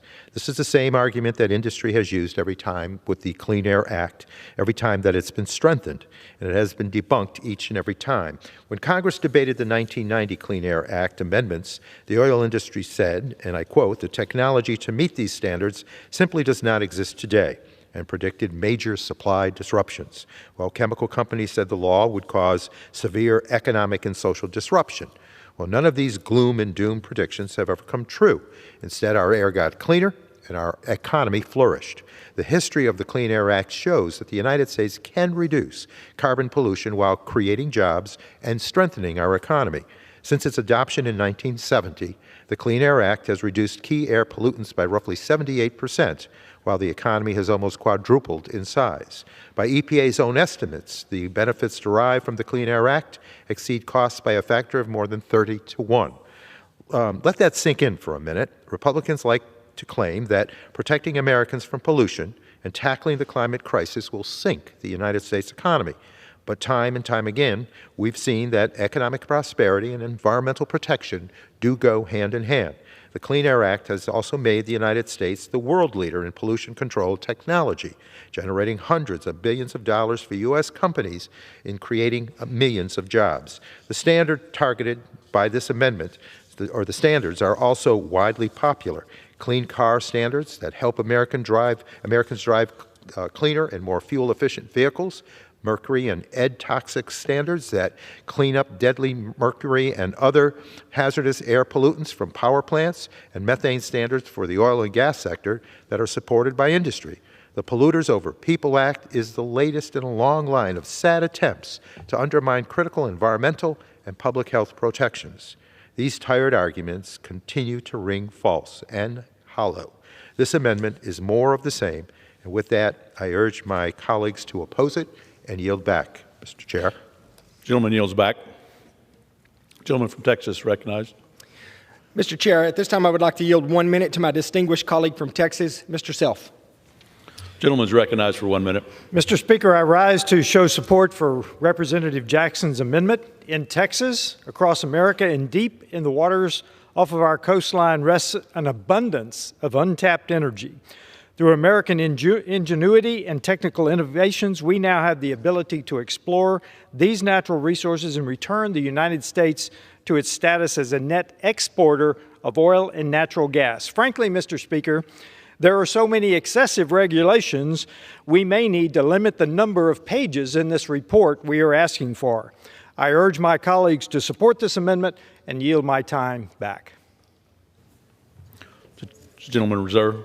Yes, I reserve my time. Thank you. Yields time remaining. General has 0 time remaining. Thank you. Remaining. So. I have how much time remaining? Half. A minute and a half. I'd like to yield my time to my colleague. Thank you, Mr. Chairman. I rise in support of this amendment. This amendment requires the EPA Administrator and the Secretary of Energy to issue a report on harmful regulations that degrade our energy independence and raise costs for consumers. It requires the Biden administration take a hard look at how their own policies are hurting American consumers with high prices and less energy reliability. The Biden administration has imposed harmful energy policies on American consumers since day one, such as canceling the Keystone XL pipeline and imposing a moratorium on oil and gas extraction on federal lands. We need to expand our American energy and our production, and I support this amendment and yield back. All right, only time remaining is the gentleman from Texas. I'd like to appreciate the support of my colleagues on this amendment, and I yield back the remainder of my time. Gentleman yields. The question now is on the amendment offered by the gentleman from Texas. Those in favor say aye. Aye. Those opposed say no. No. In the opinion of the chair, the ayes have it. The gentleman asked for a recorded vote. Pursuant to Clause 6 of Rule 18, further proceedings on the amendment offered by the gentleman from Texas will be postponed.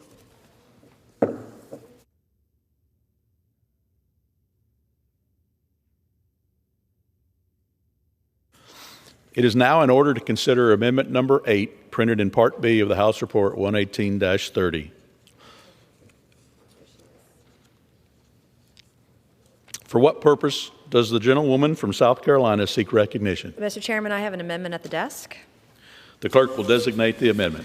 Amendment number 8, printed in Part B of House Report number 118-30, offered by Ms. Mace of South Carolina. Pursuant to House Resolution 260, the gentlewoman from South Carolina, Ms. Mace, and a member opposing, each will control 5 minutes. Chair recognizes the gentlewoman from South Carolina. Thank you, Mr. Chair. First off, I want to thank the leadership of our party and our conference here today for H.R. 1 and for including some baseline text of protecting the coastline of South Carolina.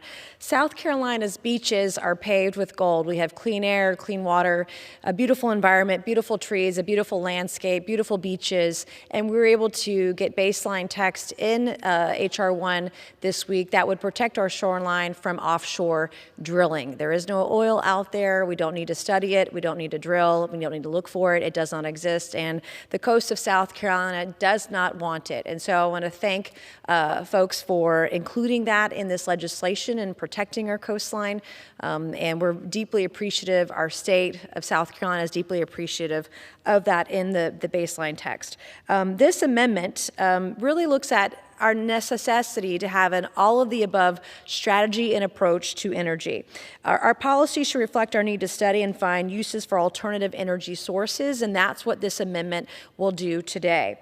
This amendment requires the Secretary of Energy to report annually on ongoing assessments of alternative and renewable energy sources.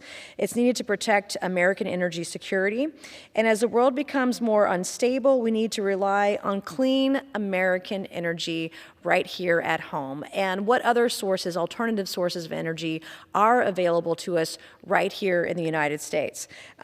We need to ensure that we take steps to preserve the environment as well, and why we need offshore, why we would need an offshore drilling ban, but also looking at alternative sources to energy. And so our overall goal here is to strengthen our supply chains and to advance American energy security with this amendment. And with that, I'd like to reserve my time. Reserves? For what purpose does the gentleman from New York Mr. Chair, I choose now to speak in opposition to the amendment. Gentleman's recognized. So I'll yield back. Yield back. Gentleman yields back. All right. The gentlewoman from South Carolina is recognized.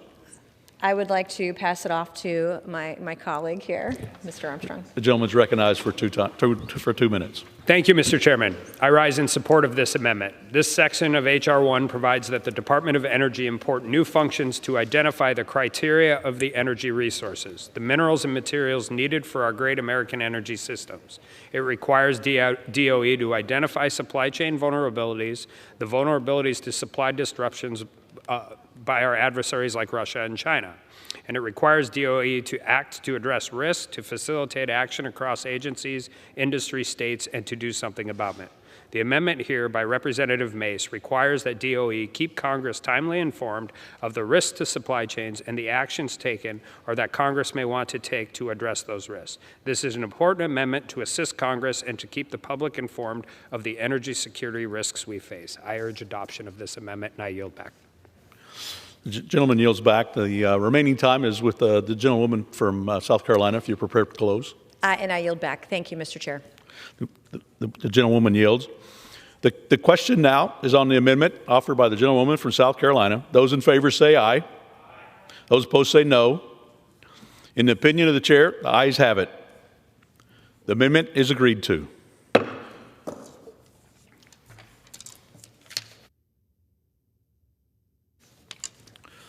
Is now in order to consider Amendment Number 9, printed in Part B of the House Report 118-30. For what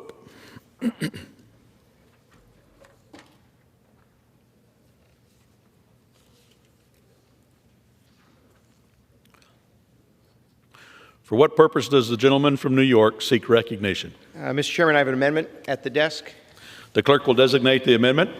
Amendment number 9, printed in Part B of House Report number 118-30, offered by Mr. Molinaro of New York.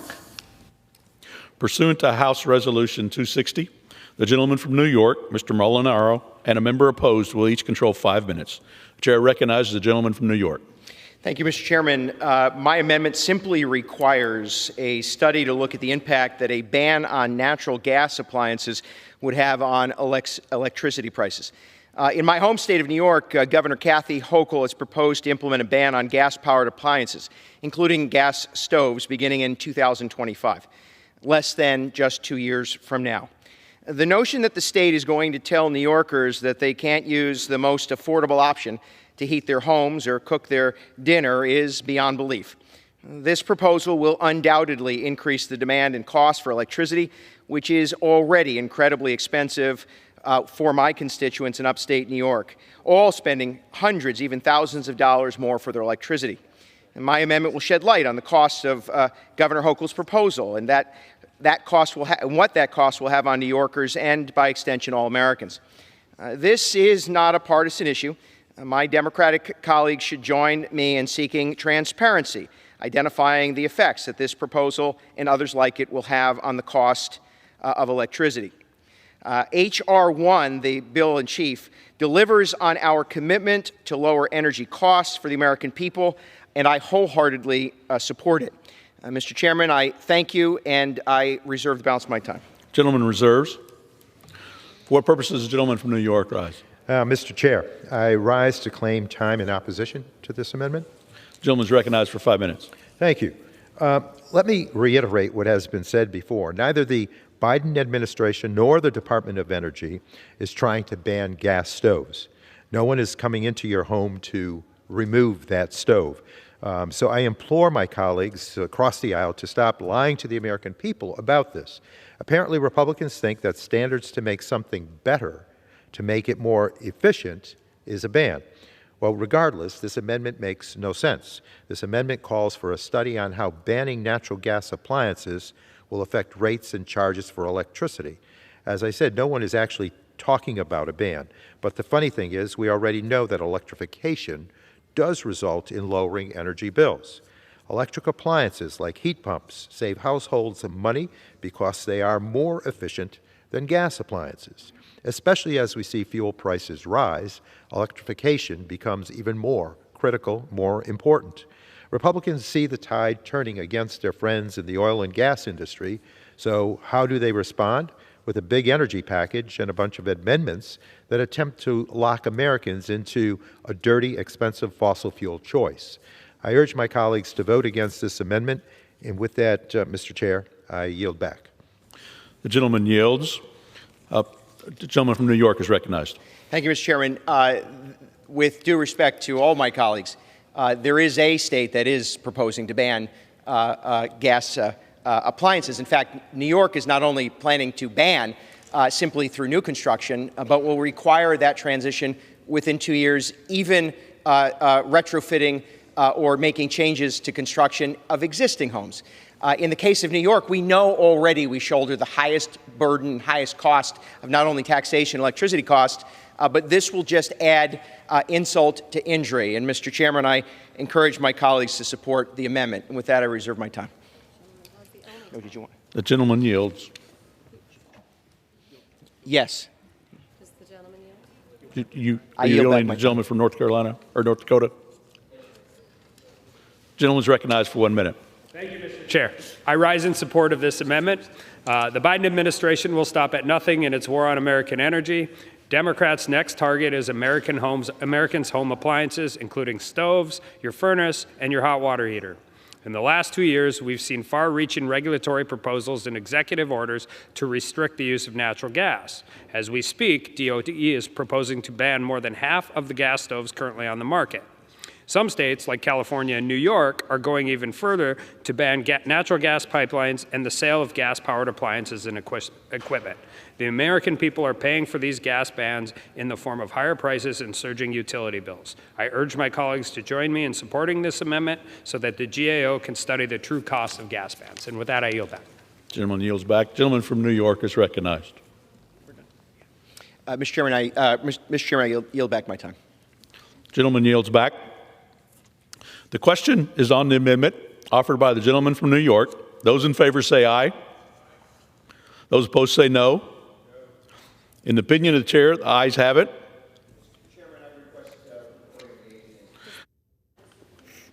The gentleman's asking for a recorded vote? Yes, sir. The yeas and nays have been requested pursuant to Clause 6 of Rule 18. Further proceedings on the amendments offered by the gentleman from New York will be postponed.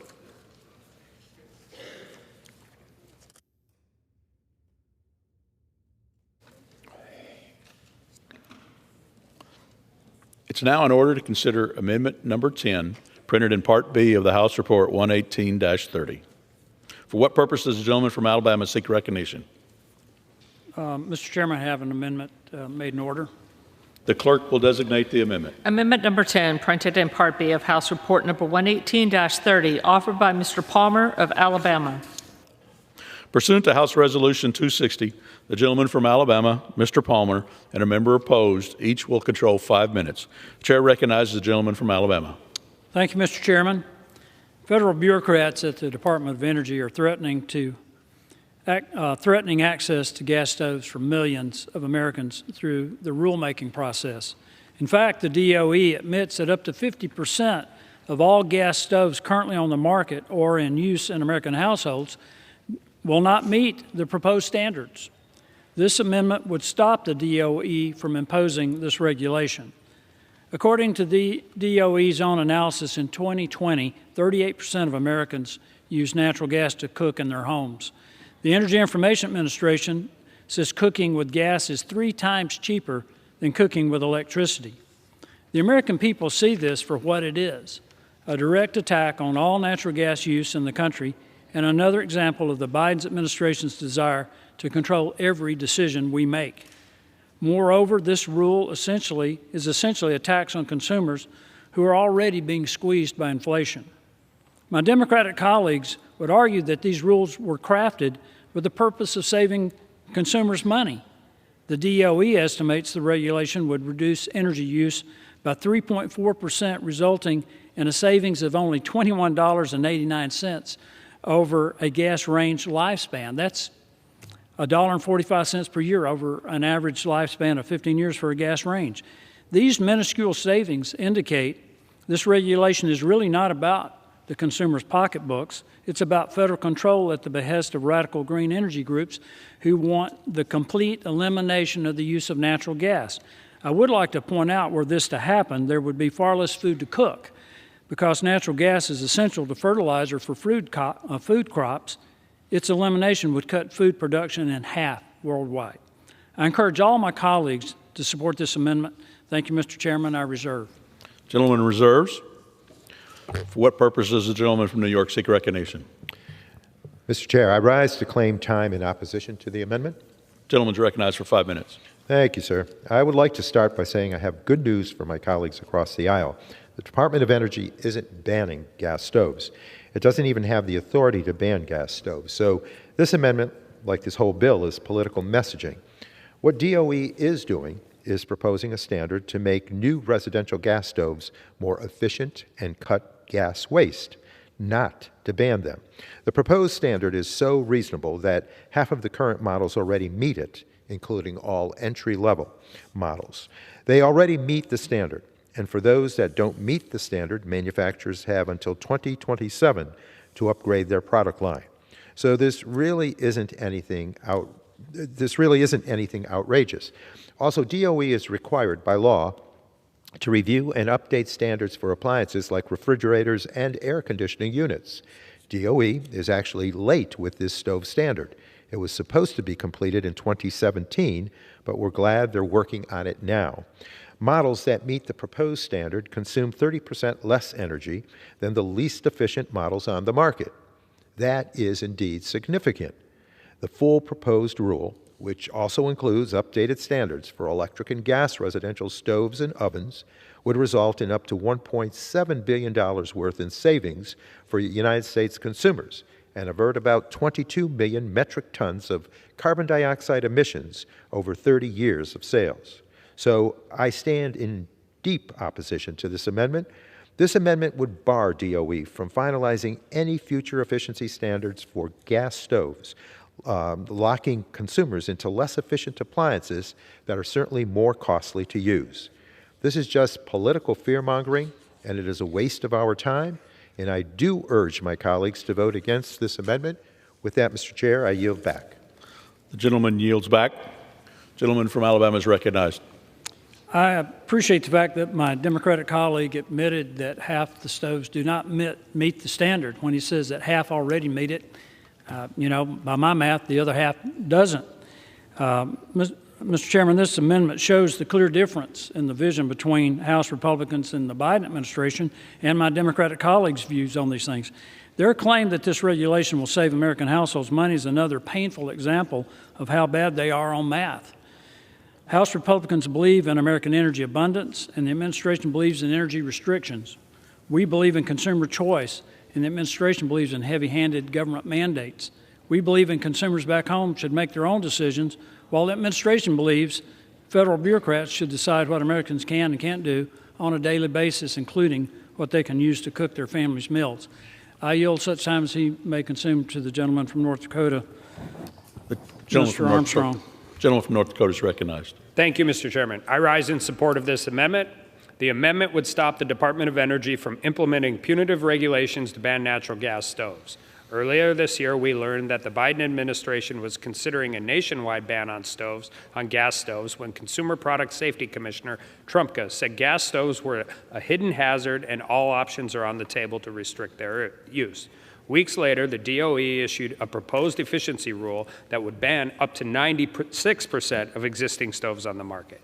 DOE's punitive regulations to ban gas stoves is a massive expansion of their statutory authority. DOE should be focused on expanding energy options rather than banning them. DOE's regulatory assault will force the American people to change out their reliable gas stoves for more expensive and less reliable electric appliances. This amendment would stop DOE from banning those gas stoves, and I urge my colleagues to join me in support. Gentleman yields. The gentleman from Alabama is recognized. I encourage all my colleagues to support this amendment. Thank you, Mr. Chairman. I yield back. Gentleman yields back. The question is on the amendment offered by the gentleman from Alabama. Those in favor say aye. Those opposed say no. In the opinion of the chair, the ayes have it. The recorded vote. Pursuant to Clause 6 of Rule 18, further proceedings on this amendment offered by the gentleman from Alabama will be postponed.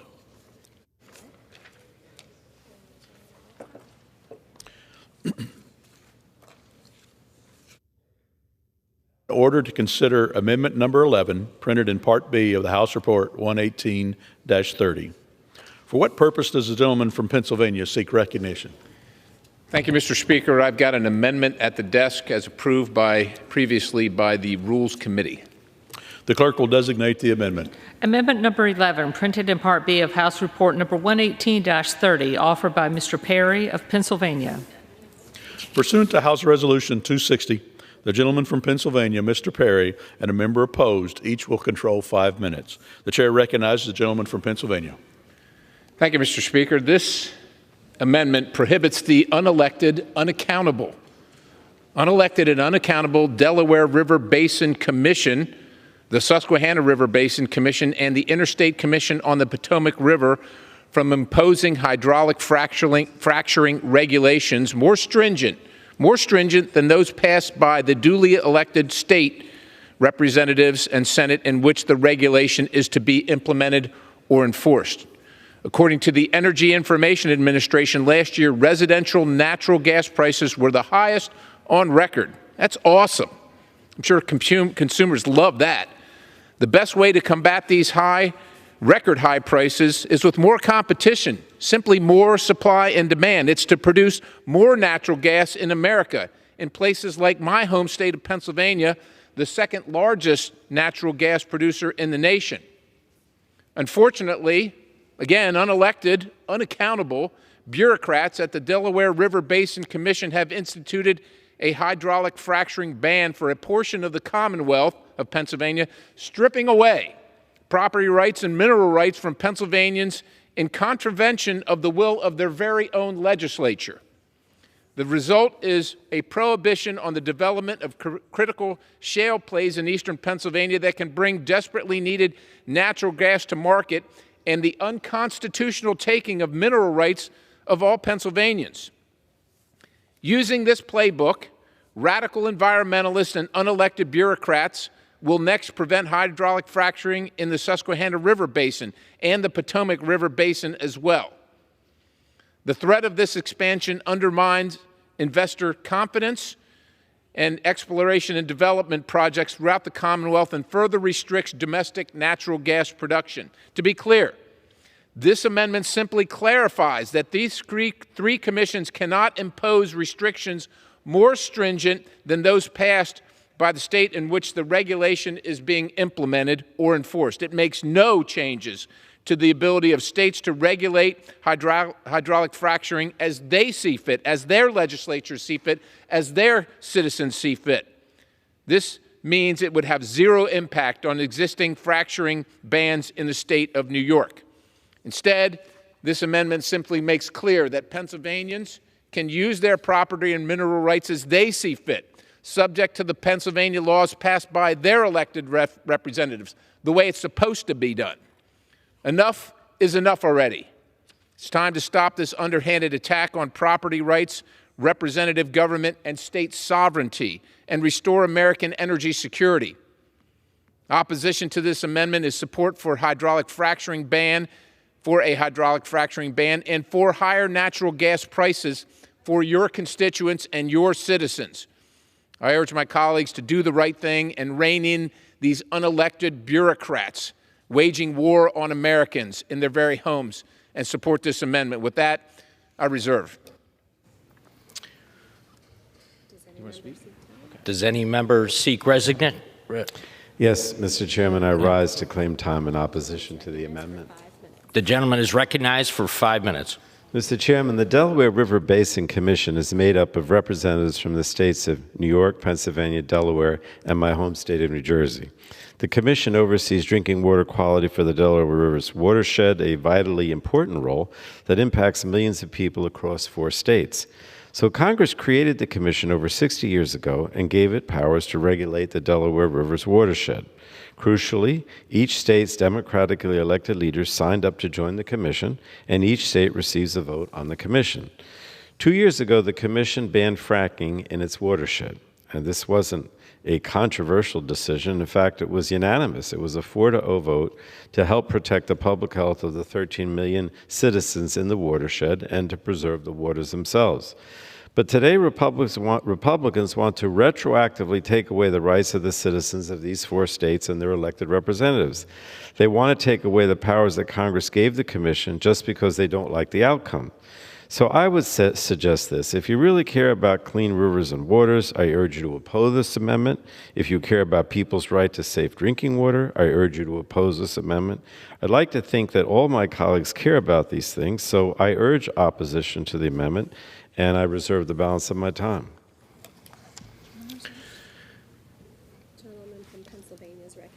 Gentleman from Pennsylvania is recognized. I recognize that I yield such time as he must and may consume to the gentleman from North Dakota. Gentleman is recognized. Thank you, Mr. Chairman. I rise in support of this amendment. Mr. Perry's amendment makes very clear that the state have primacy for the regulation of hydraulic fracturing for oil and natural gas production on state and private lands. We cannot allow unelected bureaucrats or independent commissions to prohibit oil and gas production activities that are safe and permitted under state law.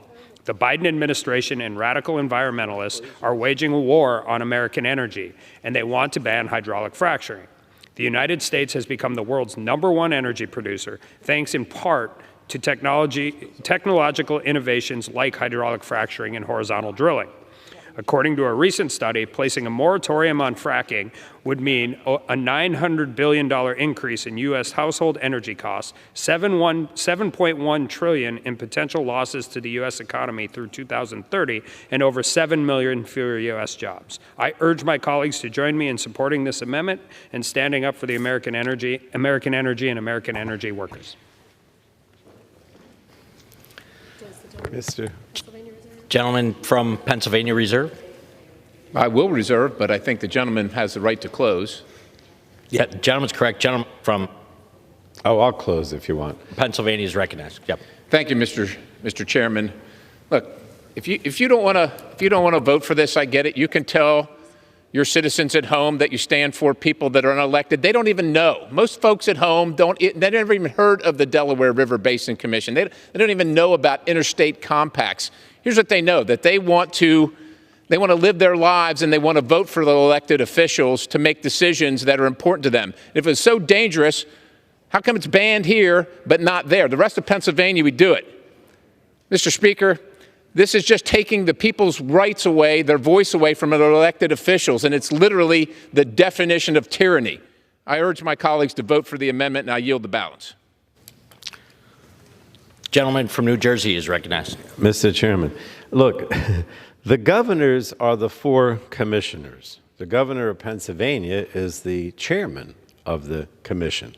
They may delegate to someone, to actually go to the meetings, but they're making these decisions. And I don't understand how, my colleagues on the other side of the aisle think that we should take away the rights of the governors who are on these commissions to make the decision. It was a 4-0 decision. If they decide that they want something different in the Delaware watershed than in their individual states, I mean, that's their prerogative. But they made this decision. They voted 4-0. So, again, I don't see the point, and I think it's, really egregious for us to take away the powers of the governors, and they're as elected, by the people of the 4 states to make this decision about fracking within their watershed. So with that, I yield back and urge opposition to the amendment. Question is on the amendment offered by the gentleman from Pennsylvania. Those in favor say aye. Those opposed say no. In the opinion of the chair, the ayes have it. For what purpose does the gentleman from New York rise? Take a recorded vote.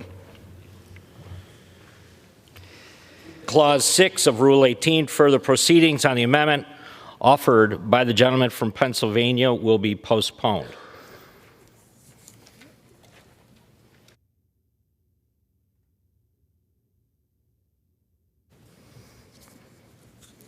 It is now in order to consider amendment number 12, printed in Part B of House Report 118-30.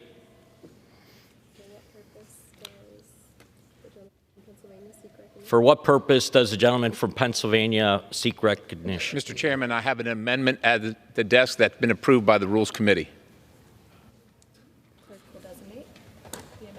The clerk will designate the amendment.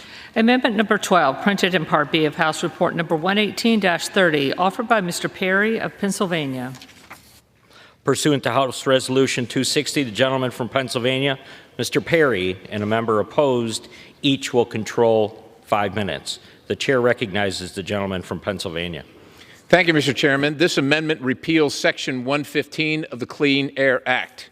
This vital amendment protects the autonomy of the states over their own energy sectors by ensuring that unelected, unaccountable EPA bureaucrats cannot seize control over these vital industries under the guise of emissions reductions.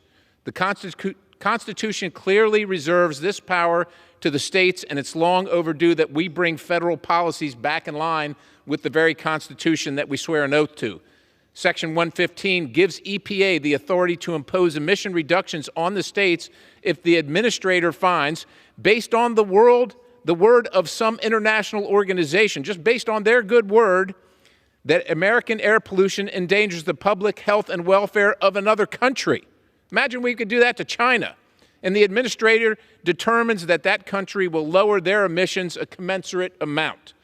Put a different way, Section 115 allows the EPA to rely on the credibility of the same international elites who misled us about COVID to force our constituents to change every aspect of their lives because some European nation thought it would be great to do the same thing. And now we would have to do the same thing. This is no longer a hypothetical. Since President Biden re-entered the Paris Climate Agreement, it can be argued that these conditions have been met and EPA can immediately impose devastating requirements, as it was argued when the Obama administration first entered the agreement. Subjecting such an important sector of our economy to the whims of foreign bureaucrats is downright reckless and hands U.S. sovereignty over to a foreign ideologue. Not even foreign governments, just foreign bureaucrats. Removing the broadly written language in Section 115 is the only way to prevent the delegation of nearly unlimited power over state energy sectors to the EPA bureaucrats and removes the ability of international organizations to meddle in our energy sector. It is vital that we prevent this federal power grab before it imposes devastating economic consequences by empowering the states to meet the needs and interests of their own citizens. Language to prevent the use of Section 115 of the Clean Air Act has passed the House three times under Republican majorities, twice in the 115th Congress and once in the 114th. To those who view this amendment as premature because the administration has not yet acted under Section 115, the impact was never questioned in the past. I mean, how many times do we have to wake up and say, well, I didn't think they'd do it. I didn't think they would actually defund the police. I didn't think they'd have the IRS show up at the guy's house when he was testifying in Congress. Heaven forbid, I didn't believe they would actually try and ban my gas stove. I thought they were just, kidding around. They didn't really mean it. They do mean it. We know the administration is going to do so because the radical environmental groups that control their agenda have come out and said it. Here's a couple examples. The League of Conservation Voters. While there has been limited use of Section 115, numerous scholars have advocated for its use as a pathway to reduce greenhouse gas emissions, particularly since the Paris Agreement. That's a quote. How about Foreign Policy for America? This amendment would undermine EPA's authority for its potential future application to greenhouse gases. Yeah, we want to undermine their authority and make the authority of the states preeminent. The authority of citizens should be preeminent. Preemptively removing this authority from the administration before they can act is vital to U.S. sovereignty and our economic well-being. I urge support for this amendment, and I reserve the balance. Gentleman reserves. For what purpose does the gentleman from New Jersey rise? Mr. Chairman, I rise to claim time in opposition to the Perry amendment. Gentleman is recognized. A common refrain, Mr. Chairman, that I hear from Republicans is that unilateral action by the United States to reduce greenhouse gases would harm our economy and wouldn't move the needle on reducing global emissions. And the core of this argument is that if we're going to address climate change, we need a coordinated international response. Of course, this argument completely falls apart when you take a look at the actions of the House Republicans. Many cheered as the previous administration removed the United States from the Paris Agreement. Exiting the largest international agreement to combat global climate change not only weakened our diplomatic standing abroad, but it made it abundantly clear that Republicans don't care about addressing climate change. Now, thankfully, President Biden rejoined the Paris Agreement, putting that embarrassing chapter behind us. But it appears that House Republicans want to go back to burying their heads in the sand when it comes to combating climate change, as made clear by this amendment. This amendment would repeal Section 115 of the Clean Air Act, which provides EPA with a tool to address air pollution while promoting international cooperation to combat climate change.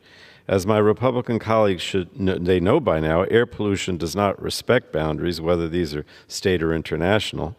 And Section 115 provides the EPA administrator the authority to set limits on an air pollutant that is harming public health and welfare in another country, as long as the other country grants reciprocal rights to the United States.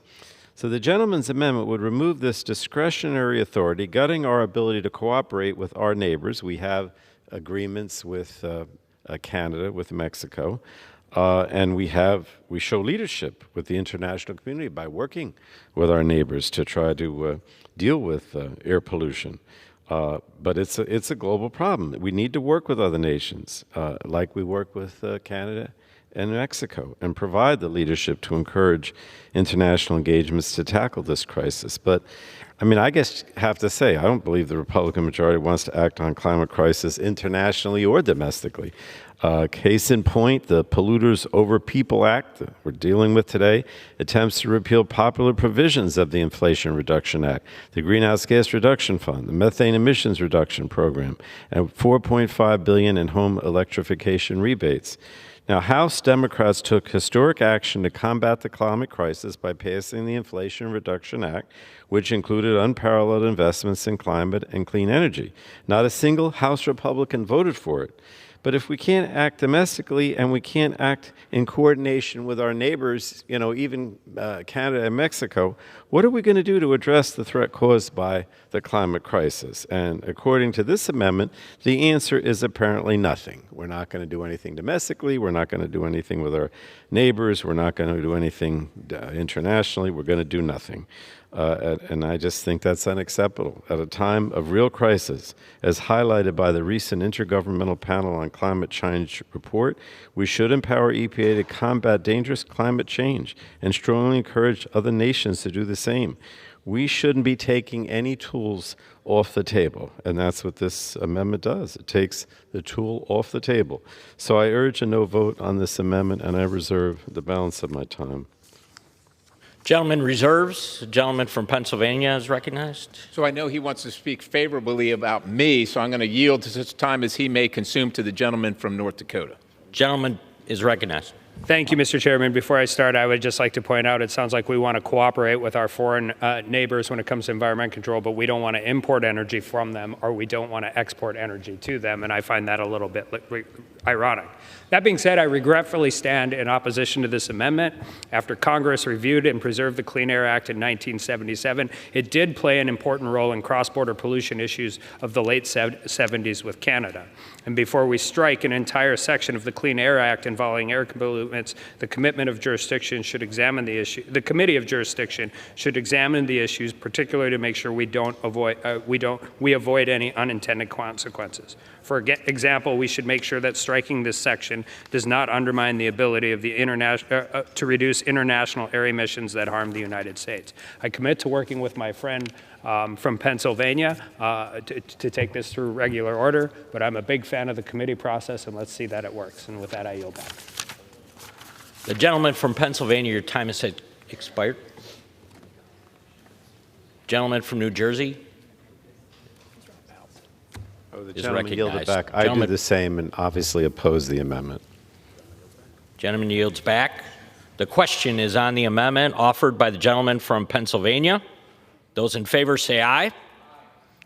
Those opposed say no. In the opinion of the chair, the ayes have it. The amendment is agreed to. Gentleman from North Dakota seeks recognition. Mr. Chair, I request a recorded vote. And a recorded vote. Pursuant to Clause 6, Rule 18, further proceedings on the amendment offered by the gentleman from Pennsylvania will be postponed. Okay. It is now in order to consider amendment number 13, printed in Part B of the House Report 118-30. For what purposes does the gentleman from Texas seek recognition? Mr. Speaker, I have an amendment at the desk. The clerk will designate the amendment. Amendment number 13, printed in Part B of House Report number 118-30, offered by Mr. Roy of Texas. Pursuant to House Resolution 260, the gentleman from Texas, Mr. Roy, and a member opposed each will control 5 minutes. The chair recognizes the gentleman from Texas. I thank the Speaker. The amendment that I'm offering here directs the Federal Energy Regulatory Commission, FERC as we refer to it, to withdraw 2 policy statements that massively expand the role of climate hysteria in certification of natural gas infrastructure, like pipelines and LNG export terminals. In February of 2022, FERC released 2 radical policy statements that massively increase the role that the emissions play in its certification of natural gas pipelines and the LNG export terminals, which are so critical to our ability to affect world consumption of gas so that we can drive down CO2 and expand our role in the world and expand American energy interests. This included requiring FERC to consider the up and downstream impact on emissions that building a new natural gas pipeline would have. Even Senator Manchin said, quote, "The commission went too far by prioritizing a political agenda over their main mission, ensuring our nation's energy reliability and security." This move by FERC, I want everybody to hear this. This move by FERC came 1 week before Russia invaded Ukraine. This administration is perfectly fine empowering our enemies to appease the climate activists, the climate cult. We saw it with Nord Stream 2. We see it right here. We refuse to expand American energy right when we could be sticking it to Putin. And instead, we have everybody over here clamoring about what we need to do in Ukraine instead of having gotten in front of that by exporting American energy, by making sure that we control the world's supplies of energy by putting out clean-burning American natural gas. Just 1 week after FERC made this move, Russia invaded Ukraine, massively disrupting European natural gas supplies. When the Western world was begging for U.S. LNG, this administration was giving them the middle finger to appease the climate cult. Meanwhile, our enemies, China, Iran, Russia, Venezuela, are massively pumping out emissions. China has 1,100 coal-fired plants. They're adding 2 a week. We're not adding squat to our natural gas or coal production capacity. Texas is about to be 50% wind and solar. Texas is about to be 50% wind and solar because we refuse to actually produce the coal and the gas necessary to have power on a cloudy, windless day. China accounts for 30% of global emissions and increasing. The Russian natural gas exports to Europe releases 41% more emissions than U.S. LNG. Bottom line, this administration's war on U.S. energy will not do a thing to help the environment, but will hurt freedom and prosperity here and abroad. We should accept this amendment. This amendment should be agreed to across the spectrum because it is good for American oil and gas, it is good for the world, and it will actually help drive down CO2 while making our country stronger and helping us push back on Russia in the process, and I would reserve. Gentleman reserves. For what purposes does the gentleman from New Jersey rise? I rise to claim time in opposition to the gentleman's amendment. Gentleman is recognized. Thank you, Mr. Chairman. I frankly don't understand the purpose of this amendment. Last spring, FERC issued an updated policy statement and interim guidance detailing how the Commission should treat new applications for natural gas pipelines and account for greenhouse gas emissions. Now, the Commission, a month later, clarified that both documents were drafts and that it would seek further input and comments on the drafts. That's it. These documents are not final rules or orders from the Commission. They're not law. They're a draft. Draft documents that the Commission has put out to solicit industry and stakeholder feedbacks. And that's the way we want the government to work, for it to be responsive. And withdrawing these documents from draft status, which is what I think the gentleman's amendment would do, would have no impact on any policy, and instead I think would just create further confusion and possibly release FERC from the duty to consider industry's comments on the draft. Now, it may be that the real reason that the Republicans offered this amendment is that they don't think that FERC should consider greenhouse gas emissions. They don't think that these emissions should matter when FERC makes a decision about whether or not to authorize a new natural gas pipeline. But they're not. This doesn't change the law. The law currently requires FERC to consider the greenhouse gas impacts of the certificate it grants. Multiple federal court rulings have held that the agency must think about these issues based on the statute.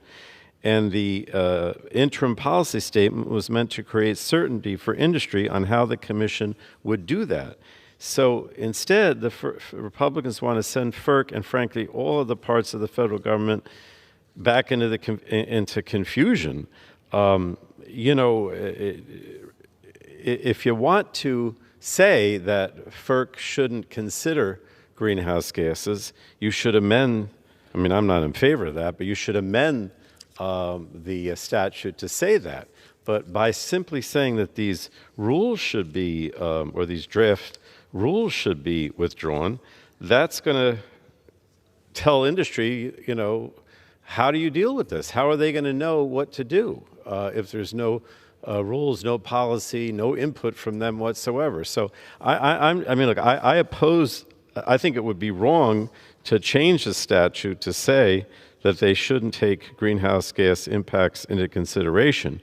But that's not what this amendment does. This amendment says, you know, just get rid of these drafts, and then industry would have no input into any of this. I don't think industry would support that. I reserve the balance of my time.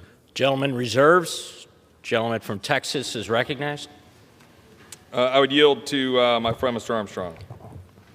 Thank you, Mr. Chairman. I agree with the previous speaker. I think this draft amendment was designed to have certainty. I think it was designed to have certainty in that no new pipelines would get put into the ground. By mitigating both upstream and downstream carbon, if anybody who understands the way a pipeline, the economics of a pipeline work, not only are you delaying this process even further, which is what H.R. 1 is trying to constrict, but you will make it nearly impossible nor economically viable to get pipe in the ground. The Federal Energy Regulatory Commission is an energy economic regulator, not a climate regulator. This is a good amendment. It will take draft language that had no business being introduced to begin with and remove it. And with that, I yield back. I would reserve. Gentleman from Texas reserves. Gentleman from New Jersey. Has the other side finished? Texas does have time remaining. Okay. Well, I just concur with Gentleman the from comment. Texas is recognized. I would just agree with my friend, Mr. Armstrong.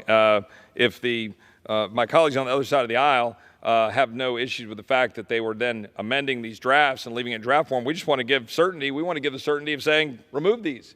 They were clearly a bad idea. It's exactly what Senator Manchin was saying. Let's not go down this road. This is the problem with FERC. FERC is becoming a radical organization that is inserting itself in places where it does not belong. And when the executive branch oversteps its bounds, it is incumbent upon Congress in Article 1 to do something about it. So we're simply saying, pull these off, admit that this was a foolish direction to go, and let's ensure that we're sending a strong signal that we're pro-pipeline, pro-moving American LNG, and making sure that we're exporting energy to the world that's actually clean burning and will help our economy, help push back on Putin, not make us reliable on China, and make us a heck of a lot stronger. I'd yield back. Gentleman yields back. Gentleman from New Jersey is recognized. Mr. Chairman, again, FERC is not radical. There's a statute that says that FERC has to consider greenhouse gas emissions. They put out a policy statement as about how they're going to do that and asked for the industry to look at it and give their input. All this amendment does is to say, well, put that aside, and then how does the FERC, what do they just issue another draft saying there's another way to look at it? I just think this is very confusing. I do think FERC should take into consideration greenhouse gas emissions. They're required to by the law. Unless the gentleman is going to change that, it makes no sense to say that they can't get industry input about how they do that. But again, I would urge opposition to the amendment, and I yield back. Gentleman yields back. Gentleman from Texas, recognized? The gentleman close. The question is the amendment offered by the gentleman from Texas. Those in favor say aye. Aye. Those opposed say no. In the opinion of the chair, the ayes have it. The amendment is agreed to.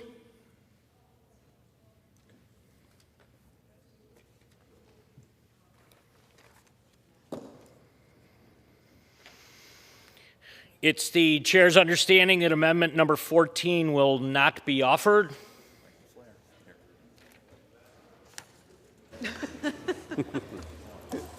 Wasn't asking, right?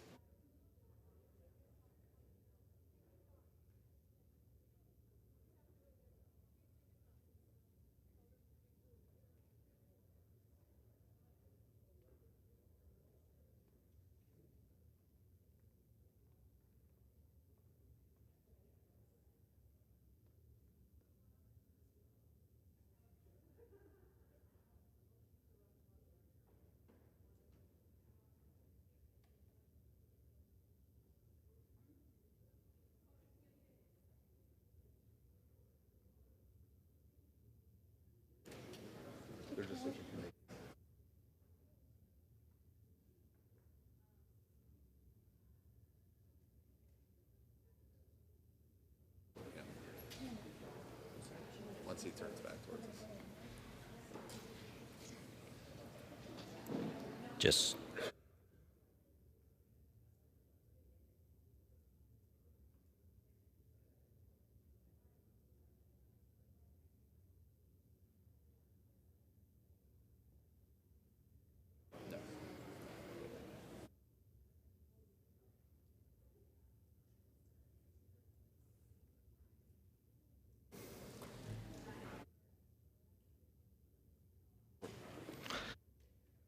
order to consider amendment number 15, printed in Part B of House Report 118-30. For what purposes does the gentleman from Kentucky seek recognition? I have an amendment at the desk. The clerk will designate the amendment. Amendment number 15, printed in Part B of House Report number 118-30, offered by Mr. Barr of Kentucky. Pursuant to House Resolution 260, the gentleman from Kentucky, Mr. Barr, and a member opposed, each will control 5 minutes. The chair recognizes the gentleman from Kentucky.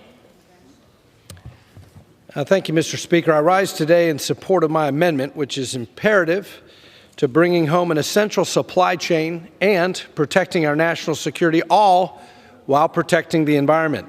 Rare earth elements and critical minerals are essential components in the daily lives of Americans, as well as in national security technology, from home computers, televisions, and vehicles to major weapon systems, including lasers, guided missile systems, jet engines, and alloys for armored vehicles. Currently, China controls the bulk of the global supply of these critical minerals and rare earths that support America's economy and defense industrial base. The demand for these minerals will steadily increase as the global economy adopts new technologies, placing the United States and its allies at a growing disadvantage unless steps are taken to shift production and sourcing away from Chinese Communist Party-controlled entities. The risk of supply disruptions is amplified by U.S. dependence on unreliable foreign sources and red tape that disincentivizes domestic sourcing. It's estimated that 80% of rare earth minerals in the United States come from China. For too long, bureaucratic red tape and uncertainty in the permitting process forced critical mineral and rare earth operations overseas. This amendment works to jumpstart American critical mineral, rare earth element, and carbon production to make our supply chains more resilient while creating opportunities for coal and coal byproducts to be used in new, clean, and innovative ways. According to the Bureau of Land Management estimates, there are nearly 5,200 coal-related abandoned mine sites that have yet to be fully reclaimed. Through this amendment, we are creating an avenue for rare earths to be extracted from coal waste at these abandoned mine sites. This would not only help the United States with this critical supply chain need, but also address our nation's environmental and reclamation needs. Specifically, this amendment would include projects related to extraction, recovery, or processing of critical minerals, rare earth elements, or carbon from coal, coal waste, coal processing waste, or pre- or post-combustion coal byproducts, or acid mine drainage from coal mines as covered projects eligible for FAST-41 permitting for the purposes of securing the economic and national security of the United States.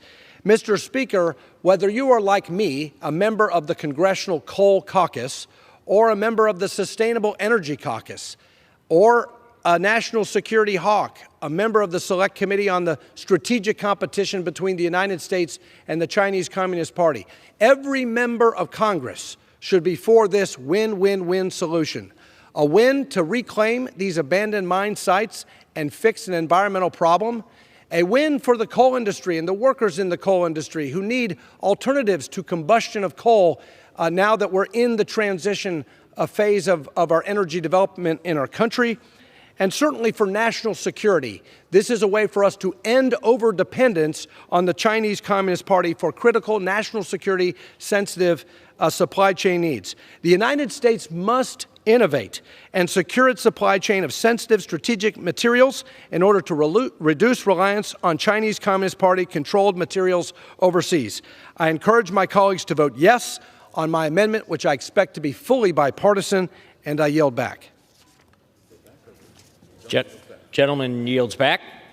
For what reason does the gentleman from Arizona seek recognition? Thank you, Mr. Chairman. I rise to claim the time in opposition to this amendment. Gentleman is recognized. Thank you. House Democrats filed amendments to H.R. 1 that would help mitigate some of the outright damage to our climate, our communities, and our economic future that is in the bill. Unfortunately, only 7 out of 95 were made in order to get an open debate and an up and down vote. Some Republicans have also filed amendments that I support, But I'm afraid that at the end of the day, there is ultimately no path forward for making H.R. 1 any semblance of a legislative proposal that the American people, not polluters, deserve. The Polluters Over People Act will actively and aggressively take us backwards regarding emissions and in our transition to clean energy. It guts our bedrock environmental laws and takes communities out of the permitting process entirely, the public's right to know. And some of the Republican amendments add to that mess.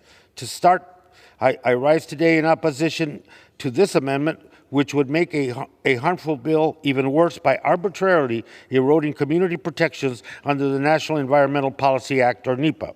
This amendment greatly expands the limited environmental review standards of the 2015 FAST Act to a series of coal waste extraction activities that can cause significant environmental damage and warrant strong environmental review standards.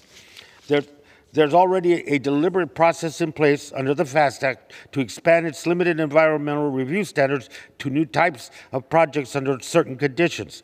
This amendment is a legislative end run around that deliberate process that inappropriately curtails public input, environmental review, and judicial review under NEPA.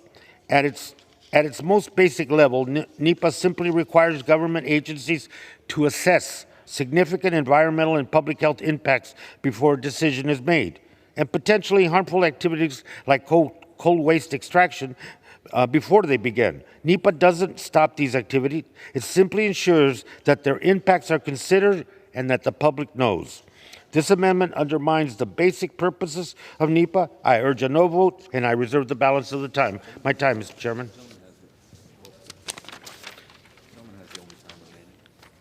Gentleman has the only time remaining right now. Gentleman reserves. Yes. I would, Mr. Chairman, thank you. Yield back balance of our time. Gentleman yields back. The gentleman from Kansas is recognized. No. The question is on we're out of time. The question is on. Question is on the amendment offered by the gentleman from Kentucky. Those in favor say aye. Those opposed say no. In the opinion of the chair, the ayes have it. The amendment is agreed to.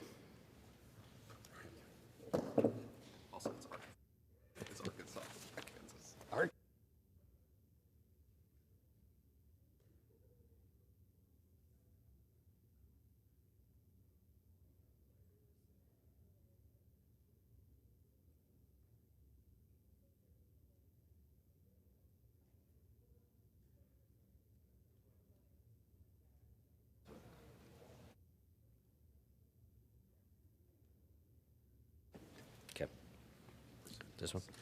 Pursuant to Clause 6 of Rule 18, proceedings will now resume on those amendments printed in Part B of House Report 118-30, on which further proceedings were postponed in the following order. Amendment 2 by Ms. Boebert of Colorado. Amendment 5 of Mr. Hearn of Oklahoma. Amendment number 7 by Mr. Jackson of Texas. Amendment number 9 by Mr. Molinaro of New York. Amendment 10 by Mr. Palmer of Alabama. Amendment 11 by Mr. Perry of Pennsylvania. Amendment 12 by Mr. Perry of Pennsylvania. The unfinished business is the request for a recorded vote on Amendment number 2, printed in Part B of House Report 118-30, offered by gentlewoman from Colorado, Ms. Boebert, on which further proceedings were postponed and on which the ayes prevailed by voice vote. The clerk will redesignate the amendment. Amendment number 2, printed in Part B of House Report number 118-30, offered by Mrs. Boebert of Colorado. A recorded vote has been requested. Those in support of the request for a recorded vote will rise and be counted. A sufficient number having risen, a recorded vote is ordered. Members will record their vote by electronic device. This will be a 15-minute vote.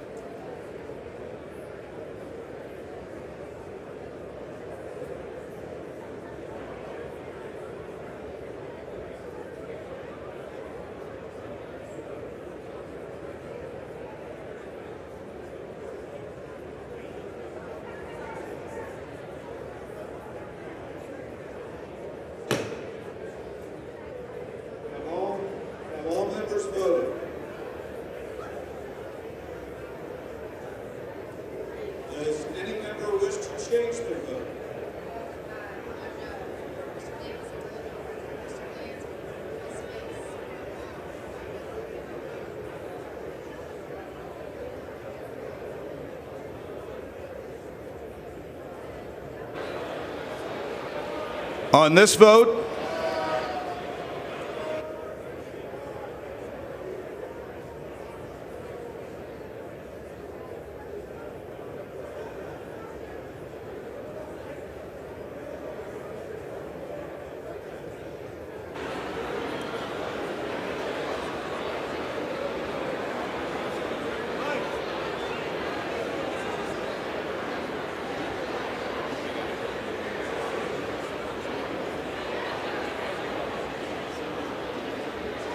Mr. Sherman votes no.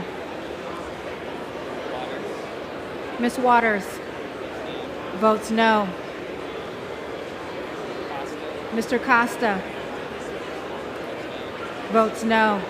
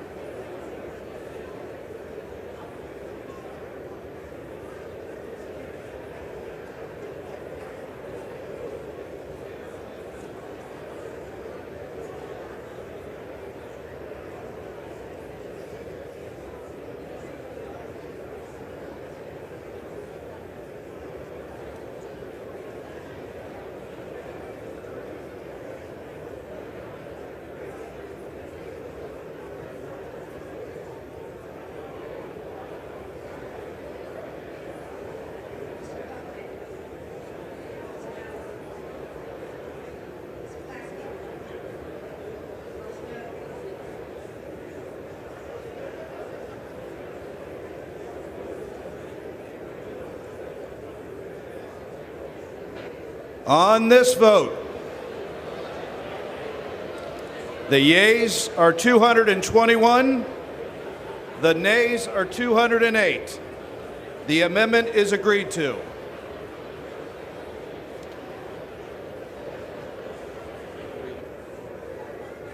The unfinished business is the request for a recorded vote on Amendment Number 5, printed in Part B of the House Report 118-30, offered by the gentleman from Oklahoma, Mr. Hearn, on which further proceedings were postponed and on which the ayes prevailed by vote. The clerk will redesignate the amendment. Amendment number 5, printed in Part B of House Report number 118-30, offered by Mr. Hearn of Oklahoma. A recorded vote has been requested. Those in support of the request for a recorded vote will rise and be counted. A sufficient number having risen, a recorded vote is ordered. Members will record their votes by electronic device. This will be a 2-minute vote. Yeah.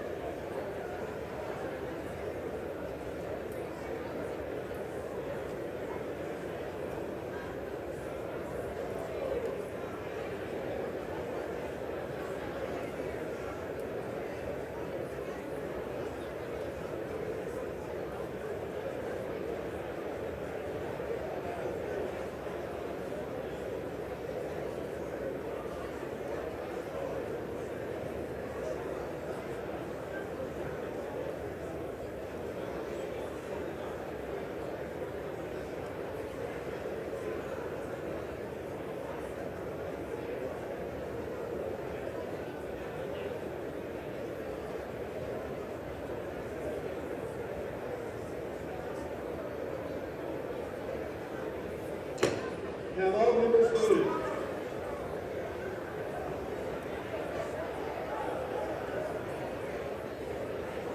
Does any member wish to change the vote?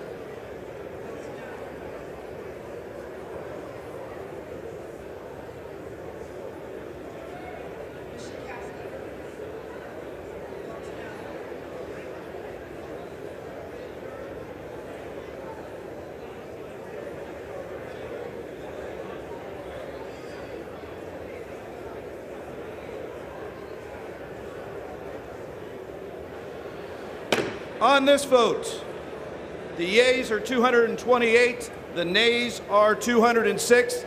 The amendment is agreed to. Unfinished business.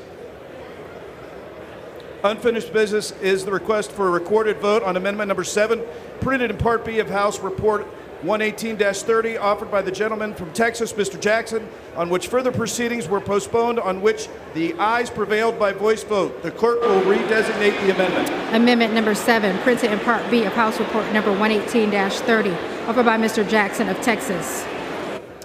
A recorded vote has been requested. Those in support of the request for a recorded vote will rise and be counted. A sufficient number having risen, a recorded vote is ordered. Members will record their votes by electronic device. This will be a 2-minute vote.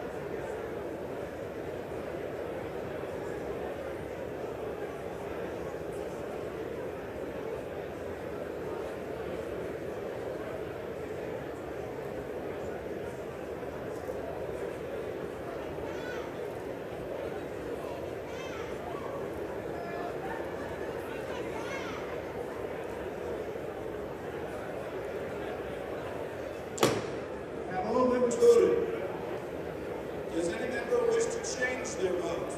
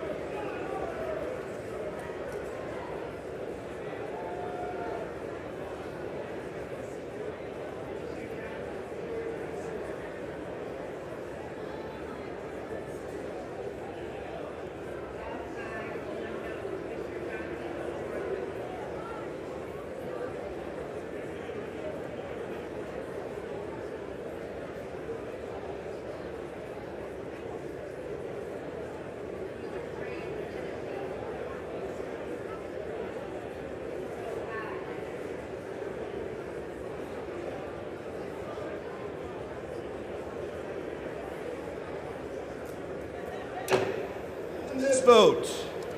The yeas are 245, the nays are 189. The amendment is agreed to.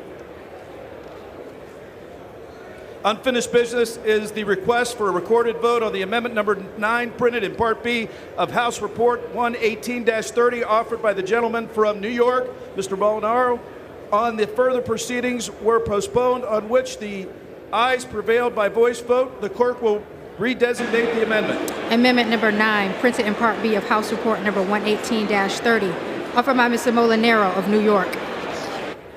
A recorded vote has been requested. Those in support of the request for a recorded vote will rise and be counted. A sufficient number have been risen. A recorded vote is ordered.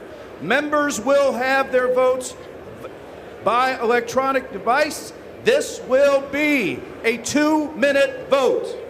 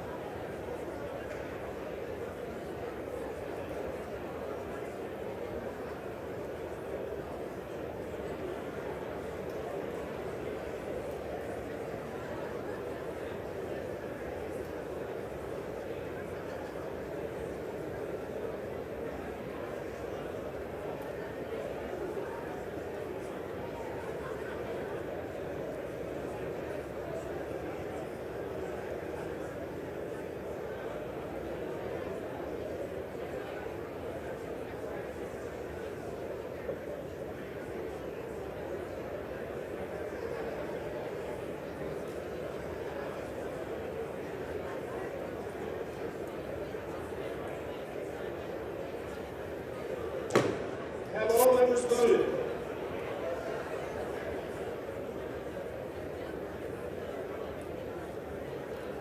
Does any member wish to change their vote?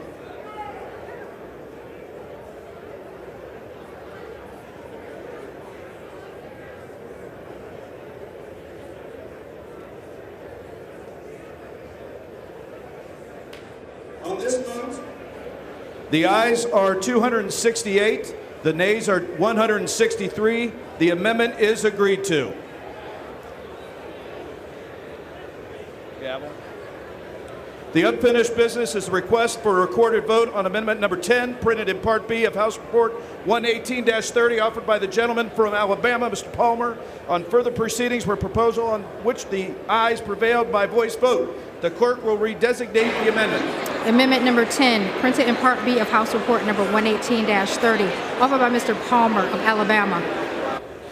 A recorded vote has been requested. Those in support of the request for a recorded vote will rise and be counted.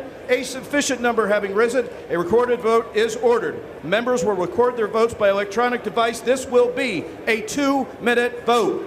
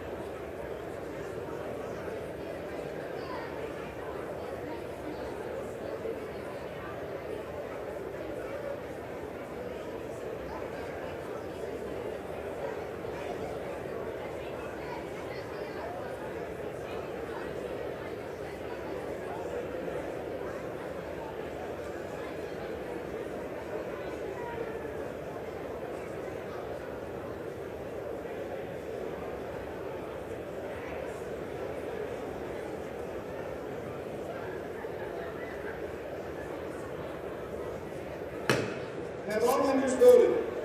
Does any member wish to change their vote?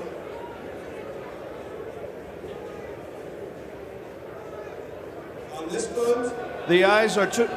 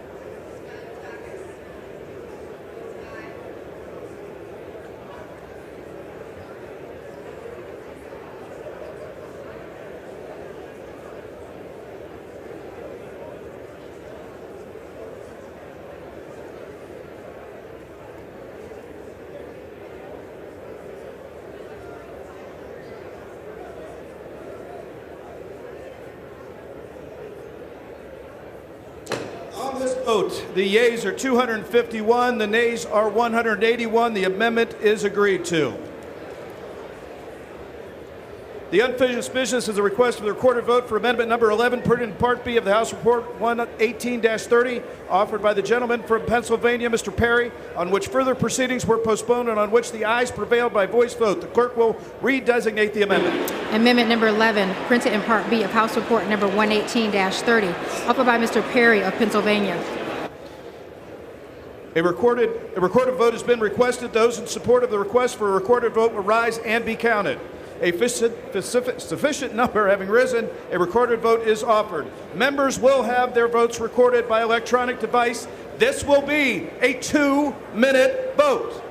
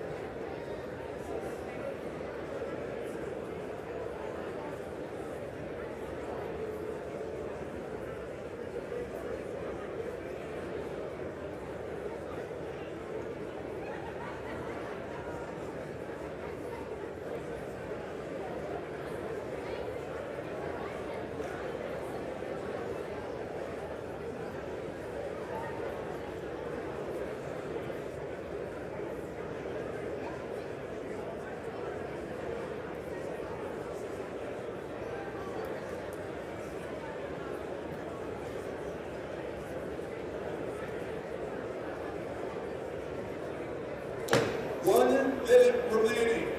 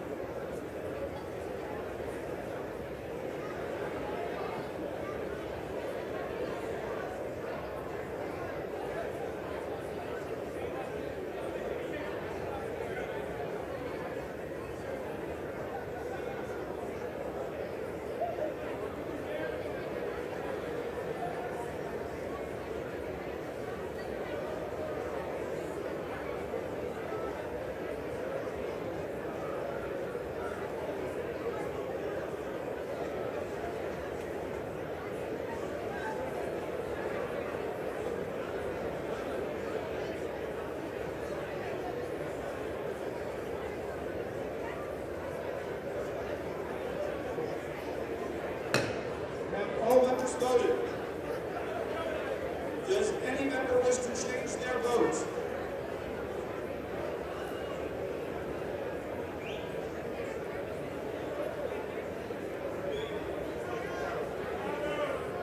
On this vote, the ayes are 200.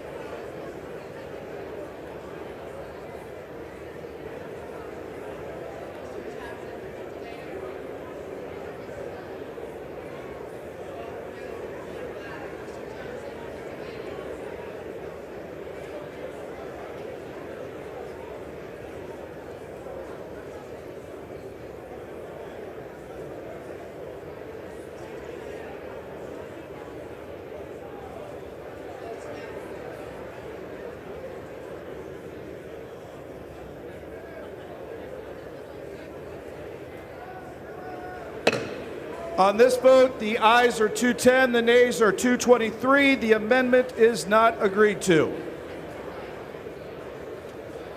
The unfinished business is a request for recorded vote on amendment number 12, printed in Part B of House Report 118-30, offered by the gentleman from Pennsylvania, Mr. Perry, on which further proceedings were postponed and on which the ayes prevailed by voice vote.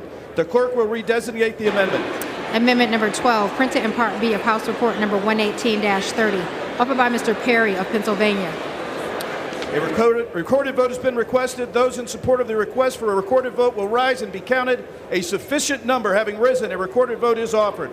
Members will have their votes recorded by electronic device. This will be a 2-minute vote.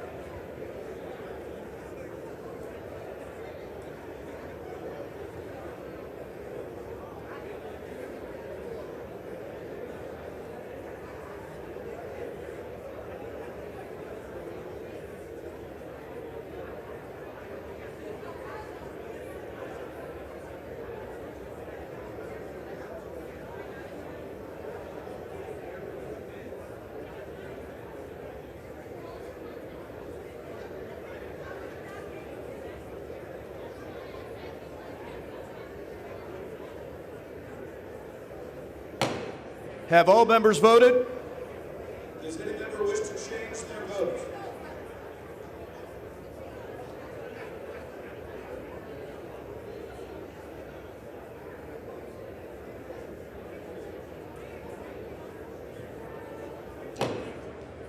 On this vote, the ayes are 96, the nays are 336. The amendment is not agreed to.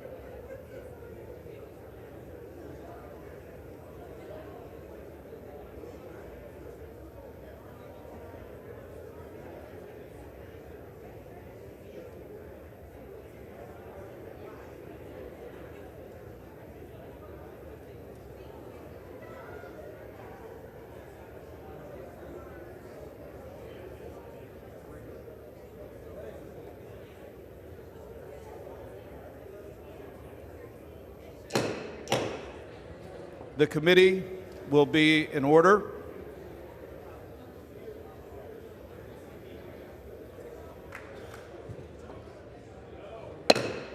The committee will be in order.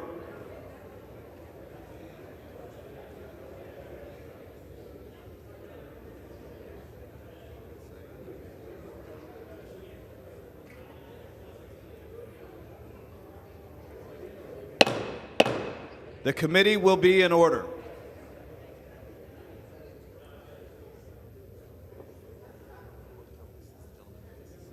For what purpose does the gentleman from Mississippi? Mr. Speaker, I ask unanimous consent to speak out of order. Without objection. The Mississippi delegation mourns the loss of those who lost their lives in the recent tornadoes that devastated our beloved state of Mississippi. We also come together to honor the bravery and heroism of our first responders and county and city leadership who worked tirelessly to save lives and restore order in the midst of chaos. In Rolling Fork, Silver City, Winona, Amory, Wren, Egypt, and Smithville, and all the other communities affected from the Mississippi Delta to the North Mississippi Hills, we know that the pain of loss and destruction is still fresh in your hearts. And we offer our deepest condolences to the families and friends of those who lost their loved ones. We cannot imagine the depth of your grief, but we stand with you in solidarity. As we mourn the loss of life, we must also acknowledge the strength and resilience of our communities. In times of disaster, we come together to support one another and rebuild. We have seen this time and time again, and we know that Mississippi will come back stronger. In the face of such devastation, we find comfort in the words of the Bible. It says in Psalms 34:18, "The Lord is close to the brokenhearted and saves those who are crushed in spirit." We know that in times of trial, we can turn to God for strength and comfort. May God bless Mississippi, and may God bless the United States of America. And with that, I yield to the Dean of the Mississippi Delegation, the Honorable Benny Thompson. Thank you very much. I rise and extend my remarks, Mr. Speaker. Mr. Speaker, last Friday night, a lot of Mississippi was damaged with a very serious tornado. Over 20 lives were lost. And to paint a picture, these are communities that under the best of times, they struggle. And so for communities where we don't have public transportation, where there's not a single motel room in the entire county, the downtown area no longer exists, the people of Rolling Fork, Mississippi, Silver City, Mississippi, Black Hawk, and a lot of other communities that are only a zip code tied to some other people, we are saddened by that destruction. But as important, President Biden approved a record disaster approval within 2 days because destruction was clear as to the help that was needed. So the state of Mississippi, state and locals are involved in it. We are resilient people, but we can't do it by ourselves. And it's so our national support system is kicked into place. Churches have stepped forward. We look forward to the long-term recovery, and we're talking about years. We're not talking about months before those communities will be made whole again. So I thank all of you who've expressed your concern and sympathies, and those of you who've invested in the communities, and I can assure you it's much appreciated. Thank you very much. Mr. Speaker, on behalf of the Mississippi delegation, I ask for a moment of silence.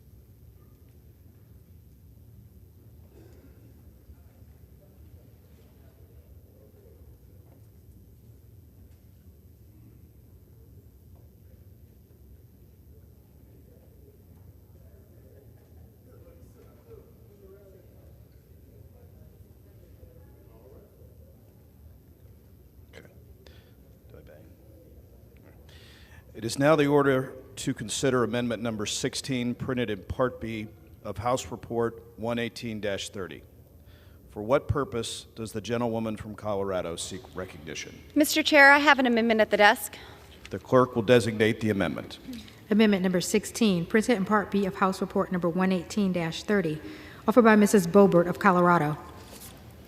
Pursuant to House Resolution 260, the gentlewoman from Colorado, Ms. Boebert, and a member opposed, each will have 5 minutes. The chair recognizes the gentlewoman from Colorado.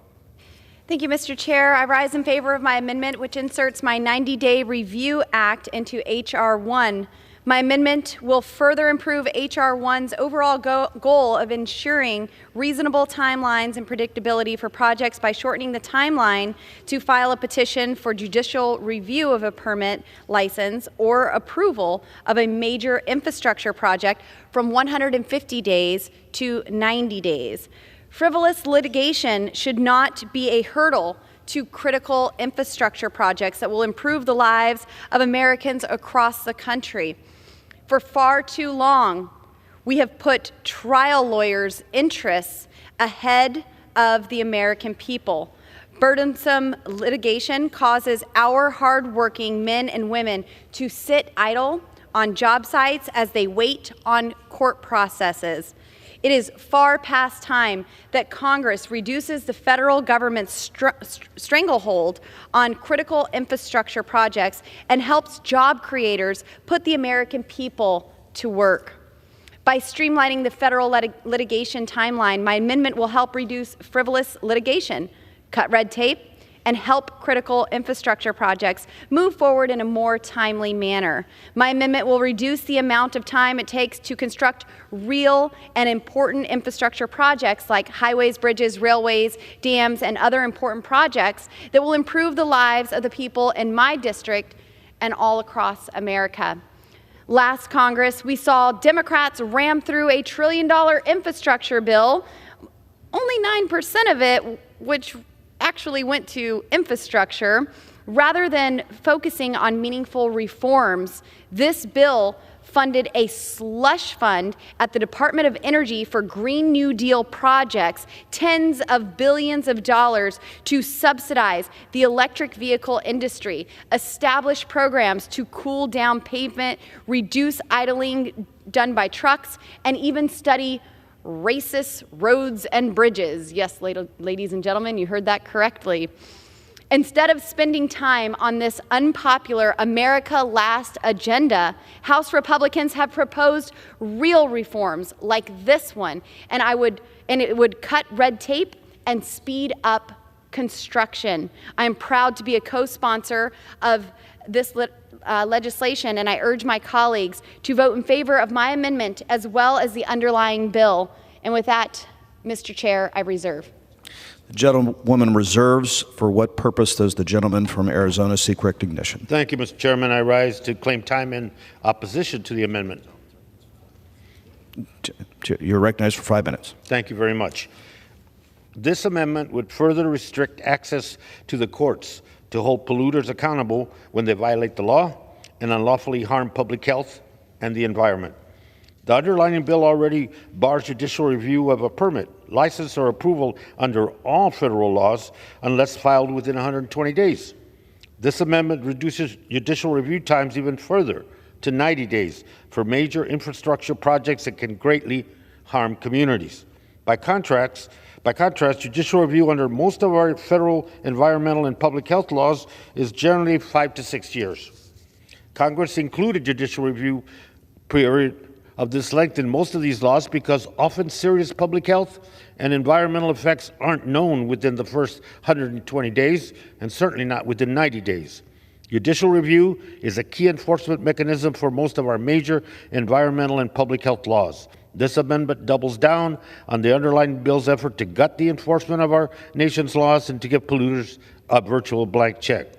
I urge a no vote, and I reserve the balance of my time. Gentleman reserves. The gentlewoman is recognized. Mr. Chair, I would like to yield to the chairman of the Natural Resources Committee, Mr. Westerman. Gentleman is recognized. Thank you, Mr. Chair, and I thank the gentlelady for yielding. I rise in support of Boebert Amendment number 127. One of the main goals of the Lower Energy Cost Act is to create certainty in the federal permitting process for those looking to invest in and build projects that will power our future. Litigation is one of the main drivers of the uncertainty and delays associated with the NEPA process that holds back critical energy and infrastructure projects. This amendment revises the time frame within which a claimant can file a lawsuit seeking review of a permit, license, or approval issued by a federal agency for a major infrastructure project, such as a highway project, from 150 to 90 days. The purpose is to allow critical infrastructure projects to proceed more efficiently without the prolonged threat of a lawsuit that could delay or halt these essential transportation projects. This amendment still allows a potential claimant a reasonable time frame of 3 months to file a lawsuit and does not impact environmental protections. I support this amendment and encourage my colleagues to support its inclusion in the bill. Thank you, and I yield back. Mr. Chair, I yield. Gentlewoman yields back. Gentleman from Arizona. Chairman, in opposition to the amendment, it is simply a right, a public right, that the public has an opportunity to seek redress in the courts. And to limit that should not be part of this legislation. I urge opposition to the amendment, and I yield back the balance. The question is on the amendment offered by the gentlewoman from Colorado. Those in favor signify by saying aye. Those opposed, same sign, or those opposed say no. In the opinion of the chair, the ayes have it. The amendment is agreed to. Okay. What am I doing here? I'm reading this now. It is now in order to consider amendment number 17 printed on Part B of House Report 118-30. For what purpose does the gentleman from Arkansas seek recognition? Mr. Chairman, I have an amendment at the desk made in order by the rule. The clerk will designate the amendment. Amendment number 17, printed in Part B of House Report number 118-30, offered by Mr. Crawford of Arkansas. Pursuant to House Resolution 260, the gentleman from Arkansas, Mr. Crawford, and a member opposed, each will control 5 minutes. The chair recognizes the gentleman from Arkansas. Thank you, Mr. Chairman. I yield myself such time as I may consume. Gentleman is recognized. Thank you, Mr. Chairman. This amendment is intended to further bipartisan efforts to streamline the environmental permitting process by applying one federal decision to certain pipeline safety actions. Agencies such as the Pipeline and Hazardous Materials Safety Administration can be required to undertake lengthy and burdensome federal environmental reviews that can take several months and oftentimes even years to complete. As a result, essential safety and energy actions are stalled or sometimes completely stopped, which can limit our energy resources, limit our ability to be energy independent, and unnecessarily create scarcities, higher prices, and threats to the safety and health of our citizens. This amendment represents just another step toward eliminating these problems. It sets reasonable goals for reviewing the environmental impacts of certain pipeline safety actions. Specifically, it limits the review time to 2 years, consolidates federal reviews into one streamlined process, and document and removes unnecessary delays in making final agency decisions. This amendment builds on bipartisan support and precedent for requiring agencies to undertake one federal decision when reviewing the potential environmental impacts of a federal action. Similar efforts have been signed into law, including for federal reviews of highway projects as part of the Infrastructure Investment and Jobs Act signed by President Biden in 2021. It's recognized that through one federal decision, we can sensibly streamline energy and energy safety projects, including pipelines, without compromising environmental protections. Mr. Chair, I urge support of my amendment and the underlying bill, and I reserve the balance of my time. Gentleman reserves. For what purpose does the gentleman from Arizona seek recognition? Thank you, Mr. Chairman. I rise to claim time in opposition to the amendment. The gentleman is recognized. This amendment attempts to accelerate pipeline construction, and it does so by undermining informed decision-making, meaningful review, which falls under the National Environmental Policy Act and other established bedrock laws. We have an extensive record showing that NEPA is not a meaningful cause of energy project delays, period. But when delay does occur, it's usually because of the permit applicant who is causing the delay, or because of the lack of funding for agency staff and resources at permitting offices. While we can't do anything about applicant delays, we have already addressed the other core issue, and we should be celebrating that. Democrats fought to get more than $1 billion in the Inflation Reduction Act to staff up federal agencies' permitting offices so they would be able to efficiently and effectively process permits. The Council on Environmental Quality has also now told us that because of what Democrats delivered, even the most extensive form of environmental review will in most cases take 2 years or less. By the way, that was the target timeline of industry, Trump, and Senator Manchin. Democrats are making quick but high-quality reviews a reality. Republicans simply want to mandate low-quality reviews or none at all. I urge a no vote, and I reserve the balance of my time. The gentleman reserves. The gentleman is recognized. Thank you, Mr. Chairman. I would like to yield a minute and a half to the gentleman from Louisiana, who is the chairman of the Aviation Subcommittee on the House Transportation and Infrastructure Committee, Mr. Graves. Gentleman is recognized. Thank you, Mr. Chairman. Mr. Chairman, I want to thank Mr. Crawford from Arkansas for his leadership on this amendment. I also want to thank Chairman Westerman, who has been absolutely incredible on H.R. 1, ensuring that we bring down the cost of energy, ensuring that we bring American energy security back to the table, and ensuring that we actually begin reducing emissions, because we know that this administration has actually increased emissions. What this amendment does is it actually, and somewhat comically, it is modeled exactly after what my friend, the ranking member of the Resources Committee, just objected to. It does exactly what he actually voted for in the infrastructure bill. That's all this does. And so to hear somebody suggest that this is actually contrary to the environment is remarkable. And in fact, it just defies logic. There's study after study that shows that by putting energy in a pipeline, by putting carbon dioxide for sequestration in a pipeline, it is safer. It is safer than the alternative of putting on a truck, a barge, or rail, where you have a better chance of leaking, and it has higher emissions. So to hear somebody object to this under the auspices of being concerned about the environment, I don't know if it's uninformed, if it's ignorant, if it's just not telling the truth. I don't know. This amendment is a bipartisan amendment, and I'm going to say it again. It's an amendment that Democrats in this body voted for months ago in the infrastructure bill. That's what this does. So if you care about the environment, you should support this amendment. Again, I want to thank my friend from Arkansas for his leadership. Gentleman's time has expired. Gentleman from Arkansas. Reserve. Gentleman from Arkansas reserves. Gentleman from Arizona. Reserve the balance. Gentleman from Arizona reserves the balance. Gentleman from Arkansas. Thank you, Mr. Chairman. This important amendment simply builds off existing bipartisan efforts to sensibly streamline environmental reviews by applying one federal decision to certain pipeline projects, as my friend from Louisiana indicated. At a time when our domestic energy independence is suffering and energy prices are increasing, we must look for ways to support our energy safety, infrastructure, and production. This amendment represents one way of doing that. It does not remove or alter environmental protections. Rather, it merely streamlines the process and consolidates essential government agencies and decision-making under one federal decision. Just to reiterate what Mr. Graves said, it really defies explanation that my friend from the other side would oppose this, given the fact that he just voted for it in the Infrastructure and Investment Act. And so with that, Mr. Chair, I urge support of this amendment and the underlying bill, and I yield back the balance of my time. Gentleman yields back. Gentleman from Arizona is recognized.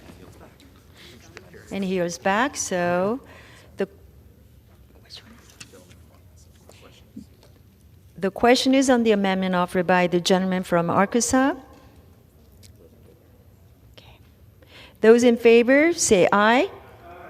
Those opposed, say no. In the opinion of the chair, the ayes have it. The amendment is now adopted. Is adopted.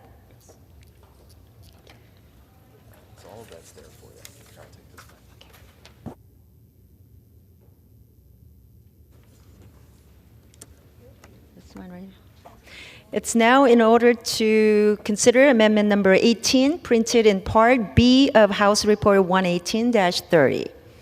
For what purpose does the gentleman from Florida seek recognition? Madam Chair, I have an amendment at the desk. Okay, go ahead. The clerk would designate the amendment. Amendment number 18, printed in Part B of House Report number 118-30, offered by Mr. Donalds of Florida. Pursuant to House Resolution 260, the gentleman from Florida, Mr. Donalds, and a member opposed each will control 5 minutes. The chair recognizes the gentleman from Florida. Thank you, Madam Chair. I rise in support of this amendment. What this amendment really does is it requires a study on America's current uranium supply, specifically looking into the status of and the quality of such domestic uranium deposits, and it seeks policy solutions relating to America's domestic uranium challenges. My amendment also requires an analysis of America's supply in comparison to other countries around the globe. In short, Madam Chair, if you're going to embrace nuclear power in the United States, we also have to understand what our uranium needs are. We have to be able to assess them, and that's what the nature of my amendment does. And I would like to yield a minute to Mr. Self from Texas to talk about this amendment as well. Gentleman is recognized. Madam Speaker, I rise in support of Representative Donald's amendment. The most logical path forward for clean, reliable electrical supply is nuclear power. The U.S. Navy operates 80 nuclear-powered vessels with more than 5,400 reactor years of accident-free operation. The face of nuclear power is changing to a generation of small, modular reactors that deliver power with lower initial capital costs and more flexibility in placement. Today, we import 95% of our high-assay, low-enriched uranium from Russia. A startling quote in a Reuters article says that without Moscow, the U.S. nuclear power industry could collapse in 1 to 1.5 years. Today, I speak for Mr. Donald's amendment, which will help lead America back to total energy abundance by finding and evaluating American sources of uranium. If you want a Green New Deal, this is it. I yield back. Gentleman from Florida reserves. I reserve. For what purpose? This gentleman from Florida, Arizona, seek recognition. Thank you, Madam Chair. I ask for unanimous consent to claim the time in opposition, although I'm not necessarily opposed. Without objection, the gentleman is recognized for 5 minutes. The amendment offered by my colleague from Florida, Mr. Donalds, requires the Secretary to submit a report to Congress that includes the status of uranium deposits in the U.S., information on the quality of these deposits compared to the rest of the world, and policy considerations regarding the use of these deposits. Although this amendment concerns only the making of a report, I want to take a moment to highlight the history of uranium mining in this country as it relates to our indigenous communities. One example I'll use is the Navajo Nation. From the 1940s to the 1980s, nearly 30 million tons of uranium ore were extracted from the nation's lands, exposing generations of tribal members to the contamination that permeated these sites.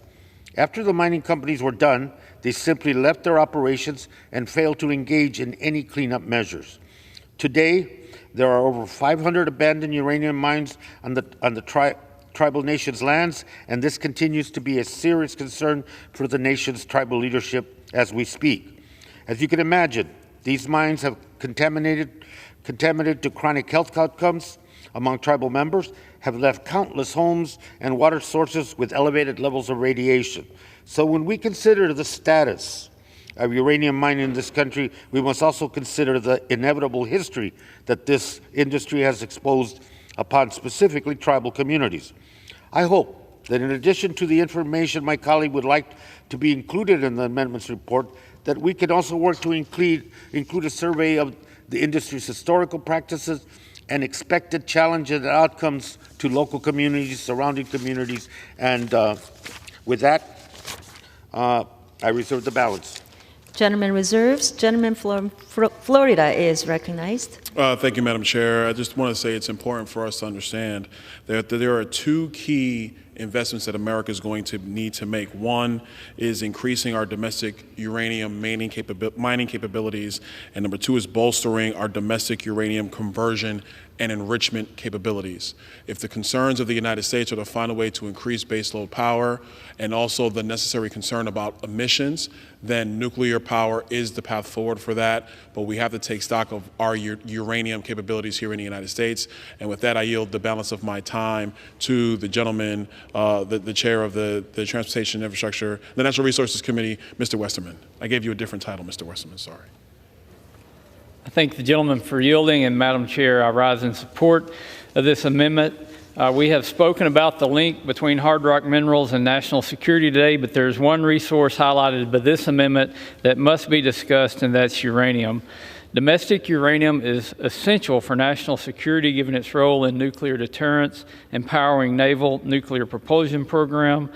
But uranium also supports the United States biomedical community because it is vital to the protection of medical isotopes. And as the gentleman has pointed out, unfortunately, the majority of our uranium supply comes from Russia and former Soviet bloc countries.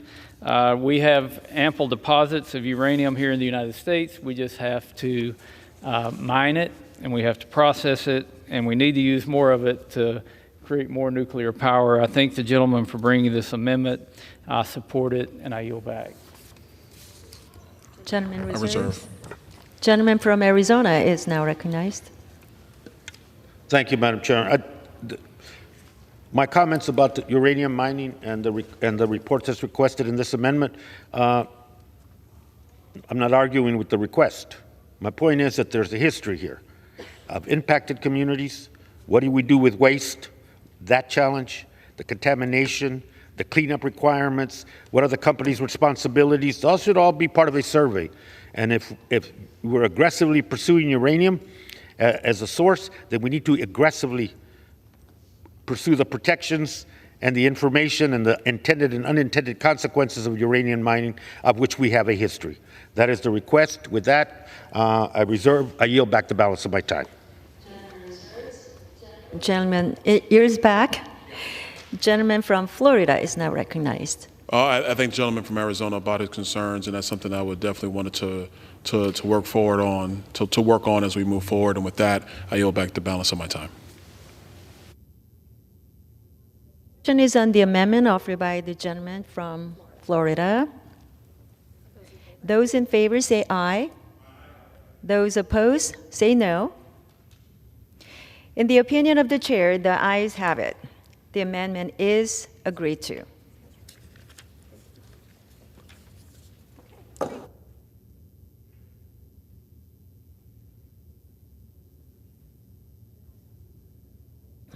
It is now in order to consider amendment number 19, printed in Part B of House Report 118-30. For what purpose does the gentleman from Arizona seek recognition? Thank you again, Madam Chair. I rise as the designee of Representative Escobar, and I have an amendment at the desk. The clerk will designate the amendment. Amendment number 19, printed in Part B of House Report number 118-30, offered by Mr. Grijalva of Arizona. Pursuant to House Resolution 260, the gentlewoman from Arizona, Mr. Grijalva, and a member opposed each will control 5 minutes.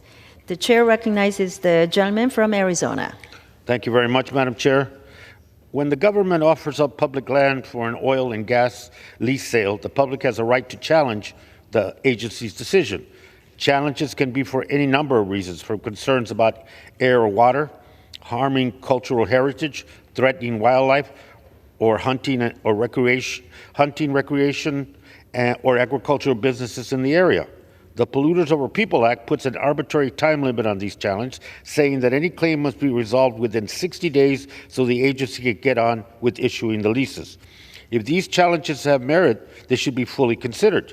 The arbitrary deadline shuts the American people out of the decision-making process, and this amendment would restore the American people's voice in how their public lands are used, and I urge my colleagues to vote yes, and I reserve the balance, Madam Chair. Gentleman reserves. Gentleman, whose purpose does the gentleman from Arkansas seek recognition? Madam Chair, I rise to claim time in opposition to this amendment. Gentleman is recognized for 5 minutes. Thank you, Madam Chair. I oppose this unnecessary amendment as it would strike a provision in the bill that reinforces current law and requires the Bureau of Land Management to resolve protests to oil and gas lease sales within 60 days of payment by the winning bidder. This amendment proposes a standard of accountability for federal agencies that is worse than the status quo. In current practice, the BLM resolves most protests before lease sales even occur. For example, when the BLM's New Mexico State Office received formal protest for their June 30, 2022 oil and gas lease sale, the BLM was able to review and respond to the protest by June 29th, completing the process in 42 days and before the sale even occurred. Once a lease is bid on and won, current law requires leases to be issued within 60 days following payment by the successful bidder. This amendment strikes a good governance provision that does nothing more than reaffirms current law. Just yesterday, DOI Secretary Deb Haaland testified before the House Appropriations Committee where she stated, and I quote, "Energy independence is a priority of President Biden," end quote. If energy independence is a priority of President Biden, then House Democrats should not be taking our nation backwards. Let's not undo current law that is actually working. For those reasons, I oppose this amendment, and I encourage my colleagues to join me in opposition, and I reserve my time. Gentleman reserves. Gentleman from Arizona is recognized. Energy independence, clean, renewable, safe energy is what we're all for. And this amendment continues to have the public involved in decision-making that affects them, their communities, and their families. I urge approval of the amendment, and I yield back the balance. Gentleman reserves. Gentleman yields back. Gentleman from Arkansas is recognized. Madam Chair, I yield as much time as he may consume to the gentleman from Minnesota, Mr. Stauber. Okay. Gentleman is recognized. Thank you. I rise today in opposition to the amendment. Madam Chair, the whole purpose of passing H.R. 1 is to make it easier to build and move America forward.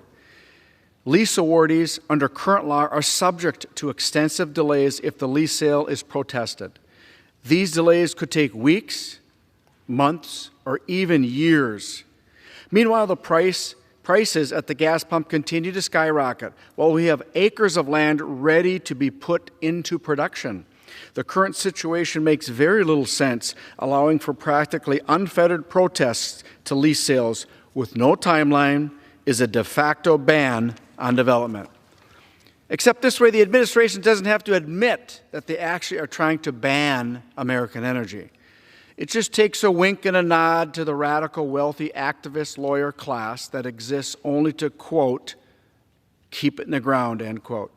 Working together, Interior and their friends in the protest class just drag it out, and protest after protest, while American workers and families struggle to afford their daily commute. Section 20103 of H.R. 1 resolves this problem by putting in place a common sense time frame that concludes 60 days after the awardee makes the payment. Striking this section, as my colleague's amendment does, is just another attempt at slowing down any sort of oil and gas development. I urge opposition to the amendment, and I yield. Gentleman has the only time remaining. I reserve. Oh, I yield. Has the only time remaining. Thank you, Madam Chair. Again, I encourage opposition to this amendment, and I yield back the balance of my time. Okay. The question is on the amendment offered by the gentleman from Arizona. Those in favor, say aye. Those opposed, say no. In the opinion of the chair, noes have it. The amendment is not agreed to.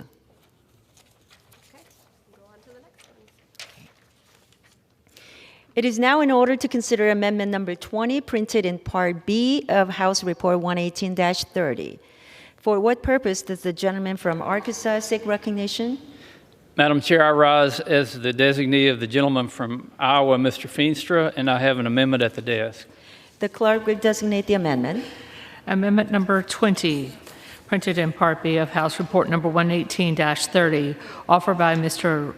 Westerman of Arkansas. Pursuant to House Resolution 260, the gentleman from Arkansas, Mr. Westerman, and a member opposed each will control 5 minutes. The chair recognizes the gentleman from Arkansas. Madam Chair, I rise today in strong support of this amendment. This amendment will prohibit the Communist Party of China from acquiring any interest in American farmland or lands used for American renewable energy production. China has been aggressively acquiring foreign agricultural and energy assets around the world, and the United States has not been immune to this trend. Our country's food security and energy independence are at stake, and we must take action to protect our critical resources. In 2013, a Chinese company purchased 300 acres of farmland in North Dakota.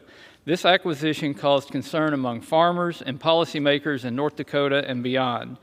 This amendment directly addresses these concerns by prohibiting the Communist Party of China or any person acting on its behalf from acquiring any interest in American farmland or lands used for American energy production. It is crucial that we learn from past experiences and take necessary measures to protect our domestic resources and ensure our food security and energy independence. I urge my colleagues to support this amendment and join me in protecting our critical resources. Thank you, and I reserve the balance of my time. The gentleman reserves. Gentleman from Arkansas is recognized. For what purpose does the gentleman from Arkansas seek recognition? Arizona, I'm sorry, seek recognition. Thank you, Madam Chair. And I don't know which one of us, gentleman from Arkansas or myself, that might be getting Does the gentleman seek confused about what time in opposition? Yes, I ask for unanimous You are consent to recognized. claim the time in You are opposition. recognized for 5 minutes without objection. I'm happy to support my colleagues on the other side of the aisle who seem to be taking an interest in supporting homegrown clean energy economy.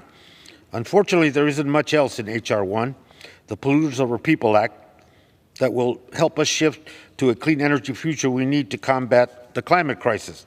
I will also say I'm significantly more concerned about the foreign-owned companies buying up oil, gas, and minerals and polluting in the United States without consequence.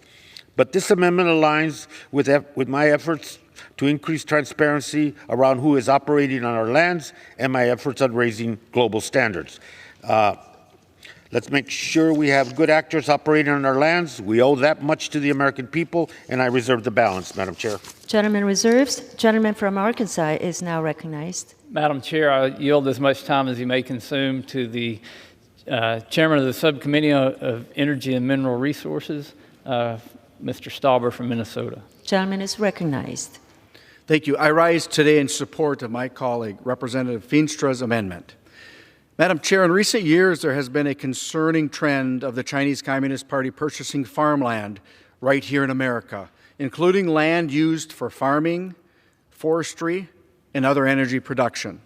In fact, the CCP just tried to purchase almost 400 acres of land right outside of Grand Forks Air Force Base in North Dakota, creating a clear and present danger to our national security. Not only does this jeopardize our national security, but takes valuable land away from our American farmers who toil day in and day out to grow crops used to feed America and provide liquid fuel options for transportation. As a proud recipient of the Friends of the Farm Bureau Award and a member of the Congressional Biofuels Caucus, I hear firsthand from our farming communities of the very real fears from the Chinese purchased land. If COVID taught us anything, it's that we cannot depend on adversarial nations for our supply chains, much less let them increase their hold and influence over our land. I thank my colleague for offering his amendment and urge support, and I yield. Gentleman yields. I reserve.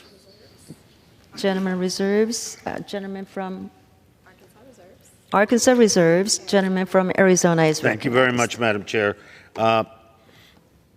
I yield back the balance of our time. Gentleman yields. Gentleman from Arkansas is recognized. Madam Chair, again, I support this amendment by the gentleman from Iowa, Mr. Feenstra. Encourage my colleagues to support it, and I yield back the balance of my time. The question is on the amendment offered by the gentleman from Arkansas. Those in favor say aye. Those opposed say no. In the opinion of the chairs, the ayes have it. The amendment is agreed to.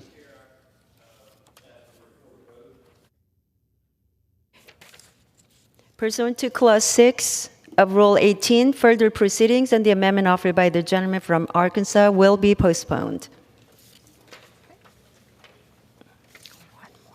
It is now in order to consider amendment number 21, printed in Part B of House Report 118-30. For what purpose does the gentlewoman from Washington seek recognition?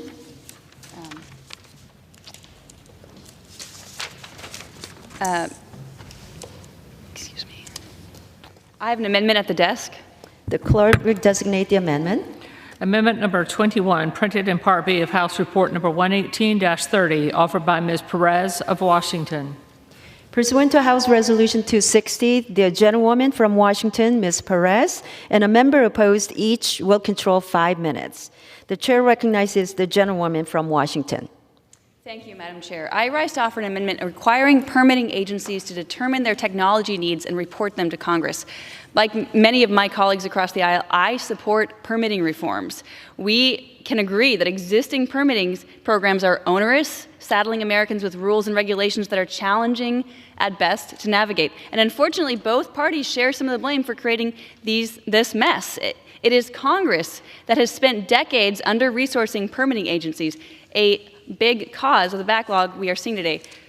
Congress's infrastructure investments of the last few years are critical for my district and the entire country. Simply funding projects is not enough, though. That is not the goal of recent legislation. Getting projects built is the goal. Whether it's bridges, broadband, ports, or power lines, making sure that permits are being used in a consistent and timely manner is key to any project's success. And I want to be clear that ensuring predictability is an important piece of the permitting puzzle, one often left out of the discussion. When someone is applying for permits, potential approval or disapproval shouldn't be at the whims or interest of whoever is reviewing their application. Using new technology to improve consistency, we can help provide the certainty that businesses crave to pursue critical projects in the first place. And these reforms can't continue to help big businesses beat out our small businesses. The endless red tape involved in getting permits is a major burden for small businesses. In sector after sector of our economy, market consolidation is squeezing America's small businesses and harming consumers. A business of 5 employees should be on a level playing field with a business of 5,000 employees when it comes to navigating the permitting system. Ensuring that predictability is one way permitting programs can work better for small businesses. Right now, we don't even know what resources permitting agencies need, and that's why H.R. 1's provision that agencies assess their staffing needs and report them to Congress is so important. My amendment simply extends that requirement to cover technology as well. Technology, we all know, is changing so fast right now, and giving permitting agencies better tools can help on so many fronts. New software, including programs using machine learning, can better coordinate simultaneous application reviews by agencies. It can improve agencies' communication with applicants so they can know where their permits are in the process, and any additional material that may be needed for certification. And new technology can improve predictability and timely review. This is a straightforward measure that would help make the government work the way it ought to. Congress needs to make sure that permitting agencies have the staff, technology, and resources to issue permits and expand permitting capacity. I am proud to offer this amendment to ensure agencies' technologies needs are met, and I urge my colleagues to support my amendment. And I reserve the balance of my time. Gentlewoman reserves. For what purpose does gentleman from Arkansas seek recognition? Madam Chair, I claim time in opposition to the amendment, though I am not opposed. Without objection, the gentleman is recognized. Madam Chair, this amendment would require the Department of the Interior, Department of Agriculture, U.S.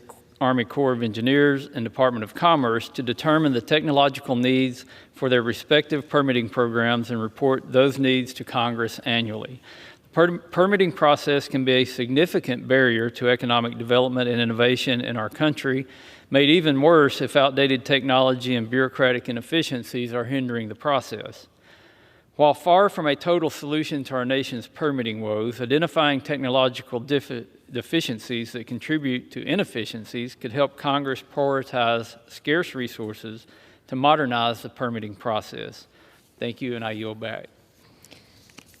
Gentleman yields. Gentlewoman from Washington, Ms. Perez, is recognized. In closing, Madam Chair, this reporting requirement is important for making sure permitting agencies work right. Making sure agencies have the technology they need will improve processes, reduce compliance costs, and speed up permitting. The whole amendment is just 10 pages. It's a straightforward, good government provision. I urge my colleagues to support my amendment, and I yield back. The question is on the amendment offered by a gentlewoman from Washington. Those in favor say aye. Those opposed say no. In the opinion of the chair, the ayes have it. The amendment is agreed to. It is now in order to consider amendment number 22, printed in Part B of House Report 118-30. For what purpose does the gentleman from Arkansas seek recognition? Madam Chair, I rise as a designee of Mr. James, and I have an amendment at the desk. The clerk will designate the amendment. Amendment number 22, printed in Part B of House Report number 118-30, offered by Mr. Westerman of Arkansas. Pursuant to House Resolution 260, the gentleman from Arkansas, Mr. Westerman, and a member opposed each will control 5 minutes. The chair recognizes the gentleman from Arkansas. Madam Chair, I rise in support of this amendment. It is well known by now that foreign nations, China in particular, are dominating global supply chains for hard rock minerals like copper, nickel, lithium, and dozens of others. China's overwhelming presence in the minerals marketplace is not due to an inherent advantage in mineral reserves, but instead is the result of a decades-long strategy to take control of dozens of commodities from mining to manufacturing. For instance, China's Go Global strategy, which began in the 90s, included $390 billion in outbound direct investments in the mining sector. Today, China is the primary global supplier of cobalt for batteries, despite having very limited domestic reserves.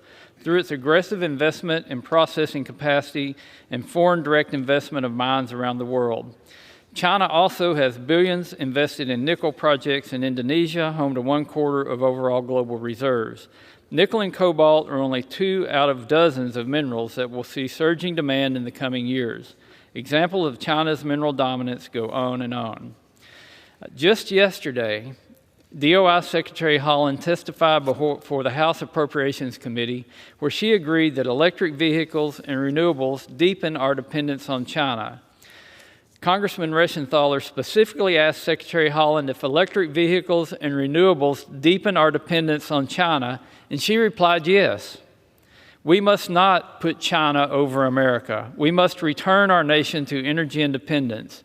H.R. 1 combats the crisis of Chinese control of the global mineral supply chain. My colleague's amendment is a great addition to H.R. 1. The amendment directs the U.S. Geological Survey and the Department of Defense, Energy and State to identify the mineral supply chains needed for military, defense, and national security purposes that are at greatest risk of disruption because of China.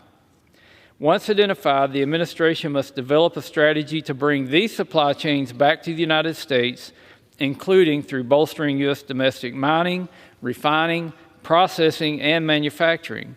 This amendment speaks to the core of the bill under consideration today, the needs to increase domestic production of energy and minerals, a critical part of maintaining our national security. I support this amendment, and I encourage my colleagues to join me in supporting its inclusion in the package, and I reserve the balance of my time. Gentleman reserves. For what purpose does gentleman from Arizona seek recognition? Thank you, Madam Chair. I rise to claim the time in opposition to this amendment. Gentleman is recognized for 5 minutes. Thank you. We already have a national strategy on critical minerals. The Democratic-passed Infrastructure Investment and Jobs Act built on the energy policy of 2020 to give agencies broad authorities to responsibly decrease reliance on China by diversifying sources, finding substitute, and importantly, recycling and reusing, something Republicans often ignore in favor of rushing into new mining.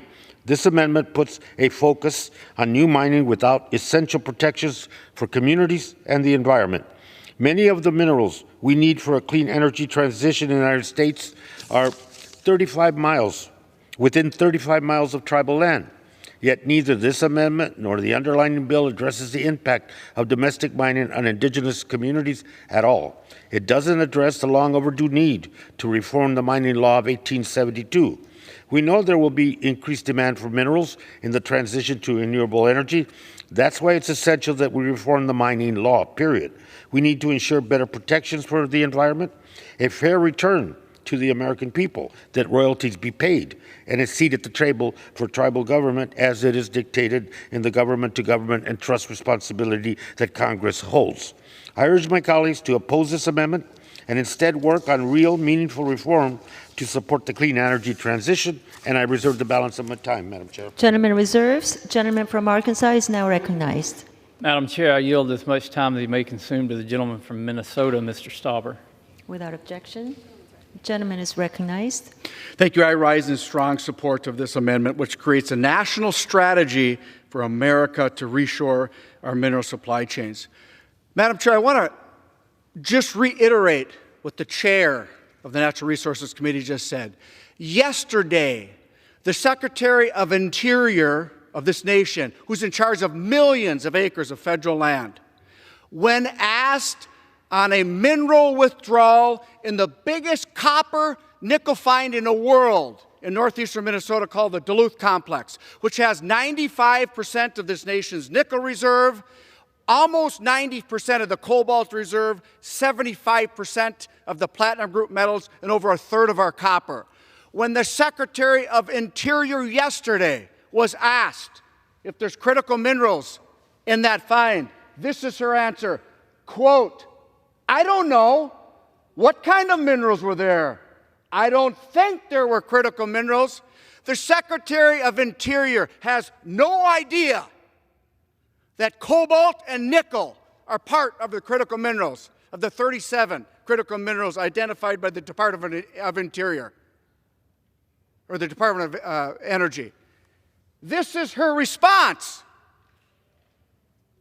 We need a national strategy to reshore these minerals.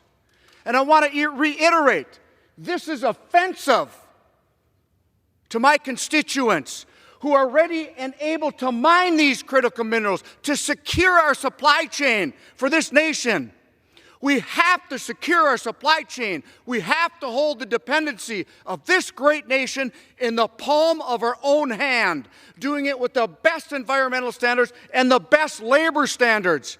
We can't allow China to dominate in our critical minerals with zero environmental standards, zero labor standards. The Communist country of China owns 15 of the 19 industrial mines in the Congo that use child slave labor, and this administration just entered into a memorandum of understanding to allow child slaves to mine the minerals that we need. We can't do this anymore as the United States of America. We should never allow or purchase minerals mined by child slave labor. And again, this is our Secretary of Interior of the United States of America has no idea what's happening with the withdrawal. Gentleman's time has expired. From Arkansas, your time has expired.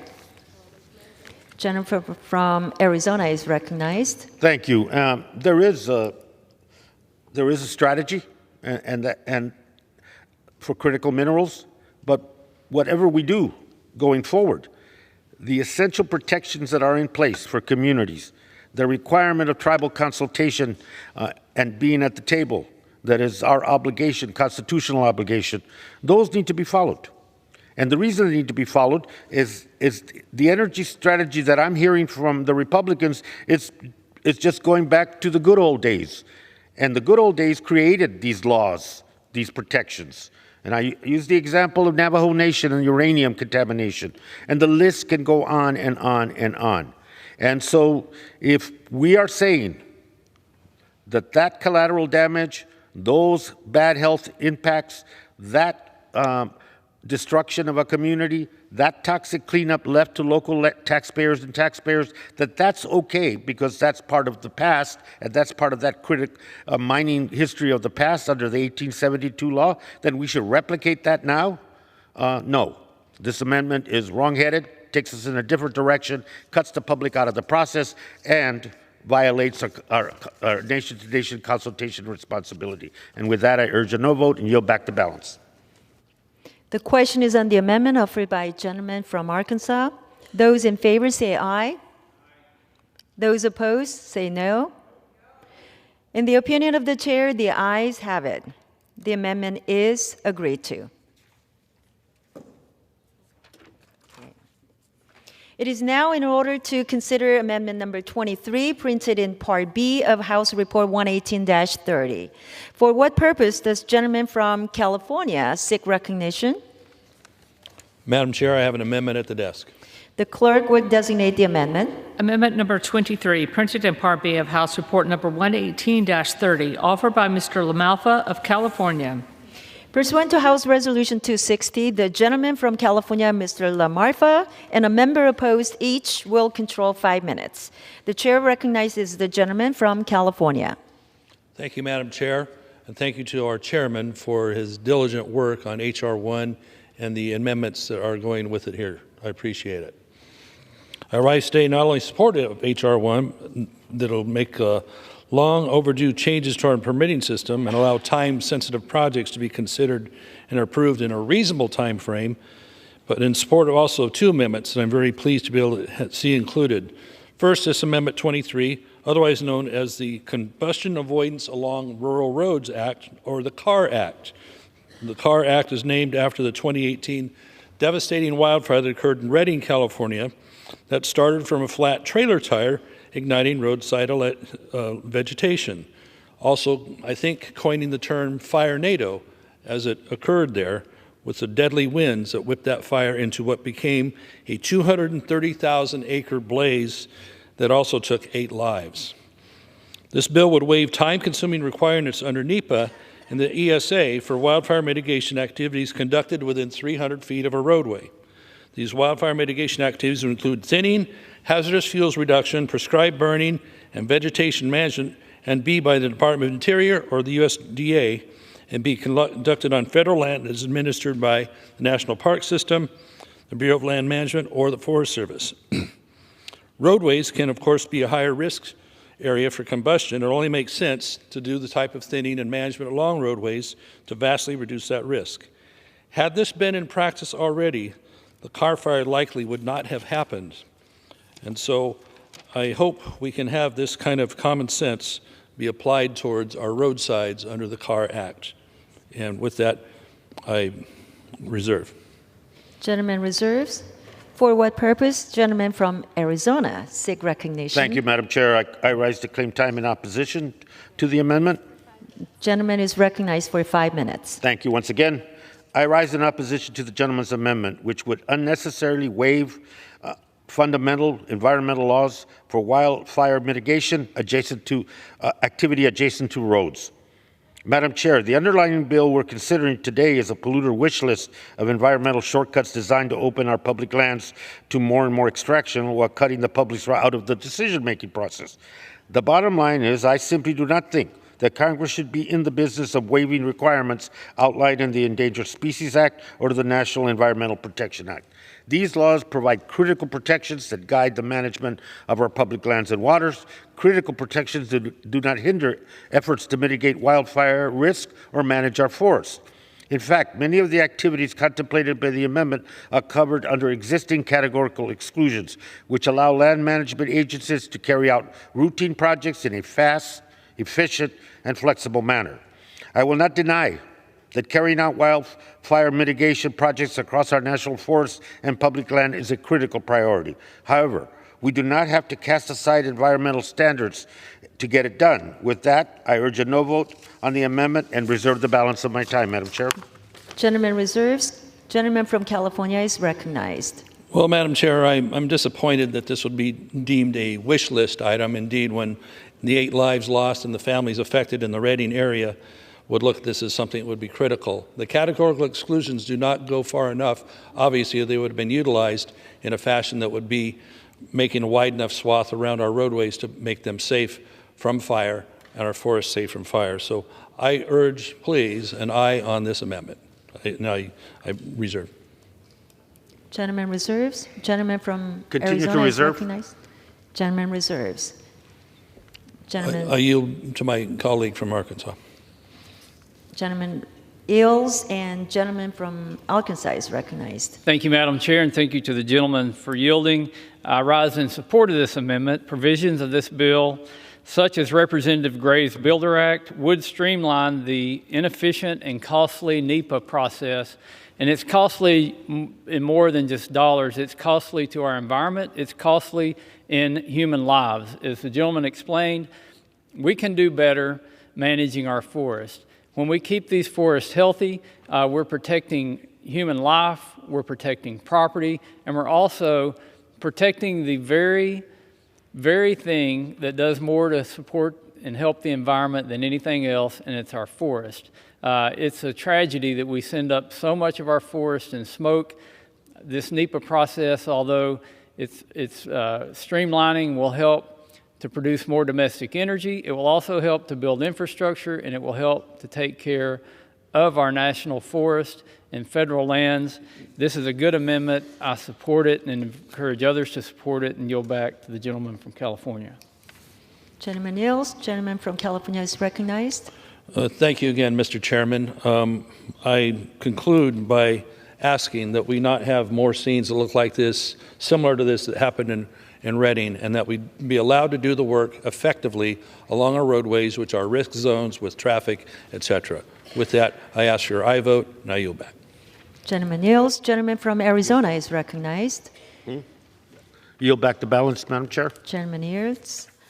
The question is on the amendment offered by the gentleman from California. Those in favor say aye. Those opposed say no. In the opinion of the chair, the ayes have it. The amendment is agreed to. It is now in order to consider amendment number 24, printed in Part B of House Report 118-30. For what purpose does gentleman from California seek recognition? Madam Chair, I have an amendment at the desk. The clerk will designate the amendment. Amendment number 24, printed in Part B of House Report number 118-30, offered by Mr. LaMalfa of California.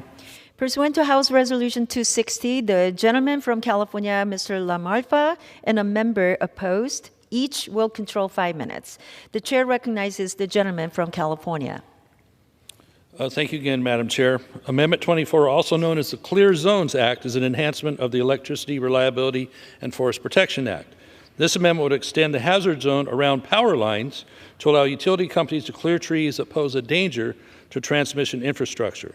It also gives automatic approval of vegetation management plans after 60 days, which keeps these plans moving forward while still giving adequate time for reasonable review, instead of needless delays in these critical fire risk zones. During debate, I've heard some of my colleagues refer to this amendment and other proposals in H.R. 1 as a giveaway, in this case, to utility companies, or a trashing of the environment. But that's offensively untrue. Indeed, the environment suffers much more by the mass amount of fire we're talking about. Both of my amendments are a direct response to wildfires that have already occurred in my district.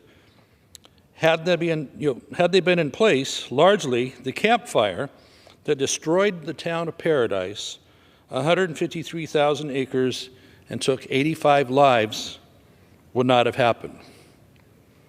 As a fire caught from foliage that was underneath a power line. As well, the million-acre Dixie Fire that occurred in my district, from what looked like a healthy tree falling into a power line, destroyed 2 towns.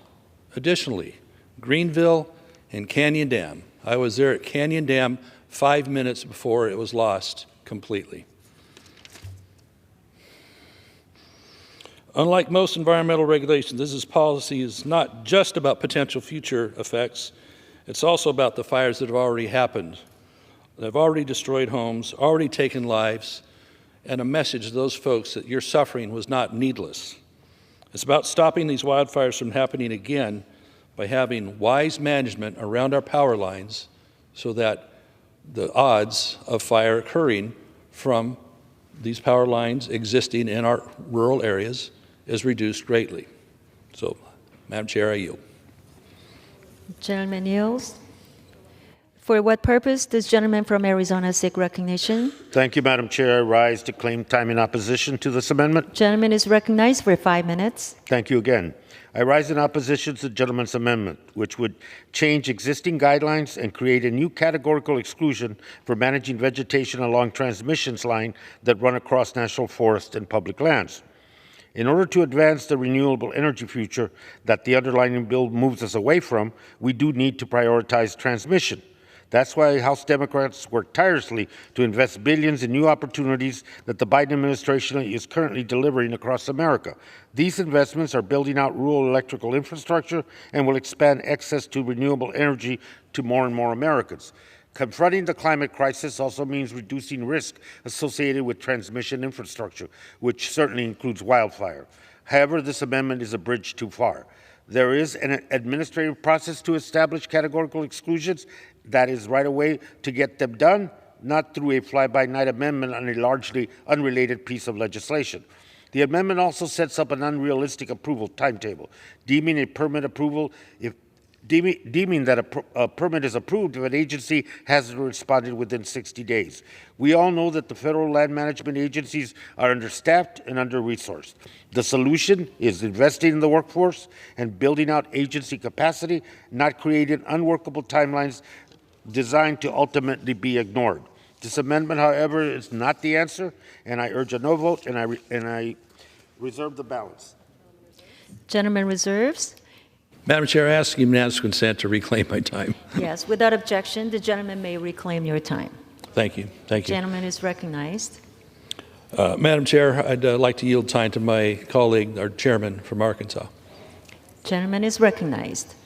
Thank you, Madam Chair. And again, I thank the gentleman not only for yielding me time, but for bringing another common sense, good amendment that makes H.R. 1 even a better bill.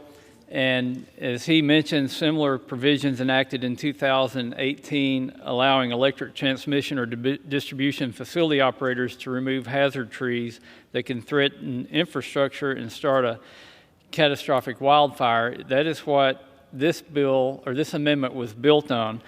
Madam Chair, I've been to California. I've been to South Lake Tahoe. I've seen the efforts and the fruits of the labor in the field from the work that my colleague from California, Mr. LaMalfa, and our colleague, Mr. McClintock, that worked so hard to be able to get this provision in previous legislation.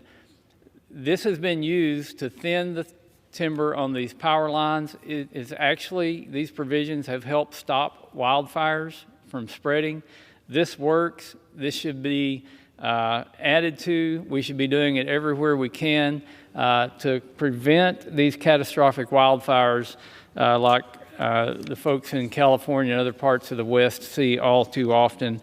Again, I support this amendment. I encourage everyone else to support it, and I yield back to the gentleman from California. Thank you, Mr. Chairman. Gentleman reserves. Gentleman from Arizona is recognized. Continue to reserve. Gentleman reserves. Gentleman from California is recognized. Madam Chair, in closing, I ask that people really stop and think about what we're asking here. This is not unreasonable where power lines interface with forested areas. And precautions like what we're talking about would have directly, in these two cases, saved 3 towns, over 1.1 million acres, and at least 85 lives, had we had the ability to thin properly around power lines. It's that basic. And so as long as we're going to have electricity come from rural areas, we're going to have these needs to be able to have safety around our power lines by doing common sense management around them. So with that, I ask aye on Amendment 24, and I yield back. Gentleman yields. Gentleman from Arizona Madam is Chair, recognized. yield the balance of our time. The question is on the amendment offered by a gentleman from California. Those in favor say aye. Those opposed say no. In the opinion of the chair, The ayes have it. The amendment is agreed to. It is now in order to consider amendment number 25, printed in Part B of House Report 118-30.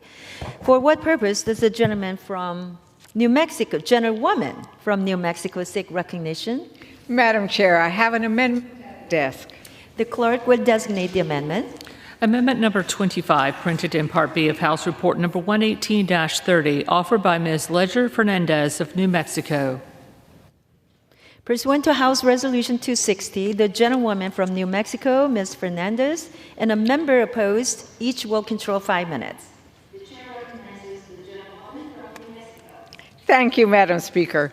I appreciate the opportunity to debate and consider my amendment to encourage local hiring and recruitment. But I also want to note my disappointment that my friends across the aisle rejected any consideration of my other 2 amendments on this floor. One of those amendments would allow the Secretaries of the Interior and Agriculture to prevent exploratory mining from taking place on federal lands if it would negatively impact our water, farmers, tribes, or local communities. In New Mexico, agua es vida. Water is life. It shouldn't be controversial to protect our waters from mining contamination for our people, our farmers, and our environment. My other amendment would have simply stated that this bill would not go into effect until the federal government certifies that it would lower costs for American consumers and save taxpayers money. If this bill is really designed to lower energy costs for American consumers and taxpayers, let's verify that before putting polluters over people. But again, I appreciate the opportunity to consider my amendment, which would require local units of the Bureau of Land Management, the Forest Service, and National Park Service to conduct an outreach plan to disseminate and advertise open civil service positions with functions relating to permitting and natural resources in their offices. Each plan must include outreach to local high schools, community colleges, institutions of higher education, and other relevant institutions. BLM, the Forest Service, and Park Service field officers, ranger districts, they're stewards of our lands, but they also operate within communities within which they are located, like Cuba or Farmington or Roswell, New Mexico. Adequate staffing at these offices and their headquarters and our federal agencies broadly is critical to our ability to effectively steward our natural resources and environment and to move projects through the permitting process efficiently, responsibly, and with an ear and tuned in to what the local communities need. Unfortunately, we're seeing many of our agencies struggle to fill vacancies and staff up. For example, an E&E News article from late last year said there are vacancy counts for all 12 BLM state offices, the National Interagency Fire Center in Boise, Idaho, the Bureau's National Operations Center in Denver, and other directorates. And to be clear, I know BLM and other federal agencies are working hard to address these challenges. My amendment would take another step to help address the staffing challenge by making sure local offices are communicating with the local communities about open positions. So whether it's New Mexico Highlands University, Eastern New Mexico University, or Navajo Tech, I believe we should be taking advantage of talent in our communities where these offices are located. To be clear, once again, we must also provide our federal agencies with the resources and tools they need and support our federal workforce along the way.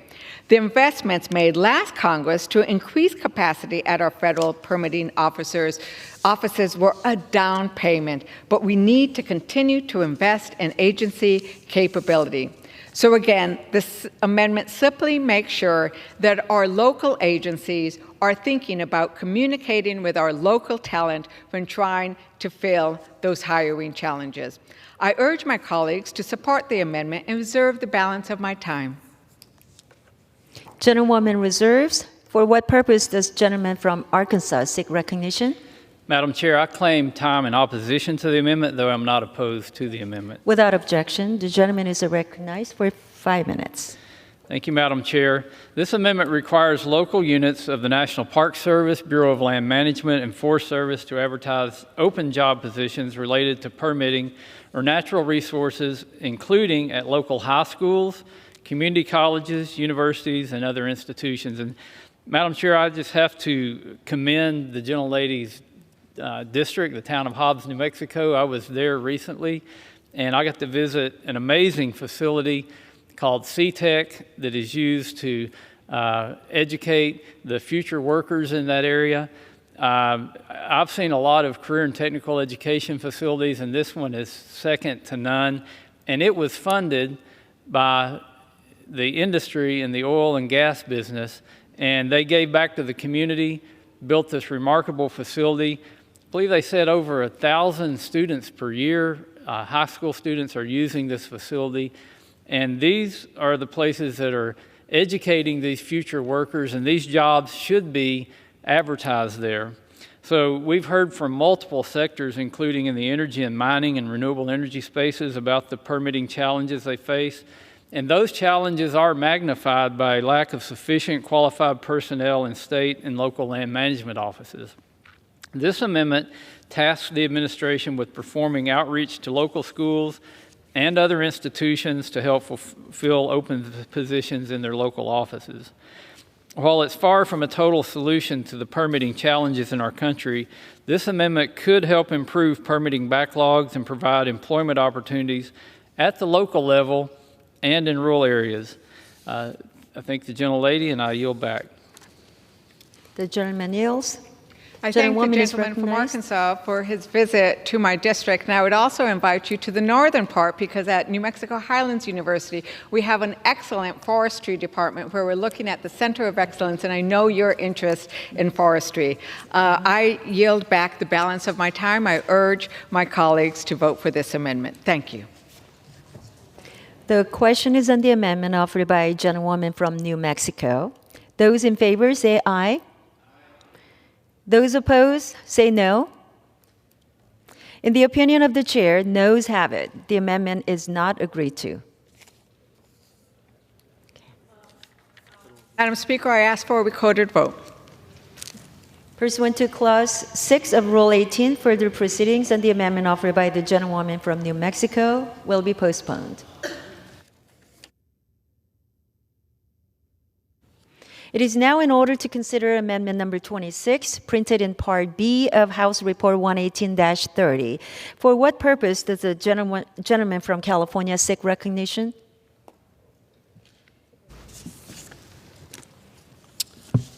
Madam Speaker, I have an amendment at the desk. The clerk will designate the amendment. Amendment number 26, printed in Part B of House Report number 118-30, offered by Mr. Levin of California. Pursuant to House Resolution 260, the gentleman from California, Mr. Levin, and a member opposed, each will control 5 minutes. The chair now recognizes the gentleman from California. Thank you, Madam Speaker. My first amendment would strike Title V of Division B of this bill. Throughout this debate, I've heard my friends across the aisle argue that the bill before us today is a reasonable attempt to reform our permitting system. But unfortunately, this bill closely resembles a wish list for big oil and their lobbyists. This amendment would strike one of the most egregious portions of the bill, which would undo many of the reforms we made last Congress to ensure that the American people see a better return on our public lands and waters. We should all be able to agree that the American people deserve a fair deal when it comes to the use of our cherished public lands. For far too long, our oil and gas leasing program has offered a sweetheart deal for the fossil fuel industry at the expense of taxpayers. One fossil fuel company even went so far as to outline in a press release the many benefits of extraction on public land compared to private land. Their release highlighted that leases on public lands are cheaper, last longer, and are more expansive. And while these statements may be music to the ears of those who care most about big oil interests, they represent a raw and an unfair deal for the American people. Increasing the royalty rate to a fair level, that's all we're asking, a fair level, will generate billions of dollars in revenue for taxpayers. The Government Accountability Office and Congressional Budget Office both agree and have suggested that it's good policy. That's why last Congress I introduced the Restoring Community Input and Public Protections in Oil and Gas Leasing Act to protect taxpayers by eliminating non-competitive oil and gas leasing and raising the onshore oil and gas royalty rate, rental fee, and minimum bid amount. I'm proud that the Inflation Reduction Act includes significant provisions of that bill, including eliminating non-competitive leasing for oil and gas sales, raising annual rental rates, and increasing the minimum bid for public lands. These common sense reforms were simply long overdue fixes to create more balanced fiscal terms and bring federal lands in line with what states and private landowners already charge. Before the IRA, the fiscal terms for public lands leasing and drilling were in some cases over 100 years old. For decades, these outdated rates and fees allowed oil CEOs to lease public lands for pennies on the dollar and unfairly increase their profits at the expense of taxpayers. Even after the IRA, states like Texas and Oklahoma still charge higher royalty rates on their state lands than are charged on federal public lands. According to Taxpayers for Common Sense, these updated fiscal terms included in the IRA will not raise prices at the pump or consumer energy prices, but they will raise billions of dollars in additional revenue that could go toward funding education, health care, and infrastructure improvements that benefit everyone, not just oil and gas companies. Unfortunately, the bill before us today would also reinstate non-competitive leasing, an indefensible practice. The Government Accountability Office also found that 99% of non-competitive leases issued between 2003 and 2009 never produced oil and gas during their 10-year lease terms. And the reason why these lands are not put into production is that they're leased in areas where there is virtually no likelihood of development. At its core, non-competitive leasing is a wasteful practice that forces the Bureau of Land Management to expend limited public agency time and resources administering leases that hardly ever generate returns for taxpayers. It encourages oil and gas companies to buy up lands they will never use to pad their portfolios and appease shareholders, contributing to the 12.3 million acres of leased public lands that these companies are currently sitting on and not using. Instead of maintaining these common sense reforms and protecting the interests of American taxpayers, Title V of the bill before us today would undo all of these reforms and provide a gift to oil and gas interests. By rolling back these reforms, the majority is proposing policies that would only pad big oil's pocketbooks even further and increase our federal deficit by $160 million over 10 years, according to the Congressional Budget Office, even as companies like ExxonMobil and Shell are announcing record profits. By striking this title, we can put these dollars back in the pockets of the American people and protect common sense reforms that are finally ensuring that federal taxpayers receive a fair return on any private profit that oil and gas companies extract from our public lands. So I urge my colleagues to stand up for the American people and stand against our increasing national debt by supporting this amendment. And with that, I reserve the balance of my time. Gentleman reserves. Gentleman from Arkansas is now recognized. Madam Chair, I rise to claim time in opposition to this amendment. Gentleman is. I oppose this amendment, which would strike provisions in the bill to incentivize responsible domestic energy production, create jobs, and reduce energy costs for American families. This amendment would preserve the higher royalty rates for oil and gas on federal lands and waters that were just recently raised by my colleagues across the aisle. Democrat talking points ignore the reality of what it takes to produce energy on federal lands, while at the same time advocate for increased royalties that will be passed on to consumers in the form of higher energy costs. The House Natural Resources Committee held a field hearing for H.R. 1 last month where we heard directly from operators that produce on federal and state and private lands. Unfortunately, none of our Democrat colleagues came with us to participate in that hearing, or they would have heard the facts. It takes less than a week to obtain a drilling permit from the states of Texas or New Mexico, and it takes over 180 days to obtain a permit from the BLM. That is just one drilling permit. Operators sometimes need 30 to 50 permits and right-of-ways from a federal agency to develop a project on federal lands. It is these delays and inefficiencies that demonstrate why the royalty rate should be lower on federal lands. The simple truth is, the lower the royalty rate, the more interest there will be in energy production. The greater our nation's energy security and the cheaper energy prices will be for all Americans. And the Democrats know this. Earlier this month, the Biden administration confirmed this fact in a leaked Bureau of Ocean Energy Management memo on Cook Inlet lease cell number 258. Their own memo noted that a lower, quote, 16 2/3% royalty may be more likely to facilitate expeditious and orderly development of OCS resources and potentially offer greater energy security to the residents of the state of Alaska, end quote. That was from the Biden-Boehm administration. Because I believe in promoting American energy security and reducing our reliance on federal adversaries for energy and mineral resources that we should be producing here in America, I oppose this amendment. I encourage my colleagues to join me in opposition. I reserve the balance of my time. Gentleman reserves. Gentleman from California is recognized. I'll yield back, balance my time. Gentleman yields back. Gentleman from Arkansas is recognized. Madam Chair, I yield as much time as he may consume to the gentleman from Minnesota, Mr. Stauber. Without objection, gentleman is recognized. Thank you, Madam Speaker. I rise today in opposition to my good friend Mr. Levin's amendment.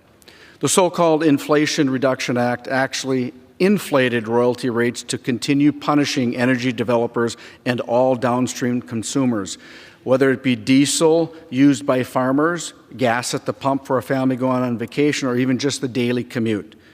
Therefore, Republicans in Congress, again, did the right thing by returning the royalty rate to the reasonable place prior to the Inflation Reduction Act. By striking this provision, the Democrats once again want to increase the cost of energy on American families. This doesn't make sense. For one, it simply makes oil and gas more expensive, and therefore all uses of oil and gas more expensive. We think of gasoline and diesel, of course, but how about plastic for everyday use, ranging from eyeglasses to medical instruments, or rubber tires for electric vehicles? How about lubricants for wind turbines? How about fertilizer? Should we continue to drive the cost of all of these items through the roof? It also doesn't make sense because it only punishes producers on federal lands and waters. I've had the good fortune of being welcomed to southeast New Mexico and West Texas a handful of times to discuss these issues. And what I've learned is that it's significantly easier and cheaper to develop on private lands. Producers will produce. Do we want those returns from production to be realized by communities impacted by federal lands ownership at all? And last, this amendment was soundly defeated in committee. So let's keep energy and oil and gas applications cheap, and let's keep revenues flowing to areas impacted by federal lands. And I yield. Gentleman yields. I reserve. Gentleman from Arkansas is the only has time left. I encourage my colleagues to oppose this amendment, and I yield back the balance of my time. Gentleman yields. The question is on the amendment offered by a gentleman from California. Those in favor say aye. Those opposed say no. In the opinion of the chair, noes have it. The amendment is not agreed to, and let's see. The gentleman requests recorded vote. Let's see. Pursuant to Clause 6 of Rule 18, further proceedings on the amendment offered by a gentleman from California will be postponed. Got one more. It is now in order to consider Amendment Number 27, printed in Part B of House Report 118-30. For what purpose does the gentleman from California seek recognition? Madam Speaker, I have an amendment at the desk. The clerk will designate the amendment. Amendment number 27, printed in Part B of House Report number 118-30, offered by Mr. Levin of California. Pursuant to House Resolution 260, the gentleman from California, Mr. Levin, and a member opposed, each will control 5 minutes. The chair recognizes the gentleman from California. Thank you, Madam Speaker. This amendment simply requires federal agencies to certify that they have the staffing capacity to meet the new environmental timelines established under this bill. According to the Government Accountability Office, the main reason for project delays at the federal level is a lack of agency resources and staff capacity. Thankfully, we helped address this challenge by securing $1 billion in the IRA to ensure federal agencies have the resources and expertise to conduct efficient environmental reviews. A trained, equipped workforce is essential to processing environmental reviews in a timely fashion in cases where there are delays. Increasing the funding and staff for federal agencies' permitting offices and agency workforce training is already making the permitting process significantly more effective and efficient in a responsible way. Unfortunately, instead of building on the progress we made in the Inflation Reduction Act and supporting agencies' capacity to conduct reviews by providing additional resources, H.R. 1 takes the more politically expedient but impractical approach of simply forcing agencies onto stricter timelines for reviews without providing additional resources for federal agencies to conduct these reviews. By instituting these strict deadlines and limiting opportunities for community input throughout this bill, I'm worried that instead of leading to more efficient project reviews and approvals, H.R. 1 may actually lead to sloppier and rushed reviews. When environmental reviews are not thorough, projects often face a litany of time-consuming lawsuits and litigation. As some may know, I used to work on clean energy projects before coming to Congress, and my own experience is that detailed environmental reviews and a thoughtful permitting process, alongside early engagement with impacted communities, can facilitate more efficient completion of projects and better overall outcomes. This amendment would help support efficient reviews by requiring that the Council on Environmental Quality, in consultation with affected federal agencies, certify that all agencies have the funding and staffing capacity to meet the new timelines for environmental review required under the bill. It's common sense that we should not be instituting arbitrary timelines if agencies don't have the necessary resources to meet them. So I urge my colleagues to support this amendment to ensure that affected agencies have the resources needed to conduct high-quality reviews, which will lead to better overall project outcomes. And I'll yield back the balance of my time. Gentleman yields back.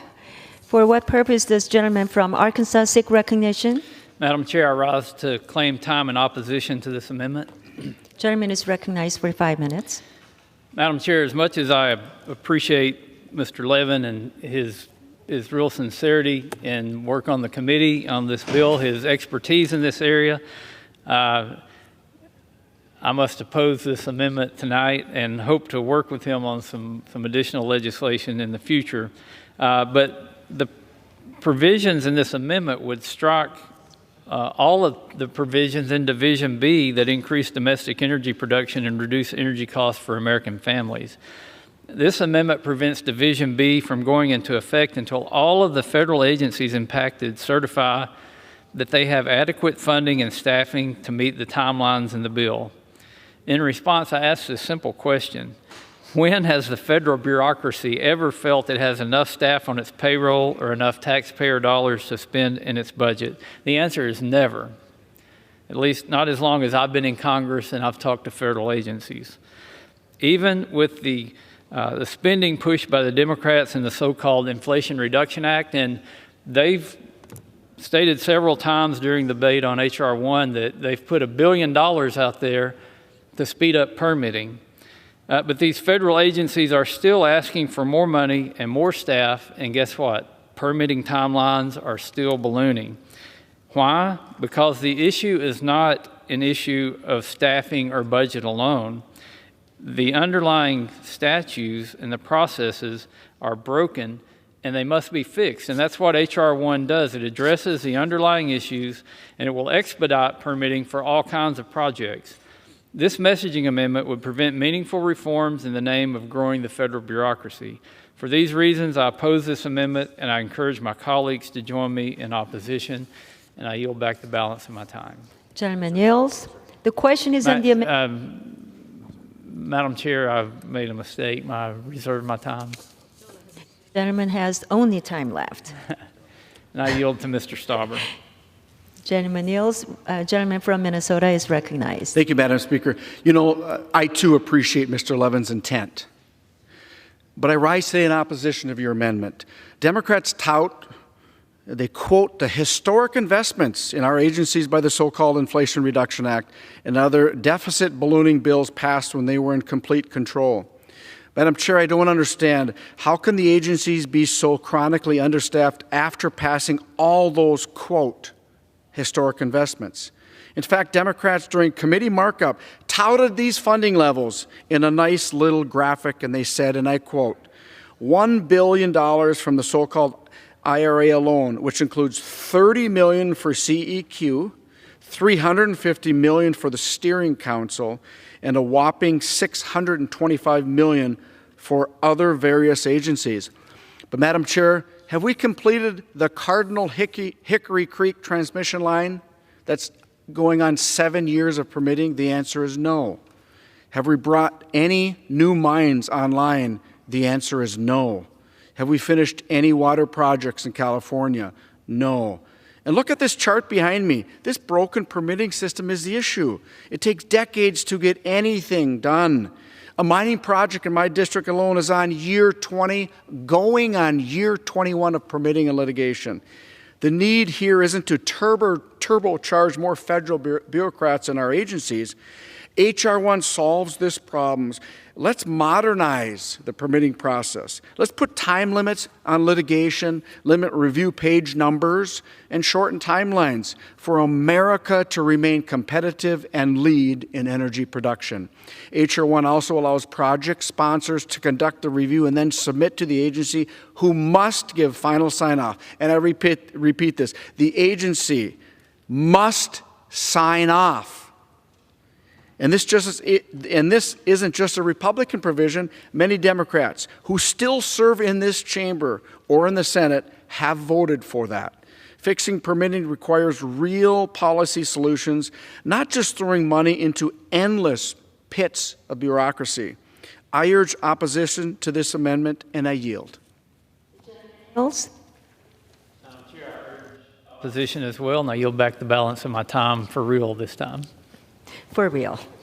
The question is in the amendment offered by a gentleman from California. Those in favor say aye. Those opposed say no. In the opinion of the chair, the noes have it. The amendment is not agreed to.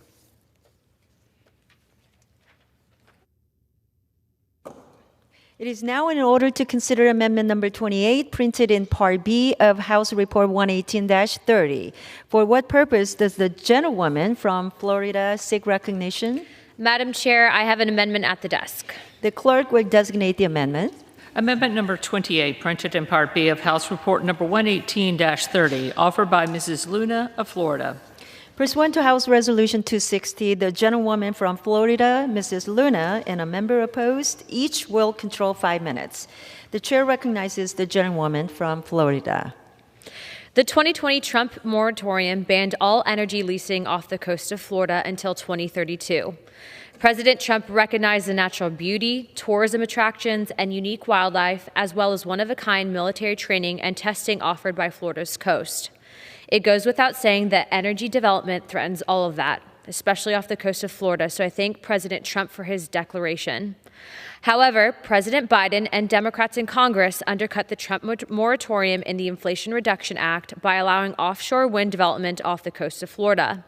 This threatens our economy, ecosystem, military readiness, as well as a number of endangered species in ways that were obvious to all except Democrats who voted to force this wind development on an unwilling public. My amendment requires the GAO to conduct a study on how wind development would impact military readiness, marine life, tourism aspects, and prohibits offering leases for wind development until the study is complete. I have confidence that this study conducted by our government experts will show what President Trump so easily understood, that wind is bad for Florida. My Florida Republican colleagues and I are committed to ensuring that no wind turbines will ever be placed off the coast of Florida. We will work with our colleagues on the Appropriations Committee to block funding for this kind of development, and we will repeal the section of the Inflation Reduction Act that my Democrat colleagues voted for that want to build windmills on our beaches. These very ugly and ineffective turbines pose untold dangers to Florida's thriving marine life and our precious natural resources. Wind turbines also threaten our nation's military readiness by interfering with radar detection, which can result in a complete loss of detection capabilities, according to the FAA and DoD report to Congress in 2016. In my district, turbines are harmful for an already endangered species in the area, and there is not to mention the untold effects of turbines that will be had on the tourism economy. People travel from all around the world to our pristine beaches not to see windmills. I want to thank Chairman Westerman and Whip Emmer for working with the Florida delegation on this amendment. And on behalf of one of the biggest delegations in the country, I urge my colleagues to support this amendment and protect Florida from Joe Biden's windmill fantasy. Thank you. I yield my time. Gentlewoman Reserve my time. reserves. For what purpose does gentleman from Arizona seek recognition? Thank you, Madam Chair. I rise to claim time in opposition to this amendment. Gentleman is recognized for 5 minutes. Thank you very much. The amendment stops any offshore wind lease sales in the waters around Florida until the Government Accountability Office publishes their report on the impacts of wind energy development on military readiness, the marine environment, and tourism. I find the amendment somewhat ironic in that H.R. 1, the Polluters Over People Act, guts the National Environmental Policy Act, which is the best tool for thoroughly studying the impacts of major projects like offshore wind. A robust NEPA process will evaluate the potential impacts of offshore wind projects on military activities, fisheries, marine life, tourism, and coastal community. NEPA is the tool our government should use to help identify the best places for offshore wind and how to mitigate any potential impacts. NEPA, with all respect for GAO, a couple of page GAO study on the potential impacts of offshore wind doesn't make up for a thorough, robust NEPA review. And we need to make sure that coastal communities have the tools that NEPA offers to weigh in on projects that may affect their coastlines and their marine resources. And speaking of NEPA, my colleague referenced that project. I'm quoting from Politico. Look at the energy projects that Republicans are citing as their poster child for the problem sheds light on where their push may or may not help speed project approvals. GOP lawmakers focused on delays to the Cardinal Hickory Creek transmission line during a legislative hearing last month, blaming the NEPA process for years of delay that would have stymied a 102-mile power project from Wisconsin to Iowa. Yet Republican proposed changes would not impact, quote unquote, the project, said Ron Pritchard, a spokesman for the power lines developer ITC Midwest. So NEPA, H.R. 1 guts NEPA, begins dismantling it, weakens it, and cuts the public out of the process. This amendment protects Florida and their coastline. There are other coastlines. There are other communities that don't want extraction, such as gas and oil. I mentioned California and states along the Atlantic, and they should be extended, and they fight every day to preserve those areas. I oppose the amendment, and I reserve the balance. Gentleman reserves. Gentlewoman from Florida is recognized. I yield my time to the gentleman from Arkansas. Thank you, Madam Chair, and I thank the gentlewoman for yielding, and also thank her as a freshman member for her proactive work on the committee. And Representative Luna's amendment requires the Comptroller General to have a report on all potential adverse effects of wind energy development in the eastern Gulf of Mexico, the South Atlantic, and the Straits of Florida planning areas. Until this report is published, the Secretary of the Interior is prohibited from publishing a notice or holding a lease sale for wind energy developments in the area. As she stated, the report must evaluate the potential impacts of wind energy development on military readiness and training activities, on the marine environment and ecology and tourism, including the economic impacts on communities adjacent to the planning areas. We cannot compromise our military readiness and training activities, which are crucial for national security. By requiring a Comptroller General report, we can make informed decisions about the potential impacts of wind energy development on our national security, marine environment, and local economies. Therefore, I support this amendment and urge my colleagues to vote in favor of it. Thank you, and I yield back. Gentleman yields. Gentleman from Arizona is recognized. Thank you very much, and I continue to reserve. Gentleman reserves. Gentlewoman from Florida is recognized. I yield back. Gentlewoman yields. Gentleman from Arizona is recognized. Thank you. A frustrated former Republican official who worked for the White House Council on Environmental Quality also said regarding NEPA and H.R. 1, we are spending 99% of our political capital on a set of reforms that will be of no statistical significant consequence, end quote. Yield back the balance.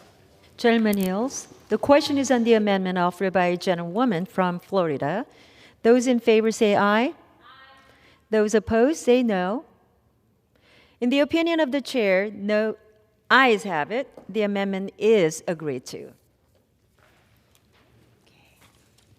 It is now in order to consider amendment number 29, printed in Part B of House Report 118-30. For what purpose does the gentlewoman from Florida seek recognition? Madam Chair, I have an amendment at the desk. The clerk will designate the amendment. Amendment number 29, printed in Part B of House Report number 118-30, offered by Mrs. Luna of Florida. Pursuant to House Resolution 260, the gentlewoman from Florida, Mrs. Luna, and a member opposed, each will control 5 minutes. The chair recognizes the gentlewoman from Florida. Major components of wind infrastructure are imported from our enemies like China. We have seen how poorly President Biden has handled the energy crisis, and to make it worse, he is outsourcing our energy to foreign adversaries. This threatens our national security, throws away American jobs, and increases our dependence on foreign energy. Regardless of the energy source, we need to prioritize our domestic supply chain and support American energy independence.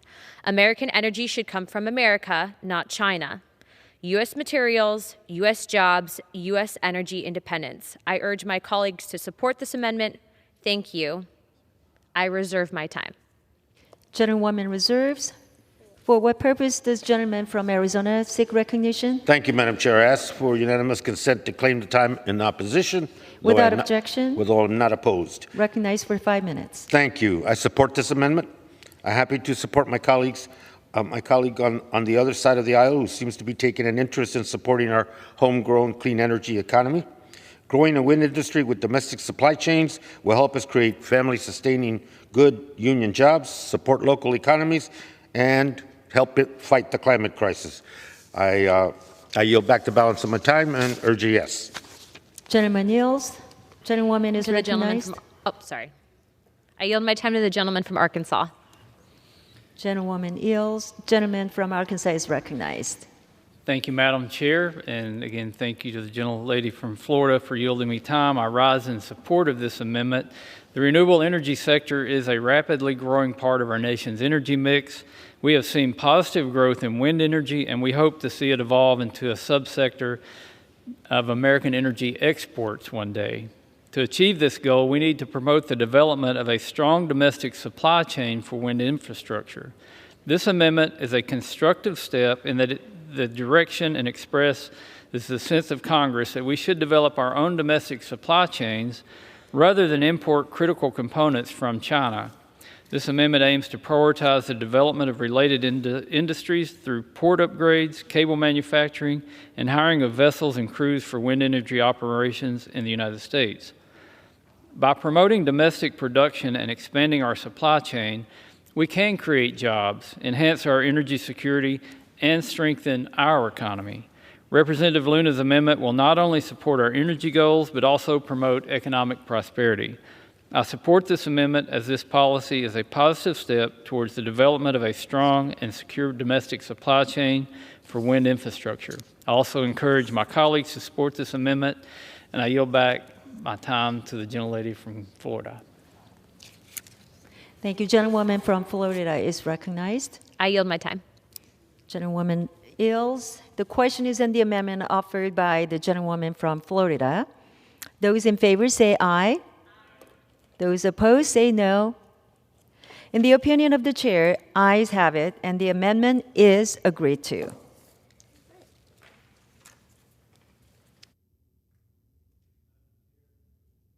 For what purpose the gentleman from Arkansas seek recognition? Madam Chair, I move the committee do now rise. The question is on the motion that the committee rise. All those in favor say aye. All those opposed say no. The ayes have it. The motion is adopted. Accordingly, the committee rises.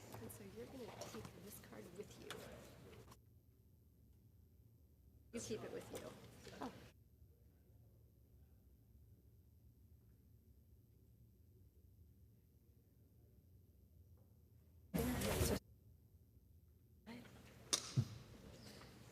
Madam Chair. Madam Speaker, the Committee of the Whole House on the State of the Union, having had under consideration H.R. 1, directs me to report that it has come to no resolution thereon.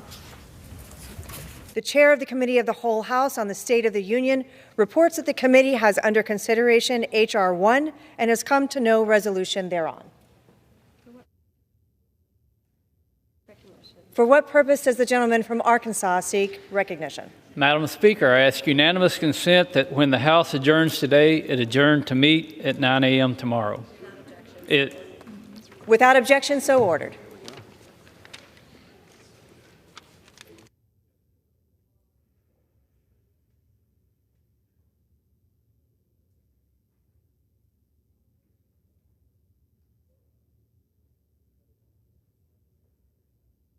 The Chair lays before the House a message. To the Congress of the United States, Section 202D of the National Emergency Act, 50 U.S.C. 1622D, provides for the automatic termination of a national emergency unless, within 90 days prior to the anniversary date of its declaration, the President publishes in the Federal Register and transmits to the Congress a notice stating that the emergency is to continue in effect beyond the anniversary date. In accordance with this provision, I have sent to the Federal Register for publication the enclosed notice stating that the national emergency declared in Executive Order 136/64 of April 3, 2014, with respect to the South Sudan is to continue in effect beyond April 3, 2023. The situation in and in relation to South Sudan, which has been marked by activities that threaten the peace, security, or stability of South Sudan and the surrounding region, including widespread violence and atrocities, human rights abuses, recruitment and use of child soldiers, attacks on peacekeepers, and obstruction of humanitarian operations continue to pose an unusual and extraordinary threat to the national security and foreign policy of the United States. Therefore, I have determined that it is necessary to continue the national emergency declared in Executive Order 136/64 with respect to South Sudan. Signed sincerely, Joseph R. Biden, Jr., The White House, March 29, 2023. Referred to the Committee on Foreign Affairs and ordered printed. The Chair lays before the House a message.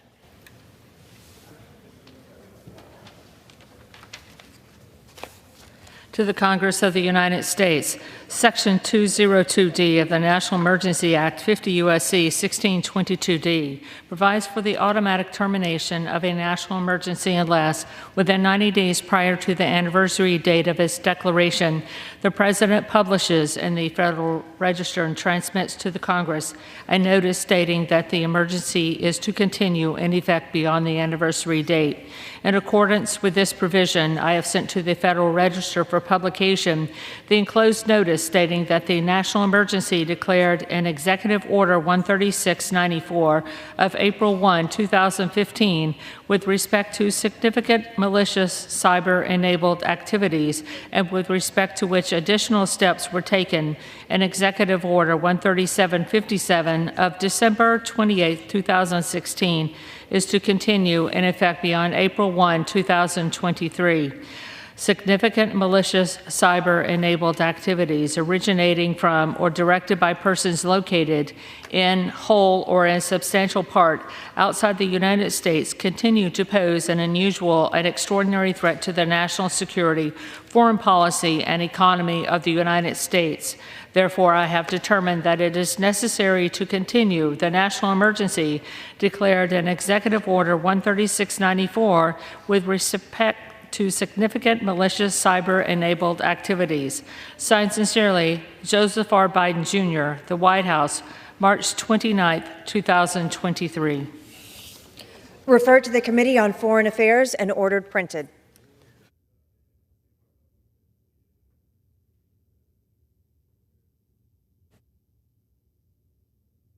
Now entertain requests for 1-minute speeches. For what purpose does the gentleman from Indiana seek recognition?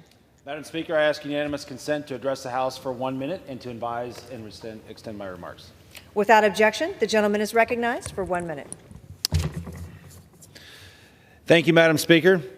I rise to celebrate excellence in athletics and a very special group of Hoosier young men.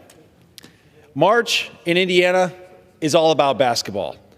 And this past weekend, the Northwood boys basketball team out of Napanee and Wakarusa reached the heights of basketball glory by winning the 3A state title for the very first time in school history.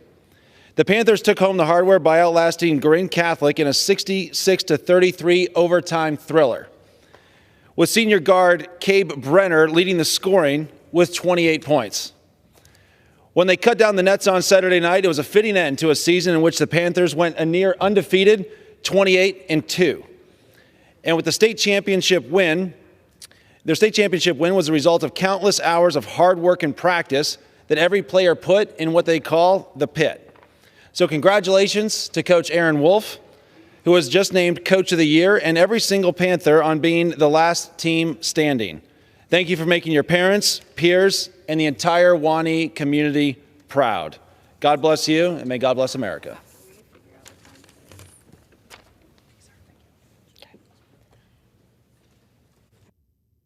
Under the Speaker's announced policy of January 9th, 2023, the gentleman from Kentucky, Mr. McGarvey, is recognized for 1/2 of the time until 10 p.m. as the designee of the Minority Leader. Thank you, Madam Speaker. I ask for unanimous consent that all members may have 5 legislative days in which to revise and extend their remarks and to submit extraneous material into the record. Without objection, so ordered. Thank you. Madam Speaker, I rise this evening as the convener of the Congressional Progressive Caucus Special Order Hour. We had been planning today to talk about the different budget priorities between Democrats and Republicans, things I care about, things I care a lot about, things I came to Congress excited to address. But we can't. We can't talk about those things today because once again, we are seeing our children slaughtered in their schools. Monday morning, I dropped 2 of my kids off at their elementary school. I actually went in and talked to their class for career day. Their teacher let them give me a hug and walk me back to the front before I got in the car and got on the plane and came to Washington. While I was in the air, the tragedy at the Covenant School in Nashville unfolded. It makes me absolutely sick to my stomach. Unlike in years past, from Uvalde to Newtown, I haven't been able to hug my own kids yet since the tragedy in Nashville. But those parents in Nashville and in so many schools across this country will never be able to hug their babies again. We should be outraged. Outraged. 3 9-year-old children were ripped apart from their families by an assault-style weapon in their school, in the place we send them to learn, to grow, to be safe, and to feel safe. What's more outrageous than 3 9-year-olds being slaughtered by an assault-style weapon in their school? It's the 13th school shooting this year. This year, in 2023, it's the 13th school shooting this year. It would be gut-wrenching and awful if it were 13 school shootings in 13 years. It's the 13th school shooting this year. Now, thank goodness for the courage, the bravery of the Nashville Police Department and the first responders who kept this tragedy from impacting more families. But it should have never happened in the first place. So what are we doing? What are we doing here to stop this, to protect our kids? Well, I heard one of my colleagues from the state where this happened say on the steps of this very building, there's nothing we can do.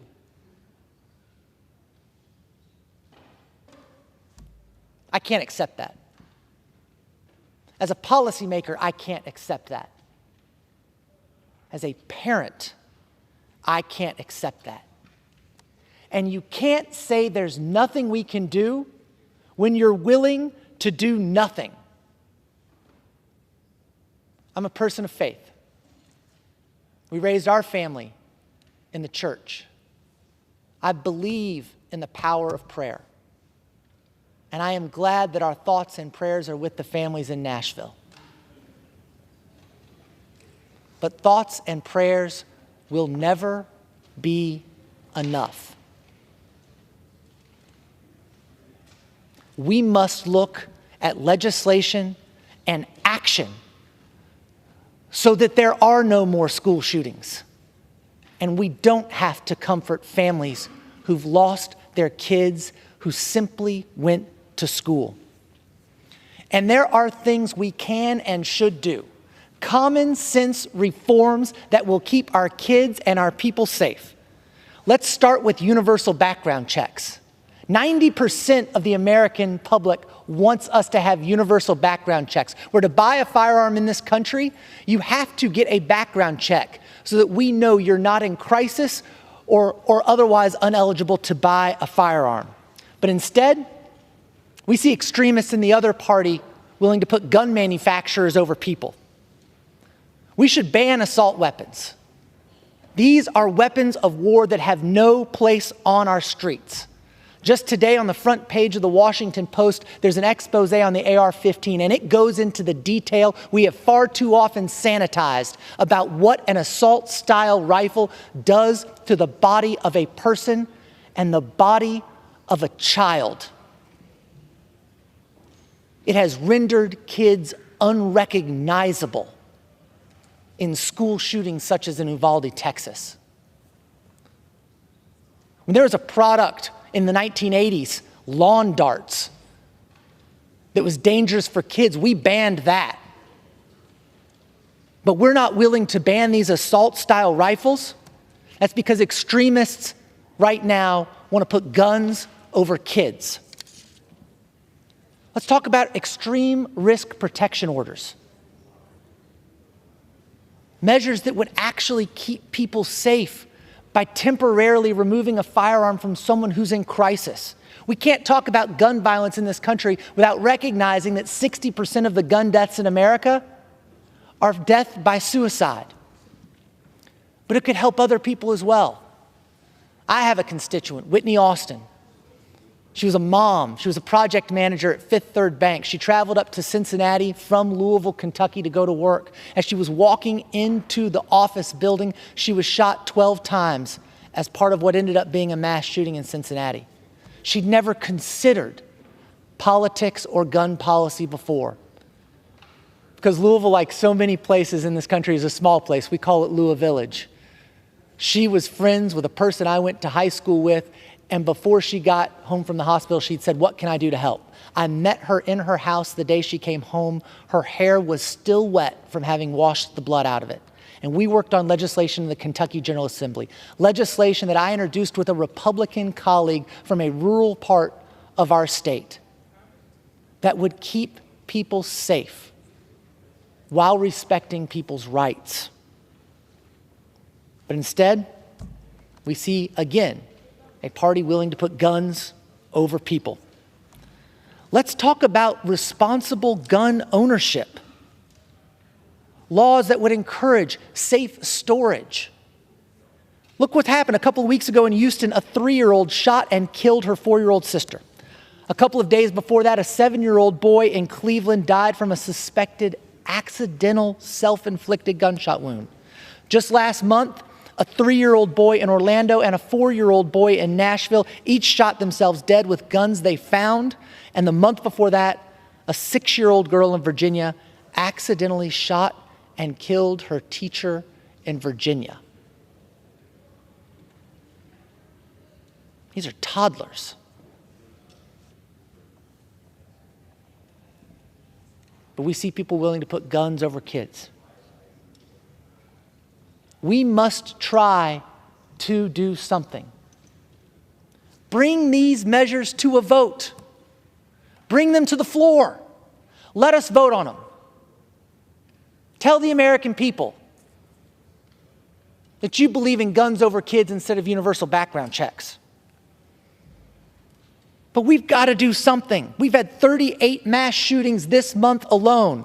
So far, 130 in just the first 86 days of this year. More than 10,000 gun deaths, and we're not even out of March. Bring these to a vote. Replace thoughts and prayers with legislation and action. And instead of legislation and action, what we're getting from extreme MAGA Republicans are slogans, not solutions. Slogans like, guns make us safer. How can you say that when guns are now the leading cause of death for children in this country?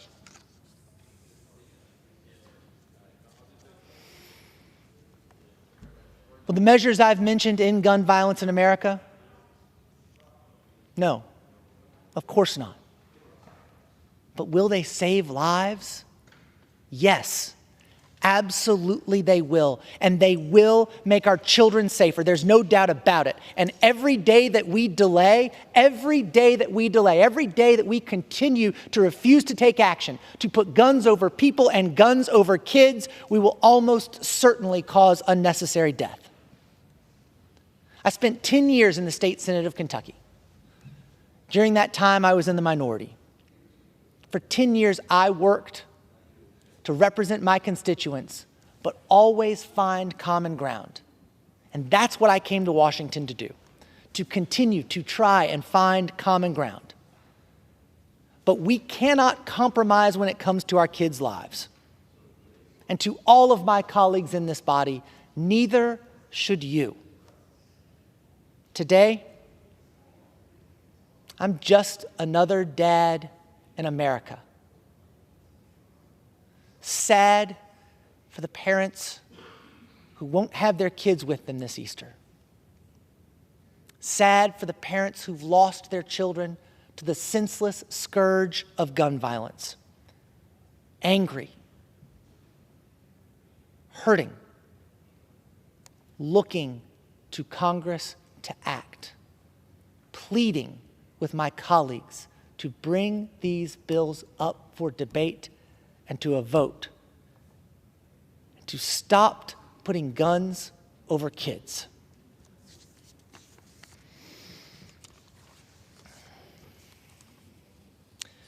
I now yield to my colleague, the gentlewoman from Pennsylvania.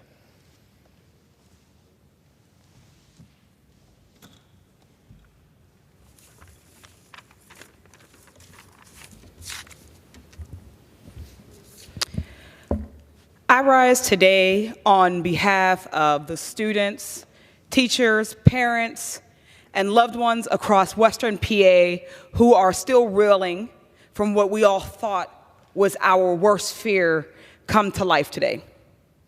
Just days after families in Nashville went through an unimaginable hell of losing their 9-year-old children because they had the audacity to attend a school in America, we received word about an active shooter situation back home in Pittsburgh. First at Central Catholic High School, then Oakland Catholic High School, and eventually a dozen of our schools across Pennsylvania. Imagine, you're a kid in Central Catholic. You've gone through the active shooter drills, and you saw the news on Monday and heard about every school shooting prior, and today you get a text that a gunman has entered your school. You're wondering if you'll be shot. Will it be your friends who are shot, your classmate, your teammate, your teacher? Can you protect them, or should you run? Do you have time to text your parents one last time? Imagine You're a teacher hysterically crying to the dispatcher a minute after you heard the news. You realize the lock on your door is broken, so you start building barricades with desks and chairs. You ask your students to protect themselves with whatever means possible, from the metal rod in the closet to the acid chemicals in the physics lab. Imagine you're a parent and you receive that phone call or text. Your heart stops. Your world freezes and your mind starts to race. Can you get to the school on time? Will you ever hug your baby again? Will they meet you at the reunification spot?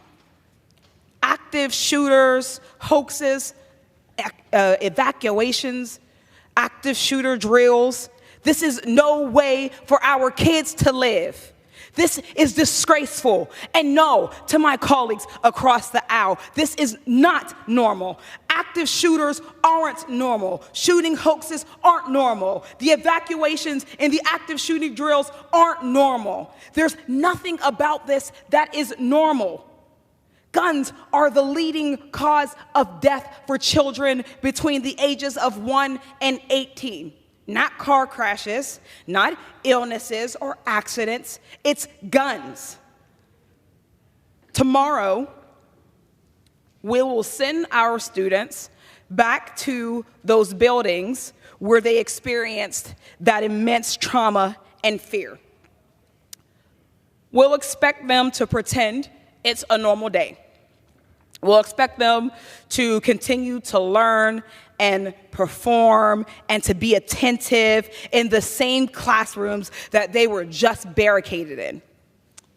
Thankfully, unlike the students and the teachers and the families in Nashville or Michigan or Uvalde or Parkland or Sandy Hook or too many others who were gunned down to count, they won't have to cry over their classmates' bodies or see their empty chairs when they return to school. Because this time, it was just a hoax. Not a hoax.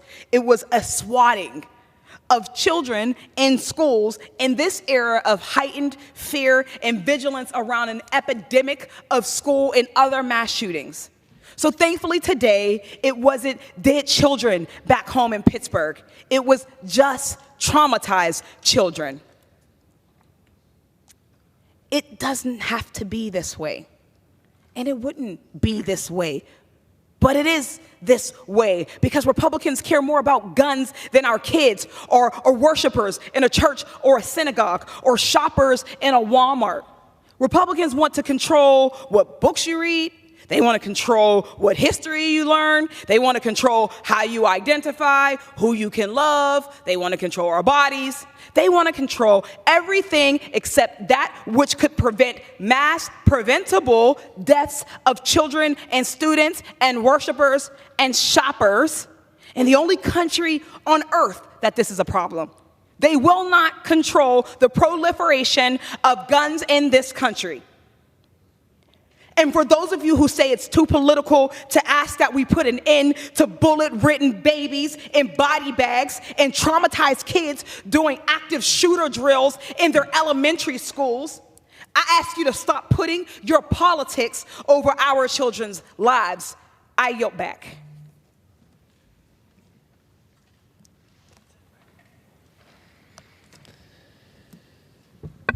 Madam Speaker, the comments from my colleague from Pennsylvania make me think back to last spring after the Uvalde crisis. I said every policymaker in the country should have had to drop their kids off at school the day after that shooting. It was all over the news, and we didn't know whether to show our fourth graders, twins, our fourth graders, what was going on. But I wanted to talk to them about it and ask them if they were okay. Ask them if they felt scared. And my son looked at me and he said, "It's okay, Dad. We practice active shooter drills in school. We'll be ready." No child should have to comfort their parents in that way. We should be working to protect our kids from this scourge. Instead, we see a party putting guns over our kids. I got an email after the Nashville shooting. A friend of mine from law school's dad. He wrote to me and he said, "Thank you for such a heartfelt, meaningful comment on the Nashville school tragedy. Too bad others don't have the guts to say what you did. I don't know if you heard from my son, but one of the 3 9-year-olds who died was my granddaughter's friend and basketball teammate. 9 years old. Think about that. This is something simply impossible for me to process. And how do you explain it to a child? The boilerplate thoughts and prayers we still hear from those who refuse to do anything to stop the gun violence won't help my granddaughter understand why her friend had to die from a bullet. The gun advocates are all about their constitutional right to bear arms, yet this grandfather wonders about a 9-year-old's constitutional right to life, liberty, and the pursuit of happiness, something which far too many of our children are being denied. It's just so sad. Thank you again for saying exactly what needs to be said again, and again, until this craziness comes to an end. We control that, Madam Speaker. We have some say in whether this craziness comes to an end. From common sense, publicly supported reforms, universal background checks, banning assault weapons, extreme risk protection orders, making sure we have responsible gun ownership, making sure that guns are no longer the leading cause of death among our children. I yield back the balance of my time. Gentleman yields back.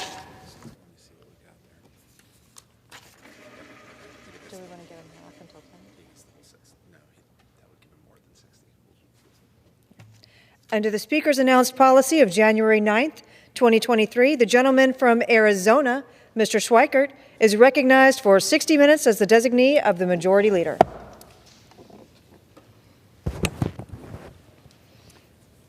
All right. Thank you, Madam Speaker Pro Tem. This evening, we're going to actually do a handful of things. Some of this is just sort of responding to some of the absurd conversations I've had this week, and this is my moment where I apologize to the stenographer, the clerk. Much of this you will have already heard, but it bears repeating because I actually sat down with a group of congressional staff. And just, it was one of those sort of passing conversations where you sit down and there were Republican and Democrat staff there. And they didn't understand some of the most basic numbers of what's going on around us. So the first thing we're going to start with here. How many of you picked up a newspaper and heard anyone talk about the debt ceiling? Yeah, apparently it's a really big deal. Fine. But then you hear them say things like, it's the default if we don't just raise it. No, that's not how it works. Default is when you do not pay back your bonds.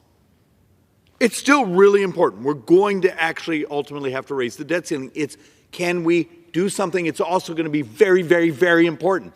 Can we do it in a fashion where we message to the world debt markets that we're taking our debt seriously, that we understand the curve is unsustainable, and we're going to walk through a bunch of boards that basically show the scale of the debt that's coming.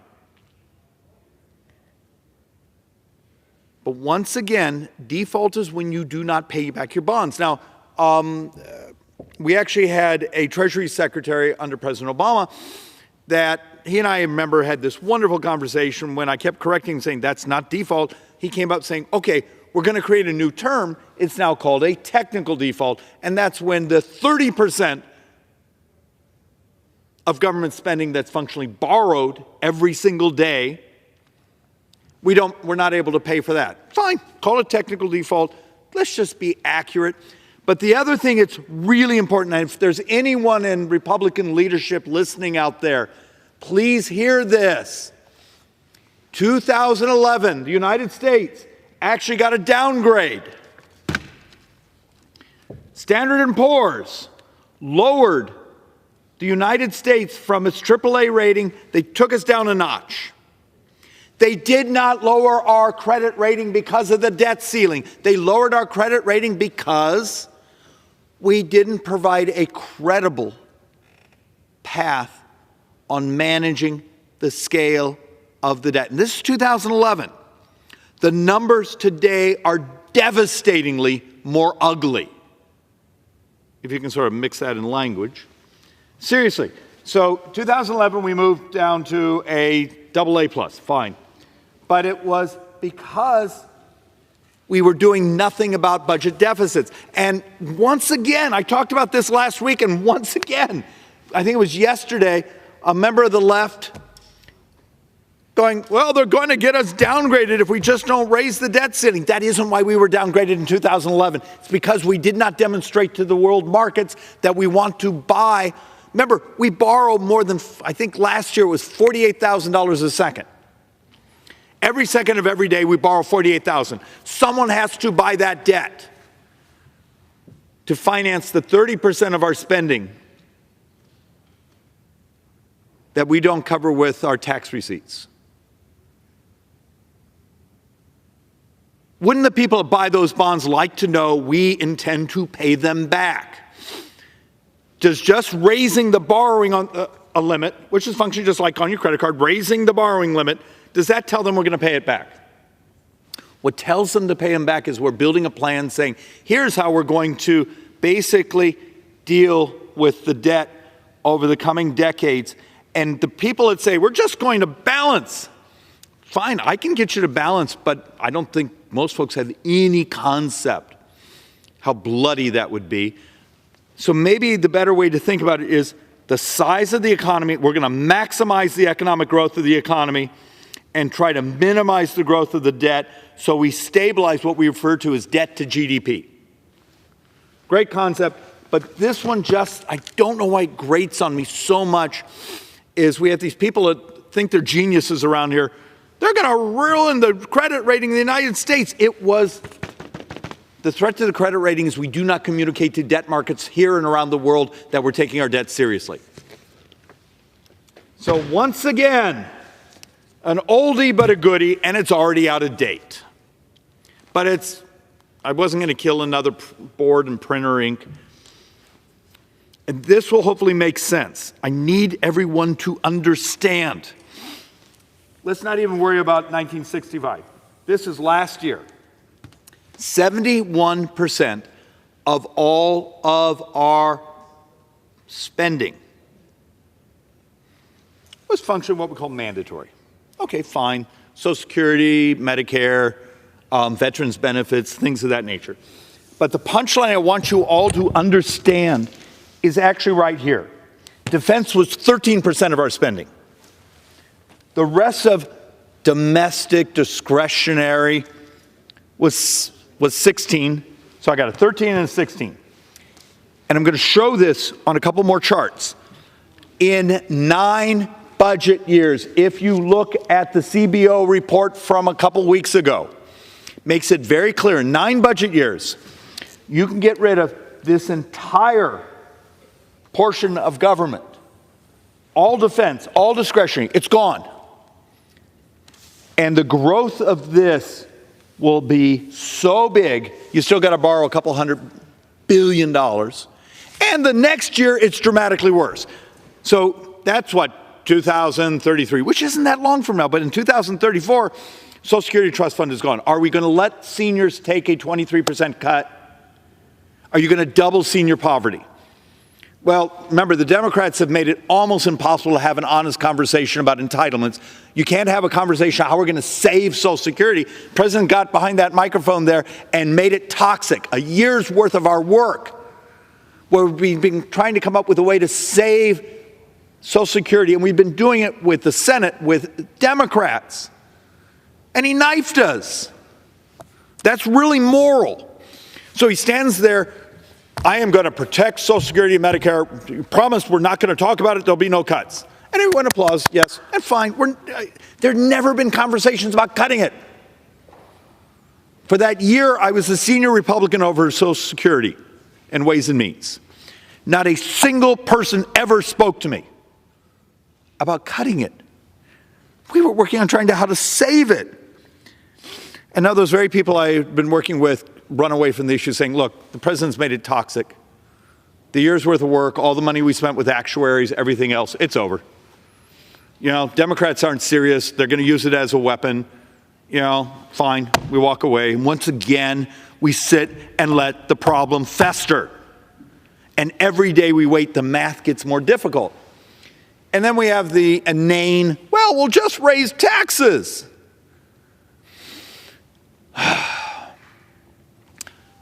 A few weeks ago, I did a presentation here on the floor where I showed what happens if you raise the caps. Okay, so the new tax cap for Social Security, I think is what, $160,200. You pay your FICA tax. If you're self-employed, you know, or your employer pays half, you pay half. Just raise it. So every dime of income above that. If you do the incremental benefits, because remember, to be honest, Social Security wasn't a welfare retirement plan. It was sort of a forced savings plan. If you gave higher income earners the benefit on, even though you made $1 million, you paid your full Social Security tax on that, you only save about 17% of the shortfall. If you just pure tax, you only save about 33% of the shortfall. You've been lied to. If you actually dig into what was the Bernie Sanders plan, it's not just tax on all income. It's a tax on all income. So over here's the unearned income, over here's the stocks, over here's the businesses. It's functionally everything in society gets taxed. And here's the punchline. That still doesn't take care of everything, but it would take care of most of Social Security shortfall. Now you got another problem. 3/4 of the future debt is actually shortfall in Medicare. And one of the frauds in the president's budget is they come back and say, well, we're taking care of the Medicare Part A trust fund with $600 billion, $660 billion over the next 10 years. Okay, except I need you to conceptualize this. Over the next 30 years, the shortfall in Medicare is $80.5 trillion when you do the shortfall in the interest. Okay, $660 billion is a lot of money over 10 years. It ain't 80 trillion. But this place is basically a fraud. It's virtue signaling. So one more time, I need this to sink in, and I don't know why this one has been so hard. Functionally, in 9 budget years, I can wipe out all of government, and you still have to borrow money.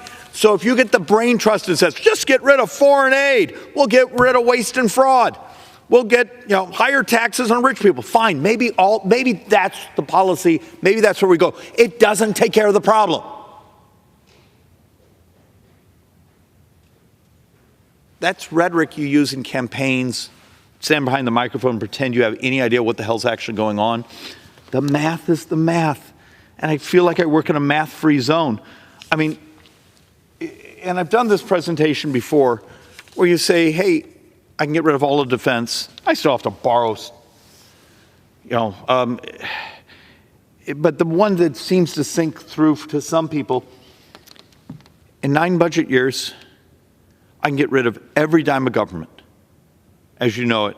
and just to maintain the mandatory spending, the earned benefits and some of the unearned benefits, we still have to borrow $200-300 billion. And that was assuming two things I should throw out, and we're trying to recalculate. That was assuming on the previous interest rate calculations from last month that turn out that already look wrong. It looks like our financing of U.S. sovereign debt is going to be higher. And I'm going to show you a chart here that it was also based on a much higher GDP. Now, understand, when we were getting a 2024 outlook and 1.6% economic growth, that's miserable. This is a country that used to run over 3% decade after decade. But we have a demographic problem. We've gotten older, we don't have as many children. Newest economic outlook, we're down to 1.2.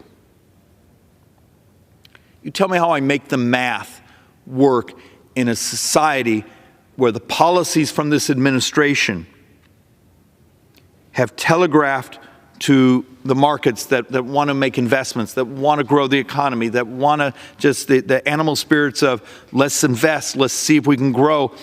They're abandoning us. The new projected GDP growth as of this month is we expect over the next year to be down to 1.2% GDP growth. And that may not mean much to anyone here, but when you have a $20 trillion economy, a percent or two is like real math. It's real money. And it multiplies on itself. Remember, it's like you all in elementary school, you remember learning about compound interest? This is like compound economic, because today's base is the next year's base, is the next year's base. These differences, if they go a couple years, are just devastating. But that's what we're heading for. And back to why this is so important and why I'm just almost constantly angry around here, and I'm working on it. I'm working on having a better attitude. Look, I'm still very optimistic about the future. We're Americans. We will work this out. But I do this just passionately hoping someone's listening. This board is a couple years old. The numbers are much worse today. I just was too lazy to print up a new one. We're functionally heading towards borrowing $114 trillion on this board. The new update is closer to $128 trillion over the next 30 years.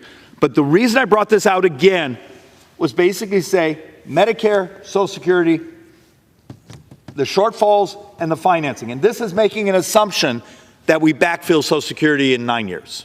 When the trust fund's gone, we're not going to let senior poverty double. Somehow we're going to backfill it with general fund. Because remember, the president stood behind the microphone. We functionally have made it toxic to actually work on saving Social Security. It is absolutely immoral what happened, but that's the world we've been given. And Medicare, remember this is the 2-year number. I'm still using it. When you add in the interest, is over $80 trillion short. The rest of the budget actually has a positive balance. It has, the model is it actually will have cash in the bank. So as we work through this, you're going to see one of the punchlines. We could come together and fix Social Security. It's a little complicated. I think there's actually, in my world, I think I came up with like 19, 20 plus little levers you'd like to adjust. I'm a big fan of incentives to people so that they want to stay in the labor force, they can, things of that nature. There's no cuts. There may be some formula where you do some redistribution of those who only work 20 quarters, but they're higher income earners compared to those who work 40 quarters and lower income. It's geeky stuff. If you want to hang out with me and the actuaries, it's actually fascinating. There's a path. I've actually even grown fonder of the idea of the sovereign wealth fund sidecar, but a year's worth of work, hundreds of hours with actuaries and other people is gone. So that's this side. Medicare, it's about healthcare costs. Are we ready to start having an adult conversation that technology can do miracles we can disrupt the price of healthcare and do it in a moral fashion where we make things faster, better, cheaper, more accessible. And why is that so hard? And I know I've said this dozens of times here, but I'm learning in Congress, we're all so busy chasing virtue signaling and giving a speech. Hopefully I can get my 3 minutes on YouTube. There's a path, and I'll end on a couple of the boards, but I've done hour-long presentations here of disruptions of curing people. Concept, 5% of U.S. healthcare, 50% of U.S. healthcare is 5% of the population.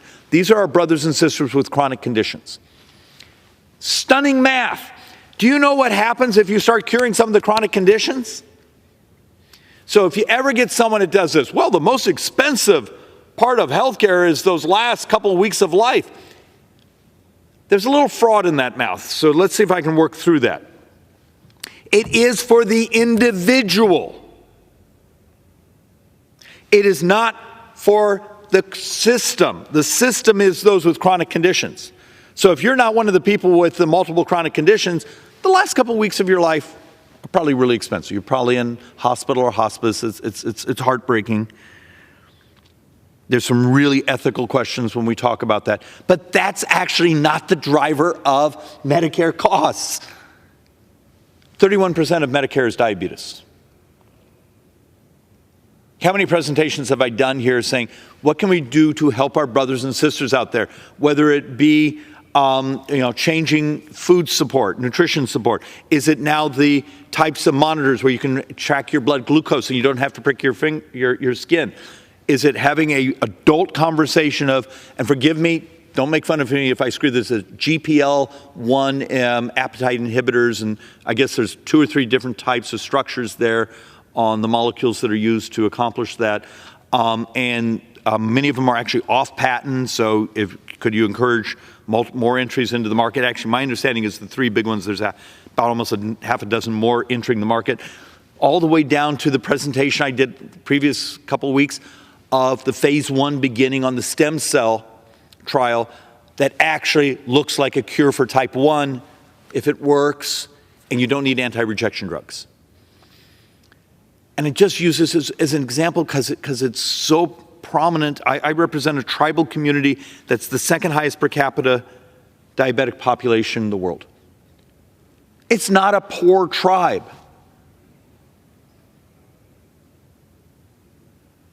But is it moral to actually say, hey, turns out curing certain diseases, taking on the healthcare costs that are the primary driver of U.S. sovereign debt, isn't it really neat the fact that I could be doing something good for society?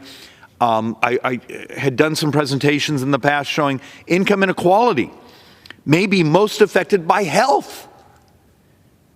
So if my brothers and sisters on the left who scream at us all the time, income inequality, it's an unfair society. Okay, what happens if I can show you the data that health, not racism, not even education, though education was big, number 1 driver is probably health. Why wouldn't they join us to actually do something that's optimistic and visionary? So let's walk through some of the realities. This is just one more time, the same exact chart, just trying to explain my net interest on just the shortage here is $47 trillion. And this is underestimated because we're now basing on a higher interest rate model for the future.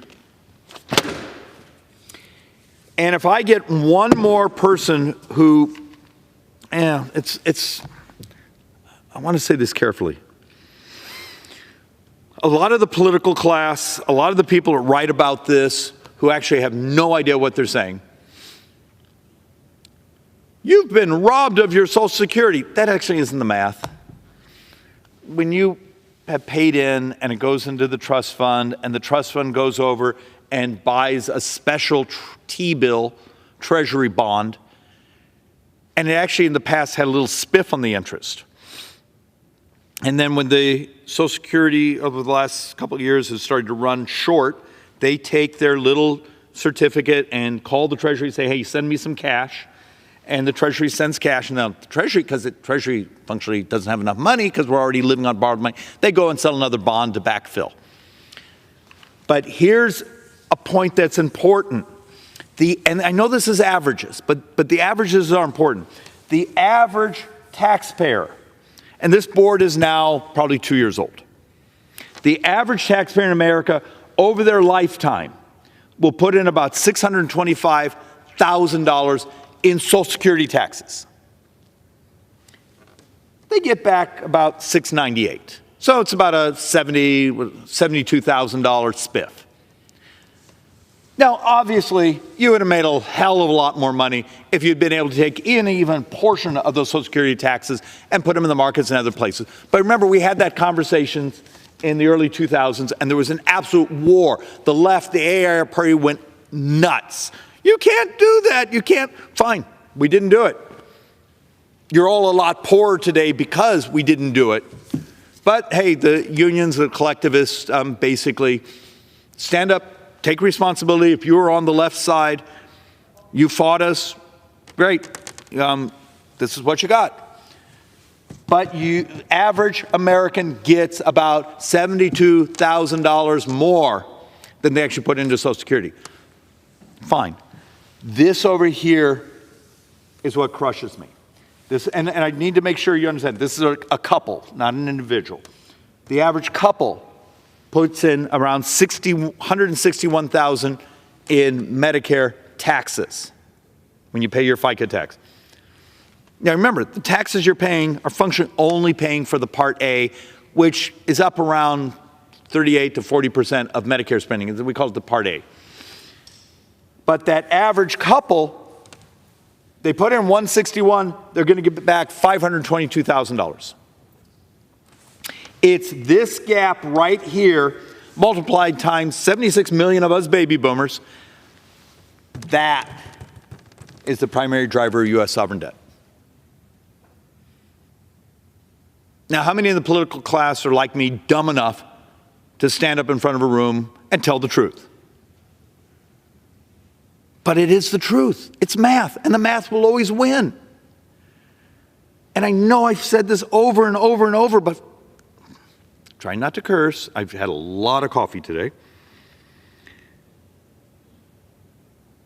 If we're willing to actually just embrace the truth, I can head us towards solutions. I'm just fighting around here just to get people to accept the most basic math. And I feel like an idiot week after week coming up here and saying versions of the same thing when we should be having amazing debates about the solutions. But I can't get an agreement on the basic math. And this one I'm just throwing out because I did it a couple weeks ago and I got all sorts of crap. That's not true. Well, it turns out the economists have now done it multiple times, and yes, it was true.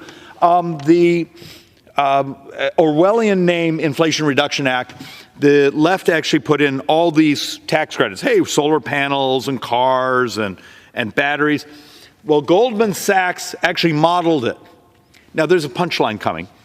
It's not what CBO said, which, hey, it might be $300 billion. No, Goldman Sachs said, no. The way they read the language, 1.2 trillion spending. So you have the left here who complains at us, you guys did tax reform in 2017 and it grew the economy, it shrank income inequality, it raised the poor up, and it grew the economy, but rich people got some taxes and it was a couple $1 trillion. Well, God damn it. Sorry. You just did a bill where you're handing out potentially $1.2 trillion.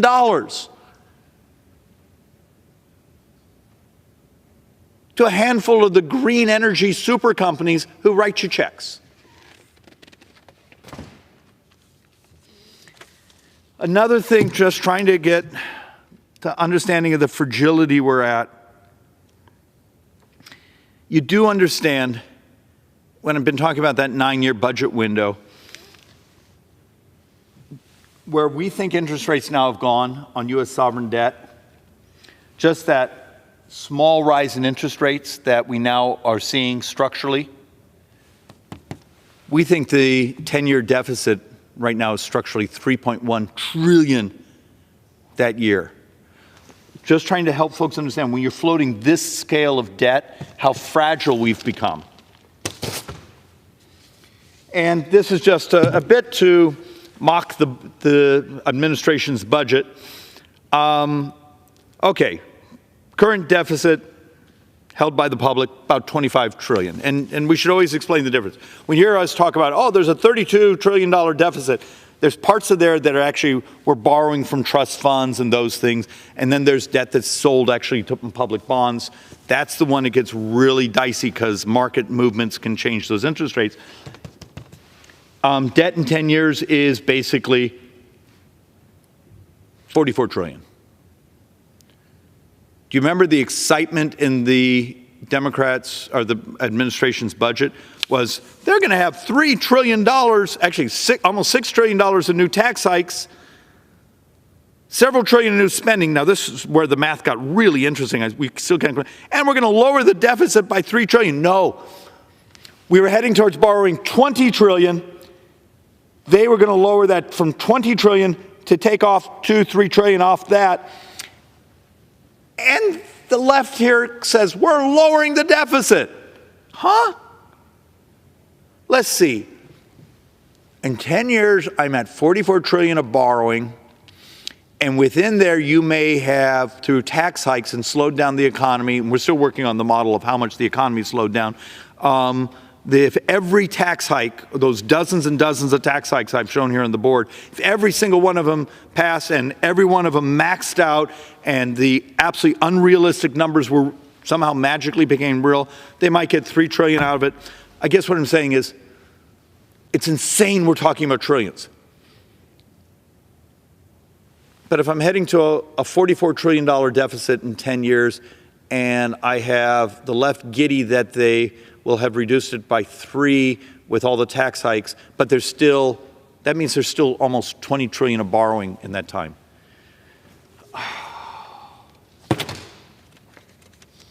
I'm not going to even make you subject to this, board. And I need my brothers and sisters on the left to stop making up stories. Just as my side, if we say, I can balance the budget by getting rid of foreign aid and waste and fraud. No, you can't. We should do some of that. We should do. All waste and fraud should be gone. We really should review all spending. But we can't keep lying to the American people saying it actually does much of anything. Remember, every dime of foreign aid is about 12 days. Actually, in the next budget, it might be only 12 days of borrowing. You got to think that through. So this is just amusing because if we took, okay, let's get it right. Confiscating all income over $500,000. So we take our country and say, hey, you made $501,000, I get that dollar.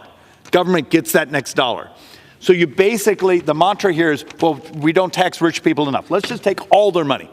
$500,000 and $1, and every dollar up, we take every dime from you. In the budget we're working on today, you might get $1.5 trillion in revenues. It's actually receipts is the right term. But in receipts, by taking every dollar of income over $500,000. But we're borrowing 1.7. Taking every dollar of people over $500,000 doesn't get you to balance on this single year, and you basically have collapsed all the economy. There's no more economic growth. But it's just, look, it's the rhetoric around here, the virtue signaling around here that has no basis in math. It's theater. So let's actually do another board. And the reason I pulled out these couple boards is that conversation I had with these young staffers, where I had a couple of these young Democrat staffers who really believed if we just tax rich people a little bit more, it takes care of everything. Maybe they should pay more, but it doesn't solve the problem. It doesn't get you anywhere close to it. So let's look at this one. If I functionally took all untaxed personal and small business adjusted gross income annually earned above the income. So if I take every single dime of business, small businesses and wealthier American or higher income Americans, and this is done in GDP, but that's the way when you're starting getting these numbers.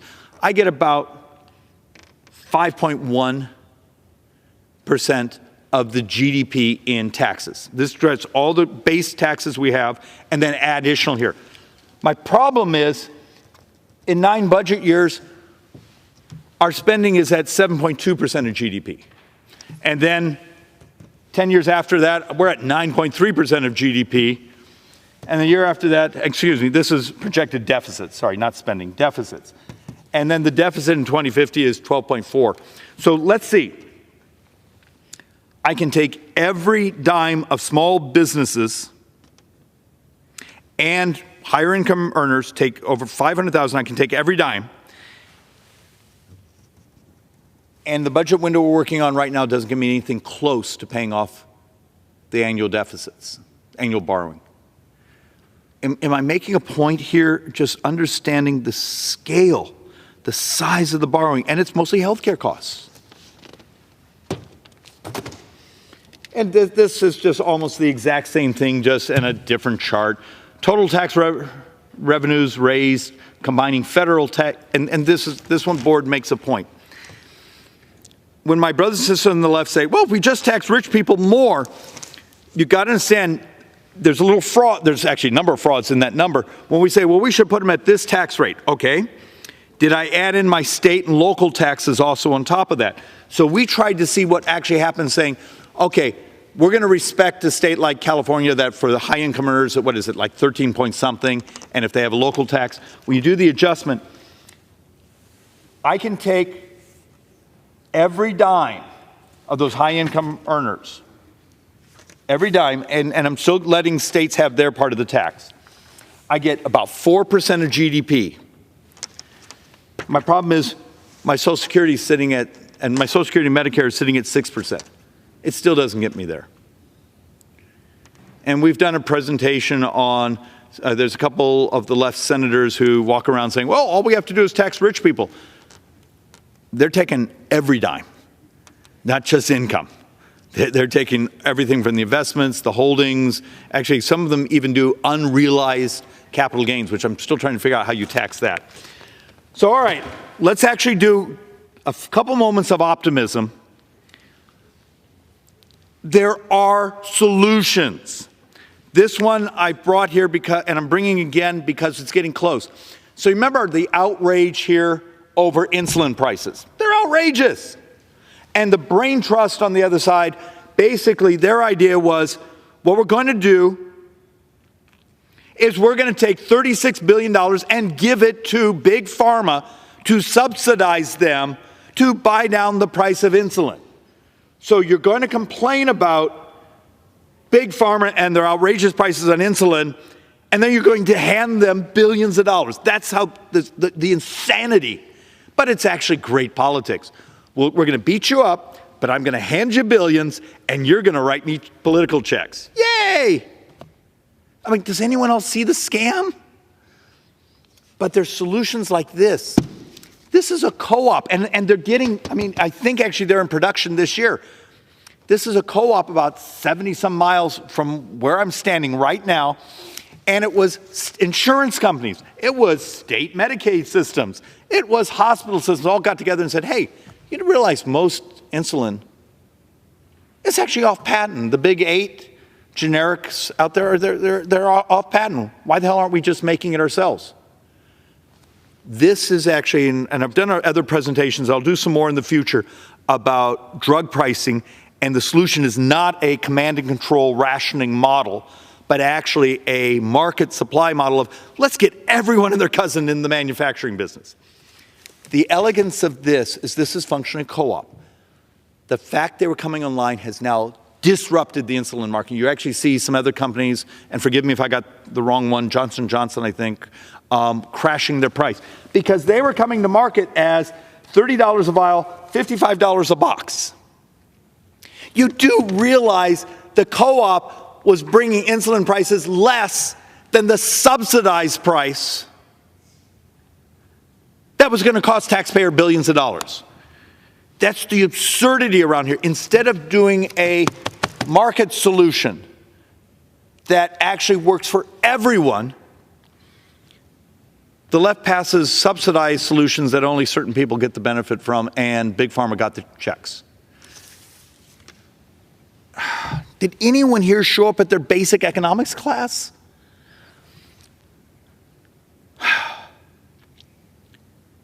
Simple pitch tonight. Tell the truth about the debt ceiling and how important it is to communicate to debt markets that we're taking our debt serious so we can maintain a stable interest rate. Because you saw some of the charts of how ugly the numbers get if we spook the debt markets. Number two, understand how devastatingly ugly our coming debt is and its demographics. Turns out it's not Republican or Democrat. We got old. And we promised lots of benefits and we didn't set aside the money for it. And we live in a society of miracles where if we can adopt the technology, whether it be the diabetes, whether it be the next generation of telehealth, whether it be bringing in lots more competitors into the pharmaceutical markets, it doesn't have to be a dystopian, ugly future. But how do you teach a body to think, and I despise the term outside the box. The box needs to be burnt down, and you need to think about what's moral, what grows, and what actually changes what's crushing us financially, morally, ethically as a society. And it turns out the solution actually is almost this unified theory of good. It doesn't have to be an ugly future if I can just get this place to think and buy a calculator. And with that, Madam Speaker Pro Tem, I'm going to let everyone go home and I'm going to yield back. Does the gentleman have a motion? Madam Speaker Pro Tem, I move we do be adjourned. The question is on the motion to adjourn. Those in favor say aye. Those opposed, no. The ayes have it. The motion is adopted. Accordingly, the House stands adjourned until 9 a.m. tomorrow.